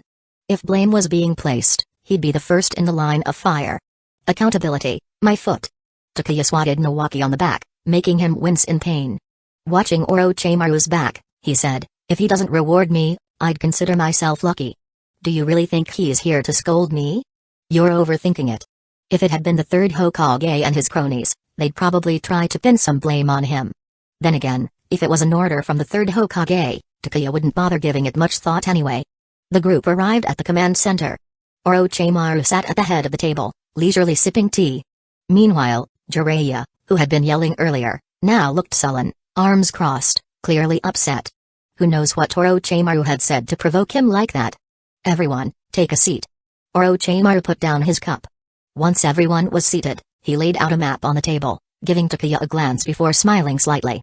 Takuya, your suggestion for the mission gave me quite the surprise. My original plan was to break the island chain, occupy one of them, and force Hidden Mist Village to dispatch troops to surround the island, starting a full-scale battle. That would lead to significant casualties, Takuya replied after a moment of thought. Orochimaru smiled and shook his head. To achieve victory in war, losses are inevitable.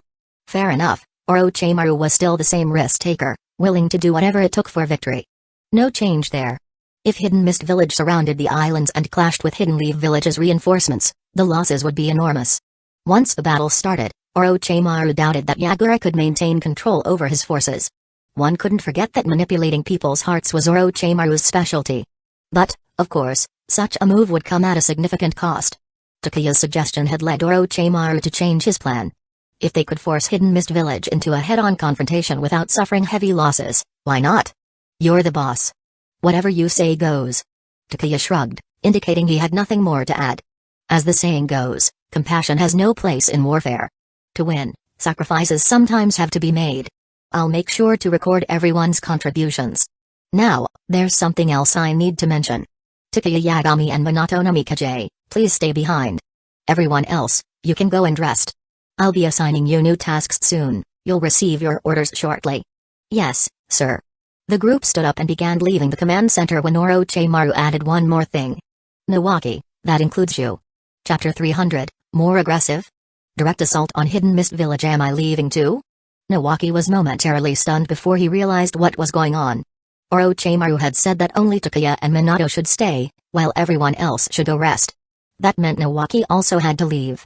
But, sensei, go rest. This mission is suitable only for Takuya and Minato. It's too dangerous for you. But Nawaki wanted to argue further, but the moment his eyes met Orochimaru's serious, cold, slit-like pupils, he closed his mouth immediately.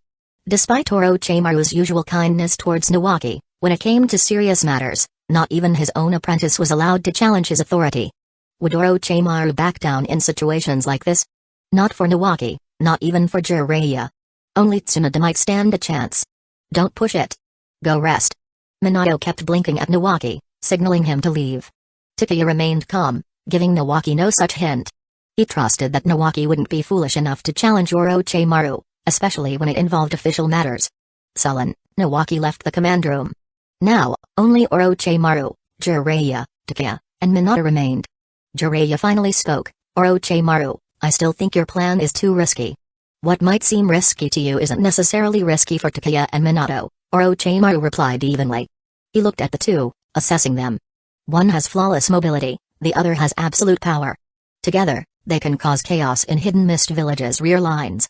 After learning that Minato could now use the Flying Thunder God to move people across long distances, Orochimaru changed his strategy. Occupying an island and waiting for reinforcements? No. Too risky, and it would lead to unnecessary losses. If he could, Orochimaru wanted to avoid such a costly operation. A 20-man strike team? Too many people would compromise mobility. Just Takuya and Minato would be enough. So the task of causing chaos was given to Minato and me? Takuya raised an eyebrow, not expecting Orochimaru to hand this mission over to him and Minato. Tsukumo Hatake has gathered valuable intel. and I've gathered quite a bit myself over these past few days.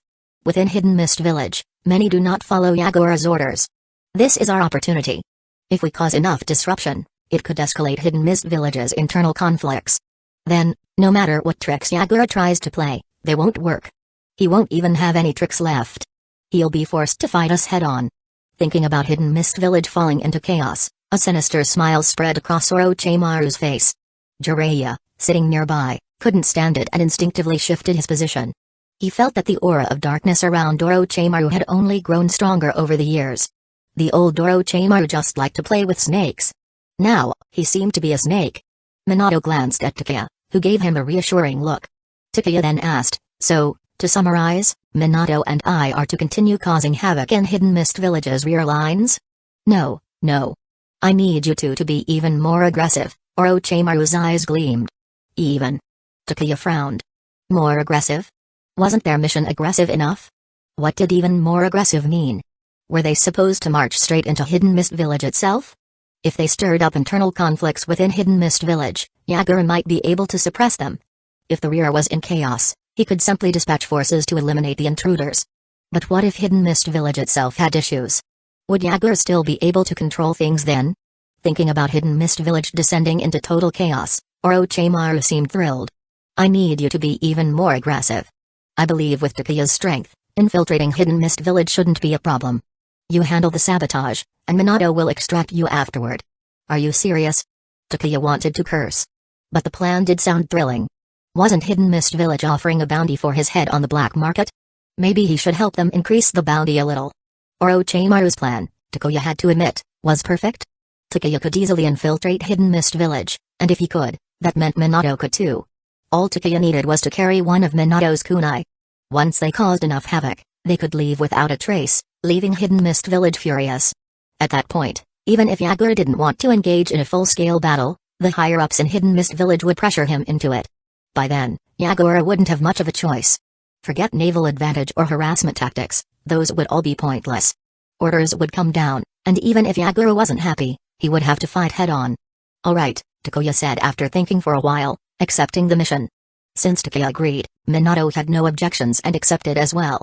Then I'll await good news from both of you, Orochimaru said, satisfied.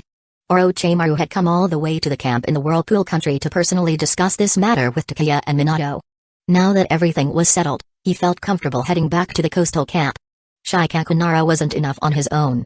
Although Shikaku was very clever, he was still young and lacked the authority needed. If his father were here, that might be a different story. Satisfied, Orochimaru left. Jiraiya, feeling frustrated, smacked the table. You two should have refused. This mission is too dangerous. Why didn't you tell us to refuse earlier? Takeya said, exasperated. Seriously, acting all wise after the fact. Jiraiya himself had been the first one convinced by Orochimaru, and now he was giving second thoughts. Cough, cough. I didn't want to make it awkward for him, Jiraiya coughed, looking uncomfortable. Sure, like I believe you. You were just annoyed at being ignored by Orochimaru. I know your tricks, Jiraiya. Alright, just relax. I'll make sure Minato gets back safely, Takeya reassured. Since the first Great Ninja War, without Madara Uchiha appearing, there were two walking cheat codes in the shinobi world, Third Raikage of the Hidden Cloud and Minato Namikaze of the Hidden Leaf. One was a beast who fought tailed beasts head-on, the other moved like a phantom. Such cheat codes weren't easily taken down. Anyway, the original story had many holes, Takeya didn't even know where to begin criticizing. Third Raikage was tough, sure, but he ended up being worn down by an army of thousands, killing until he literally died of exhaustion. That was certainly a unique way to go. But what confused Takeya was why Third Raikage would choose to stay behind to cover his guards and then get exhausted to death. Was there some misunderstanding here? Weren't Raikage's guards there to protect the Raikage? Faced with enemies, they should be holding them off, not running away while the Raikage stayed behind. What kind of situation was that? It was like during the first Great Ninja War when Obirama Senju was surrounded. He chose to stay behind so his students could escape. Obirama did it for his students, it made sense. But what was Third Raikage trying to achieve? And Minato's death was even more nonsensical. Takeya didn't believe that half of Kurama sealed within Naruto would be too much for Minato to handle, or that he couldn't find anyone else to contain the seal. Was it really necessary to go down along with half of Kurama? Clearly, he and Gushino were true love, and Naruto was just a byproduct. When Kushina was about to die, he decided he had to die too, leaving their child to fend for himself. What's wrong? Seeing Takuya looking at him with an odd expression, Minato scratched his head in confusion. Did I do something wrong? Minato, I'm curious. Takuya thought for a moment before asking, when you grow up, if you have a wife and a child, and one day all three of you are facing a powerful enemy, with your wife about to die but you able to survive, would you abandon your child and die along with your wife? Screw you. Get lost. Minato, with a dark expression, flipped Takuya off. Chapter 301, Only Takuya Can Handle Nawaki. What kind of strange question are you asking? I'm still single. Cough, cough, at least for now, I'm single. Jiraiya couldn't understand why Takuya was making such odd comparisons. I mean, for example, as a scenario. Takuya emphasized the word scenario. Minato was speechless, but he thought about the question seriously and gave his answer. Although I'd rather not face such a reality, children are innocent. If I chose to leave this world, I imagine that wherever I go, my wife, my future wife, wouldn't forgive me. After all, it's best for children to grow up with their family around. Growing up alone, Minato knew all too well what it meant to be left to fend for oneself. So his answer was that he wouldn't do such a thing. It wasn't that he feared death, he feared being unforgiven. Even if it meant being called a coward, he'd stay to watch his children grow up. Well said. A great dad already, so hurry up and have a little Naruto Uzumaki. Get lost. My son's name will be Namikaze Naruto. No, not Naruto. Minato's face turned red as he argued with Takuya, clearly not happy with the name Naruto. Jiraiya murmured to himself, what's wrong with the name Naruto? Wait. The child's name isn't the main point. The main point is Uzumaki. Could it be that this clueless kid Minato is with another girl from the Uzumaki clan? Jiraiya knew that Minato once had feelings for Kushina. But he thought Minato had moved on. Who would have thought that after Kushina, Minato would find himself with another Uzumaki girl? Judging by Minato's demeanor, this might actually go somewhere. He's really grown up. Jiraiya suddenly sighed, feeling a bit nostalgic. Takuya and Minato stopped bickering and looked back at him. Minato seemed clueless, not yet realizing anything he'd said might have been out of place. Takuya just asked directly, so, you found yourself a girlfriend? Alright. You two little heartbreakers just keep arguing, pretend I'm not here. Are you going in, or am I? Inside the tent, Nawaki sat sulking, lost in thoughts of self-doubt. Minato and Takuya exchanged a glance, and Takuya nodded, signaling for Minato to go in while he busied himself preparing some food. After so many rounds of dry rations, Takuya was desperate for something with flavor. If he hadn't strongly refused, Jiraiya would have probably suggested they all survive on soldier pills. Soldier pills. Anyone who's tasted them knows the flavor is indescribable. Unless absolutely necessary, Takuya wouldn't touch them. No need to comfort me, I'm fine, just a bit down. Before Minato could speak, Nawaki cut him off. I always knew there was a gap between us, but I thought if I worked hard, I could catch up. Turns out I was too naive. There's still a huge gap between us, and maybe that's just the difference between a regular genius and a super genius, right? Sigh, I'm out of ideas, you take it from here. All Minato could do was watch as Nawaki wallowed in self-pity. Just then, Takuya, who was deciding what to eat, gave Nawaki a light kick. Go gather some firewood, or else you'll be stuck with dry rations. Alright, I'm on it. Nawaki rubbed his back, instinctively standing up and heading outside. But after a few steps, he realized something was off. I'm feeling down, and you're making me work. Stop complaining. If you want to whine, go find your teacher, he's the one who didn't let you go. It has nothing to do with us. Keep mumbling, and I'll sew your mouth shut. Seems like it's been a while since you got a good beating, huh? Seeing that Takuya was rolling up his sleeves, clearly ready to scold him, Nawaki quickly disappeared. Minato couldn't help but laugh and gave Takuya a thumbs up. As expected, only Takuya can handle Nawaki. Nawaki's personality was no mystery to Takuya and Minato, they'd long figured him out. No matter how down he might seem now, give it a couple of hours, and he'd be back to his energetic self. As for feeling discouraged, he'd been knocked down plenty since he was young, so the idea of being utterly crushed was out of the question. At most, he'd feel a bit gloomy for a while. Is Nawaki weak? Not really. If he just worked on his weaknesses, a few years of effort could easily make him a solid jonin, a pillar of the village. But, as the saying goes, comparing oneself to others can drive a person crazy.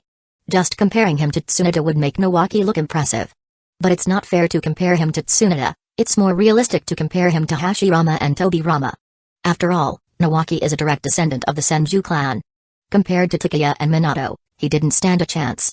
One of them had their own secret techniques, and the other was born with special talents. Countless people dream of becoming shinobi, becoming jonin, elite jonin. All of these goals are within Nawaki's reach.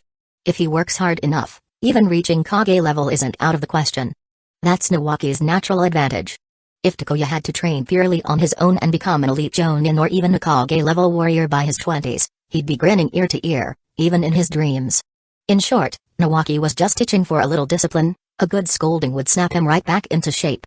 Chapter 302, Mist Village isn't some dragon's den, going in solo as Takuya predicted. After dinner and a bit of rest, Nawaki quickly bounced back to his usual carefree self. Not only was he no longer down, but he even offered ideas and advice to help Takuya and Minato. Though he was back to normal, Nawaki still felt a bit uncomfortable with the situation. Luckily, he knew well enough that going along would likely only be a distraction for Takuya and Minato.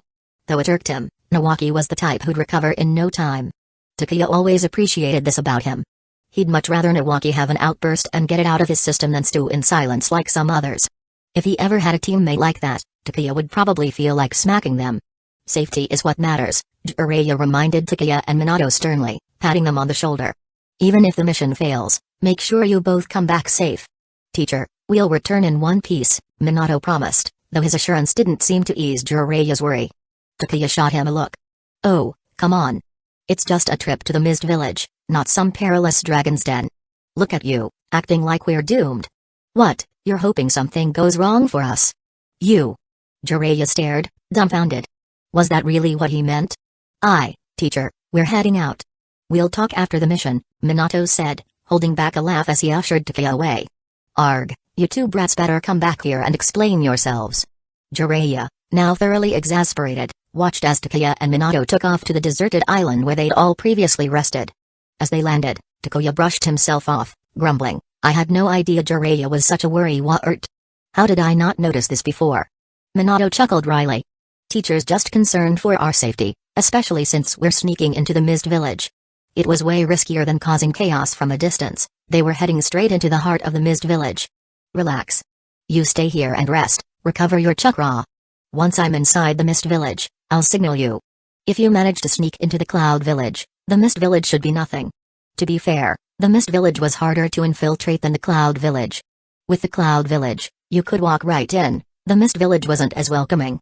Especially during wartime, their security would be tight, and they wouldn't let outsiders in easily. But so what if it was hard to infiltrate? The Mist and Cloud Villages didn't pose the same level of threat.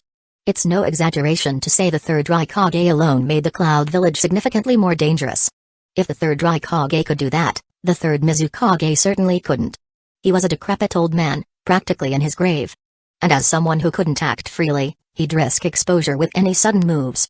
Takuya was almost hoping the Third Mizukage would try something, just to let the Mist Village see what kind of leader they really had. Be careful and signal me when you're in, Minato reminded him, clutching a specially crafted kunai. With it, Takuya only needed to channel his chakra for Minato to sense him and instantly teleport to his side. To Minato, with Takuya's little companion now asleep, his strength must have taken a dip. A solo infiltration of the Mist Village was a risky mission. Don't worry. Even if I end up sweeping through the entire Mist Village, I'll be fine. Before he finished speaking, Takuya had already disappeared. Minato's mouth twitched, he couldn't help but flip off the direction Takuya had gone. Oh, yeah right. Sure, you'll just sweep through the Mist Village. If that were possible, why would we even bother with all this? Why bother with a war at all? We could just waltz through the Mist Village. Nothing but a barren wasteland. Walking on water as if it were solid ground, Takuya moved steadily toward the Mist Village, concealing his presence completely.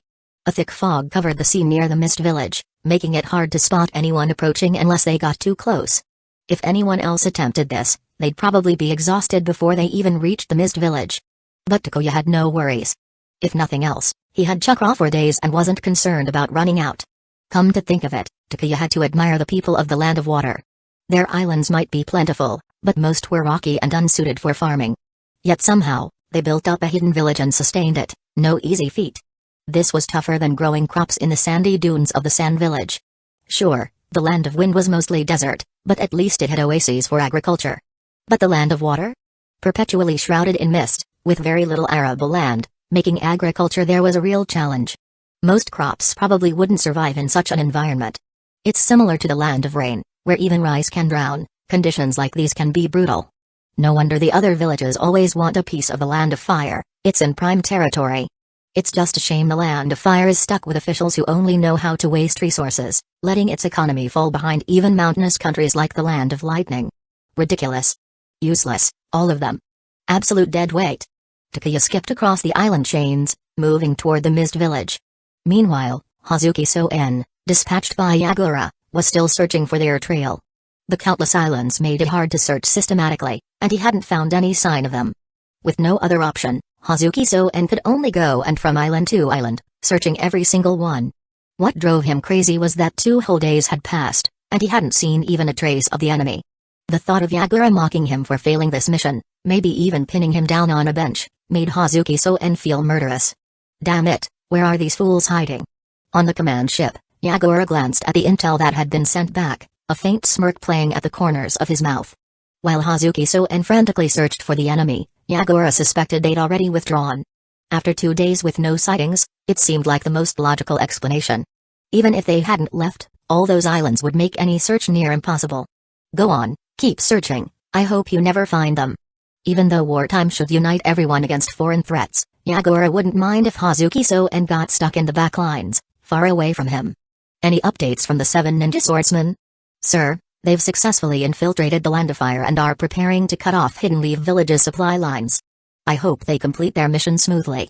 The 7 ninja swordsmen, along with members of the Hazuki clan and their allies, had been sent out, lowering the army's overall strength. Yet Yagura was willing to take a slight hit in strength if it meant keeping certain people from causing him trouble. If they wanted to act out, it'd be better if they didn't come back at all. Chapter 303, A Dark Night for Killing. Little did Yagura know, his wish would soon come true. Because after infiltrating the Land of Fire, the 7 ninja swordsmen had set their sights on a supply convoy.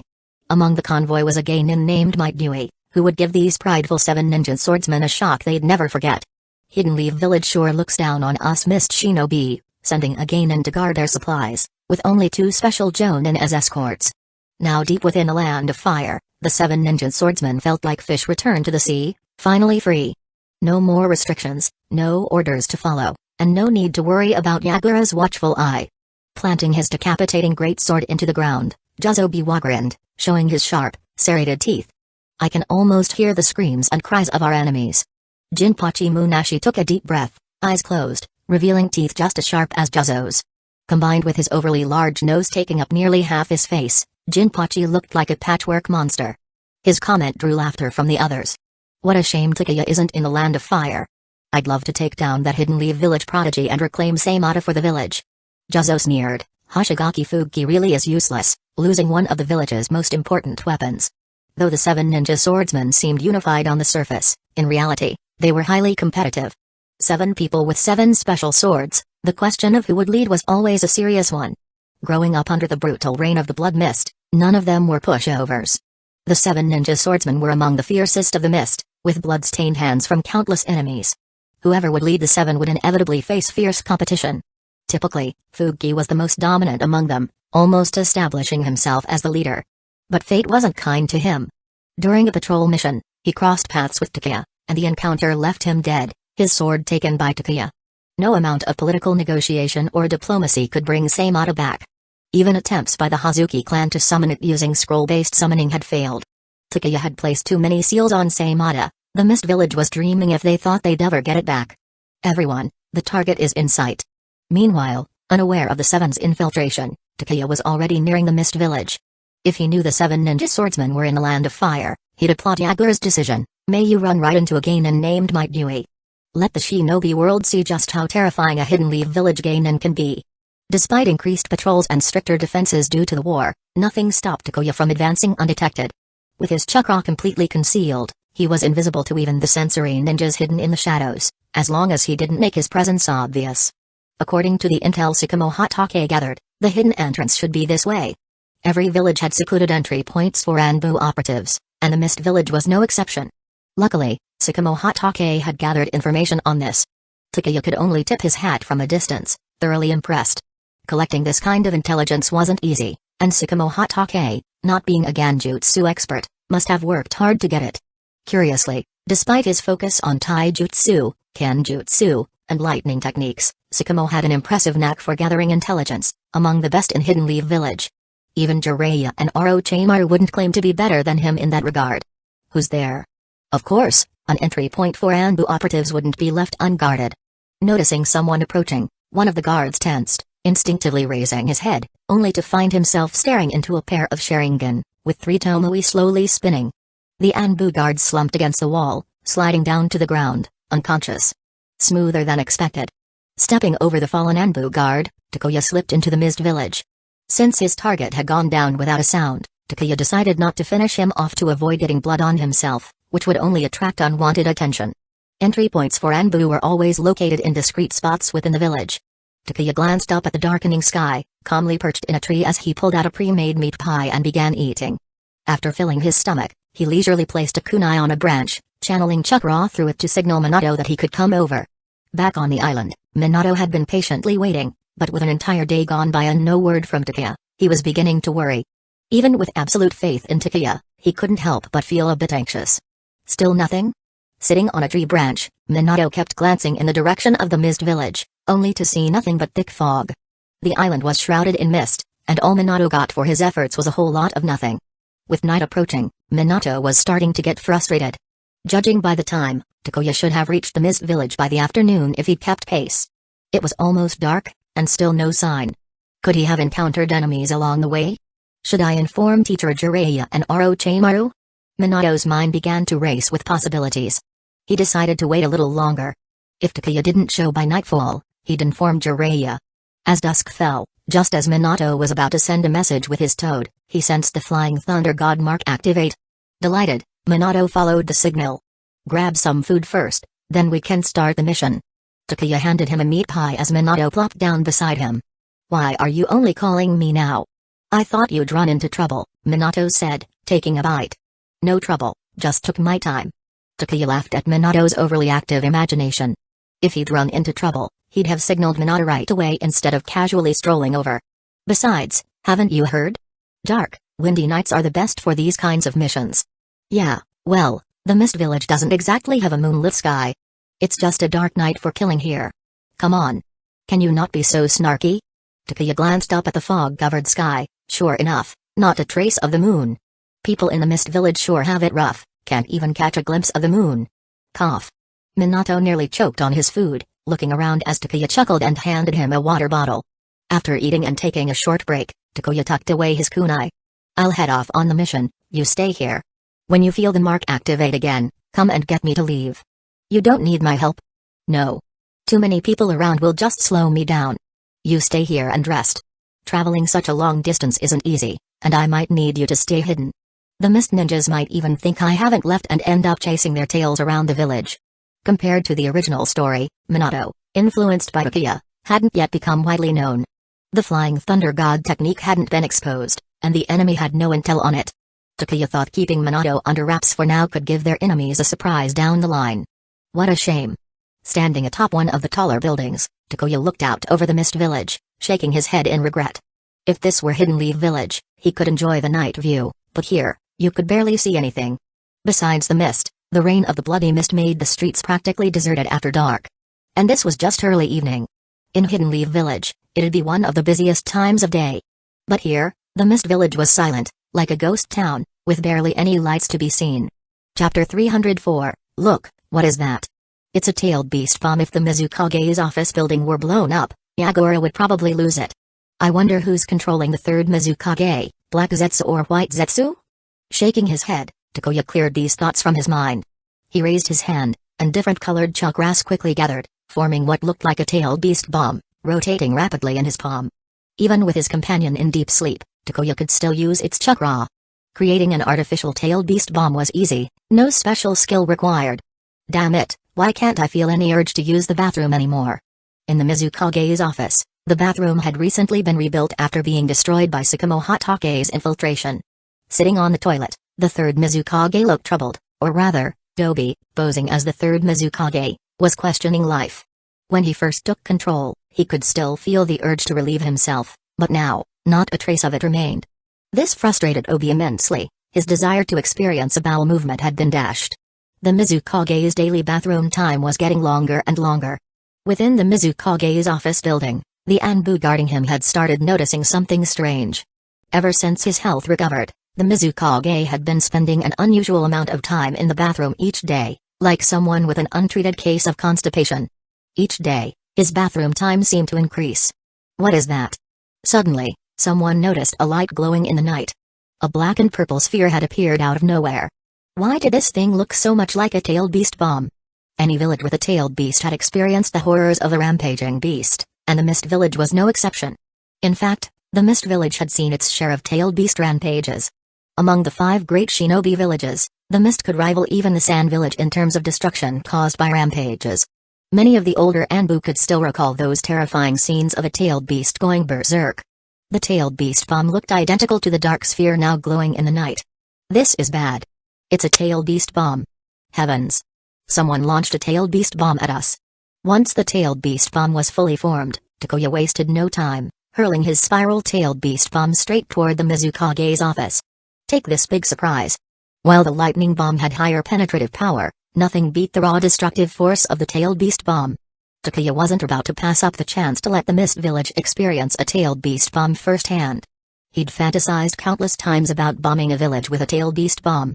Though the village he imagined wasn't the Mist, but Hidden Leaf Village. Taking advantage of this opportunity, he could finally reveal his true strength and perhaps get certain village elders to stop bothering him. Defend. Move. Move. Move. The quickest Anbu shouted frantically. But would the spiral-tailed beast bomb give them time to defend? Obviously not. Even if they had time, ordinary shinobi would stand no chance against it. As the fierce chakra energy burst forth, the entire Mist Village was thrown into chaos. Many looked up, stunned, at the massive spiral-tailed beast bomb flying straight toward the Mizukage's office building, including Minato, who was resting in the shadows nearby. Seeing the over 3-meter-wide spiral-tailed beast bomb, Minato couldn't help but gulp. Most didn't know, but he was well aware of its terrifying power and destructive force. The Mist Village was about to face disaster. After today, Takuya's name, which had faded from memory for years, would spread across the entire shinobi world again. He'd become a figure of fear and caution in every village. If human strength alone could block a tailed beast bomb, then tailed beasts wouldn't be symbols of destruction. As expected, the spiral-tailed beast bomb crashed directly into the Mizukage's office building. Everything happened so suddenly. Even though some had noticed the bomb's appearance, no one managed to intercept it in time. In the original story, if not for the overpowering Flying Thunder God technique, combined with the Uzumaki clan's adamantine chains, no matter how strong Minato was, Hidden Leaf Village would have been flattened by the Nine Tails. Just look at how the Nine Tails leveled several mountains with its tailed beast bomb to understand the potential outcome. If something like this exploded within Hidden Leaf Village, the consequences would be unimaginable. A tailed beast bomb?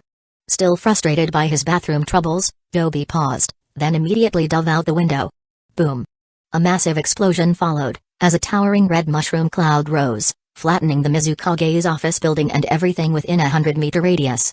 The mushroom cloud, stretching dozens of meters high, lit up the entire Mist Village, making buildings shake across the village.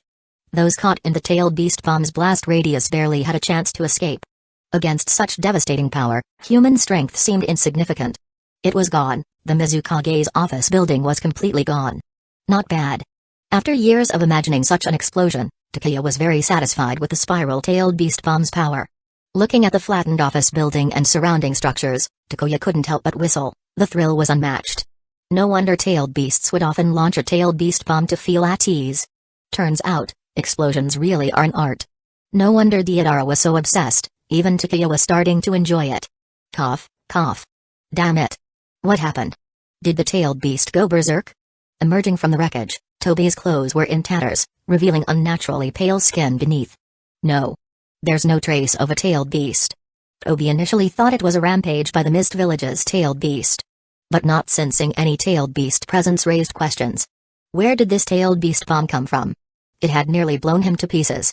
The heavens could testify, he, the third Mizukage, was just sitting on the toilet when an unexpected tailed beast bomb flew in and struck the Mizukage's office. Had he not escaped in time, he'd be dead. The tailed beast bomb had come out of nowhere, completely leveling the Mizukage's office building. But the Mist Village quickly mobilized, with the infamous assassination squad surrounding Takuya's position in record time. Who dares make such a commotion in my Mist Village? An elderly man bearing the Hazuki clan's emblem on his clothing appeared, his face a deep shade of rage as he fixed his vulture-like eyes on Takuya. The look in his eyes practically screamed that he wanted to tear Takuya apart. "Sir, it seems to be Hidden Leaf Village's Yagami Takuya." The news of Takuya's killing of Hoshigaki Fuki had been widespread, and his profile was already in the Mist Village's Anbu records. Since the assassination squad was a branch of Anbu, these shinobi easily recognized him. "What?" The Hazuki elder was stunned. "Yagami Takuya? Yagami Takuya? You dared to infiltrate the Mist Village, bomb the Mizukage's office, and attempt to assassinate the Mizukage. Do you even know what you've done?" He was so furious that his words came out jumbled, barely able to contain his rage. Chapter 305, Running and Blasting, the Explosive Genius. Although Takuya didn't care much for the third Mizukage's policies, as a Hidden Leaf Village shinobi, he had just infiltrated the Mist Village and obliterated the Mizukage's office building. The third Mizukage was now missing, possibly killed or fled. Such an incident dealt a humiliating blow to the Mist Village, turning them into a laughingstock. First, Hoshigaki Fuki was killed, and Seimata was taken. The village tried to reclaim the weapon through diplomatic means, only for Hidden Leaf Village to reject the request. Then Tsukumo Hatake's assassination attempt on the third Mizukage sparked the war. And now, Takuya had slipped in, destroyed the Mizukage's office building, and left the third Mizukage's fate uncertain. It was as if the Mist Village were some open playground where anyone could drop by, cause chaos, and leave as they pleased. "Yeah, I'm well aware." Smiling, Takuya shrugged at the Hazuki clan leader's enraged question, glancing at the ever-growing crowd around him. "So what? I only blew up the Mizukage's office building. No big deal. Why are you so worked up?" "You." The Hazuki leader nearly spat blood in fury. The entire Mizukage's office building was leveled, and Takuya called it no big deal? What would he consider a big deal, then? Kill him. Avenge the Mizukage. With the third Mizukage missing, and the office building and nearby structures reduced to rubble, the Mist Shinobi, assuming their leader was dead, were furious. Some couldn't even wait for orders and charged at Takuya, determined to kill him. "Hey!" Takuya smirked, bringing his hands together to form several quick seals. "Stop him!" Seeing Takuya's hands touch the rooftop tiles, the Hazuki leader's eyes widened as he raised his hand and pointed at Takuya. Water style, water bullet. A bullet-like droplet shot from the Hazuki leader's fingers, zooming toward Takuya with lightning speed. But the shot only punched a small hole in the spot where Takuya had stood. He'd already vanished, replaced by a massive shadow. Boom. The four-story building crumbled under the enormous weight of Manda. The gigantic serpent raised its house-sized head, hissing and snapping at the shinobi around it, its long tail lashing furiously. "Ah!" Screams echoed as shinobi were flung across the area, crashing into nearby buildings and even bringing them down. "You little brat. You're dead. You will definitely die today." The Hazuki leader felt utterly humiliated. This brat had destroyed the Mizukage's office and, unfazed by the threats from him and the other shinobi, summoned a monstrous beast to wreak havoc. "Haha. Go wild, Manda. And feel free to enjoy some snacks along the way. I promise you'll have plenty." Laughing, Takuya urged Manda to create even more destruction. A creature as massive as Manda, if it didn't cause at least some damage, would be an insult to its name. Maybe I could join in. Watching Manda barrel through buildings, Minato bit his lip and, with a determined nod, bit his thumb, formed a few seals, and pressed his hand to the ground. Poof! Ramakiki appeared in the Mist Village, his towering figure drawing immediate attention. Another one? One giant serpent was already causing mayhem, and now there was a giant toe too? This was chaos incarnate. Hold on, who summoned these beasts? Little Minato, what's up?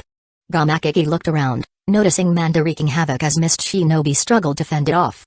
His massive eyes blinked as he watched Manda swallowing people, visibly uncomfortable. Those snakes from Richie Cave are so crude, eating whatever they please. Unlike us toads of Mount Mayabaku, we stick to insects. Ramakiki, create as much chaos and damage as you can. That's our mission. Alright, but you stay out of harm's way. Summoned beasts were meant to assist their contract holders in battle, and Ramakiki saw no reason to refuse Minato's request. Though he didn't like Manda, he figured they could both cause destruction without getting in each other's way. After summoning Ramakiki, Minato quickly moved to a safer location. He needed to conserve chakra to ensure he could extract both himself and Takuya when the time came. Water style, iron cannonball. Causing chaos was easy for Ramakiki. It was as simple as stirring things up. What on earth is going on? The Mist Village was in complete disarray. No one had anticipated such a calm night could erupt into utter chaos, the Mizukage's office building destroyed, and two colossal summoned creatures running rampant. One smashed into every building in sight, and the other wielded a massive blade, slashing and spraying water everywhere. They just don't give up, do they? Alright, then, take this big surprise. Lightning burst. The Hazuki leader and his squad weren't letting up on their pursuit of Takuya. As he ran, Takuya watched the chaos unfolding around him. Manda was completing the task he'd set, even foregoing snacks in favor of pure destruction. Meanwhile, Minato had given him a pleasant surprise by summoning Gamakiki. Though Gamakiki wasn't as reckless, he was equally destructive. A massive blade swung around with abandon, fearsome in its own right. Look out. A ball of lightning hurtled toward them, and the Hazuki leader's eyes widened in alarm as he ducked. Boom. Unfortunately, while he managed to evade, his team wasn't as lucky or as quick to react. The lightning burst's power couldn't match the spiral-tailed beast bomb, but its piercing force was unparalleled, tearing through anything in its path. You little punk. You want to die, don't you? Haha. Come chase me if you want, then we'll talk. Spiral-tailed beast bomb. Go. Takuya continued taunting the Hazuki leader as he launched spiral-tailed beast bombs and lightning bursts at his pursuers. With an endless reserve of chakra, he didn't fear running out. Plus, both attacks were quick and easy to deploy. The mist shinobi couldn't keep up, they could only watch as Takuya dashed around, unleashing blasts as he went, like a walking explosive expert. Explosions, screams, and cries of despair blended into a dark symphony that echoed across the mist village.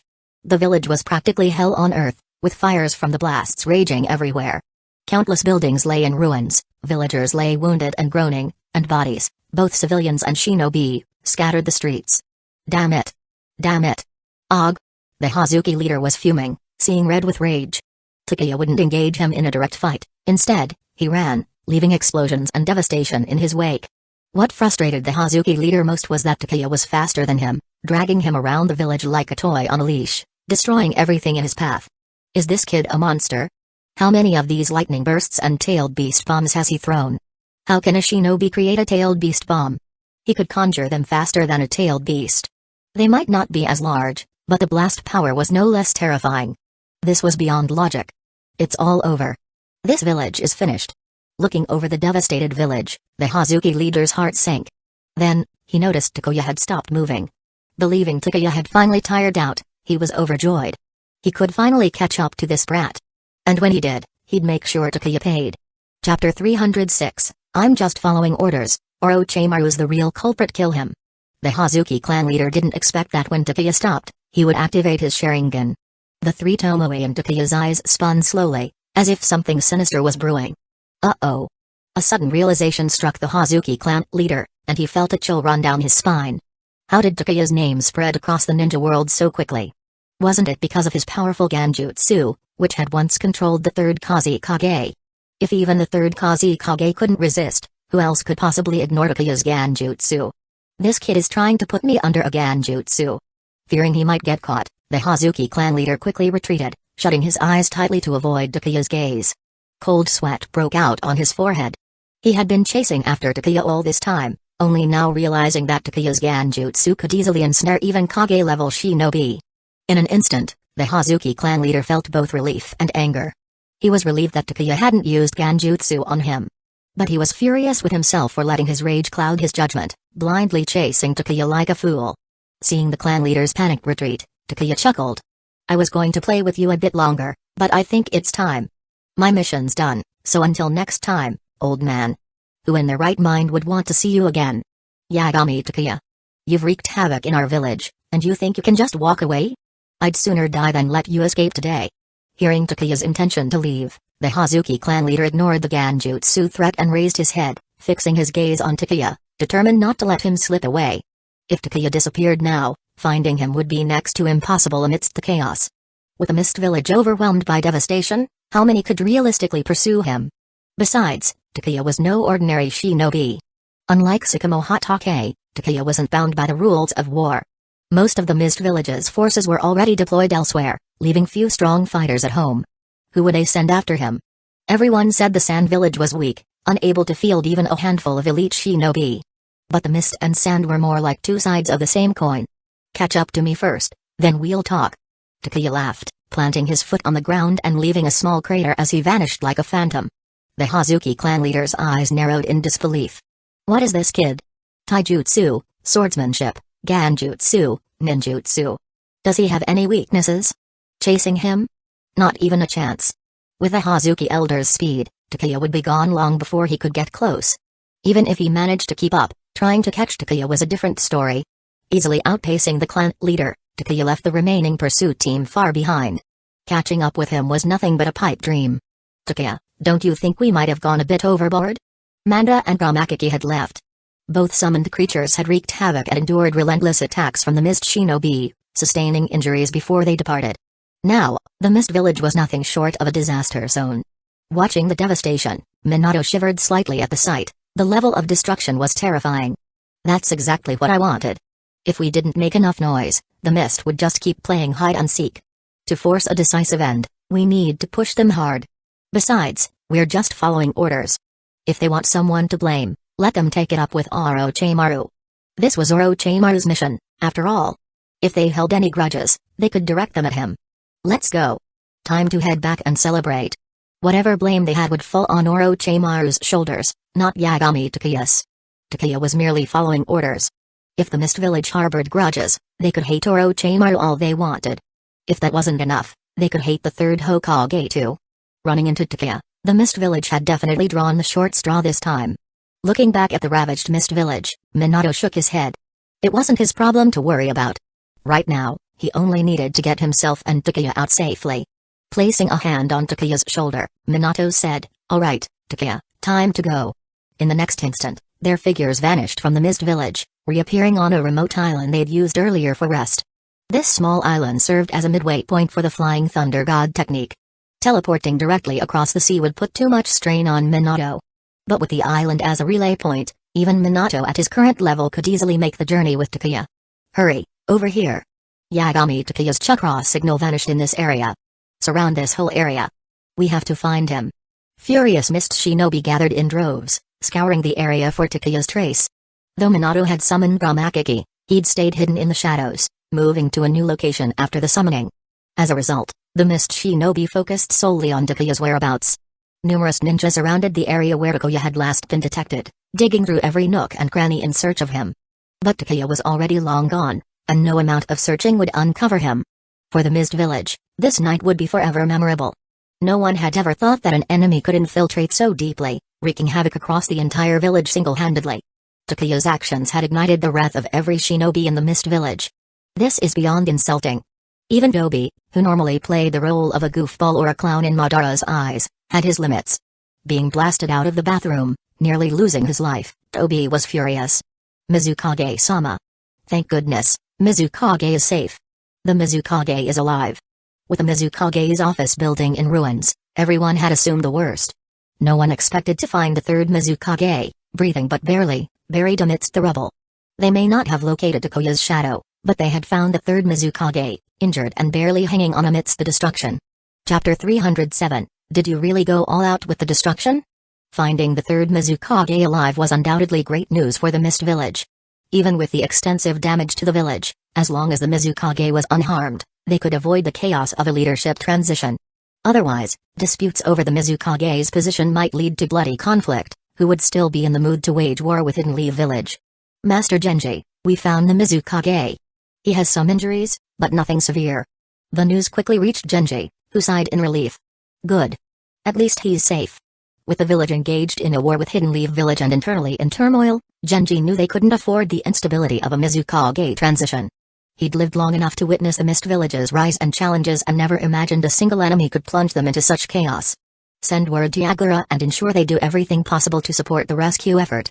The incident had sparked widespread anger, Genji included. If it weren't for the ongoing war, they might have demanded an explanation from Hidden Leaf Village or rallied the daimyo's support to pressure Hidden Leaf Village for accountability. But they were at war, and Hidden Leaf Village had infiltrated the Mist Village to create havoc. There was no one to complain to. Other villages would only mock them for being shaken to the core by a single Hidden Leaf Village shinobi, a far cry from the might expected of a great village. Why could Takuya alone throw the Mist Village into such turmoil? Beyond his own strength, it was inseparable from the context of the war. With Mist's strongest shinobi deployed to the front lines against Hidden Leaf Village, few elite defenders remained in the village. And Takuya, intent on avoiding direct combat, had focused solely on destruction. Within minutes, he'd reduced the Mist Village to a chaotic mess before slipping away with Minato. By the time most people realized what had happened, Takuya was already gone, leaving many still trying to process the extent of the damage. This was no small feat. Sigh. Looking at the still burning sections of the village, Genji could only heave a helpless sigh. If there had been no war, with more powerful defenders remaining in the village, would Takuya have dared to be so brazen? Undoubtedly not. Even if he had dared, it would have been impossible for him to cause such widespread destruction with a team of mist elites on his trail.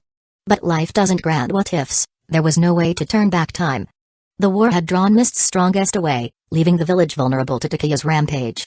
Too bad I couldn't find the Mizukage, Takuya remarked as he rested on the ground, catching his breath. I would have loved to make him dance for me. Despite all the chaos he had caused, Takuya wasn't tired at all. Minato, however, was another story. The chakra consumption from all this destruction was something Takuya could handle, but not the long-distance teleportation Minato had endured. Now, Minato was collapsed on the ground, exhausted. As Takuya stirred up trouble, he had hoped to capture the third Mizukage, perhaps even confirm if White Zetsu was controlling him, or maybe Black Zetsu was involved personally. Unfortunately, he hadn't managed to locate the Mizukage. After all, the Mizukage's office building had been destroyed so suddenly, who knew if the Mizukage had survived the explosion? Ninjas, after all, were known for their high offensive but low defensive capabilities. Without proper preparation, even elite Jonin or Kage-level shinobi with insufficient defenses would have been vaporized by the spiral-tailed beast bomb. After all, not every shinobi had the formidable defenses of the third Raikage. Even if the third Mizukage survived, he would surely be in bad shape. Minato gave him a look, his expression unreadable. To be targeted by Takuya, who could say if that was fortunate or unfortunate for the third Mizukage? The thought of being trapped in Takuya's Genjutsu made Minato shudder, instinctively inching away as if Takuya might cast it on him too. What's with you, Minato? Why are you running? As one of Takuya's previous Genjutsu victims, Minato had plenty of reason to be wary. Trust me, I have no intention of putting you in a Genjutsu, Takuya assured him. Minato nodded seriously, better safe than sorry. I'd rather not relive that embarrassing moment. Oh, come on. Takuya scoffed, flipping him the bird.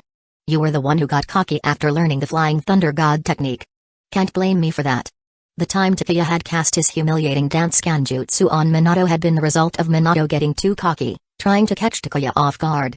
In that situation, Takuya had happily treated Minato to a dance-induced social death. As a result, Minato had endured a solid 2 weeks of teasing from Shashu until Shashu himself fell victim to the same fate. After that, both of them silently agreed to forget the incident, pretending it had never happened. It was just a spar. I'm sure it was, Takuya replied, rolling his eyes. Who attacks with a deadly move without any warning and uses the Flying Thunder God, no less. If I hadn't reacted fast enough, that sparring match could have ended in disaster. Cough. I only wanted to test it out, not actually hit you. Oh, get lost, it's done and dusted, Takuya muttered. After a bit more banter, Minato regained enough energy, and the two of them departed the transit island, returning to their base in the land of whirlpools. In the command center, Jiraiya was anxiously awaiting their return. Back at the coastal outpost, Orochimaru was also waiting for news. Inside the command center, Jiraiya, agitated by the wait, had just picked up his water cup when Takuya and Minato finally appeared. Jiraiya's hand trembled with excitement, a grin spreading across his face. Seeing both return safely, Jiraiya let out a deep sigh of relief. Jiraiya-sensei, thank you. Collapsing onto a chair as if his strength had been completely drained, Minato accepted Jiraiya's cup and took several gulps of water. That's my cup. And that was supposed to be my water. Looking at the exhausted Minato, Jiraiya swallowed his words. It was just a cup of water, after all, no big deal. Besides, if Minato wasn't worried, then neither was he. So, how did it go? Jiraiya asked eagerly. Takuya waved his hand nonchalantly. Not bad. Took down quite a few buildings, made a huge mess. Mist Village is probably still in chaos, with loads of casualties, plus Manda and Gromakiki had a good time causing destruction. Thanks for nothing, Jiraiya thought, turning to Minato. The younger shinobi rolled his eyes. You could have just said it straight, but no, you had to drag me into it. I need rest, man. Under Jiraiya's expectant gaze, Minato recounted the events. Takuya infiltrated Mist Village, and I followed to provide support. He started the mission right away. His first target was the Mizukage's office, which he destroyed along with several surrounding buildings. All in all, the destruction was extensive. Mist Village won't be recovering anytime soon. You blew up the Mizukage's office? Jiraiya's jaw dropped. My goodness. I sent you to cause trouble, but did you have to go this far? Mist Village must be absolutely furious right now. Chapter 308. Jiraiya's worries. The Mizukage's office building had been completely obliterated. If this had happened in Hidden Leaf Village, every shinobi in the village would be in an uproar. I took down the Mizukage's office and a few other major buildings. I didn't pay attention to what they were for, though. That old guy from the Hazuki clan and his men were chasing me everywhere, so by the end, I didn't really notice where I was targeting. In short, the damage is severe. Mist Village is bound to go ballistic. I wouldn't be surprised if this brings out their more ruthless side. Our mission's complete, right? We did more than expected, I'd say, Takuya commented. Jiraiya chuckled. Mission complete, no doubt. This is exactly the outcome Orochimaru wanted, after all. It's his problem now, not mine. You two should rest up, then head back to the coastal camp. Back to the coastal camp? Minato asked, confused. Takuya shrugged, gesturing toward Jiraiya. He's worried about complications. The camp here in the Land of Whirlpools is just a secondary base with a smaller group of shinobi. The coastal camp is the primary one. Since I caused such a stir in Mist Village, if they find out I'm here, they might go all out to storm the camp. Jiraiya balked. Hey, don't put words in my mouth. It's not that I'm afraid. This was Orochimaru's call. He said that with the mission complete, Mist would be after you two specifically. Going back to the coastal camp would help draw their attention, but it's not because I'm scared or sending you away to avoid the enemy. I'm not taking the blame for this. Are you sure you're not afraid? Takuya teased, drawing out the words. Absolutely not. Jiraiya said, slapping his chest confidently. Minato shook his head, suppressing a laugh. Sensei, can't you see he's just messing with you? He walked right into it, just like Takuya planned. Cheeky brat. Jiraiya finally caught on, seeing Minato's grin and realizing he'd been played. Alright, go rest, both of you. Head out for the coastal camp at dawn. After leaving the command center, Takuya and Minato returned to their tent, where Nawaki, who had been fast asleep, jolted awake the moment they entered. Seeing it was them, he relaxed and started drifting back off, only to sit up suddenly. Did you finish the mission? He asked. Overachieved, actually. Mist Village is in shambles. Don't go back to sleep, pack up. We're heading back to the coastal camp tomorrow, Takuya said, patting Nawaki's shoulder. He threw a few logs into the fire pit, setting up some beef to cook. After a long night, they deserved a good meal. While Takuya tended the fire, Nawaki turned his attention to Minato. He was too eager to know the details, and Minato, tired as he was, ended up recounting the entire mission. I knew I should have gone with you. Nawaki groaned. That would have been amazing to see, and I missed out. Next time, for sure, Minato laughed, though Nawaki just looked crestfallen. A next time? Yeah, right. These kinds of chances are once in a lifetime. Orochimaru should be at ease now, Jiraiya muttered as he relayed the mission update to Orochimaru. At last, he could lean back and enjoy a cup of tea. It had been a stressful time, no doubt. Yet despite his relief, Jiraiya couldn't shake his worries. Orochimaru had changed lately, developing a growing animosity towards Sakamo Hatake. It was clear to Jiraiya that Orochimaru had his eye on the position of Hokage, or maybe even planned to claim the fourth Hokage role. Just because Jiraiya wasn't concerned with these matters didn't mean he was blind to them. They had grown up together, risking their lives side by side countless times. If Orochimaru wanted to be Hokage, Jiraiya would support him. But with Denzo now in the picture, things had become complicated. Denzo was no saint, and everyone knew it. Orochimaru had despised Denzo once. Now, for some reason, they were working together. No one could have predicted this. Jiraiya's emotions were torn. Supporting Orochimaru had once seemed natural, but his alliance with Denzo changed everything. Especially with a growing animosity towards Sakamo. The worst part? The third Hokage had agreed to it. What are you thinking, sensei? Jiraiya wondered aloud. Since the Second Great Ninja War had started, the third Hokage's decisions had become increasingly baffling. Jiraiya couldn't make sense of them.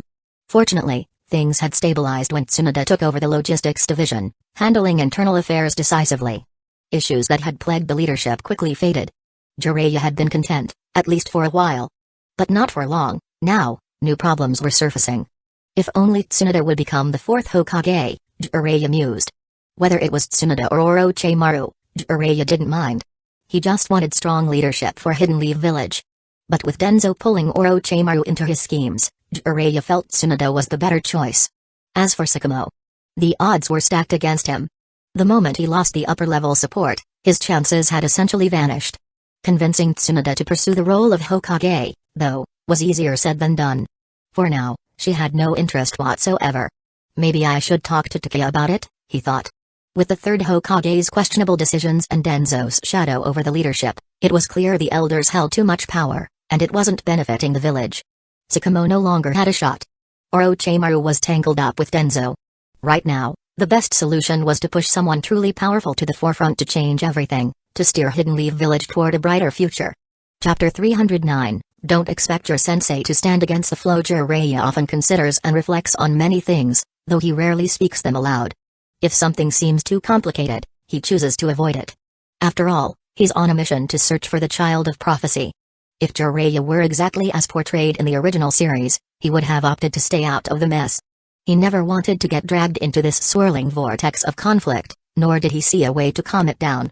So his only option would be to distance himself. But now, with Tsunade there to take on responsibility, Jiraiya didn't need to avoid it. Tsunade, who had no interest in power, had accepted the position of head of logistics only because Takeya had urged her into it. If Takeya could get her to take that position, then why not go further? If Tsunade stepped up to be the Hokage, all the qualifications were there. Status, reputation, strength, and wisdom, she was the perfect candidate for the fourth Hokage. Instead of letting the higher-ups fumble around or allowing Orochimaru and Denzo to meddle, they should just push Tsunade to the top. That's it. I need to have a talk with Takeya. The more Jiraiya thought about it, the more he realized he was onto something. He hurried out of the command center and made his way to Takeya's squad's tent. Guess my timing was perfect, Jiraiya chuckled, catching the aroma of roasting meat before he even reached the tent. His serious expression softened into a mischievous smile as he tiptoed closer like a thief. Hey! Nawaki grinned as he picked up a juicy piece of meat, but just as he opened his mouth to take a bite, it disappeared. Where did it go? I just had a huge chunk of meat. Don't even look, it got stolen right out from under you. You might as well change your name from Nawaki to Clueless, Takeya teased, nudging him with a smirk. Thankfully, Takeya had anticipated this and prepared extra, including some for Jiraiya. Otherwise, Jiraiya would have been left watching enviously, which might have ended up with Minato feeling compelled to share his portion with his teacher. Jiraiya, that was way out of line. Nawaki shouted indignantly, jumping up to scold him. Haha. It's piping hot. Ah, but it's delicious. Jiraiya laughed, evading Nawaki's kicks while tearing into the meat. Nawaki was nearly in tears with frustration. Sensei, come on. Minato wanted to hide his face, feeling the second-hand embarrassment. Takeya handed the last skewer to Nawaki, finally calming him down. Seriously, the guy already had a piece on the grill, but he just had to take it from Nawaki? Jiraiya continued to tease his students, leaving Minato with a facepalm and Nawaki fuming, waving his fists in the air. Enough, already. Takeya muttered, activating his Sharingan, its 3 Tomoe spinning in warning. Jiraiya froze, his playful smile fading as he immediately straightened up. He definitely didn't want a taste of Takeya's cringe-inducing Genjutsu routine. With a sigh of relief, Minato glanced at his skewer, and after a moment's hesitation, decided to keep it for himself. Jiraiya had already eaten his share, so there was no need to sacrifice his own portion. Even though Jiraiya continued to eye his skewer, Minato didn't offer it up, he was too hungry himself. After finishing his food and a cup of tea, Jiraiya finally got to the real reason he come. Takeya, I wanted to have a word with you. Can he say it here? Takeya glanced at Minato and Nawaki, then nodded and followed Jiraiya out of the tent. He gave a quick instruction, get everything packed up while I'm out. When I get back, we'll head to the coastal camp. What do you think Jiraiya wants to discuss with Takeya? Nawaki nudged Minato curiously. Minato wiped his hands calmly, it's probably something confidential. Jiraiya-sensei wouldn't keep it from us otherwise. Just focus on packing, and don't even think about eavesdropping, or you know how Takeya will react. He knew telling Nawaki not to spy wouldn't stop him, so he brought up Takeya's potential reaction, knowing Nawaki would reconsider if he didn't want to risk getting scolded. Nawaki cleared his throat awkwardly, standing a bit straighter. Come on, do I look like someone who can't control his curiosity? Be confident and drop the look like. You are that person. Now quit stalling and get to packing, Minato said, giving Nawaki a knowing look. Nawaki fell silent, shaking his head and mumbling as he packed. Takeya and Jiraiya walked down to the coast, stopping atop a large rock overlooking the waves. You've noticed that Tsukumo-senpai has been getting a lot of pushback lately, haven't you? Jiraiya asked. He was certain that sharp-minded Takeya, who'd faced similar ostracism himself, would understand Tsukumo's predicament. Takeya gazed out over the vast sea, nodding thoughtfully. Yes, it's become more obvious recently. Recently? Jiraiya blinked, surprised. Takeya turned, Ever since he accepted the honorary title of Hokage's right hand, things have changed. It was something that should have been refused, but the Hatake clan's strong warrior code and respect for the daimyo meant Sakamo didn't question it. So it started there? Jiraiya hadn't considered it before. The title had been suggested by the daimyo and instantly approved by the third Hokage. He hadn't realized how much it complicated things. This was just the beginning, though. Now, we're seeing the full fallout. Probably. Takuya's tone was detached. You'd have to ask Hokage and Orochimaru about the details. Since Orochimaru started associating with Denzo, he's become a different person. The once confident and friendly man was now cold and distant, a constant aura of keep away surrounding him. Orochimaru's face might still wear a smile, but anyone perceptive enough could feel the chill emanating from him. He wants to become the fourth Hokage, so he's been targeting Sakamo-senpai. My teacher hasn't supported him outright but hasn't stopped it either, Jiraiya muttered. Stop it? Ha. He'd be lucky if the Hokage didn't fan the flames, let alone intervene. Takuya settled cross-legged on the rock, throwing his arms wide as if to embrace the sea. What is he doing now? Jiraiya thought, raising an eyebrow. Anyway, if there's nothing else, I'm heading back, Takuya said, sensing the conversation veering off track. Wait. Jiraiya reached out to stop him. I actually do need to talk to you. Then get to the point already. Takuya thought, resisting the urge to kick him into the ocean.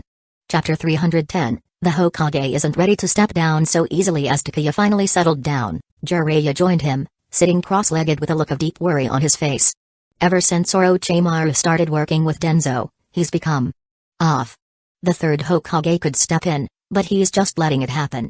And with the ongoing war against the Mist Village, I'm genuinely concerned that Sakamo Hatake's situation might escalate into a bigger problem. Takuya was genuinely surprised. Jiraiya, usually the type to avoid difficult matters, was now bringing them up seriously. And he wasn't wrong. If this continued unchecked, it would be a huge problem. Sakamo's death alone in the original story had shaken Hidden Leaf Village deeply. Takuya even speculated that, if Sakamo had lived, the Sand Village might not have dared to wage war so easily. Sakamo, feared during the Second Shinobi War, had once brought the Mist Village to its knees. But after a series of rumors and internal strife, he had taken his own life, an event that left Hidden Leaf Village reeling, even in peacetime. Now, if such a tragedy happened during the current war, the consequences would be devastating. Talking to me about this won't help. I'm still someone the higher-ups treat with hostility, so I'm probably not the best person to consult. Takuya shrugged, giving Jiraiya a helpless look. I'm not just venting. Jiraiya hastily clarified, slapping his thigh.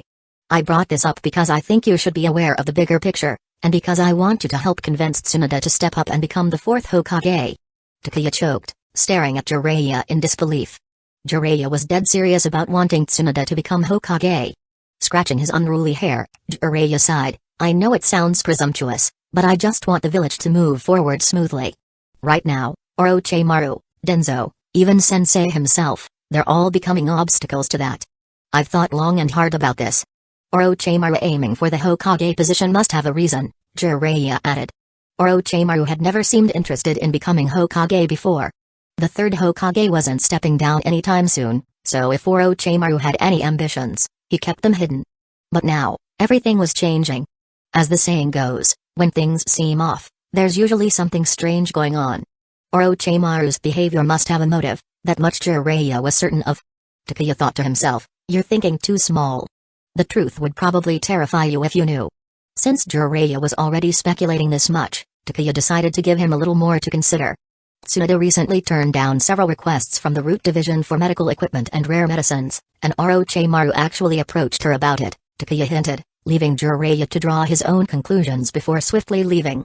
Medical supplies requested by Root, how could that relate to Orochimaru? Jiraiya pondered. In the past, it didn't. But now, it was clear. Those supplies were for Orochimaru's own purposes. If Tsunade rejected the request, and Orochimaru went so far as to personally speak with her, that was telling enough. Orochimaru and Denzo were secretly conducting something, probably something unsavory. As the thought fully formed, Jiraiya's eyes widened. Yes, this was real. He knew Orochimaru too well, and Orochimaru knew him and Tsunade just as well. There was definitely something going on. Maybe Orochimaru's Hokage ambitions were to ensure his work wouldn't be blocked. No, I can't just ignore this, Jiraiya declared, springing up in alarm. I have to find out what Orochimaru and Denzo are up to. He could barely sit still. If not for the ongoing war, He'd have returned to Hidden Leaf Village that moment to investigate directly. Takeya, wait. Jiraiya called out after him. Come on, you're not done yet. Just talk to Tsunade yourself. Why are you asking me to convince her to aim for the 4th Hokage position? Do you think she'll be swayed that easily? Takeya stopped, giving Jiraiya an exasperated eye roll. Don't rush off, Jiraiya urged, catching up. You haven't told me your thoughts on all this. All Takeya had done was throw some hints about Orochimaru, but he hadn't given any opinion on Jiraiya's proposal. And Jiraiya wasn't letting him slip away so easily. After all, Takeya had a close relationship with Tsunade, and if she became Hokage, it would benefit him too. Sure, things might seem calm on the surface, but Jiraiya was certain Takeya could sense the hidden hostility from the higher-ups. What do you expect me to say? Takeya replied, exasperated. I'm still one of the people facing discrimination. You think I'd have some miraculous advice for this situation? You're better off talking to Tsunade yourself. Maybe she'll suddenly decide to push Orochimaru aside and take the position of 4th Hokage. Like that's going to happen, Jiraiya thought, sighing. If talking to Tsunade was that easy, I wouldn't be asking you for help. If I tried to tell her these things, she'd probably just smack me. Well. Haha. Jiraiya laughed awkwardly, scratching his head. It's just that you have a good relationship with Tsunade, so I thought you'd be better suited to convince her. Is that really the issue here? Takeya sighed in resignation, gesturing helplessly. Let's be realistic. Tsunade doesn't have any interest in being the Hokage right now, he explained. But why? Jiraiya asked. She's constantly complaining about being overworked just as the head of logistics. You think she'd willingly take on the role of Hokage? Takeya pointed out. Jiraiya paused, realizing he might have a point. Tsunade wasn't exactly the type to jump at the opportunity. Besides, so what if Orochimaru is targeting Sakamo-senpai? Do you think that alone guarantees he'll become the 4th Hokage? The current Hokage isn't that old yet and has no intentions of stepping down anytime soon. Takeya leaned in closer and whispered, becoming Hokage has always been Denzo's dream. Do you think he'll let Orochimaru waltz into the position? If it were you, would you accept someone with a questionable history as Hokage? Orochimaru might believe he could manipulate Denzo to boost his own ambitions, but Denzo likely saw it the same way. Orochimaru might have the ruthlessness, but when it came to leveraging power and influence, he couldn't quite match Denzo. Even if Orochimaru managed to become Hokage, it wouldn't last long. Denzo would eventually find a way to bring him down. And Orochimaru wasn't exactly a clean slate. Once public opinion turned, even a Hokage could be forced to step down. Takeya thought, if Orochimaru genuinely believes he's untouchable while aligning with Denzo, I'd bet my life he's in for a rude awakening. You should be more concerned about those currently in charge. They're the ones you really need to watch out for, Takeya concluded, shaking his head and walking off. After a few steps, he paused, saying without turning back, if Hokage and the council still refuse to change, then I'd rather support Orochimaru. At least he doesn't throw his own people under the bus. Chapter 311, The real problem lies in Hidden Leaf Village's relationship with the daimyo's office. While both the 3rd Hokage and Denzo have their dark sides, Orochimaru's darkness is comparatively straightforward. Orochimaru strayed for specific reasons, but with Denzo and the 3rd Hokage, darkness seems omnipresent. They may act in secrecy, but their actions are always in the name of the village. They claim everything is for the good of Hidden Leaf Village, all while plotting in the shadows. After Takeya left, Jiraiya was left visibly conflicted. His goal had been to rally Takeya to support Tsunade, but the situation had spiraled beyond his expectations. The animosity between Takeya and the higher-ups was worse than he had realized. Would Takeya really prefer supporting Orochimaru just to see the 3rd Hokage step down? Who was truly at fault here? Takeya? No, even if Jiraiya tried to fool himself, he couldn't deny the facts. Takeya had always treated Hidden Leaf Village as his home and had never acted against the village. Yet, because of his lineage and status, he was repeatedly targeted. The roots of all this started at the top. Did the 3rd Hokage make mistakes? Jiraiya couldn't deny it, and they weren't minor, either. But confronting his teacher wasn't an option. Supporting Tsunade's rise was already an unorthodox move for him. Openly opposing his sensei wasn't in Jiraiya's nature. Damn it. How did it come to this? Anger welled up inside Jiraiya, and with no outlet, he was left wanting to shout, without knowing who to blame. As Takeya returned to his tent, he was met with the eager gazes of both Minato and Nawaki. He couldn't help but laugh at their curious expressions. Go on and ask. Whatever I can say, I won't keep from you. Minato and Nawaki had been with him for a long time and were already aware of most of the relevant details, so there was no harm in sharing a little more. What did Jiraiya-sensei want to talk about? Minato asked. It was about Orochimaru. About Orochimaru-sensei? Nawaki immediately straightened up. His teacher was involved, and it was natural for him to be a bit anxious. Yes, Takuya confirmed, shrugging. Your good teacher has gotten tangled up with Denzo. You know what kind of person Denzo is, right? Jiraiya was concerned things could take a dangerous turn, so he came to talk to me. Minato glanced over at Nawaki, who looked visibly uncomfortable. Despite Orochimaru's darker inclinations, he had always been good to Nawaki, almost like family. Now, hearing that his respected teacher had fallen in with Denzo, Nawaki was the one who was feeling the sting. Takuya, without holding back, explained further. For some reason, Orochimaru wants to contend for the title of 4th Hokage. He's already begun marginalizing Sakamo Hatake in the village. I think you both have noticed that by now. Currently, Orochimaru and Denzo are working together. If Orochimaru actually takes the Hokage position, the kind of influence he could wield over the village is something no one can predict.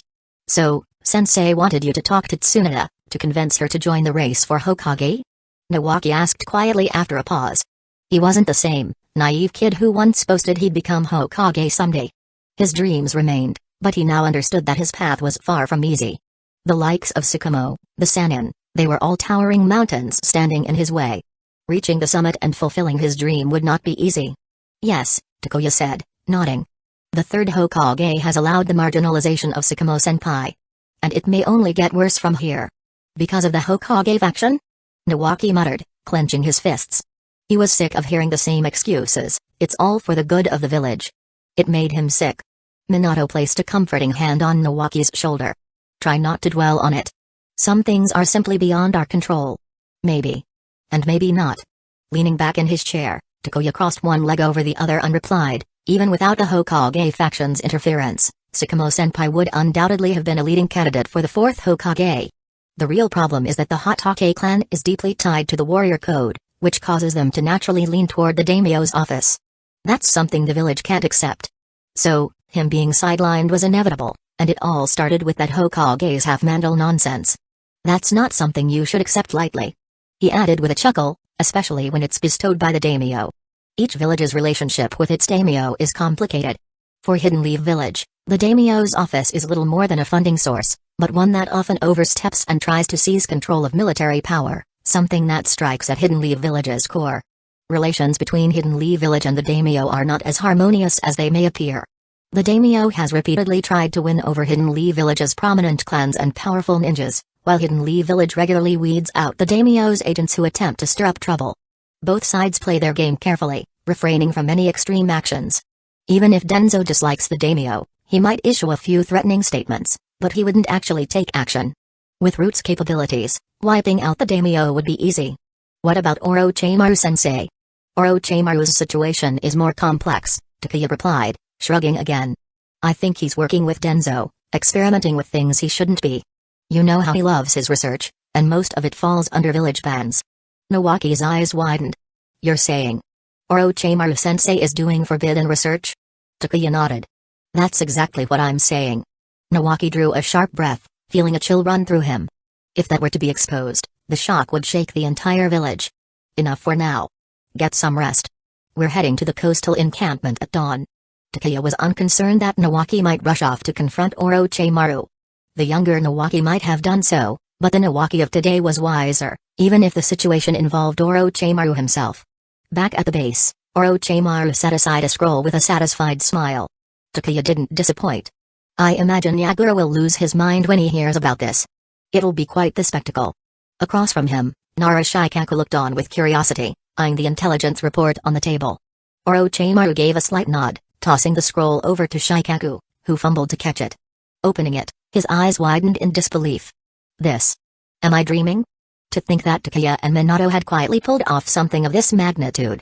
Chapter 312, News spreads, shockwaves across the nation's Mist Village must be losing its mind by now. If not for the fact that this intel came directly from Jiraiya, Narashikaku would have thought someone was trying to prank them with a fabricated report. The details sounded unbelievable. After staring blankly for a long moment, Narashikaku finally murmured, "Is this real, sir?" Takuya had successfully infiltrated Mist Village, completely leveled the Mizukage's office, and destroyed several other important buildings. Mist Village was left in shambles, with numerous casualties and extensive damage. Even the third Mizukage's life status was unknown. This was beyond impressive, it was an outright miracle. You doubt that Takuya could pull this off? Orochimaru chuckled, seeing Shikaku's utter disbelief. Shikaku, still reeling, opened his mouth and finally gave a weary smile and nodded. He knew Takuya's abilities were exceptional, so exceptional that even powerful figures like Hanzo of the Salamander were wary of him. But for someone to single-handedly enter Mist Village and cause such chaos? That took 10 lives worth of luck and skill. Even if most of Mist Village's strong forces had been deployed to the front lines, the remaining forces alone should have been enough to overwhelm anyone who dared invade. Yet, Takuya had accomplished the impossible, leaving the village in chaos and escaping as if he'd simply taken a stroll. I entrusted this mission to him because I had full confidence he would succeed, Orochimaru replied with a calm smile. He was perhaps the only one in the village who truly understood the depth of Takuya's power. Not even Tsunade was as familiar with it, as she would never go out of her way to analyze Takuya's true capabilities. But Orochimaru did. Since aligning with Denzo, his interest in Takuya's potential had only grown. Transmit this intelligence back to the village and make the results public, Orochimaru commanded. Yes, sir, Shikaku replied, stepping out to fulfill the order. Orochimaru gave a small, eerie laugh. Very good, Takuya, he muttered to himself. I find myself more and more eager to see what you'll do next. Once upon a time, Orochimaru's interest in Takuya had been solely as a respected senior observing a talented junior. If anything, his fascination was only because of Takuya's staggering talent and power. But since his collaboration with Denzo and after receiving certain research specimens, Orochimaru's interest in Takuya had grown far more intense. Meanwhile, the Mist Village's command ship still floated on the open sea, constantly on the move to avoid enemy detection. Despite the late hour, Yagura, the front-line commander, was still deep in his work. Sir, an emergency report just arrived from the village, an intelligence officer announced, rushing into the command room without even knocking. Hand it over, Yagura replied, overlooking the intrusion. Urgent intelligence meant something significant had happened. The intelligence officer delivered the scroll and waited respectfully to the side. Standing on an elevated chair because of his small stature, Yagura spread the scroll out on the desk to read it. Crash. The next moment, Yagura's hand trembled, knocking a cup off the desk and sending it rolling across the wooden floor into a corner without breaking. This can't be real. Yagura shot to his feet, grabbing the scroll with both hands as he reread the contents. His face darkened, his lips trembled, and his grip on the scroll grew so tight that the edges began to tear. Bang! He slammed the scroll onto the desk, fury boiling over as he roared, "Takuya Yagami!" The intelligence officer shrank back like a frightened dove, trembling in the corner as Yagura's wrath filled the room. He feared the blood-stained commander might lose his temper and strike him down. Yagura's shout echoed across the command ship, waking everyone. Even the ninja on the surrounding ships sprang to attention, thinking an enemy had infiltrated. Sir. A group of ninja charged into the command room, taking in the scene. They saw the frightened intelligence officer in the corner, the cracked desk, and the nearly torn scroll, and they wondered, what could have triggered such fury in their leader? Most of them had never seen Yagura, a man infamous for cutting down his own comrades, lose his cool like this. Curiosity piqued, they leaned in to glimpse the scroll on the desk. After reading just a few lines, they collectively gasped. Could this be true? Would Hidden Leaf Village dare do something this insane? Meanwhile, as Yagura raged, the report was also transmitted back to Hidden Leaf Village. The Intelligence Division's network was able to relay the information from the coastline camp back to the village in record time. The third Hokage, who had only just gone to bed, quickly dressed and hurried to his office. Even though he was exhausted, any report of an emergency from the front demanded his immediate attention. Am I just not getting enough sleep? Or am I really getting old? He smiled ruefully, lighting his pipe and taking a deep drag to shake off the fog of fatigue. Once upon a time, he could stay up for days without batting an eye, but age was finally catching up with him. As soon as things calmed down a bit, he thought, he would take a well-deserved break. With a plan in mind for a future respite, the third Hokage broke the seal on the scroll and opened it. Clatter. After just 2 lines, his pipe fell to the desk. The third Hokage shot to his feet in shock, rubbing his eyes to make sure he wasn't imagining things. No mistake. This was real. Summon the council and my advisors immediately. And bring Tsunade as well. Yes, sir, replied the Anbu operative, who hurriedly departed, still unaware of the scroll's contents. Damn it. Can't the girl get a decent night's sleep around here? How long had it been? Tsunade grumbled, half asleep, as she dragged herself out of bed. Ever since the war started, she couldn't remember the last time she'd enjoyed a proper rest. Day in and day out, the endless mountain of work from the logistics department weighed on her, draining her energy and constantly keeping her overtime. Just when she'd finally managed to sneak home for some well-deserved sleep, Anbu came knocking. In times like these, even the most patient person would be irritated, and Tsunade was not known for her patience. After enduring a barrage of her curses, the Anbu operative could only force a smile and explain, "Lady Tsunade, this is an order from the Hokage. Urgent intelligence from the front has arrived, and the Hokage has requested your immediate presence in his office." Fine, I get it," Tsunade grumbled as she got dressed, her hair a mess and dark circles under her eyes. Scratching her head, she muttered, "Damn that brat Takuya. If not for him, she would never have been saddled with this thankless, exhausting job." It was enough to make her want to scream. Chapter 313, Denzo's Shock. This kid's abilities are insane, the plan must accelerate. Tsunade thought she must be out of her mind to have ever listened to Takuya's suggestion and taken up the position of head of the logistics department. Now she was running herself ragged, not even dreaming of a full night's sleep. Didn't he realize that a lack of sleep was the worst thing for a woman's appearance? That brat Takuya, he'd better watch out when he returns. She fumed. After delaying as long as she could, Tsunade finally forced herself up, yawning endlessly, and made her way to the Hokage's office building. When she arrived, Hidden Leaf Village's troublesome trio of high-ranking elders were already waiting there. Denzo entered without a word, took his seat, and silently observed. Hamura rubbed his eyes, visibly annoyed at being woken from his sleep. "Why the urgency, Hiruzen? What's going on?" he asked. Hiruzen was puffing away on his pipe, filling the office with smoke. He barely had time to clear the air, glancing at Koharu with a brief nod. "We'll wait until Tsunade arrives. Take a moment to settle in." Koharu's face flashed with irritation, but she kept quiet, merely crossing her arms and closing her eyes to rest. It was well known that Tsunade and Koharu didn't get along. The rest had grown accustomed to their mutual hostility, frequent verbal jabs were practically standard, nothing shocking at all. Finally, the door to the office opened, and Tsunade strode in. In the past, Koharu would likely have criticized her for keeping everyone waiting, but after so many times of being yelled at and even having Tsunade's hand at her throat, she had learned to hold her tongue. Koharu wasn't foolish enough to provoke Tsunade without reason. "What do you need, old man? Can't it wait until tomorrow?"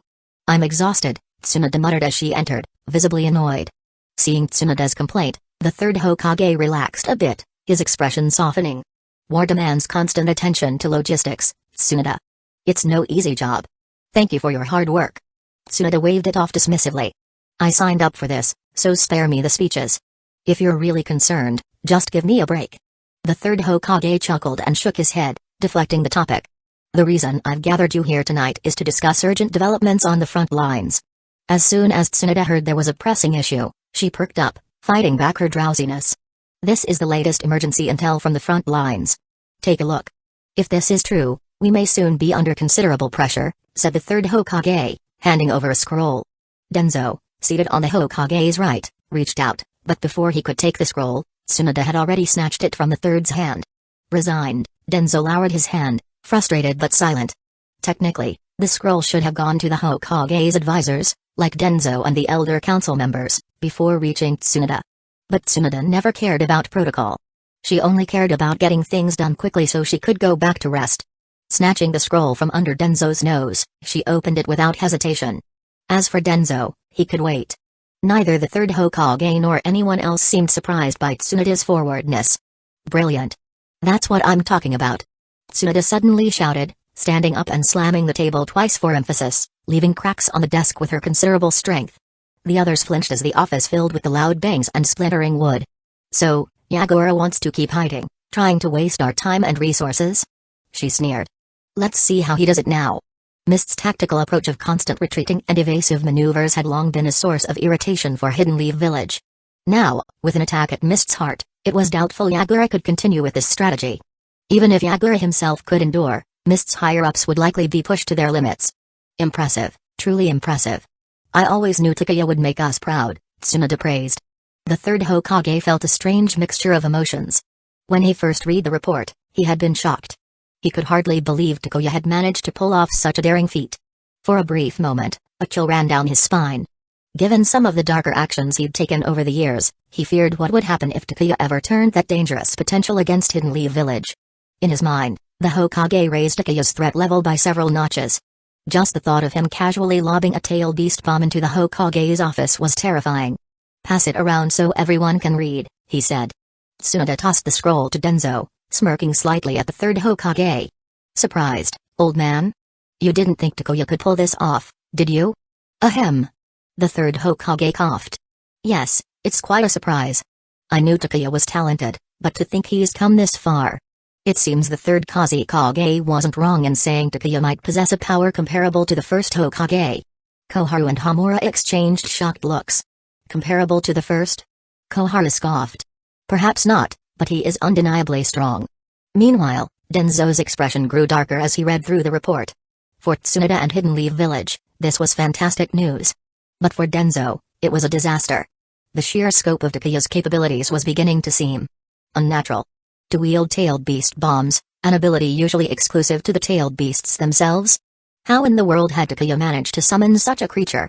Just thinking of Takuya's white pet, Snowy, filled Denzo with frustration. Many in Hidden Leaf Village were curious about the origin of the creature and how Takuya had managed to form a summoning contract with such a powerful beast. Snowy wasn't a tailed beast but rivaled one in sheer strength. Clearly, his plans needed to accelerate. Forcing himself to stay calm, Denzo handed the scroll to Koharu, who shared it with Hamura. As they read it, their faces went pale. This can't be real. Koharu gasped, looking as if she'd seen a ghost. Hamura was equally shocked.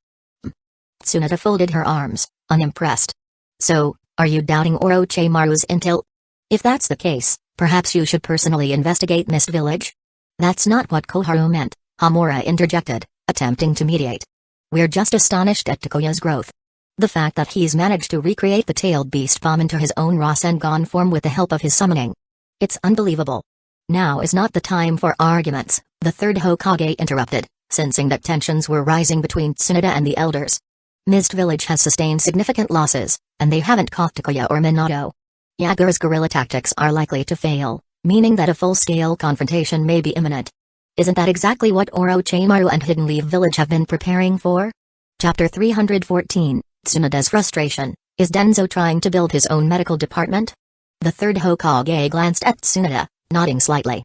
All things considered, Orochimaru's plan was well executed, and Takuya and Minato accomplished their tasks with remarkable skill. What lies ahead now is a full-scale war with the Hidden Mist.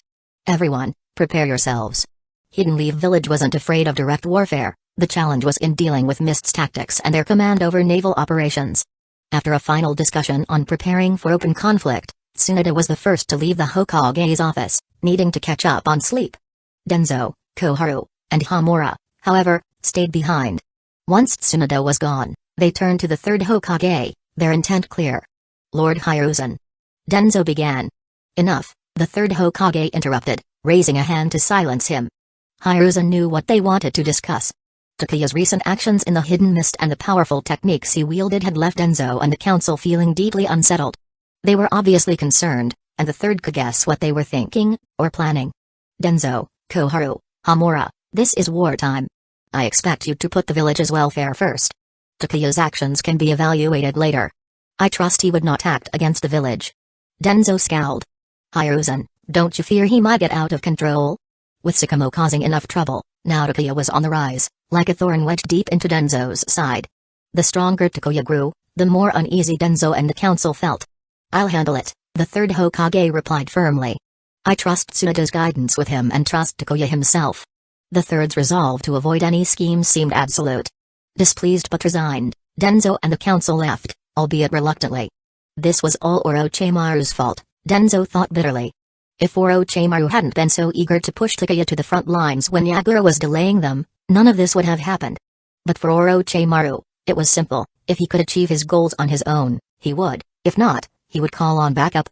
And Denzo knew well that Orochimaru wouldn't consider his concerns, as his personal gains came first. As Denzo was heading out, he turned back and approached the Hokage again, prompting a confused glance from Hiruzen, who set down his paperwork. Is there something else, Denzo? Leaning on his cane, Denzo stepped forward and asked in a cold tone, Hiruzen, why has Root's resource request been denied, again? If Hiruzen could truly sever Denzo's position, he wouldn't be Sarutobi Hiruzen. Inevitably, Root had resumed operations under Denzo. Yet every recent resource request from Root had been repeatedly denied. Denied? The third Hokage looked puzzled. I personally approved the requests for Root's resources. How could they have been denied? Wait a moment. If Denzo had been requesting resources, and he had already approved them, but Denzo hadn't received anything, then there was only one explanation: Tsunoda had intervened. Tsunoda's role as head of logistics meant that all resource requests and distributions went through her hands, and Denzo's supply needed both the Hokage's approval and Tsunoda's. Clearly, Tsunoda had rejected Denzo's requests. Since he knew Tsunoda wouldn't bother to entertain him, he had no choice but to approach Hiruzen. Thinking over the situation, the third Hokage finally said, "I'll address it." Denzo scoffed. "If you hadn't appointed Tsunoda to the logistics department, this wouldn't be an issue." Ignoring Denzo's grumbling, the third Hokage headed directly to the logistics department to speak with Tsunoda himself. Hiruzen knew that Tsunoda's gatekeeping tendencies could create issues. While he respected her vigilance, outright blocking resources too frequently could be problematic. When he entered, Tsunoda was buried in paperwork, looking utterly exhausted as she processed the mountain of requests and supply records, rubber stamp in hand. Glug, glug. Fed up, Tsunoda grabbed her sake bottle and took a swig.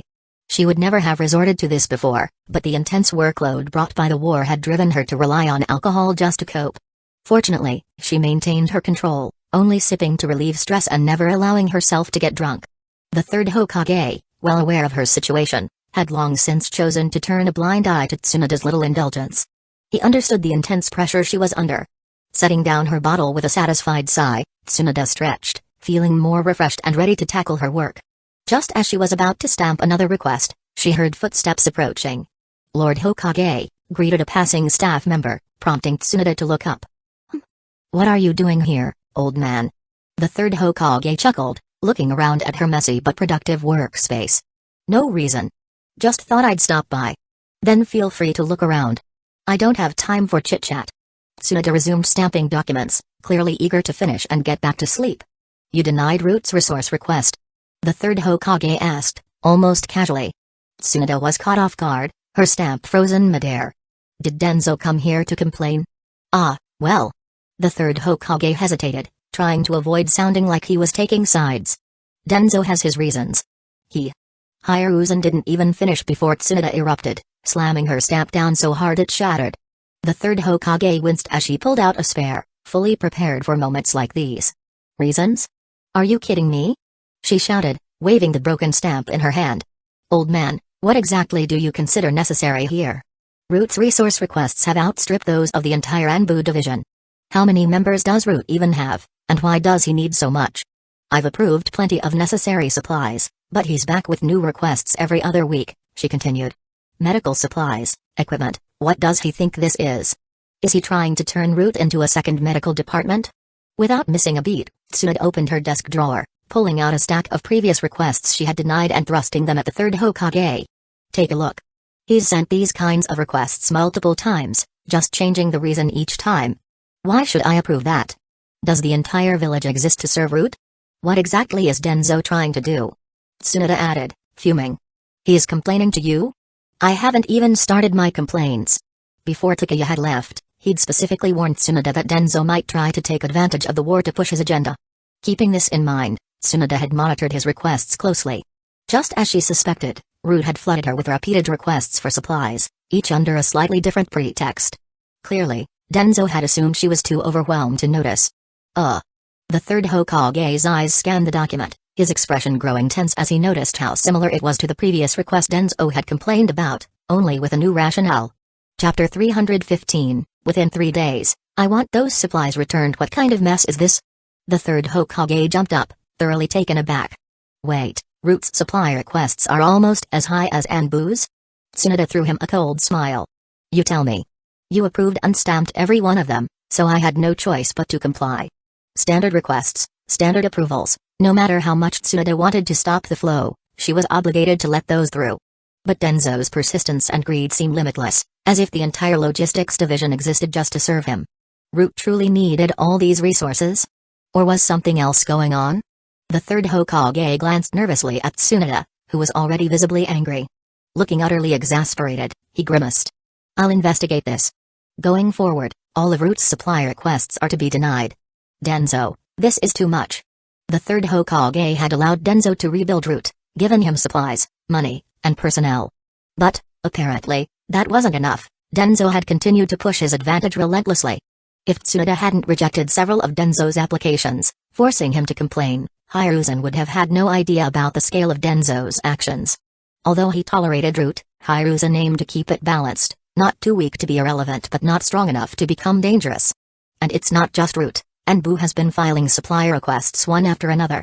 What are you even doing, old man? Tsunoda's words startled the third Hokage further. Anbu's requests were submitted several times? He looked at her, stunned. You didn't know?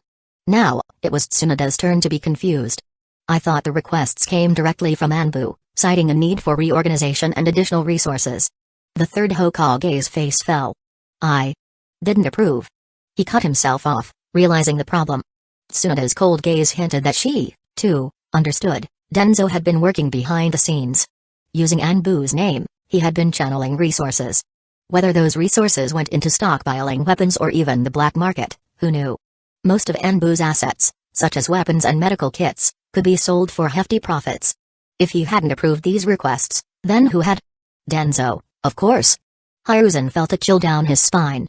Denzo knew he rarely reviewed such matters directly, and he likely counted on Tsunoda's hands being full to slip these requests through. Perhaps others were in on it, too. Handle it as you see fit, old man, Tsunoda said, shaking her head. Within 3 days, I want all of it returned.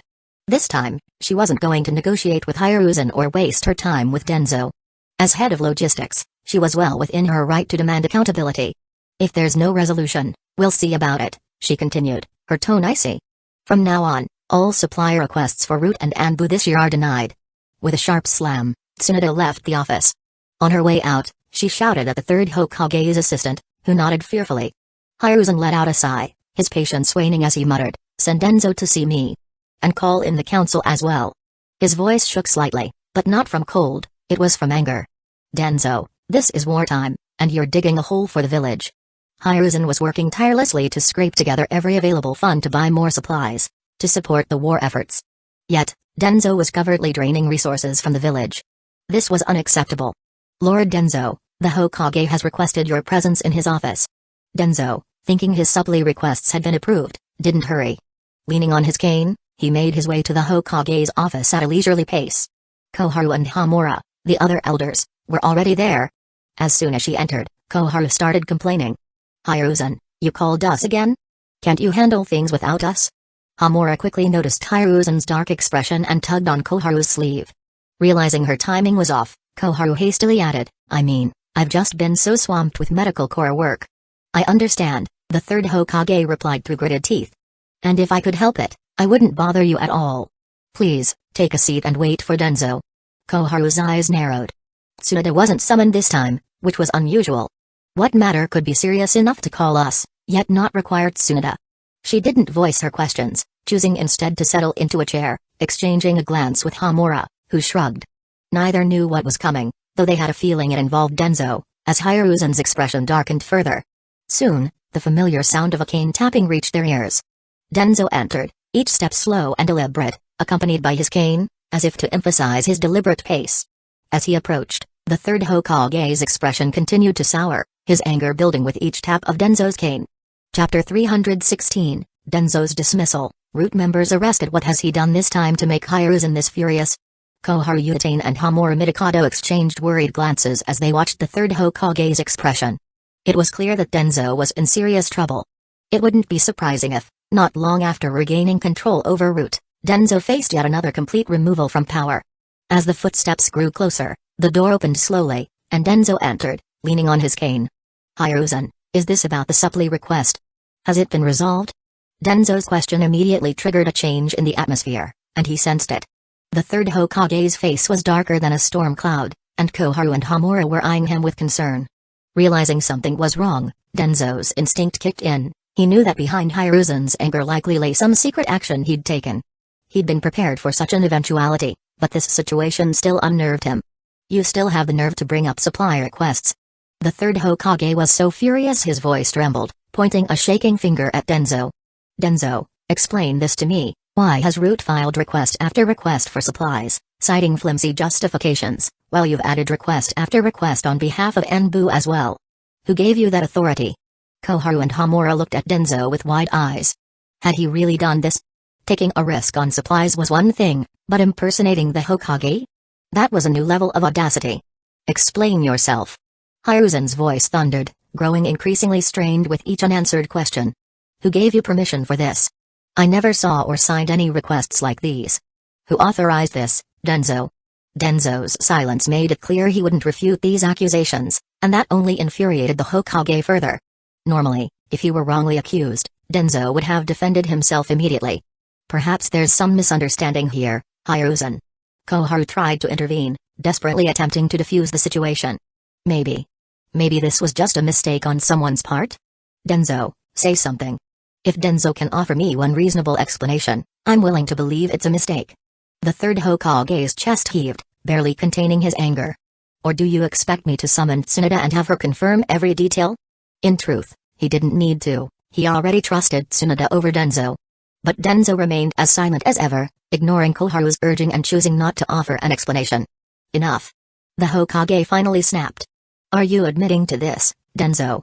Denzo was silent, maintaining his cold, expressionless stance. After a moment, he finally spoke. Yes, I did it. After Root suffered heavy losses, the necessary resources were delayed, leaving me no choice but to take matters into my own hands. Everything I did was for the village. The room fell silent, the others too shocked by Denzo's bold self-righteousness to speak. They knew his true motivations had little to do with the village's best interests. Hiruzen, Hamura, and Koharu were stunned by the blatant attempt at self-justification, each processing his words in silence. Alright, Denzo. If you did all this for the village, where are the supplies now? The Hokage's tone grew colder. Tell me those supplies haven't just disappeared. And why did you use my name to request vast amounts of medical supplies? What is Root doing with them? Are you planning to turn Root into another medical division? Koharu and Hamura could only watch in mute shock. The truth was too hard to deny. Denzo had taken liberties to an absurd degree. If not for the Hokage's intervention, this would have gone on indefinitely, unnoticed. The supplies had long since been funneled into Denzo's research and projects, and it was unlikely he could recover even a fraction of them. Given the funding pit that was his experimentation with Orochimaru, the supplies had been almost immediately drained. For once, Hiruzen's patience had reached its limit. Denzo, is this really the stance you're taking? The Hokage's words were final, and Denzo's silence confirmed it. Very well. Hiruzen's voice was ice cold. As of today, Denzo Shimura is dismissed from his position as advisor to the Hokage, and all Root members are to be detained immediately. Denzo's loyalists in Root were known to be devoted to him. Hiruzen knew that removing Denzo wouldn't give him control over Root's operatives. Instead, he would have them all detained, neutralizing their influence. Yes, Hokage. The Anbu moved swiftly, carrying out the order without hesitation. Koharu tried one last time, protesting weakly. Hiruzen, isn't his too drastic? Perhaps Denzo might come to his senses in time. Maybe he'll regret his actions.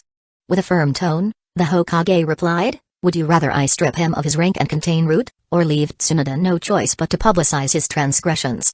Koharu fell silent. The implications were clear.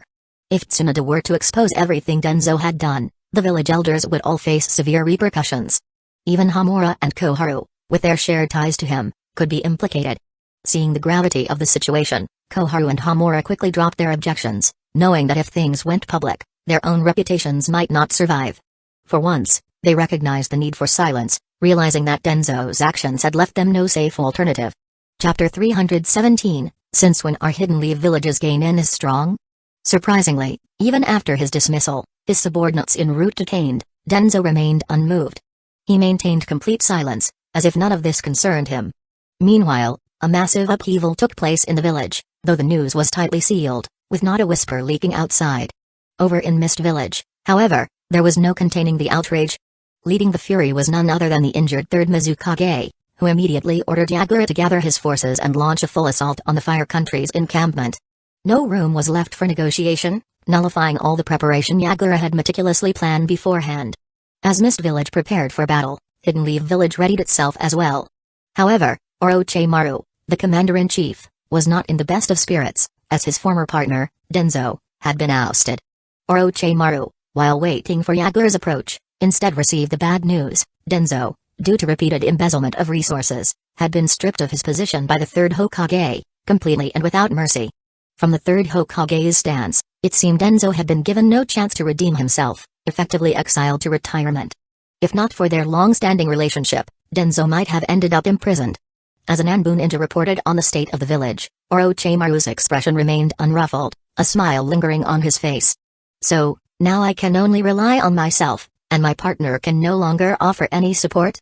Why had Orochimaru partnered with Denzo? Purely because Denzo could acquire the medical equipment and research samples that Orochimaru otherwise couldn't access. With Denzo now out of the picture, Orochimaru's interest in him had vanished. Though Denzo has been dismissed, rest assured, Lord Orochimaru, his support will continue, the Anbu assured with a respectful bow. That's not support. It's a warning, Orochimaru replied coldly. With things as they were, Orochimaru was eager to cut ties, while Denzo would surely work to prevent any separation. Neither man was a saint, they both knew exactly what the other was thinking. The Anbu, keeping his head bowed, refrained from comment. Hee. A glint of malice flashed in Orochimaru's slit-like pupils as his killing intent surfaced. Sensing it, the Anbu remained unmoved, resigned to his fate should Orochimaru choose to kill him here and now. After a tense moment, Orochimaru's clenched fists slowly relaxed, and his gaze softened. Go tell Denzo that our collaboration will continue, but his plans need to be expedited. I don't have the luxury of waiting. As for the research facilities, I'll resume work after the war. He should prepare sufficient funding, no research can proceed without it. Yes, sir. The Anbu replied, respectfully excusing himself. Watching the Anbu depart, Orochimaru let his smile fade and muttered, Anbu seem to be more active than ever lately. Meanwhile, Takeya, Minato, and Nawaki entered the command center, oblivious to recent events in the village. With the third Hokage ordering a news blackout, and Tsunade refraining from divulging anything, they had no clue that Denzo had been stripped of his title and sent into retirement. Orochimaru-sensei, did you call us for a special mission? Takeya asked. After leaving the Hidden Eddy village encampment, the team had returned to the coastline base, where they'd been resting, waiting for Mist Village's forces to arrive. Orochimaru's smile returned as he handed Takeya 2 intelligence scrolls. Take a look at these reports. Takeya opened the scrolls, quickly frowning as he read. The 7 ninja swordsmen? Hasn't the village sent anyone to intercept them? No rush. Keep reading, Orochimaru gestured. As Takeya opened the second scroll, his expression shifted to utter shock, his eyes widening. Wait a minute. Is this really happening? What is it? Minato and Nawaki leaned over to read the contents as well, each exclaiming in disbelief. Wow! Who's this tough? Hidden Leaf Village has someone this fierce? They'd never heard of such a figure. If the information hadn't come directly from Orochimaru, they'd have thought it was a hoax. The 7 ninja swordsmen sure were having some bad luck. First, Takeya had taken out Fuki Suikazan and claimed the sword Samada. Now, when they'd tried to disrupt Hidden Leaf Village's supply lines within the Land of Fire, they'd run into a Genin named Might Dewey. The 7 ninja swordsmen had suffered massive losses, 3 killed, 4 managed to escape, 2 of whom were gravely wounded, while the remaining 2 fled in terror. This can't be real, Nawaki muttered, looking back at Orochimaru. It's very real, Orochimaru replied with a nod. This happened just a few days ago. Only the escapees are left to be captured, so the news hasn't been released yet. When did Hidden Leaf Village as Genin become this formidable? Nawaki wondered aloud. A single Genin taking down most of the 7 ninja swordsmen, was this some kind of fever dream? Nawaki glanced at Minato, who shook his head, equally astounded. It was a man named Might Dewey, Orochimaru explained, his own reaction much like Nawaki's when he'd first heard the news. Apparently, this Genin practiced a technique called the 8 Gates, a taijutsu that unlocks enormous power at the cost of the user's life force. He nearly wiped out the entire 7 ninja swordsman team. It was through this incident that the 8 Gates gained attention, leading to special consideration for Might Dewey's son, Might Guy. If not for this, Might Guy would have faced difficulties even becoming a ninja, let alone advancing to Jonin. Ninja exams in this era required well-rounded skills, not just combat proficiency, making Guy's potential advancement a rarity. So, Dewey's already dead, then? Takeya asked, piecing it together. The 8 Gates, though powerful, had devastating side effects. While capable of ending battles swiftly, the price was usually fatal. A technique with this level of power often resulted in the user's demise. Are you asking us to take care of the survivors? Takeya guessed. With 3 of the 7 ninja swordsmen dead and 4 fled, Orochimaru was likely calling on them to handle the remaining members. Yes. Orochimaru nodded, pointing at a map. The incident took place here. After the battle, the survivors fled, but Anbu hasn't been able to track them down. I need the rear guard secure, so I'm sending you 3 on this mission. Given that this involves the 7 ninja swordsmen, I'm designating this an S-rank mission. Chapter 318, Your house is next door, why are you sleeping in mine? After handing over the mission scroll, Orochimaru patted Takuya on the shoulder, saying, if you can find them, it's best to capture them alive. If that's not possible, eliminate them. If they've already escaped beyond the borders of the Land of Fire, your mission is considered complete. Understood. Without further ado, Takuya took the scroll, motioned to Nawaki and Minato, and turned to leave. Both followed closely. For Takuya, this mission was as good as a freebie. The remaining 4 of the 7 ninja swordsmen would likely have either died or fled the Land of Fire, finding a hidden place to lay low. In the original story, those who escaped ended up defecting from Mist Village entirely, choosing exile over the punishment awaiting them at home. Mist Village's Blood Mist regime was known for its brutality, and for ninjas, it was particularly harsh. One misstep could mean death. Even a minor infraction could result in a miserable end, let alone a failed mission. This is why Mist had the highest number of rogue ninjas among the 5 great shinobi villages.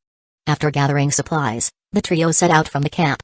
On the road, Nawaki sighed, I'd always imagined fighting the 7 ninja swordsmen on the battlefield, and now they're done for before I even got the chance.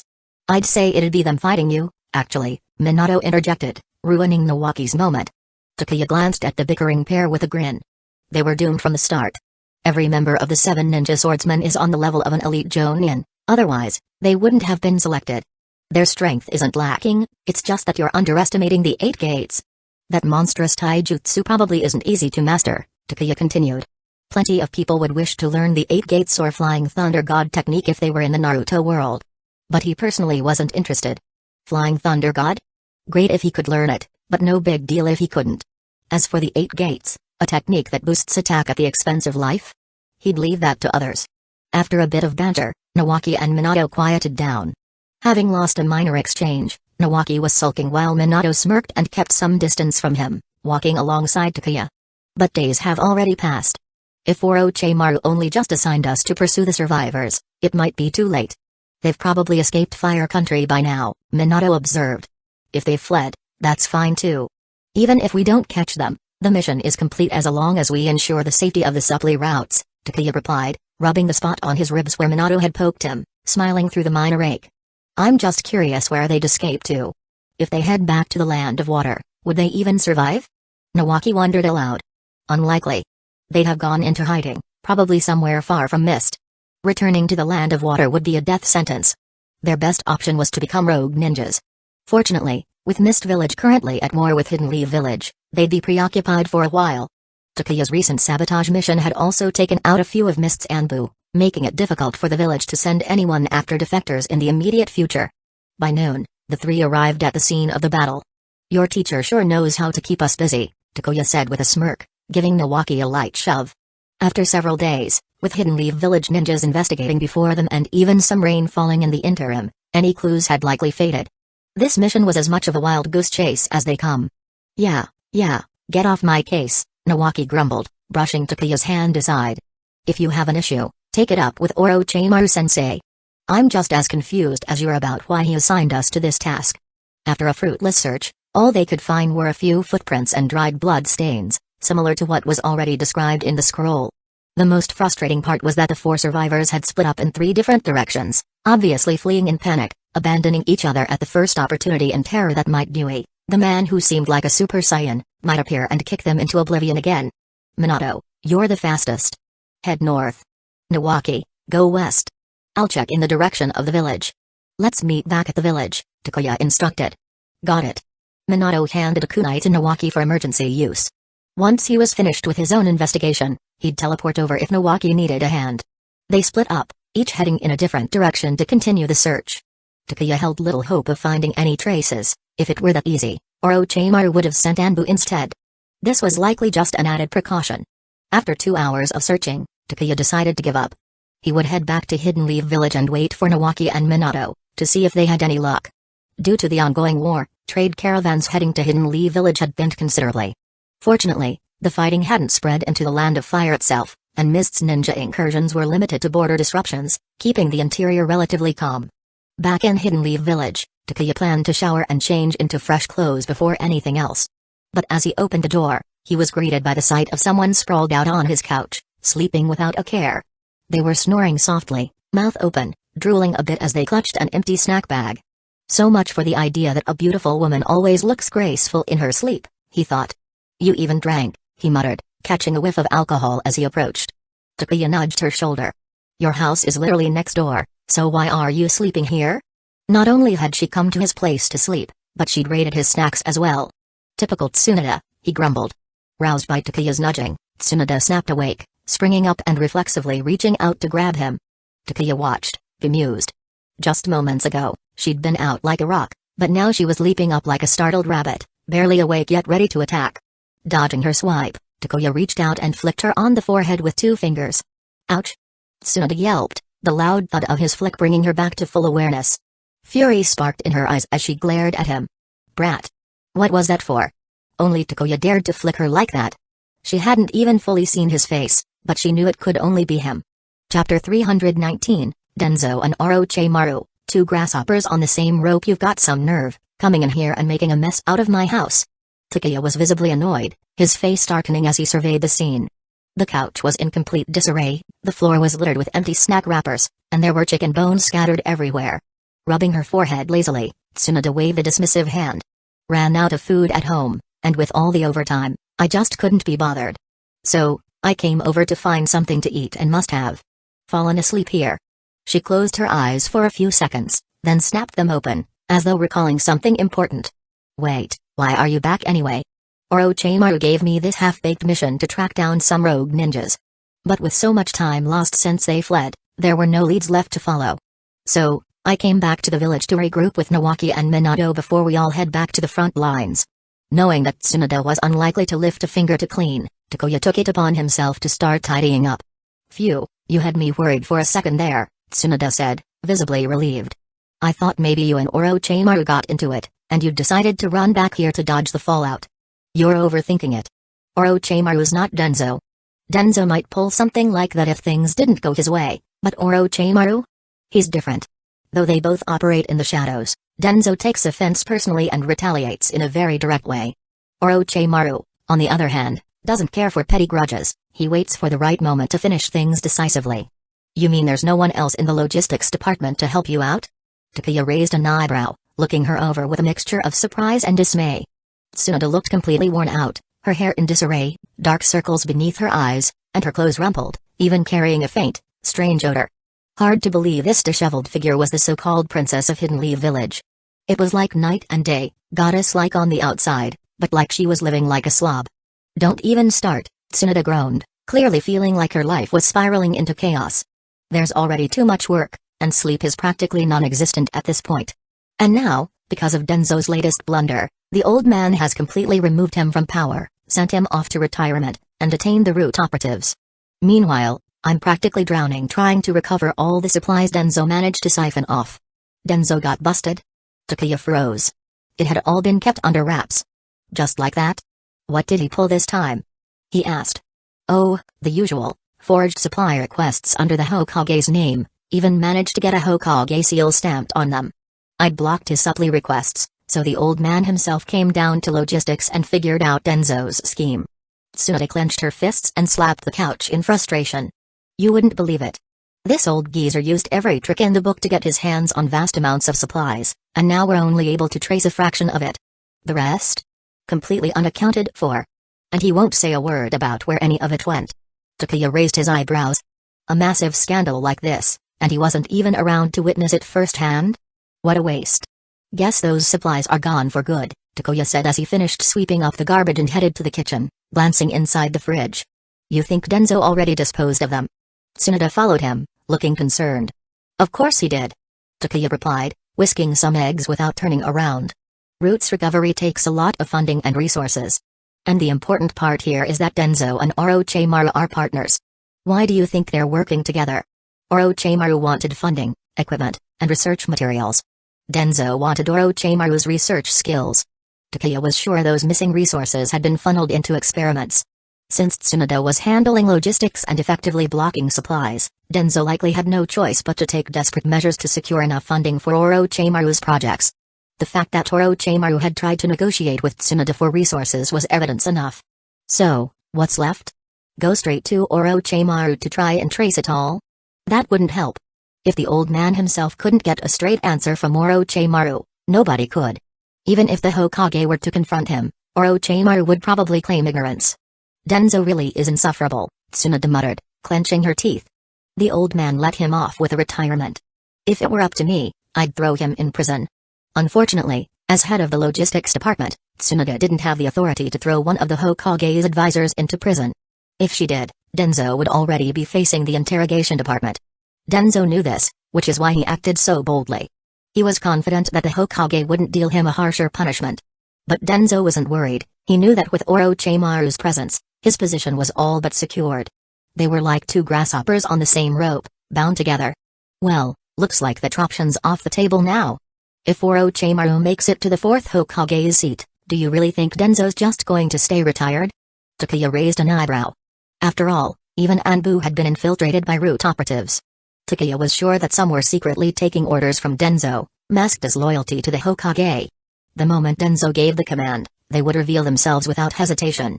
Tsunade frowned, exasperated.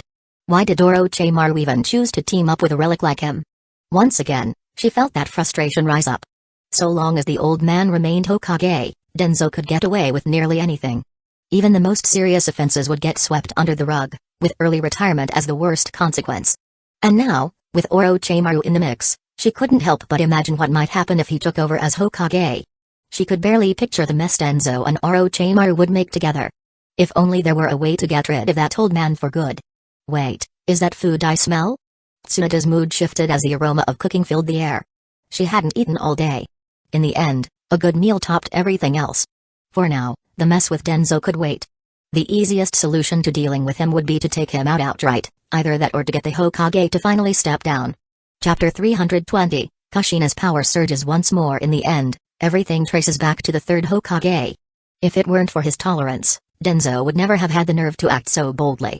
Look at the 5 great ninja villages. Where else would an advisor to the village leader be allowed to pull off these stunts? Only the third Hokage would have given Denzo that kind of leeway. After finishing the meal, Tsunade promptly returned to sleep while Takuya cleaned up the mess around the house before stepping out. Denzo's fall from grace wasn't really his business. If anything, it was something worth celebrating. Takuya. Upon hearing he was back, Kushina, filled with excitement, immediately ran up to him, grabbing his arm with a bit of a pout. You all left the village without me. Even Mikoto went to the front lines. Tsunade has been so busy with her work that she barely has time to hang out with me. I'm seriously bored out of my mind here. She sighed. I wish I could be out there on the front lines with all of you. With her friends, family, and the one she held feelings for all stationed on the front lines, Kushina naturally felt lonely in the village. And Tsunade, absorbed with managing the logistics department, had barely any time to spend with her.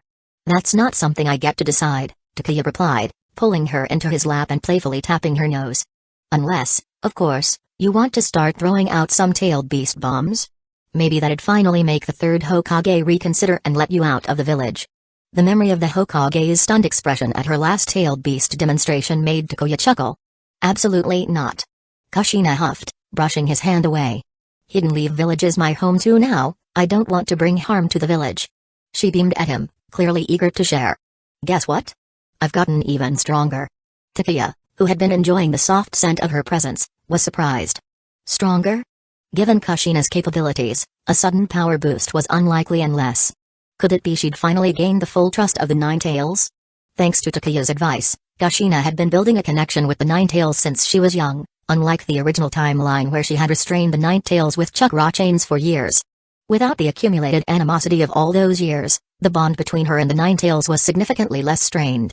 And, if he had to choose, the Nine Tails would rather cooperate with Kushina than risk her demise and another host taking its place. Still, it was rare for the Nine Tails to willingly lend its chakra or cooperate, and it hadn't fully acknowledged Kushina yet. That's hardly fair, calling it your strength when it's clearly mine. The Nine Tails roared in irritation from within her. The fox couldn't understand humans, who constantly hugged, held hands, and exchanged kisses. What was the point? Kushina's cheeks flushed. The fox was right, her new strength indeed came from it. Come on, Kurama, we agreed on this. Besides, I'm your Jinchuriki, and you're the tailed beast. What's yours is mine, right? She said, grinning. Whatever. Kurama huffed in annoyance, too fed up to argue. Takuya hadn't noticed the internal struggle with the Nine Tails and assumed Kushina's flushed face was due to their closeness, so he didn't think much of it.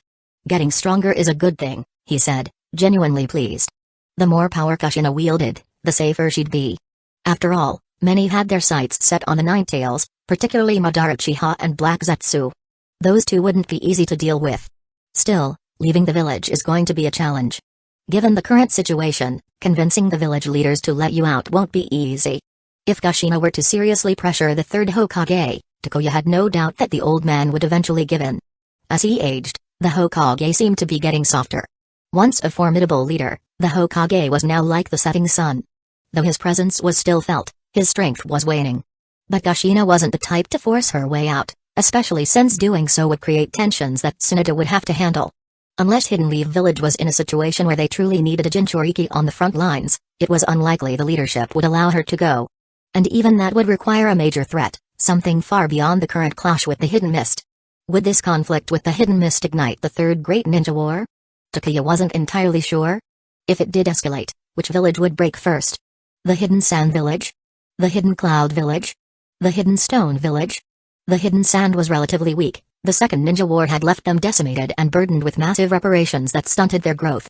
If the third Kazekage had the resolve, he might wage war again to nullify those debts. As for the Hidden Stone and Hidden Cloud, they were strong.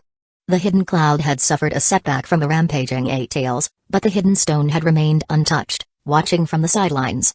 If Anoki couldn't hold back, it would spell trouble for Hidden Leaf Village. Let's forget about all that, how about we go shopping? Kushina said, taking his hand and dragging him along. With Takuya rarely back in the village, she wasn't about to waste the chance. Takuya didn't have much choice but to go along with Kushina on her shopping spree, even as she practically emptied out the shopping district. If he hadn't finally claimed hunger and reminded her that Tsunade was waiting back at home, Kushina probably would have continued for hours. At the barbecue restaurant, Kushina's face was lit with joy, but Takuya looked drained. Spending the day with her had worn him out more than any battle. "What's up with you? Looking like you're ready to pass out," Tsunade remarked, eyeing him with amusement. She had woken up to a fresh barbecue spread and drinks, her worries seemingly forgotten as she indulged herself. Within moments, she'd already downed 2 bottles of sake. Watching her reach for yet another drink, Takuya's eyebrow twitched slightly. It was only sake, thankfully. Had it been shochu, Tsunade would have probably ended up passed out under the table before the food was even served. He stifled a yawn and shook his head. Chapter 321, Tsunade's response. "Fourth Hokage, why doesn't Jiraiya try for it?" Takuya stifled a yawn, waving it off with a sigh. "I haven't been sleeping well lately. The camp's always too noisy, so I can't even sleep in. If you really wanted a lazy morning, I doubt Orochimaru would give you trouble over it," Tsunade replied with a grin. "You caused so much chaos in the Hidden Mist Village, he'd be inclined to grant you some leeway for a job well done." "Sleep? I wish." Takuya shook his head, thinking back to how things had been at the camp. Our team's tent was set up near the Uchiha's area, and those guys start their drills and patrols at the crack of dawn. Because the police duties had shifted, and without any explicit pressure on the Uchiha, Orochimaru had assigned the camp's internal patrol duties to Fugaku Uchiha. With the Uchiha clan's dedication, they'd wake up at dawn and stay vigilant till late at night. Takuya was amazed they hadn't dropped from exhaustion. Tsunade chuckled, imagining it. "You should be glad you were next to the Uchiha. If you'd been stationed by the Hyuga, you wouldn't have slept a wink all night." Takuya could only shake his head. The Uchiha managed the inner camp while the Hyuga handled the perimeters, given that Byakugan was far better for long-distance surveillance than the Sharingan. If he'd been positioned near the Hyuga clan, he'd have had no choice but to protest to Orochimaru. By the way, Takuya, remembering Jiraiya's request, put down his barbecue skewer and gave Kushina a nod, signaling her to shut the door and hang a do not disturb sign. Kushina quickly got up and did as he asked, while Tsunade raised an eyebrow. Takuya must have something serious to discuss. After a brief hesitation, she set her drink down, deciding she'd need a clear head to think it over. Once he'd confirmed that no one suspicious was nearby, Takuya began, "Jiraiya came to me with a concern. He believes Orochimaru is becoming a problem, and possibly the third Hokage as well.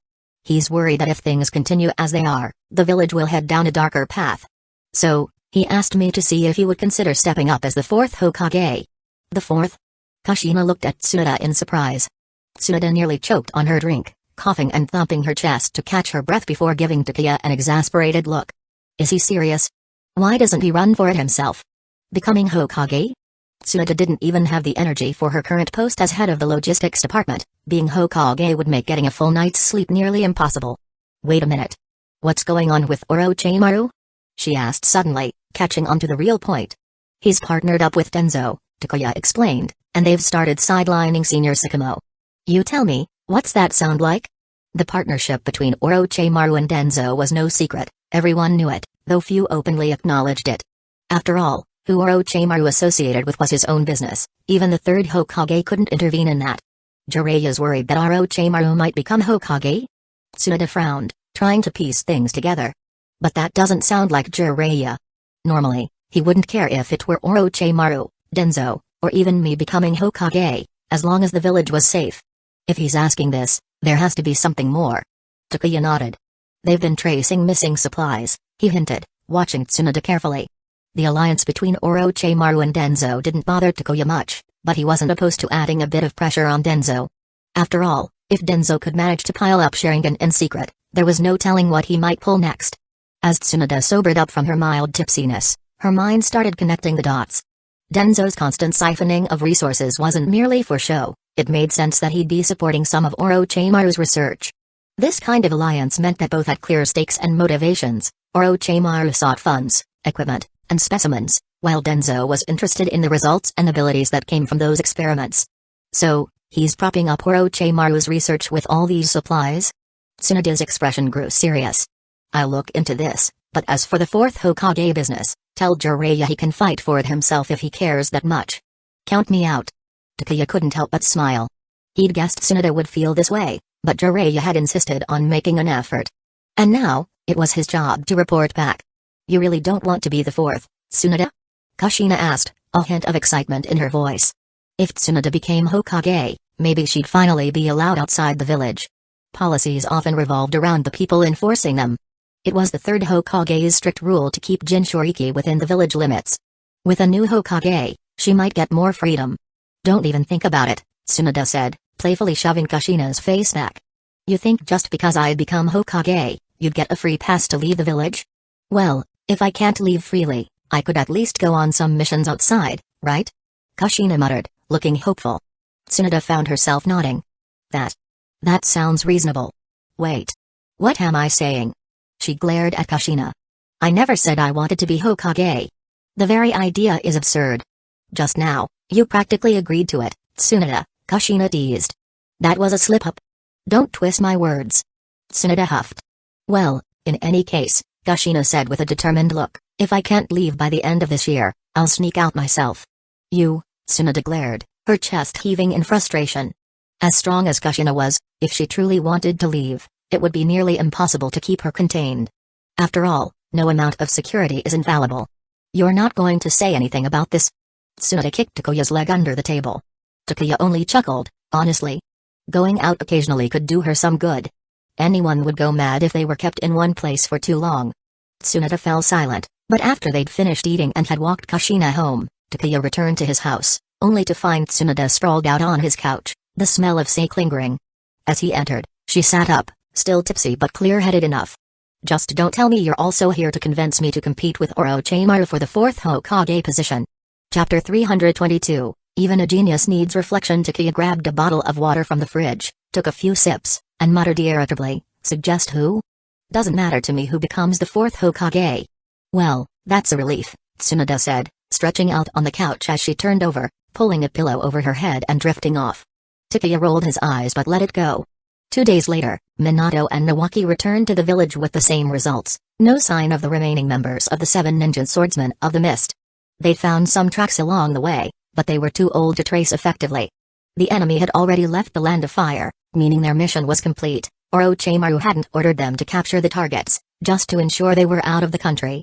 Minato, quick as ever, had even flown west of the Land of Fire to pick up Nawaki before heading back to the village together. All that for nothing, we spent 2 days chasing ghosts, Nawaki complained as they met back up. Orochimaru-sensei should have assigned this to someone in the Anbu, this was their job, not ours. He grumbled. Takuya held back a chuckle, muttering to himself, he's probably worried Anbu would get themselves killed trying to capture the targets. He turned to the 2 of them. Since we're back in the village, take 2 days to rest up before returning to camp. If there's anything you need to take care of, now's the time, Minato. For example, if you want to see your little Uzumaki friend, you've got 2 days. Cough, cough. Minato's face flushed red, and he averted his eyes, clearly embarrassed. Oh, look, He blushes. Nawaki teased, though he didn't push too far, knowing Minato could easily retaliate if provoked. Me? I've got nothing to handle. I'm just going to rest for 2 days, can't stand all the noise from those Uchiha at camp, he muttered as he went off. The three soon split up. Minato went to handle his urgent matters, Nawaki returned home for a good rest, and Takeya, having nothing pressing to do, wandered over to the riverbank where he used to train. But to his surprise, he found it wasn't empty. In the shadows of the forest, a small figure moved like a swift leopard, bounding from tree to tree and throwing kunai with remarkable precision. Each one struck its hidden target with a sharp, satisfying thud. After landing on the ground, he drew a sword almost as tall as himself and began practicing cuts against the sturdy wooden dummy. Is that Kakashi? Takeya watched with interest as Kakashi continued his training. From the look of things, he'd been at it for a while. Targets and practice dummies were scattered around, riddled with kunai, and the wooden posts were thoroughly worn down from blade strikes. After an intense burst of activity, Kakashi stopped to catch his breath, exhaling heavily. His face was hidden behind a mask, so Takeya couldn't tell his expression, but the boy looked exhausted. Not bad training, but you're holding back too much power, Takeya finally said from the tree where he'd been observing. Who's there? Kakashi's small frame tensed, his hands going to his sword as he looked up in surprise. The recognition showed in his wide eyes as he saw who it was. Takeya-senpai. Takeya jumped down from the tree, giving Kakashi's silver hair a ruffle. Not bad, kid. For your age, you've got skills that put others, older ones, too, to shame. But why are you training here, of all places? Kakashi looked away, his messy hair now even messier. He resisted the urge to roll his eyes but kept it polite. I heard from my father that this was where you trained with your teammates. And since the training grounds are too crowded and our backyard is too small, I hope I'm not intruding. As usual, the kid was all discipline and manners, a reflection of his father, Sakamo Hatake. Takeya chuckled. The village owns this place, not me. Anyone's welcome to train here, including you. Kakashi blinked up at him. Aren't you supposed to be at the front lines? How? I got pulled back for a special assignment. I'll head back to camp in a couple of days. The fighting started up again, so I can't stay too long, Takeya replied as he sat cross-legged, gesturing for Kakashi to relax and join him.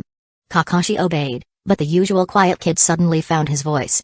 Takeya-senpai, you said my training style was off? Takeya glanced at Kakashi's calloused hands and took a moment to gather his thoughts before responding. The Hatake clan's kenjutsu style revolves around iaido, or drawing techniques, right? And your father's practically mastered it. But I noticed you're holding back some of your power. Why is that? Don't answer yet, think it over, Takeya advised. If you want to be a great shinobi like your father, you'll need to learn how to reflect on your actions.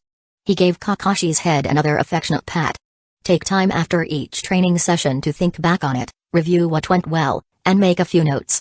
If you stick with it, you'll avoid a lot of wrong turns in the future. Yes, sir. Kakashi nodded, looking down thoughtfully. Takeya laughed. Don't take it so seriously. I'm not your teacher, just someone who happened to catch you in training. But the advice struck a chord with Kakashi. Reflect after every training session? Takeya could see the wheels turning in the young boy's mind. Kakashi was a natural talent. With the right discipline, he had the potential to follow in his father's footsteps and maybe even surpass him. In the original story, Kakashi's course had taken a turn when he shifted away from his clan's kenjutsu to lean on the Sharingan. The choice had improved his power but limited his long-term potential, confining his growth.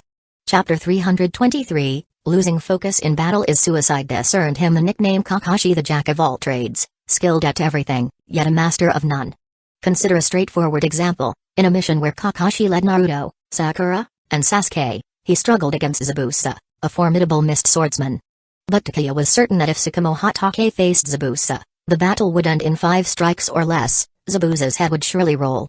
I've been experimenting with other types of training, Kakashi finally admitted after a long pause, explaining his tendency to hold back in his training. Don't be ridiculous, Takeya replied, his tone blunt. No one's power surges limitlessly all at once. Look at your father, he's honed his blade skills day in, day out for years, and through that, he's reached heights few can even dream of. Sure, talent matters, but hard work and direction are just as essential. Yes, thank you for the guidance, senpai. Kakashi nodded with a serious look, though he was still clearly processing Takeya's words. Seeing Kakashi's puzzled expression, Takeya continued, let me put it this way, take the Hatake clan swordsmanship and compare it with the Uchiha's style. There's a huge difference between the two. The Hatake clan's ancestors were samurai, So they built their style around the Ido, focused on single, lethal strikes. The Uchiha, on the other hand, were always ninja, so their swordsmanship is much more versatile, he explained. In the Ido, the essence lies in speed and killing power. Got it? I think so, Kakashi replied, his eyes lighting up with understanding. He paused, considering further. So, holding back when I train, is that wrong? Yes and no, Takuya answered, shaking his head with a slight smile. You're doing it because of your father's influence, right? Yes, Kakashi replied with perfect honesty. Well, kid, some things can't be learned through words alone, they need a lot of real practice to set in. Your father holds back because he's reached a level where he can afford to conserve his energy. But you? You should be focusing on making your strikes faster, stronger, and more lethal. He drew the Sword of Thunder and held it ready, gesturing for Kakashi to prepare himself. Is he going to train with me? Kakashi's face lit up in surprise, hands trembling slightly as he gripped his blade. For him, this was a dream come true. Ever since Takuya had turned him down as a student, Kakashi had figured that any guidance from his hero was a near impossible hope. Takuya's actions spoke for themselves, he didn't bother giving attention to anyone he wasn't close to. Lost in thought, Kakashi suddenly jolted as his sword slipped from his hand, pain shooting through his wrist. Kid, losing focus in battle is the same as handing your life over to the enemy. Takuya's voice was stern, his words punctuated by a smack from the flat of his blade. Apologies, senpai. Kakashi stammered, red-faced as he quickly retrieved his sword, wincing as the pain from his hand throbbed. But he had no time to recover, Takuya already had the Sword of Thunder pointed at him. Come on, show me what you've got. Let's see if you're truly worthy of the village's genius title, Takuya said, his stance relaxed as he waited. Determined, Kakashi shifted into a ready stance, clutching his sword tightly with both hands despite the discomfort. Believe in yourself, Kakashi, he thought, narrowing his eyes as he lunged forward, swinging with all his might. Clang. Takuya parried the blow easily, flicking his wrist to deliver another sting to Kakashi's hand. Your speed's decent, but where's the power? Come at me like you mean it. Pain flared again, but Kakashi gritted his teeth, refusing to let his grip slip as he launched another attack. Again, Takuya deflected the strike effortlessly and delivered a blow to Kakashi's arm this time. Still not enough. Try again. Over and over, Kakashi attacked, his focus intensifying with each blow. He soon lost count of how many times he lunged forward, or how many times Takuya's blade struck him. His hands were shaking, and his grip barely held, but he pushed on, unwilling to give up. Takuya looked at the young boy in admiration, noting the determination in his stance. If only Nawaki had this level of persistence, he wouldn't struggle so much with taijutsu and kenjutsu. With one final blow, Takuya deflected Kakashi's strike and stepped back. You've reached your limit. Any more and you'll injure yourself. Head to the hospital, your hands won't even be able to hold chopsticks tomorrow if you don't get them treated. He slung the Sword of Thunder over his shoulder, a satisfied grin on his face as he walked away, humming a tune. Exhausted, Kakashi watched him go, struggling to lift his sword. With his hands trembling, he slowly made his way to the hospital. Back at the Hatake home, Sakamo prepared dinner, casting a concerned glance at his son as he entered, battered and bandaged. Looks like you trained longer than usual. Come, sit down, let's eat. Yes, father, Kakashi replied, attempting to lift his chopsticks but finding his hands uncooperative. Sakamo hesitated when he noticed the bandages and the faint smell of medical salve on his son's arms. Setting down his own chopsticks, he returned to the kitchen and brought back a fork and spoon. A fight? He asked calmly. Kakashi shook his head, a bit embarrassed as he accepted the utensils. Not exactly. I ran into senpai, and he decided to give me some pointers. So Takuya did this, Sakamo thought, a smile tugging at his lips. Though he could have gone a bit easier on him. Chapter 324, Entering War Mode after dinner, Sakamo affectionately patted his son's head, smiling as he said, Takuya is right. Compared to the Uchiha, our Hatake clan's swordsmanship is more refined and rooted in samurai traditions, focusing on precision and quick-draw techniques. Since you've received guidance, keep working hard and grow stronger. What he didn't tell Kakashi was that, unlike the Senju or Uchiha clans with their long ninja histories, the Hatake clan's swordsmanship was a demanding art, requiring significant time and effort to master. However, he couldn't help but wonder if Kakashi would manage in school at this rate. Sakamo's initial plan had been to enroll him in the Ninja Academy this year, but considering Kakashi's abilities, he was already at a level where even regular gain-in wouldn't be a match for him. Would Kakashi fit in? He just hoped Kakashi wouldn't get into too many fights. A chuckle escaped as he recalled Takuya's time in school, notorious for his bold ways. The once little troublemaker was truly growing up. Of course, Takeya was oblivious to Tsukumo's musings. After 2 days of rest in the village, he returned to the front line camp under Kushina's reluctant gaze. The war had now fully ignited. Following orders from the village, Yagura was forced to abandon his initial plans, rallying his forces to launch a direct attack on the Whirlpool Country camp.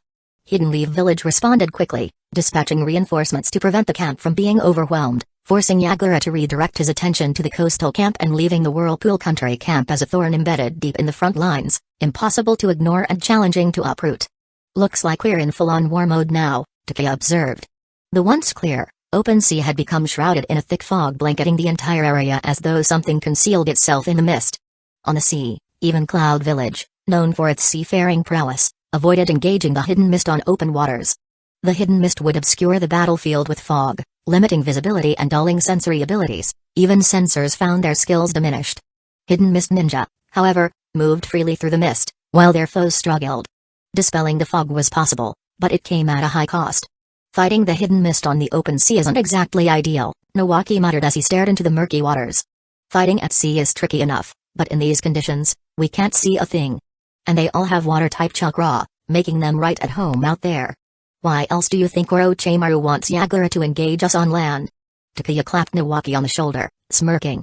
Once you fight them in the mist, you'll see, your vision and senses are dulled, and it's anything but pleasant. Without the mist's advantage, Cloud Village's hot-headed nature would have long brought them into open conflict with the hidden mist. But on the ocean, they were cautious. Let's get our mission checked in, Takeya suggested. The hidden mist's technique may be formidable, but it has weaknesses. As long as we don't fight them at sea, we won't be too restricted. Unlike other villages, Hidden Leaf Village's diversity of ninjas meant they could adapt to the hidden mist's tactics, avoiding the restraint felt by Cloud Village. Orochimaru, however, seemed intent on wrapping this war up quickly, securing prestige and military accolades. Dragging it out would have been in Hidden Leaf Village's favor since Hidden Leaf Village could endure a prolonged conflict, whereas the Mist Village could not. The Hidden Mist, like a seaside version of the Sand Village, lacked Hidden Leaf Village's stamina. Surrounded by water on all sides, they struggled to procure supplies if the conflict dragged on. As the team neared the camp, the patrol spotted them. Each patrol squad included at least one member of the Hyuga clan to maintain security. Thank you all for your hard work, Takeya greeted the guards. After a brief inspection, the team entered the camp. The tension of an impending battle filled the air, a stark contrast to the atmosphere when they had last left. Inside the command center, only Orochimaru was present, even his assistant, Narashikaku, was absent. You've returned, Orochimaru greeted with a calm smile, though to Nawaki and Minato, there was a subtle chill in his otherwise warm expression. Not wasting any time, Takeya placed the scroll on the desk. No traces found. The remaining members of the 7 ninja swordsmen likely fled the Land of Fire. Once they left, we ended the pursuit. Thank you for your efforts. Orochimaru took the scroll, applying his seal to signify mission completion. Considering the severity of the Blood Mist's methods, I doubt those who escaped will dare return. With their swords lost, they've become a mere drain on the Hidden Mist's strength. Orochimaru anticipated Yagura's reaction when he learned that Hidden Leaf Village's little Genin had brought down several members of the 7 ninja swordsmen. Unfortunately, Might Dewey had sacrificed his life for the victory. Without Dewey's guidance, could Guy still achieve the strength he had in the original timeline? I'll have Shikaku log your mission details. For now, rest up. Tomorrow, I'll have new assignments for you 3, though you may need to split up. Orochimaru had decided it was time to divide Takeya's team, each member assigned to different tasks to reduce the camp's operational load. Takeya, Minato, and Nawaki had no objections. They had always known this day would come. Hidden Leaf Village wouldn't keep them as a single unit forever. The war had merely accelerated their separation. Back in their tent, Nawaki couldn't contain his curiosity. What do you think they'll have us doing separately? You'd have to ask your teacher about that, Takeya replied, nudging him. Now, go get our supplies from the logistics department, or are you not hungry? On it. Nawaki shot off. As the night wore on, the camp grew lively with the return of other squads from their missions. The following day, the 3 of them reported back to the command center. Chapter 325, Total Annihilation if possible. The following day, the 3 assembled in the command center. Ready for them, Shikaku Nara promptly handed each a scroll. Orochimaru, seated in his chair, turned first to Nawaki. Nawaki, he began, I need you to lead a small team in a critical interception mission. All the task details, including your teammates, are recorded in the scroll. Take it and locate your team. Yes, Sensei. Nawaki nodded, taking the scroll before departing. Orochimaru then looked over to Minato. Minato, with your Flying Thunder God technique, you're equipped to return to camp quickly if needed. I'd like you to join the intel gathering team from the Anbu and assist in collecting intelligence. Your priority is to relay any findings back as swiftly as possible. Yes, sir. Minato replied, knowing the Anbu would find him once he left. Shikaku handed a cup of hot tea to Takeya, who looked surprised. Isn't he supposed to be getting a mission? What's with the tea? Was his mission to sit here, sip tea, and chat with Orochimaru? As if Orochimaru had the time for that. Noticing Takeya's confusion, Orochimaru gave a slight smile. Your mission is different from Minato and Nawaki's, he explained, spreading a detailed map on the table and pointing to a specific area. The Land of Bears, familiar, I imagine? Takeya's eyes narrowed with intrigue. Yeah. It's a small nation with a peculiar shinobi village. The leader there even calls himself the Kage. Only Hidden Star's village, among minor villages, dared give its leader the title of Star Kage. That they stuck to their secluded region with no ambition to expand was all that kept the 5 great nations from reacting. If Hidden Star's village had shown any desire to join the ranks of the major villages, it would have been crushed. Is the Land of Bears aligning with the Hidden Mist? Takeya speculated. Orochimaru chuckled. They wouldn't dare. Unless they're hoping to be wiped off the map. Taking a sip of tea, Orochimaru interlaced his fingers thoughtfully. From our intel, a group of enemy forces entered the Land of Bears a couple of days ago. Their intent is to infiltrate the Land of Fire and disrupt us from behind. I need someone to go in and intercept them. If possible, eliminate them. When did they slip in? About 2 days ago. Orochimaru had evidently put effort into gathering this intelligence. The moment the enemy crossed over, he had taken measures. How many are we talking about? And how many can I bring along? Takeya didn't worry about Orochimaru's methods, only the resources at his disposal. If there were too many enemies, tracking them solo would be a hassle. Orochimaru simply held up 3 fingers, shaking them slightly. 300? Takeya asked, raising an eyebrow. Was he referring to the enemy numbers or the number of ninjas Takeya could take? It seemed more likely to be the enemy count. If Takeya were given a 300-strong ninja unit, Orochimaru wouldn't bother sending him personally. And with the camp's manpower stretched, sending that many from the camp was infeasible. The Leaf's strategy focused on deploying elite forces to minimize casualties, so most in the camp were seasoned family ninjas and strong civilian shinobi. They had enough to hold their own but not surplus numbers for large-scale assignments. Here we go again, Takeya muttered, rolling his eyes openly at Orochimaru, who seemed amused and gave Takeya a knowing look. I'm counting on your understanding, Takeya. The village has only dispatched a limited number, so reallocating too many could disrupt other missions. Spare me, Takeya shot back. You gave me the same line back in the Land of Rain, and here we are again years later. Orochimaru, realizing this was true, laughed briefly. But the situation did put him under pressure. Compared to Hidden Leaf Village's elite approach, the Hidden Mist had deployed far more troops. While a force of elite ninjas was advantageous, insufficient numbers posed challenges. And with 2 camps to staff, Jiraiya's team had already drawn from their resources. Haha, Orochimaru chuckled dismissively, unbothered by Takeya's protest. While a large force isn't feasible, I'll assign you capable allies for this mission. Don't worry, they'll be worth their weight. Better hold to that. Takeya nodded, accepting that he couldn't request a large contingent. Still, he needed competent allies. Pursuing enemies through the Land of Bears solo was risky. Takeya could handle himself, but without Minato's teleportation speed, corralling fleeing enemies would be difficult. Even the third Raikage would struggle if the entire enemy force chose to flee. Of course. Orochimaru smiled and nodded. Even if Takeya hadn't raised concerns, Orochimaru had no intention of sending him solo or with a small squad. He wanted full annihilation of the enemy force, not a partial rout. Head to the camp entrance, and they'll meet you there. Orochimaru didn't reveal who Takeya's teammates were, his enigmatic grin hinting at something. Of course, a mystery, Takeya muttered, leaving the command center. After he left, Orochimaru dismissed Shikaku and pulled out a map dotted with red markers, chuckling softly as he studied it. Yagura, I wonder how you'll respond. The Mist can't afford this kind of attrition. Orochimaru's schemes were none of Takeya's concern. He could take any regular mission as long as it didn't endanger him unnecessarily. Once he had the scroll secured, Takeya made his way to the camp entrance, trusting Orochimaru to send his team. Meanwhile, within the camp's Uchiha sector, Fugaku Uchiha received orders to lead a group of Uchiha shinobi on the mission. However, to his surprise, he was not appointed as the mission lead. Fugaku, this is absurd. One Uchiha protested. They want us to send dozens of our people and won't even let us lead?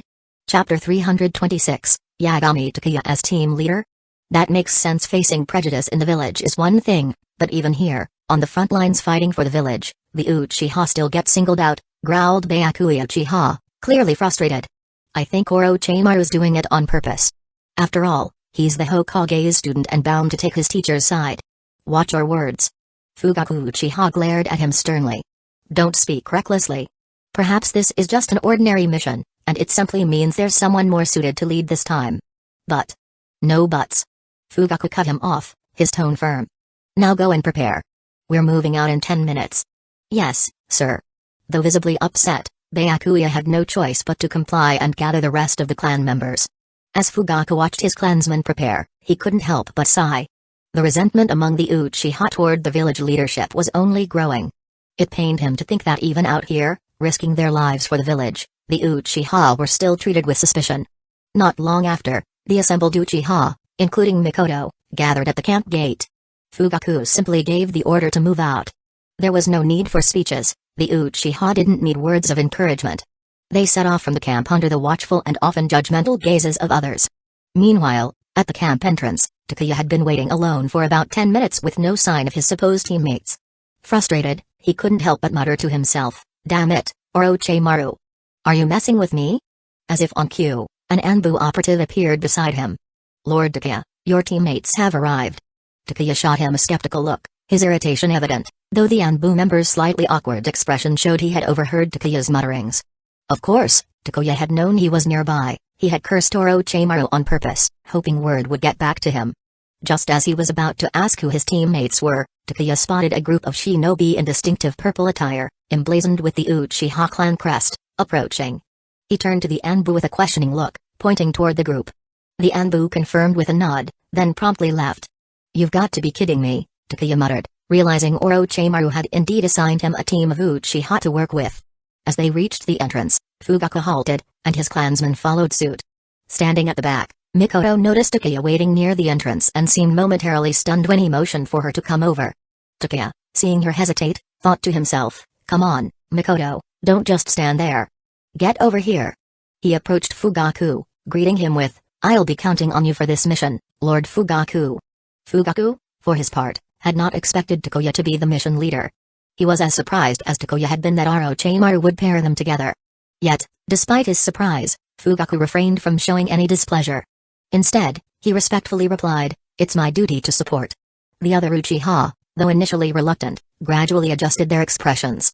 Takuya's reputation and strength were well known, and despite not being a full Uchiha, he carried their bloodline through his mother, Mikoto. With his close ties to Mikoto and his undeniable skill, seeing him as their team leader didn't feel unreasonable. One could even argue that he was half an Uchiha, making him something of an insider to the clan. An Uchiha leading an Uchiha team? That makes sense, some of them thought. "Alright, let's get moving," Takuya instructed. "I'll fill you in on the mission details along the way." Time was of the essence, and he didn't want to waste a moment more. If they delayed too long, their targets might manage to cross into the Land of Fire, complicating matters significantly. "Understood," Fugaku said, raising his hand. "Everyone, let's move out." With that, the group left the camp, heading swiftly for the border of the Land of Bears. Luckily, they weren't in a desperate rush. As long as they arrived at the border before the enemy infiltrated the Land of Fire, they would be on schedule. Orochimaru's mission order specified the Land of Bears, indicating that their targets hadn't yet crossed the border into the Land of Fire. Within half a day, they reached the border, and Takuya decided they should rest. "Here, have some," Mikoto offered, handing Takuya a box of homemade baked goods. Despite the difficulties of cooking in the camp, Mikoto was one of the few who still prepared her own food, though it seemed only Takuya received such special treatment. Takuya took a bite and praised her work. "As delicious as ever, Mikoto. You really have a knack for this." She shot him a knowing look. "Please. As picky as you are, you'd never settle for less. Besides, you cook better than me, so what's with the flattery?" Takuya chuckled, noticing the approving gaze she gave him before she, too, began to eat. Just then, Fugaku approached them, prompting Mikoto to rise respectfully. "There's no need for formality," Fugaku assured her, maintaining a genial demeanor. But Takuya couldn't help feeling mildly annoyed. Couldn't Fugaku see he was interrupting? "Care for some, Lord Fugaku?" Takuya offered, extending the box of treats. "Oh, no, thank you," Fugaku replied, waving his hand. I just took a soldier pill. Great, Takuya thought, not missing a beat as he put the box away. By the way, soldier pills aren't exactly good for you if you can avoid them, he advised, directing his attention back to Fugaku. So, what can I help you with, Lord Fugaku? Fugaku hesitated a moment, thinking, not everyone has the luxury of gourmet meals on the battlefield, Takuya, before collecting himself. Battlefield or not, Takuya's insistence on keeping his standards high was almost admirable, if eccentric. Actually, Takuya, I wanted to ask about the mission details. Of course, if it's classified, pretend I wasn't here. It's not classified, Takuya replied, motioning for Mikoto to stay seated as she began to rise. According to the intel, a significant number of enemies entered the Land of Bears via the sea. Their goal is to slip into the Land of Fire. Our job is to intercept and eliminate as many as possible before they reach our territory. Fugaku, eager for more information, asked, how many are we dealing with, and when did they arrive? Chapter 327, openly entering the Star Ninja Village. He didn't want to bring dozens of clan members on a mission, only for it to end in failure, and have every single one of them recorded with a failed mission mark on their files. Approximately 300 of them. The enemy infiltrated 2 days ago, and they are located here. He picked up a stick and drew a rough map of the Land of Bears on the ground, poking it at the area closest to the sea. If we go from here, we can quickly get near some of the islands belonging to the Land of Water. The Mist Ninja's entry into the Land of Bears is easier than we imagined. Fortunately, their pace is slow. They seem to be concerned about leaking information, and their large numbers make their progress even slower. Normally, after 2 days, the enemy would have reached the Land of Fire's borders by now. After all, the Land of Bears isn't that large, but it is close to Hidden Leaf Village's camp. However, the Mist Ninja are also worried about being detected by Hidden Leaf Village, so their movements are discreet. Unfortunately for them, every one of their actions is under Orochimaru's surveillance. As for how Orochimaru managed to do that, Takuya figured it must have been partly thanks to the Anbu and partly because of those countless small snakes. Jiraiya's toads and Orochimaru's snakes were both masters at collecting intelligence and tracking enemy movements. Add in the various snakes and toads along the coastline, and they are practically innumerable. The enemy can't just look at a snake or a toad and assume it's one of Orochimaru or Jiraiya's tricks. Otherwise, Mist Village might as well drop everything and just start catching toads all over the place. Looking at the somewhat ugly and abstract map on the ground, Fugaku Uchiha pondered for a moment. The enemy numbers are significant. If they scatter within the Land of Bears, it might not be easy to wipe them out. Besides, there's also the attitude of the Star Ninja Village. Intimidate. Before he could finish, Takuya interrupted him. Aside from intercepting the enemy, our mission also aims to intimidate the Star Ninja Village. If the Star Ninja Village aligns itself with the mist, it will be a significant disadvantage to us. Tell your clansmen to rest for an hour. After that, we'll enter the Land of Bears. We don't need to be too cautious in hiding our movements. It would be best if the ninjas of Star Ninja Village knew that Hidden Leaf Village's forces have entered their country and are carrying out a mission. The Star Ninja Village is nothing more than a small, insignificant village. Still, the intimidation and threat must be present. Otherwise, if they truly side with the Mist Village, it won't be much of a threat, but it will be a huge annoyance. Just like the Grass Ninja Village in the Third Shinobi World War from the original series. They sided with the Rock Ninja Village. It didn't have much of an impact on Hidden Leaf Village, but it was incredibly irritating. To prevent a similar situation, Takuya didn't mind giving Star Ninja Village a bit of a scare. As for the enemy, it would be ideal if they could be eliminated. If not, driving them off would suffice. The Mist Ninjas aren't fools, they won't just stand there waiting to be slaughtered. 1 hour later, after their rest was over, Takuya led the group, swaggering into the Land of Bears. What's that? Not far from the border, there was a Star Ninja Village lookout post. The bored ninjas at the post suddenly noticed movement ahead. It's the enemy. No, it's Hidden Leaf Village. A large number of Hidden Leaf Village ninjas have entered our country. Upon seeing clearly, the Star Ninja Village ninja in the lookout began shouting. Shut up. The lookout captain scolded, don't panic. Hidden Leaf Village wouldn't attack another country or village without declaring war first, especially not a small ninja village.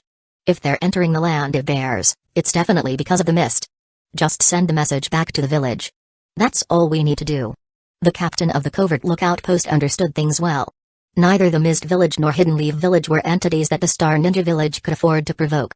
Even if the two major ninja villages turned the Land of Bears into a battlefield, there wasn't anything they could do to change it, they would just have to endure it. As for taking the initiative to fight back, well, forget it. He wanted to live a few more years. Looks like we've been spotted. Fugaku Uchiha, who had activated his Sharingan, looked at the concealed lookout post. Takuya continued walking without a care. Don't worry about it. We're walking into the land of bears openly to let them know we're here. This way, we can avoid misunderstandings. Takuya had no interest in bullying the people of Star Ninja Village. As long as they didn't create trouble or obstruct them, he would pretend not to see them. But if they overstepped their bounds, Takuya wouldn't hesitate to send them to the Pure Land to play shogi with the Sage of Six Paths. Keep moving. Meanwhile, on the other side of the Land of Bears, many mist ninjas had gathered. The one in charge of this mission, Hazuki Jiro, frowned. Did the leader of the Star Ninja Village refuse? Yes, sir. The Star Ninja Village leader doesn't want the village to get caught up in the war and just wants to develop peacefully. Ha. Hazuki Jiro couldn't help but laugh. They don't want to get involved in the war, that's true. But wanting to develop peacefully? Yeah, right. They've got some nerve, calling themselves the Star Shadow. Sir, should we? Forget it. Don't stir up any trouble. Our mission isn't about some small village like Star Ninja Village. Let them call themselves whatever they want, even if they're just a village that doesn't have enough jonin to count. The small Star Ninja Village was never a concern for Hazuki Jiro. As long as the Star Ninja Village didn't cause trouble or interfere with Mist Village operations, like secretly informing Hidden Leaf Village, it would be fine. It didn't matter if they sided with Mist or not. After all, not every small village was like the Rain Ninja Village with a leader like Hanzo. Compared to Hanzo, the so-called Star Shadow was a joke. Any news from the ice side?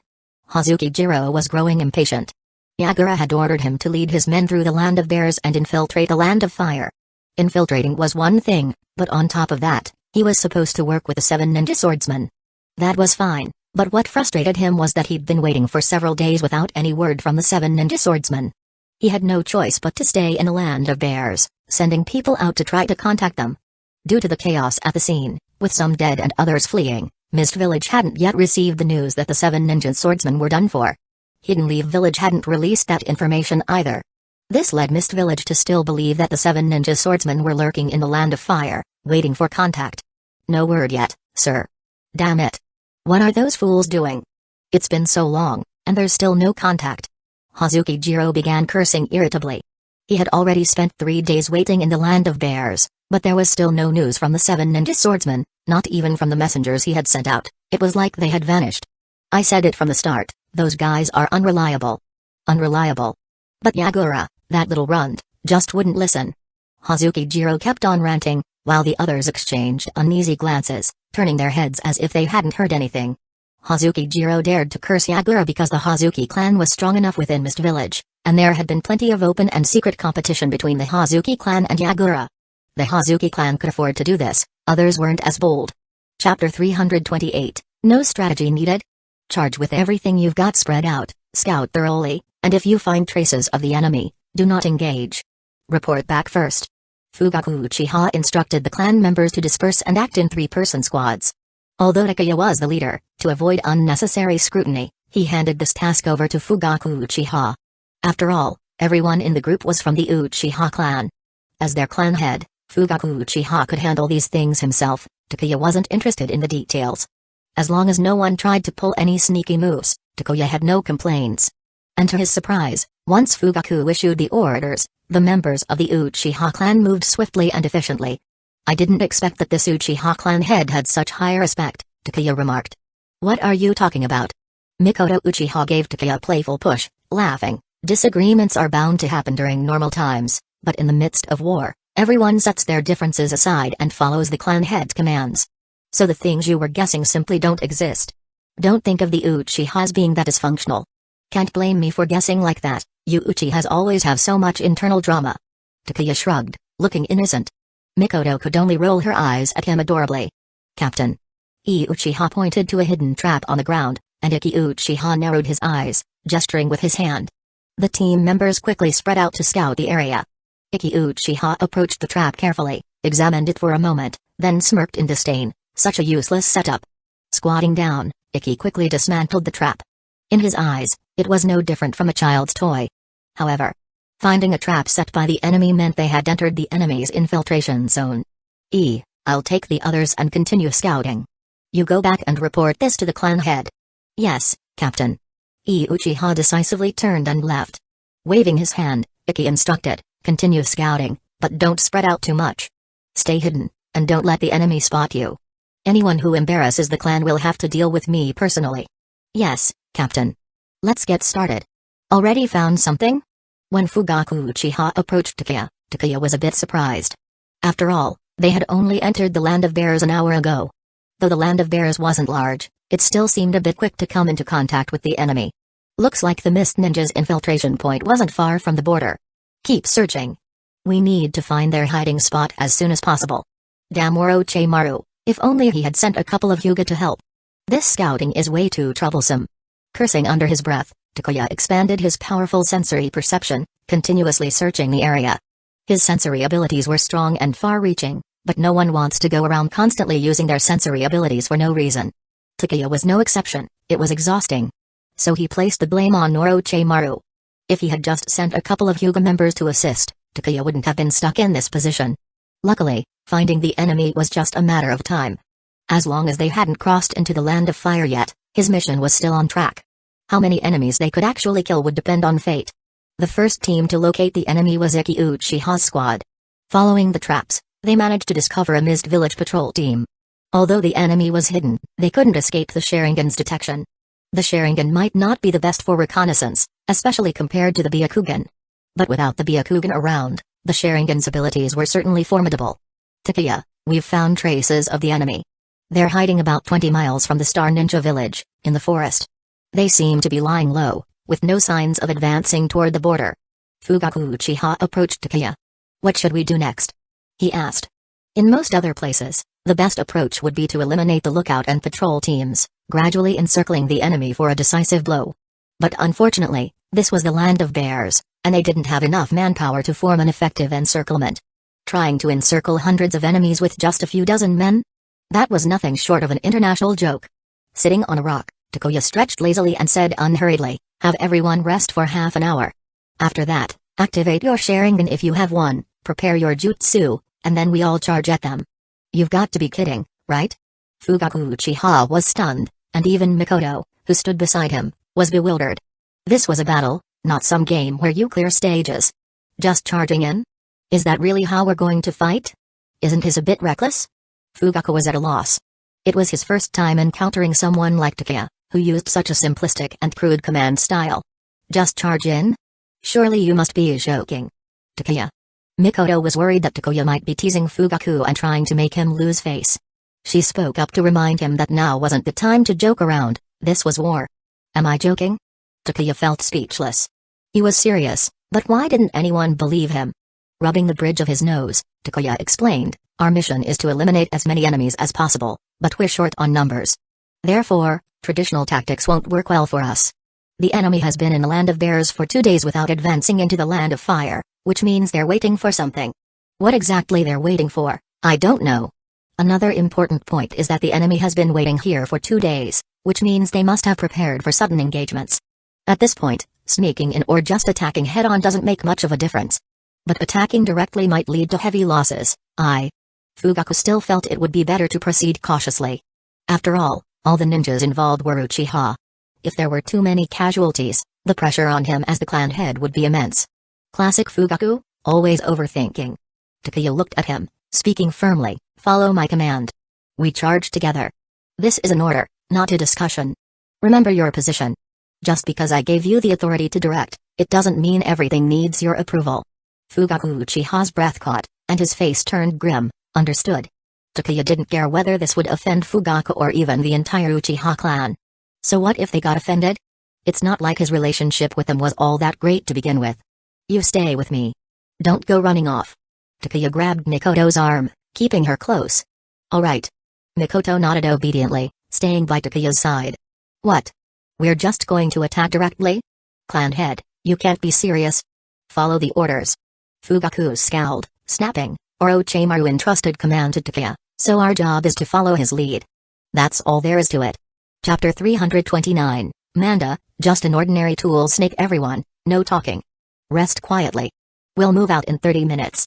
The Uchiha were known for being fierce and battle-hungry, but that didn't mean they were foolish. It was clear from their expressions that they found Takeya's command reckless. However, Takeya couldn't care less about their opinions. It didn't matter what they thought. This was his way, direct, no nonsense, and ready to take action. Either they followed his orders and fought alongside him, or they could choose insubordination, and face the consequences with Orochimaru later. Time passed quickly, and soon the 30 minutes were up. The Uchiha warriors gathered, exchanging glances with Takuya that suggested they thought he was out of his mind. The sensation of being scrutinized as if he were crazy didn't sit well with Takuya. Being stared at by a bunch of supposed lunatics as if he were the insane one would unsettle anyone. He wasn't one for motivational speeches. Takuya didn't see the need for them. Even if the entire Uchiha contingent decided not to follow him and chose insubordination instead, he would still go alone and charge ahead. Under dozens of watchful eyes, Takuya bit down on his finger, drawing blood. His hands moved swiftly through the summoning seals, and he pressed his palm to the ground. Boom. With a surge of white smoke, Manda's massive body materialized in the forest. Manda, charge ahead. Takuya wouldn't waste the opportunity to use this perfect tool snake. With its sheer size, whatever traps or defensive measures the hidden mist might have set up would be rendered useless once Manda bulldozed through them. Explosive tags and deadly traps might as well be insect bites to Manda's enormous form. Yes, master, Manda hissed. Manda, more obedient than the skeptical Uchiha warriors, raised its colossal body, taller than the surrounding ancient trees, and let out a fierce roar before charging in the direction Takuya had indicated. Rumble. The forest trembled as Manda surged forward, triggering every trap and defensive mechanism in its path. To the great serpent, they were mere nuisances. Advance. There was no turning back now. Seeing no other choice, Fugaku Uchiha led the clan members to follow Takuya and Manda into the fray. Rumble. Manda's rapid movement left a deep trench in the forest floor, as if a giant plow had been driven through. The ground shook, and the noise was deafening, enough to alert the hidden mist ninja. What's happening? What is that thing? That's a huge snake. No, it's Manda. Report this to Jiro immediately. Word of the attack had already spread in the Mist Village. Knowing that their home had been infiltrated and heavily damaged, the hidden Mist Ninja harbored a deep hatred for Takuya, and by extension, Manda. Manda and Takuya's profiles were well known to the hidden Mist. The mere sight of the giant snake signaled Takuya's presence. What? Jiro of the Hazuki clan initially thought he'd misheard. How could Manda have appeared in a land of bears? Could it really be Takuya? Although Manda had originally been Orochimaru's summoned beast, Orochimaru hadn't called upon it since the end of the Second Shinobi War. By contrast, Takuya frequently summoned Manda, making its association with him stronger. Damn it. We've been discovered by Hidden Leaf Village. Jiro's expression darkened as he shouted, prepare for battle. Rumble. The thunderous sound grew louder. Manda was already storming through their lines, with Takuya right behind. He chose not to stand on Manda's head to avoid being targeted by concentrated enemy attacks. And sure enough, before Manda even got close, ninjutsu rained down upon it, making the massive snake screech in pain.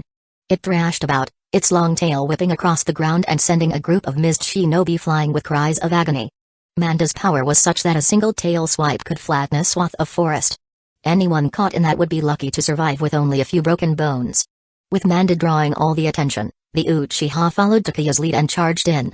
The hidden mist ninja quickly noticed their advance. It's Hidden Leaf Village as ninja. The Uchiha. This was unprecedented. The veteran Uchiha, who had survived the Second Shinobi War, activated their Sharingan and pushed forward, albeit with a tinge of trepidation. Despite their battle experience, Takuya's straightforward, head-on approach made even them uneasy. No recon, no sneaking past patrols, just an outright assault. Kill it. Jiro's face twisted with rage as he ordered, Mist Concealment Jutsu, prepare. Ninja Art, Hidden Mist Jutsu. Following Jiro's command, numerous mist ninja cast the jutsu, spewing out thick fog that enveloped the entire mountainside. With vision and senses impaired, Manda grew restless, lashing out with its tail as it fended off unseen attackers. Meanwhile, the mist ninja bombarded it with various jutsu, drawing pained cries from the snake.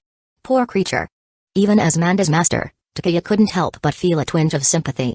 The tool snake played its role well, though at a high price. Being targeted by hundreds of ninjas and pummeled with jutsu was bound to hurt. Manda was an odd one.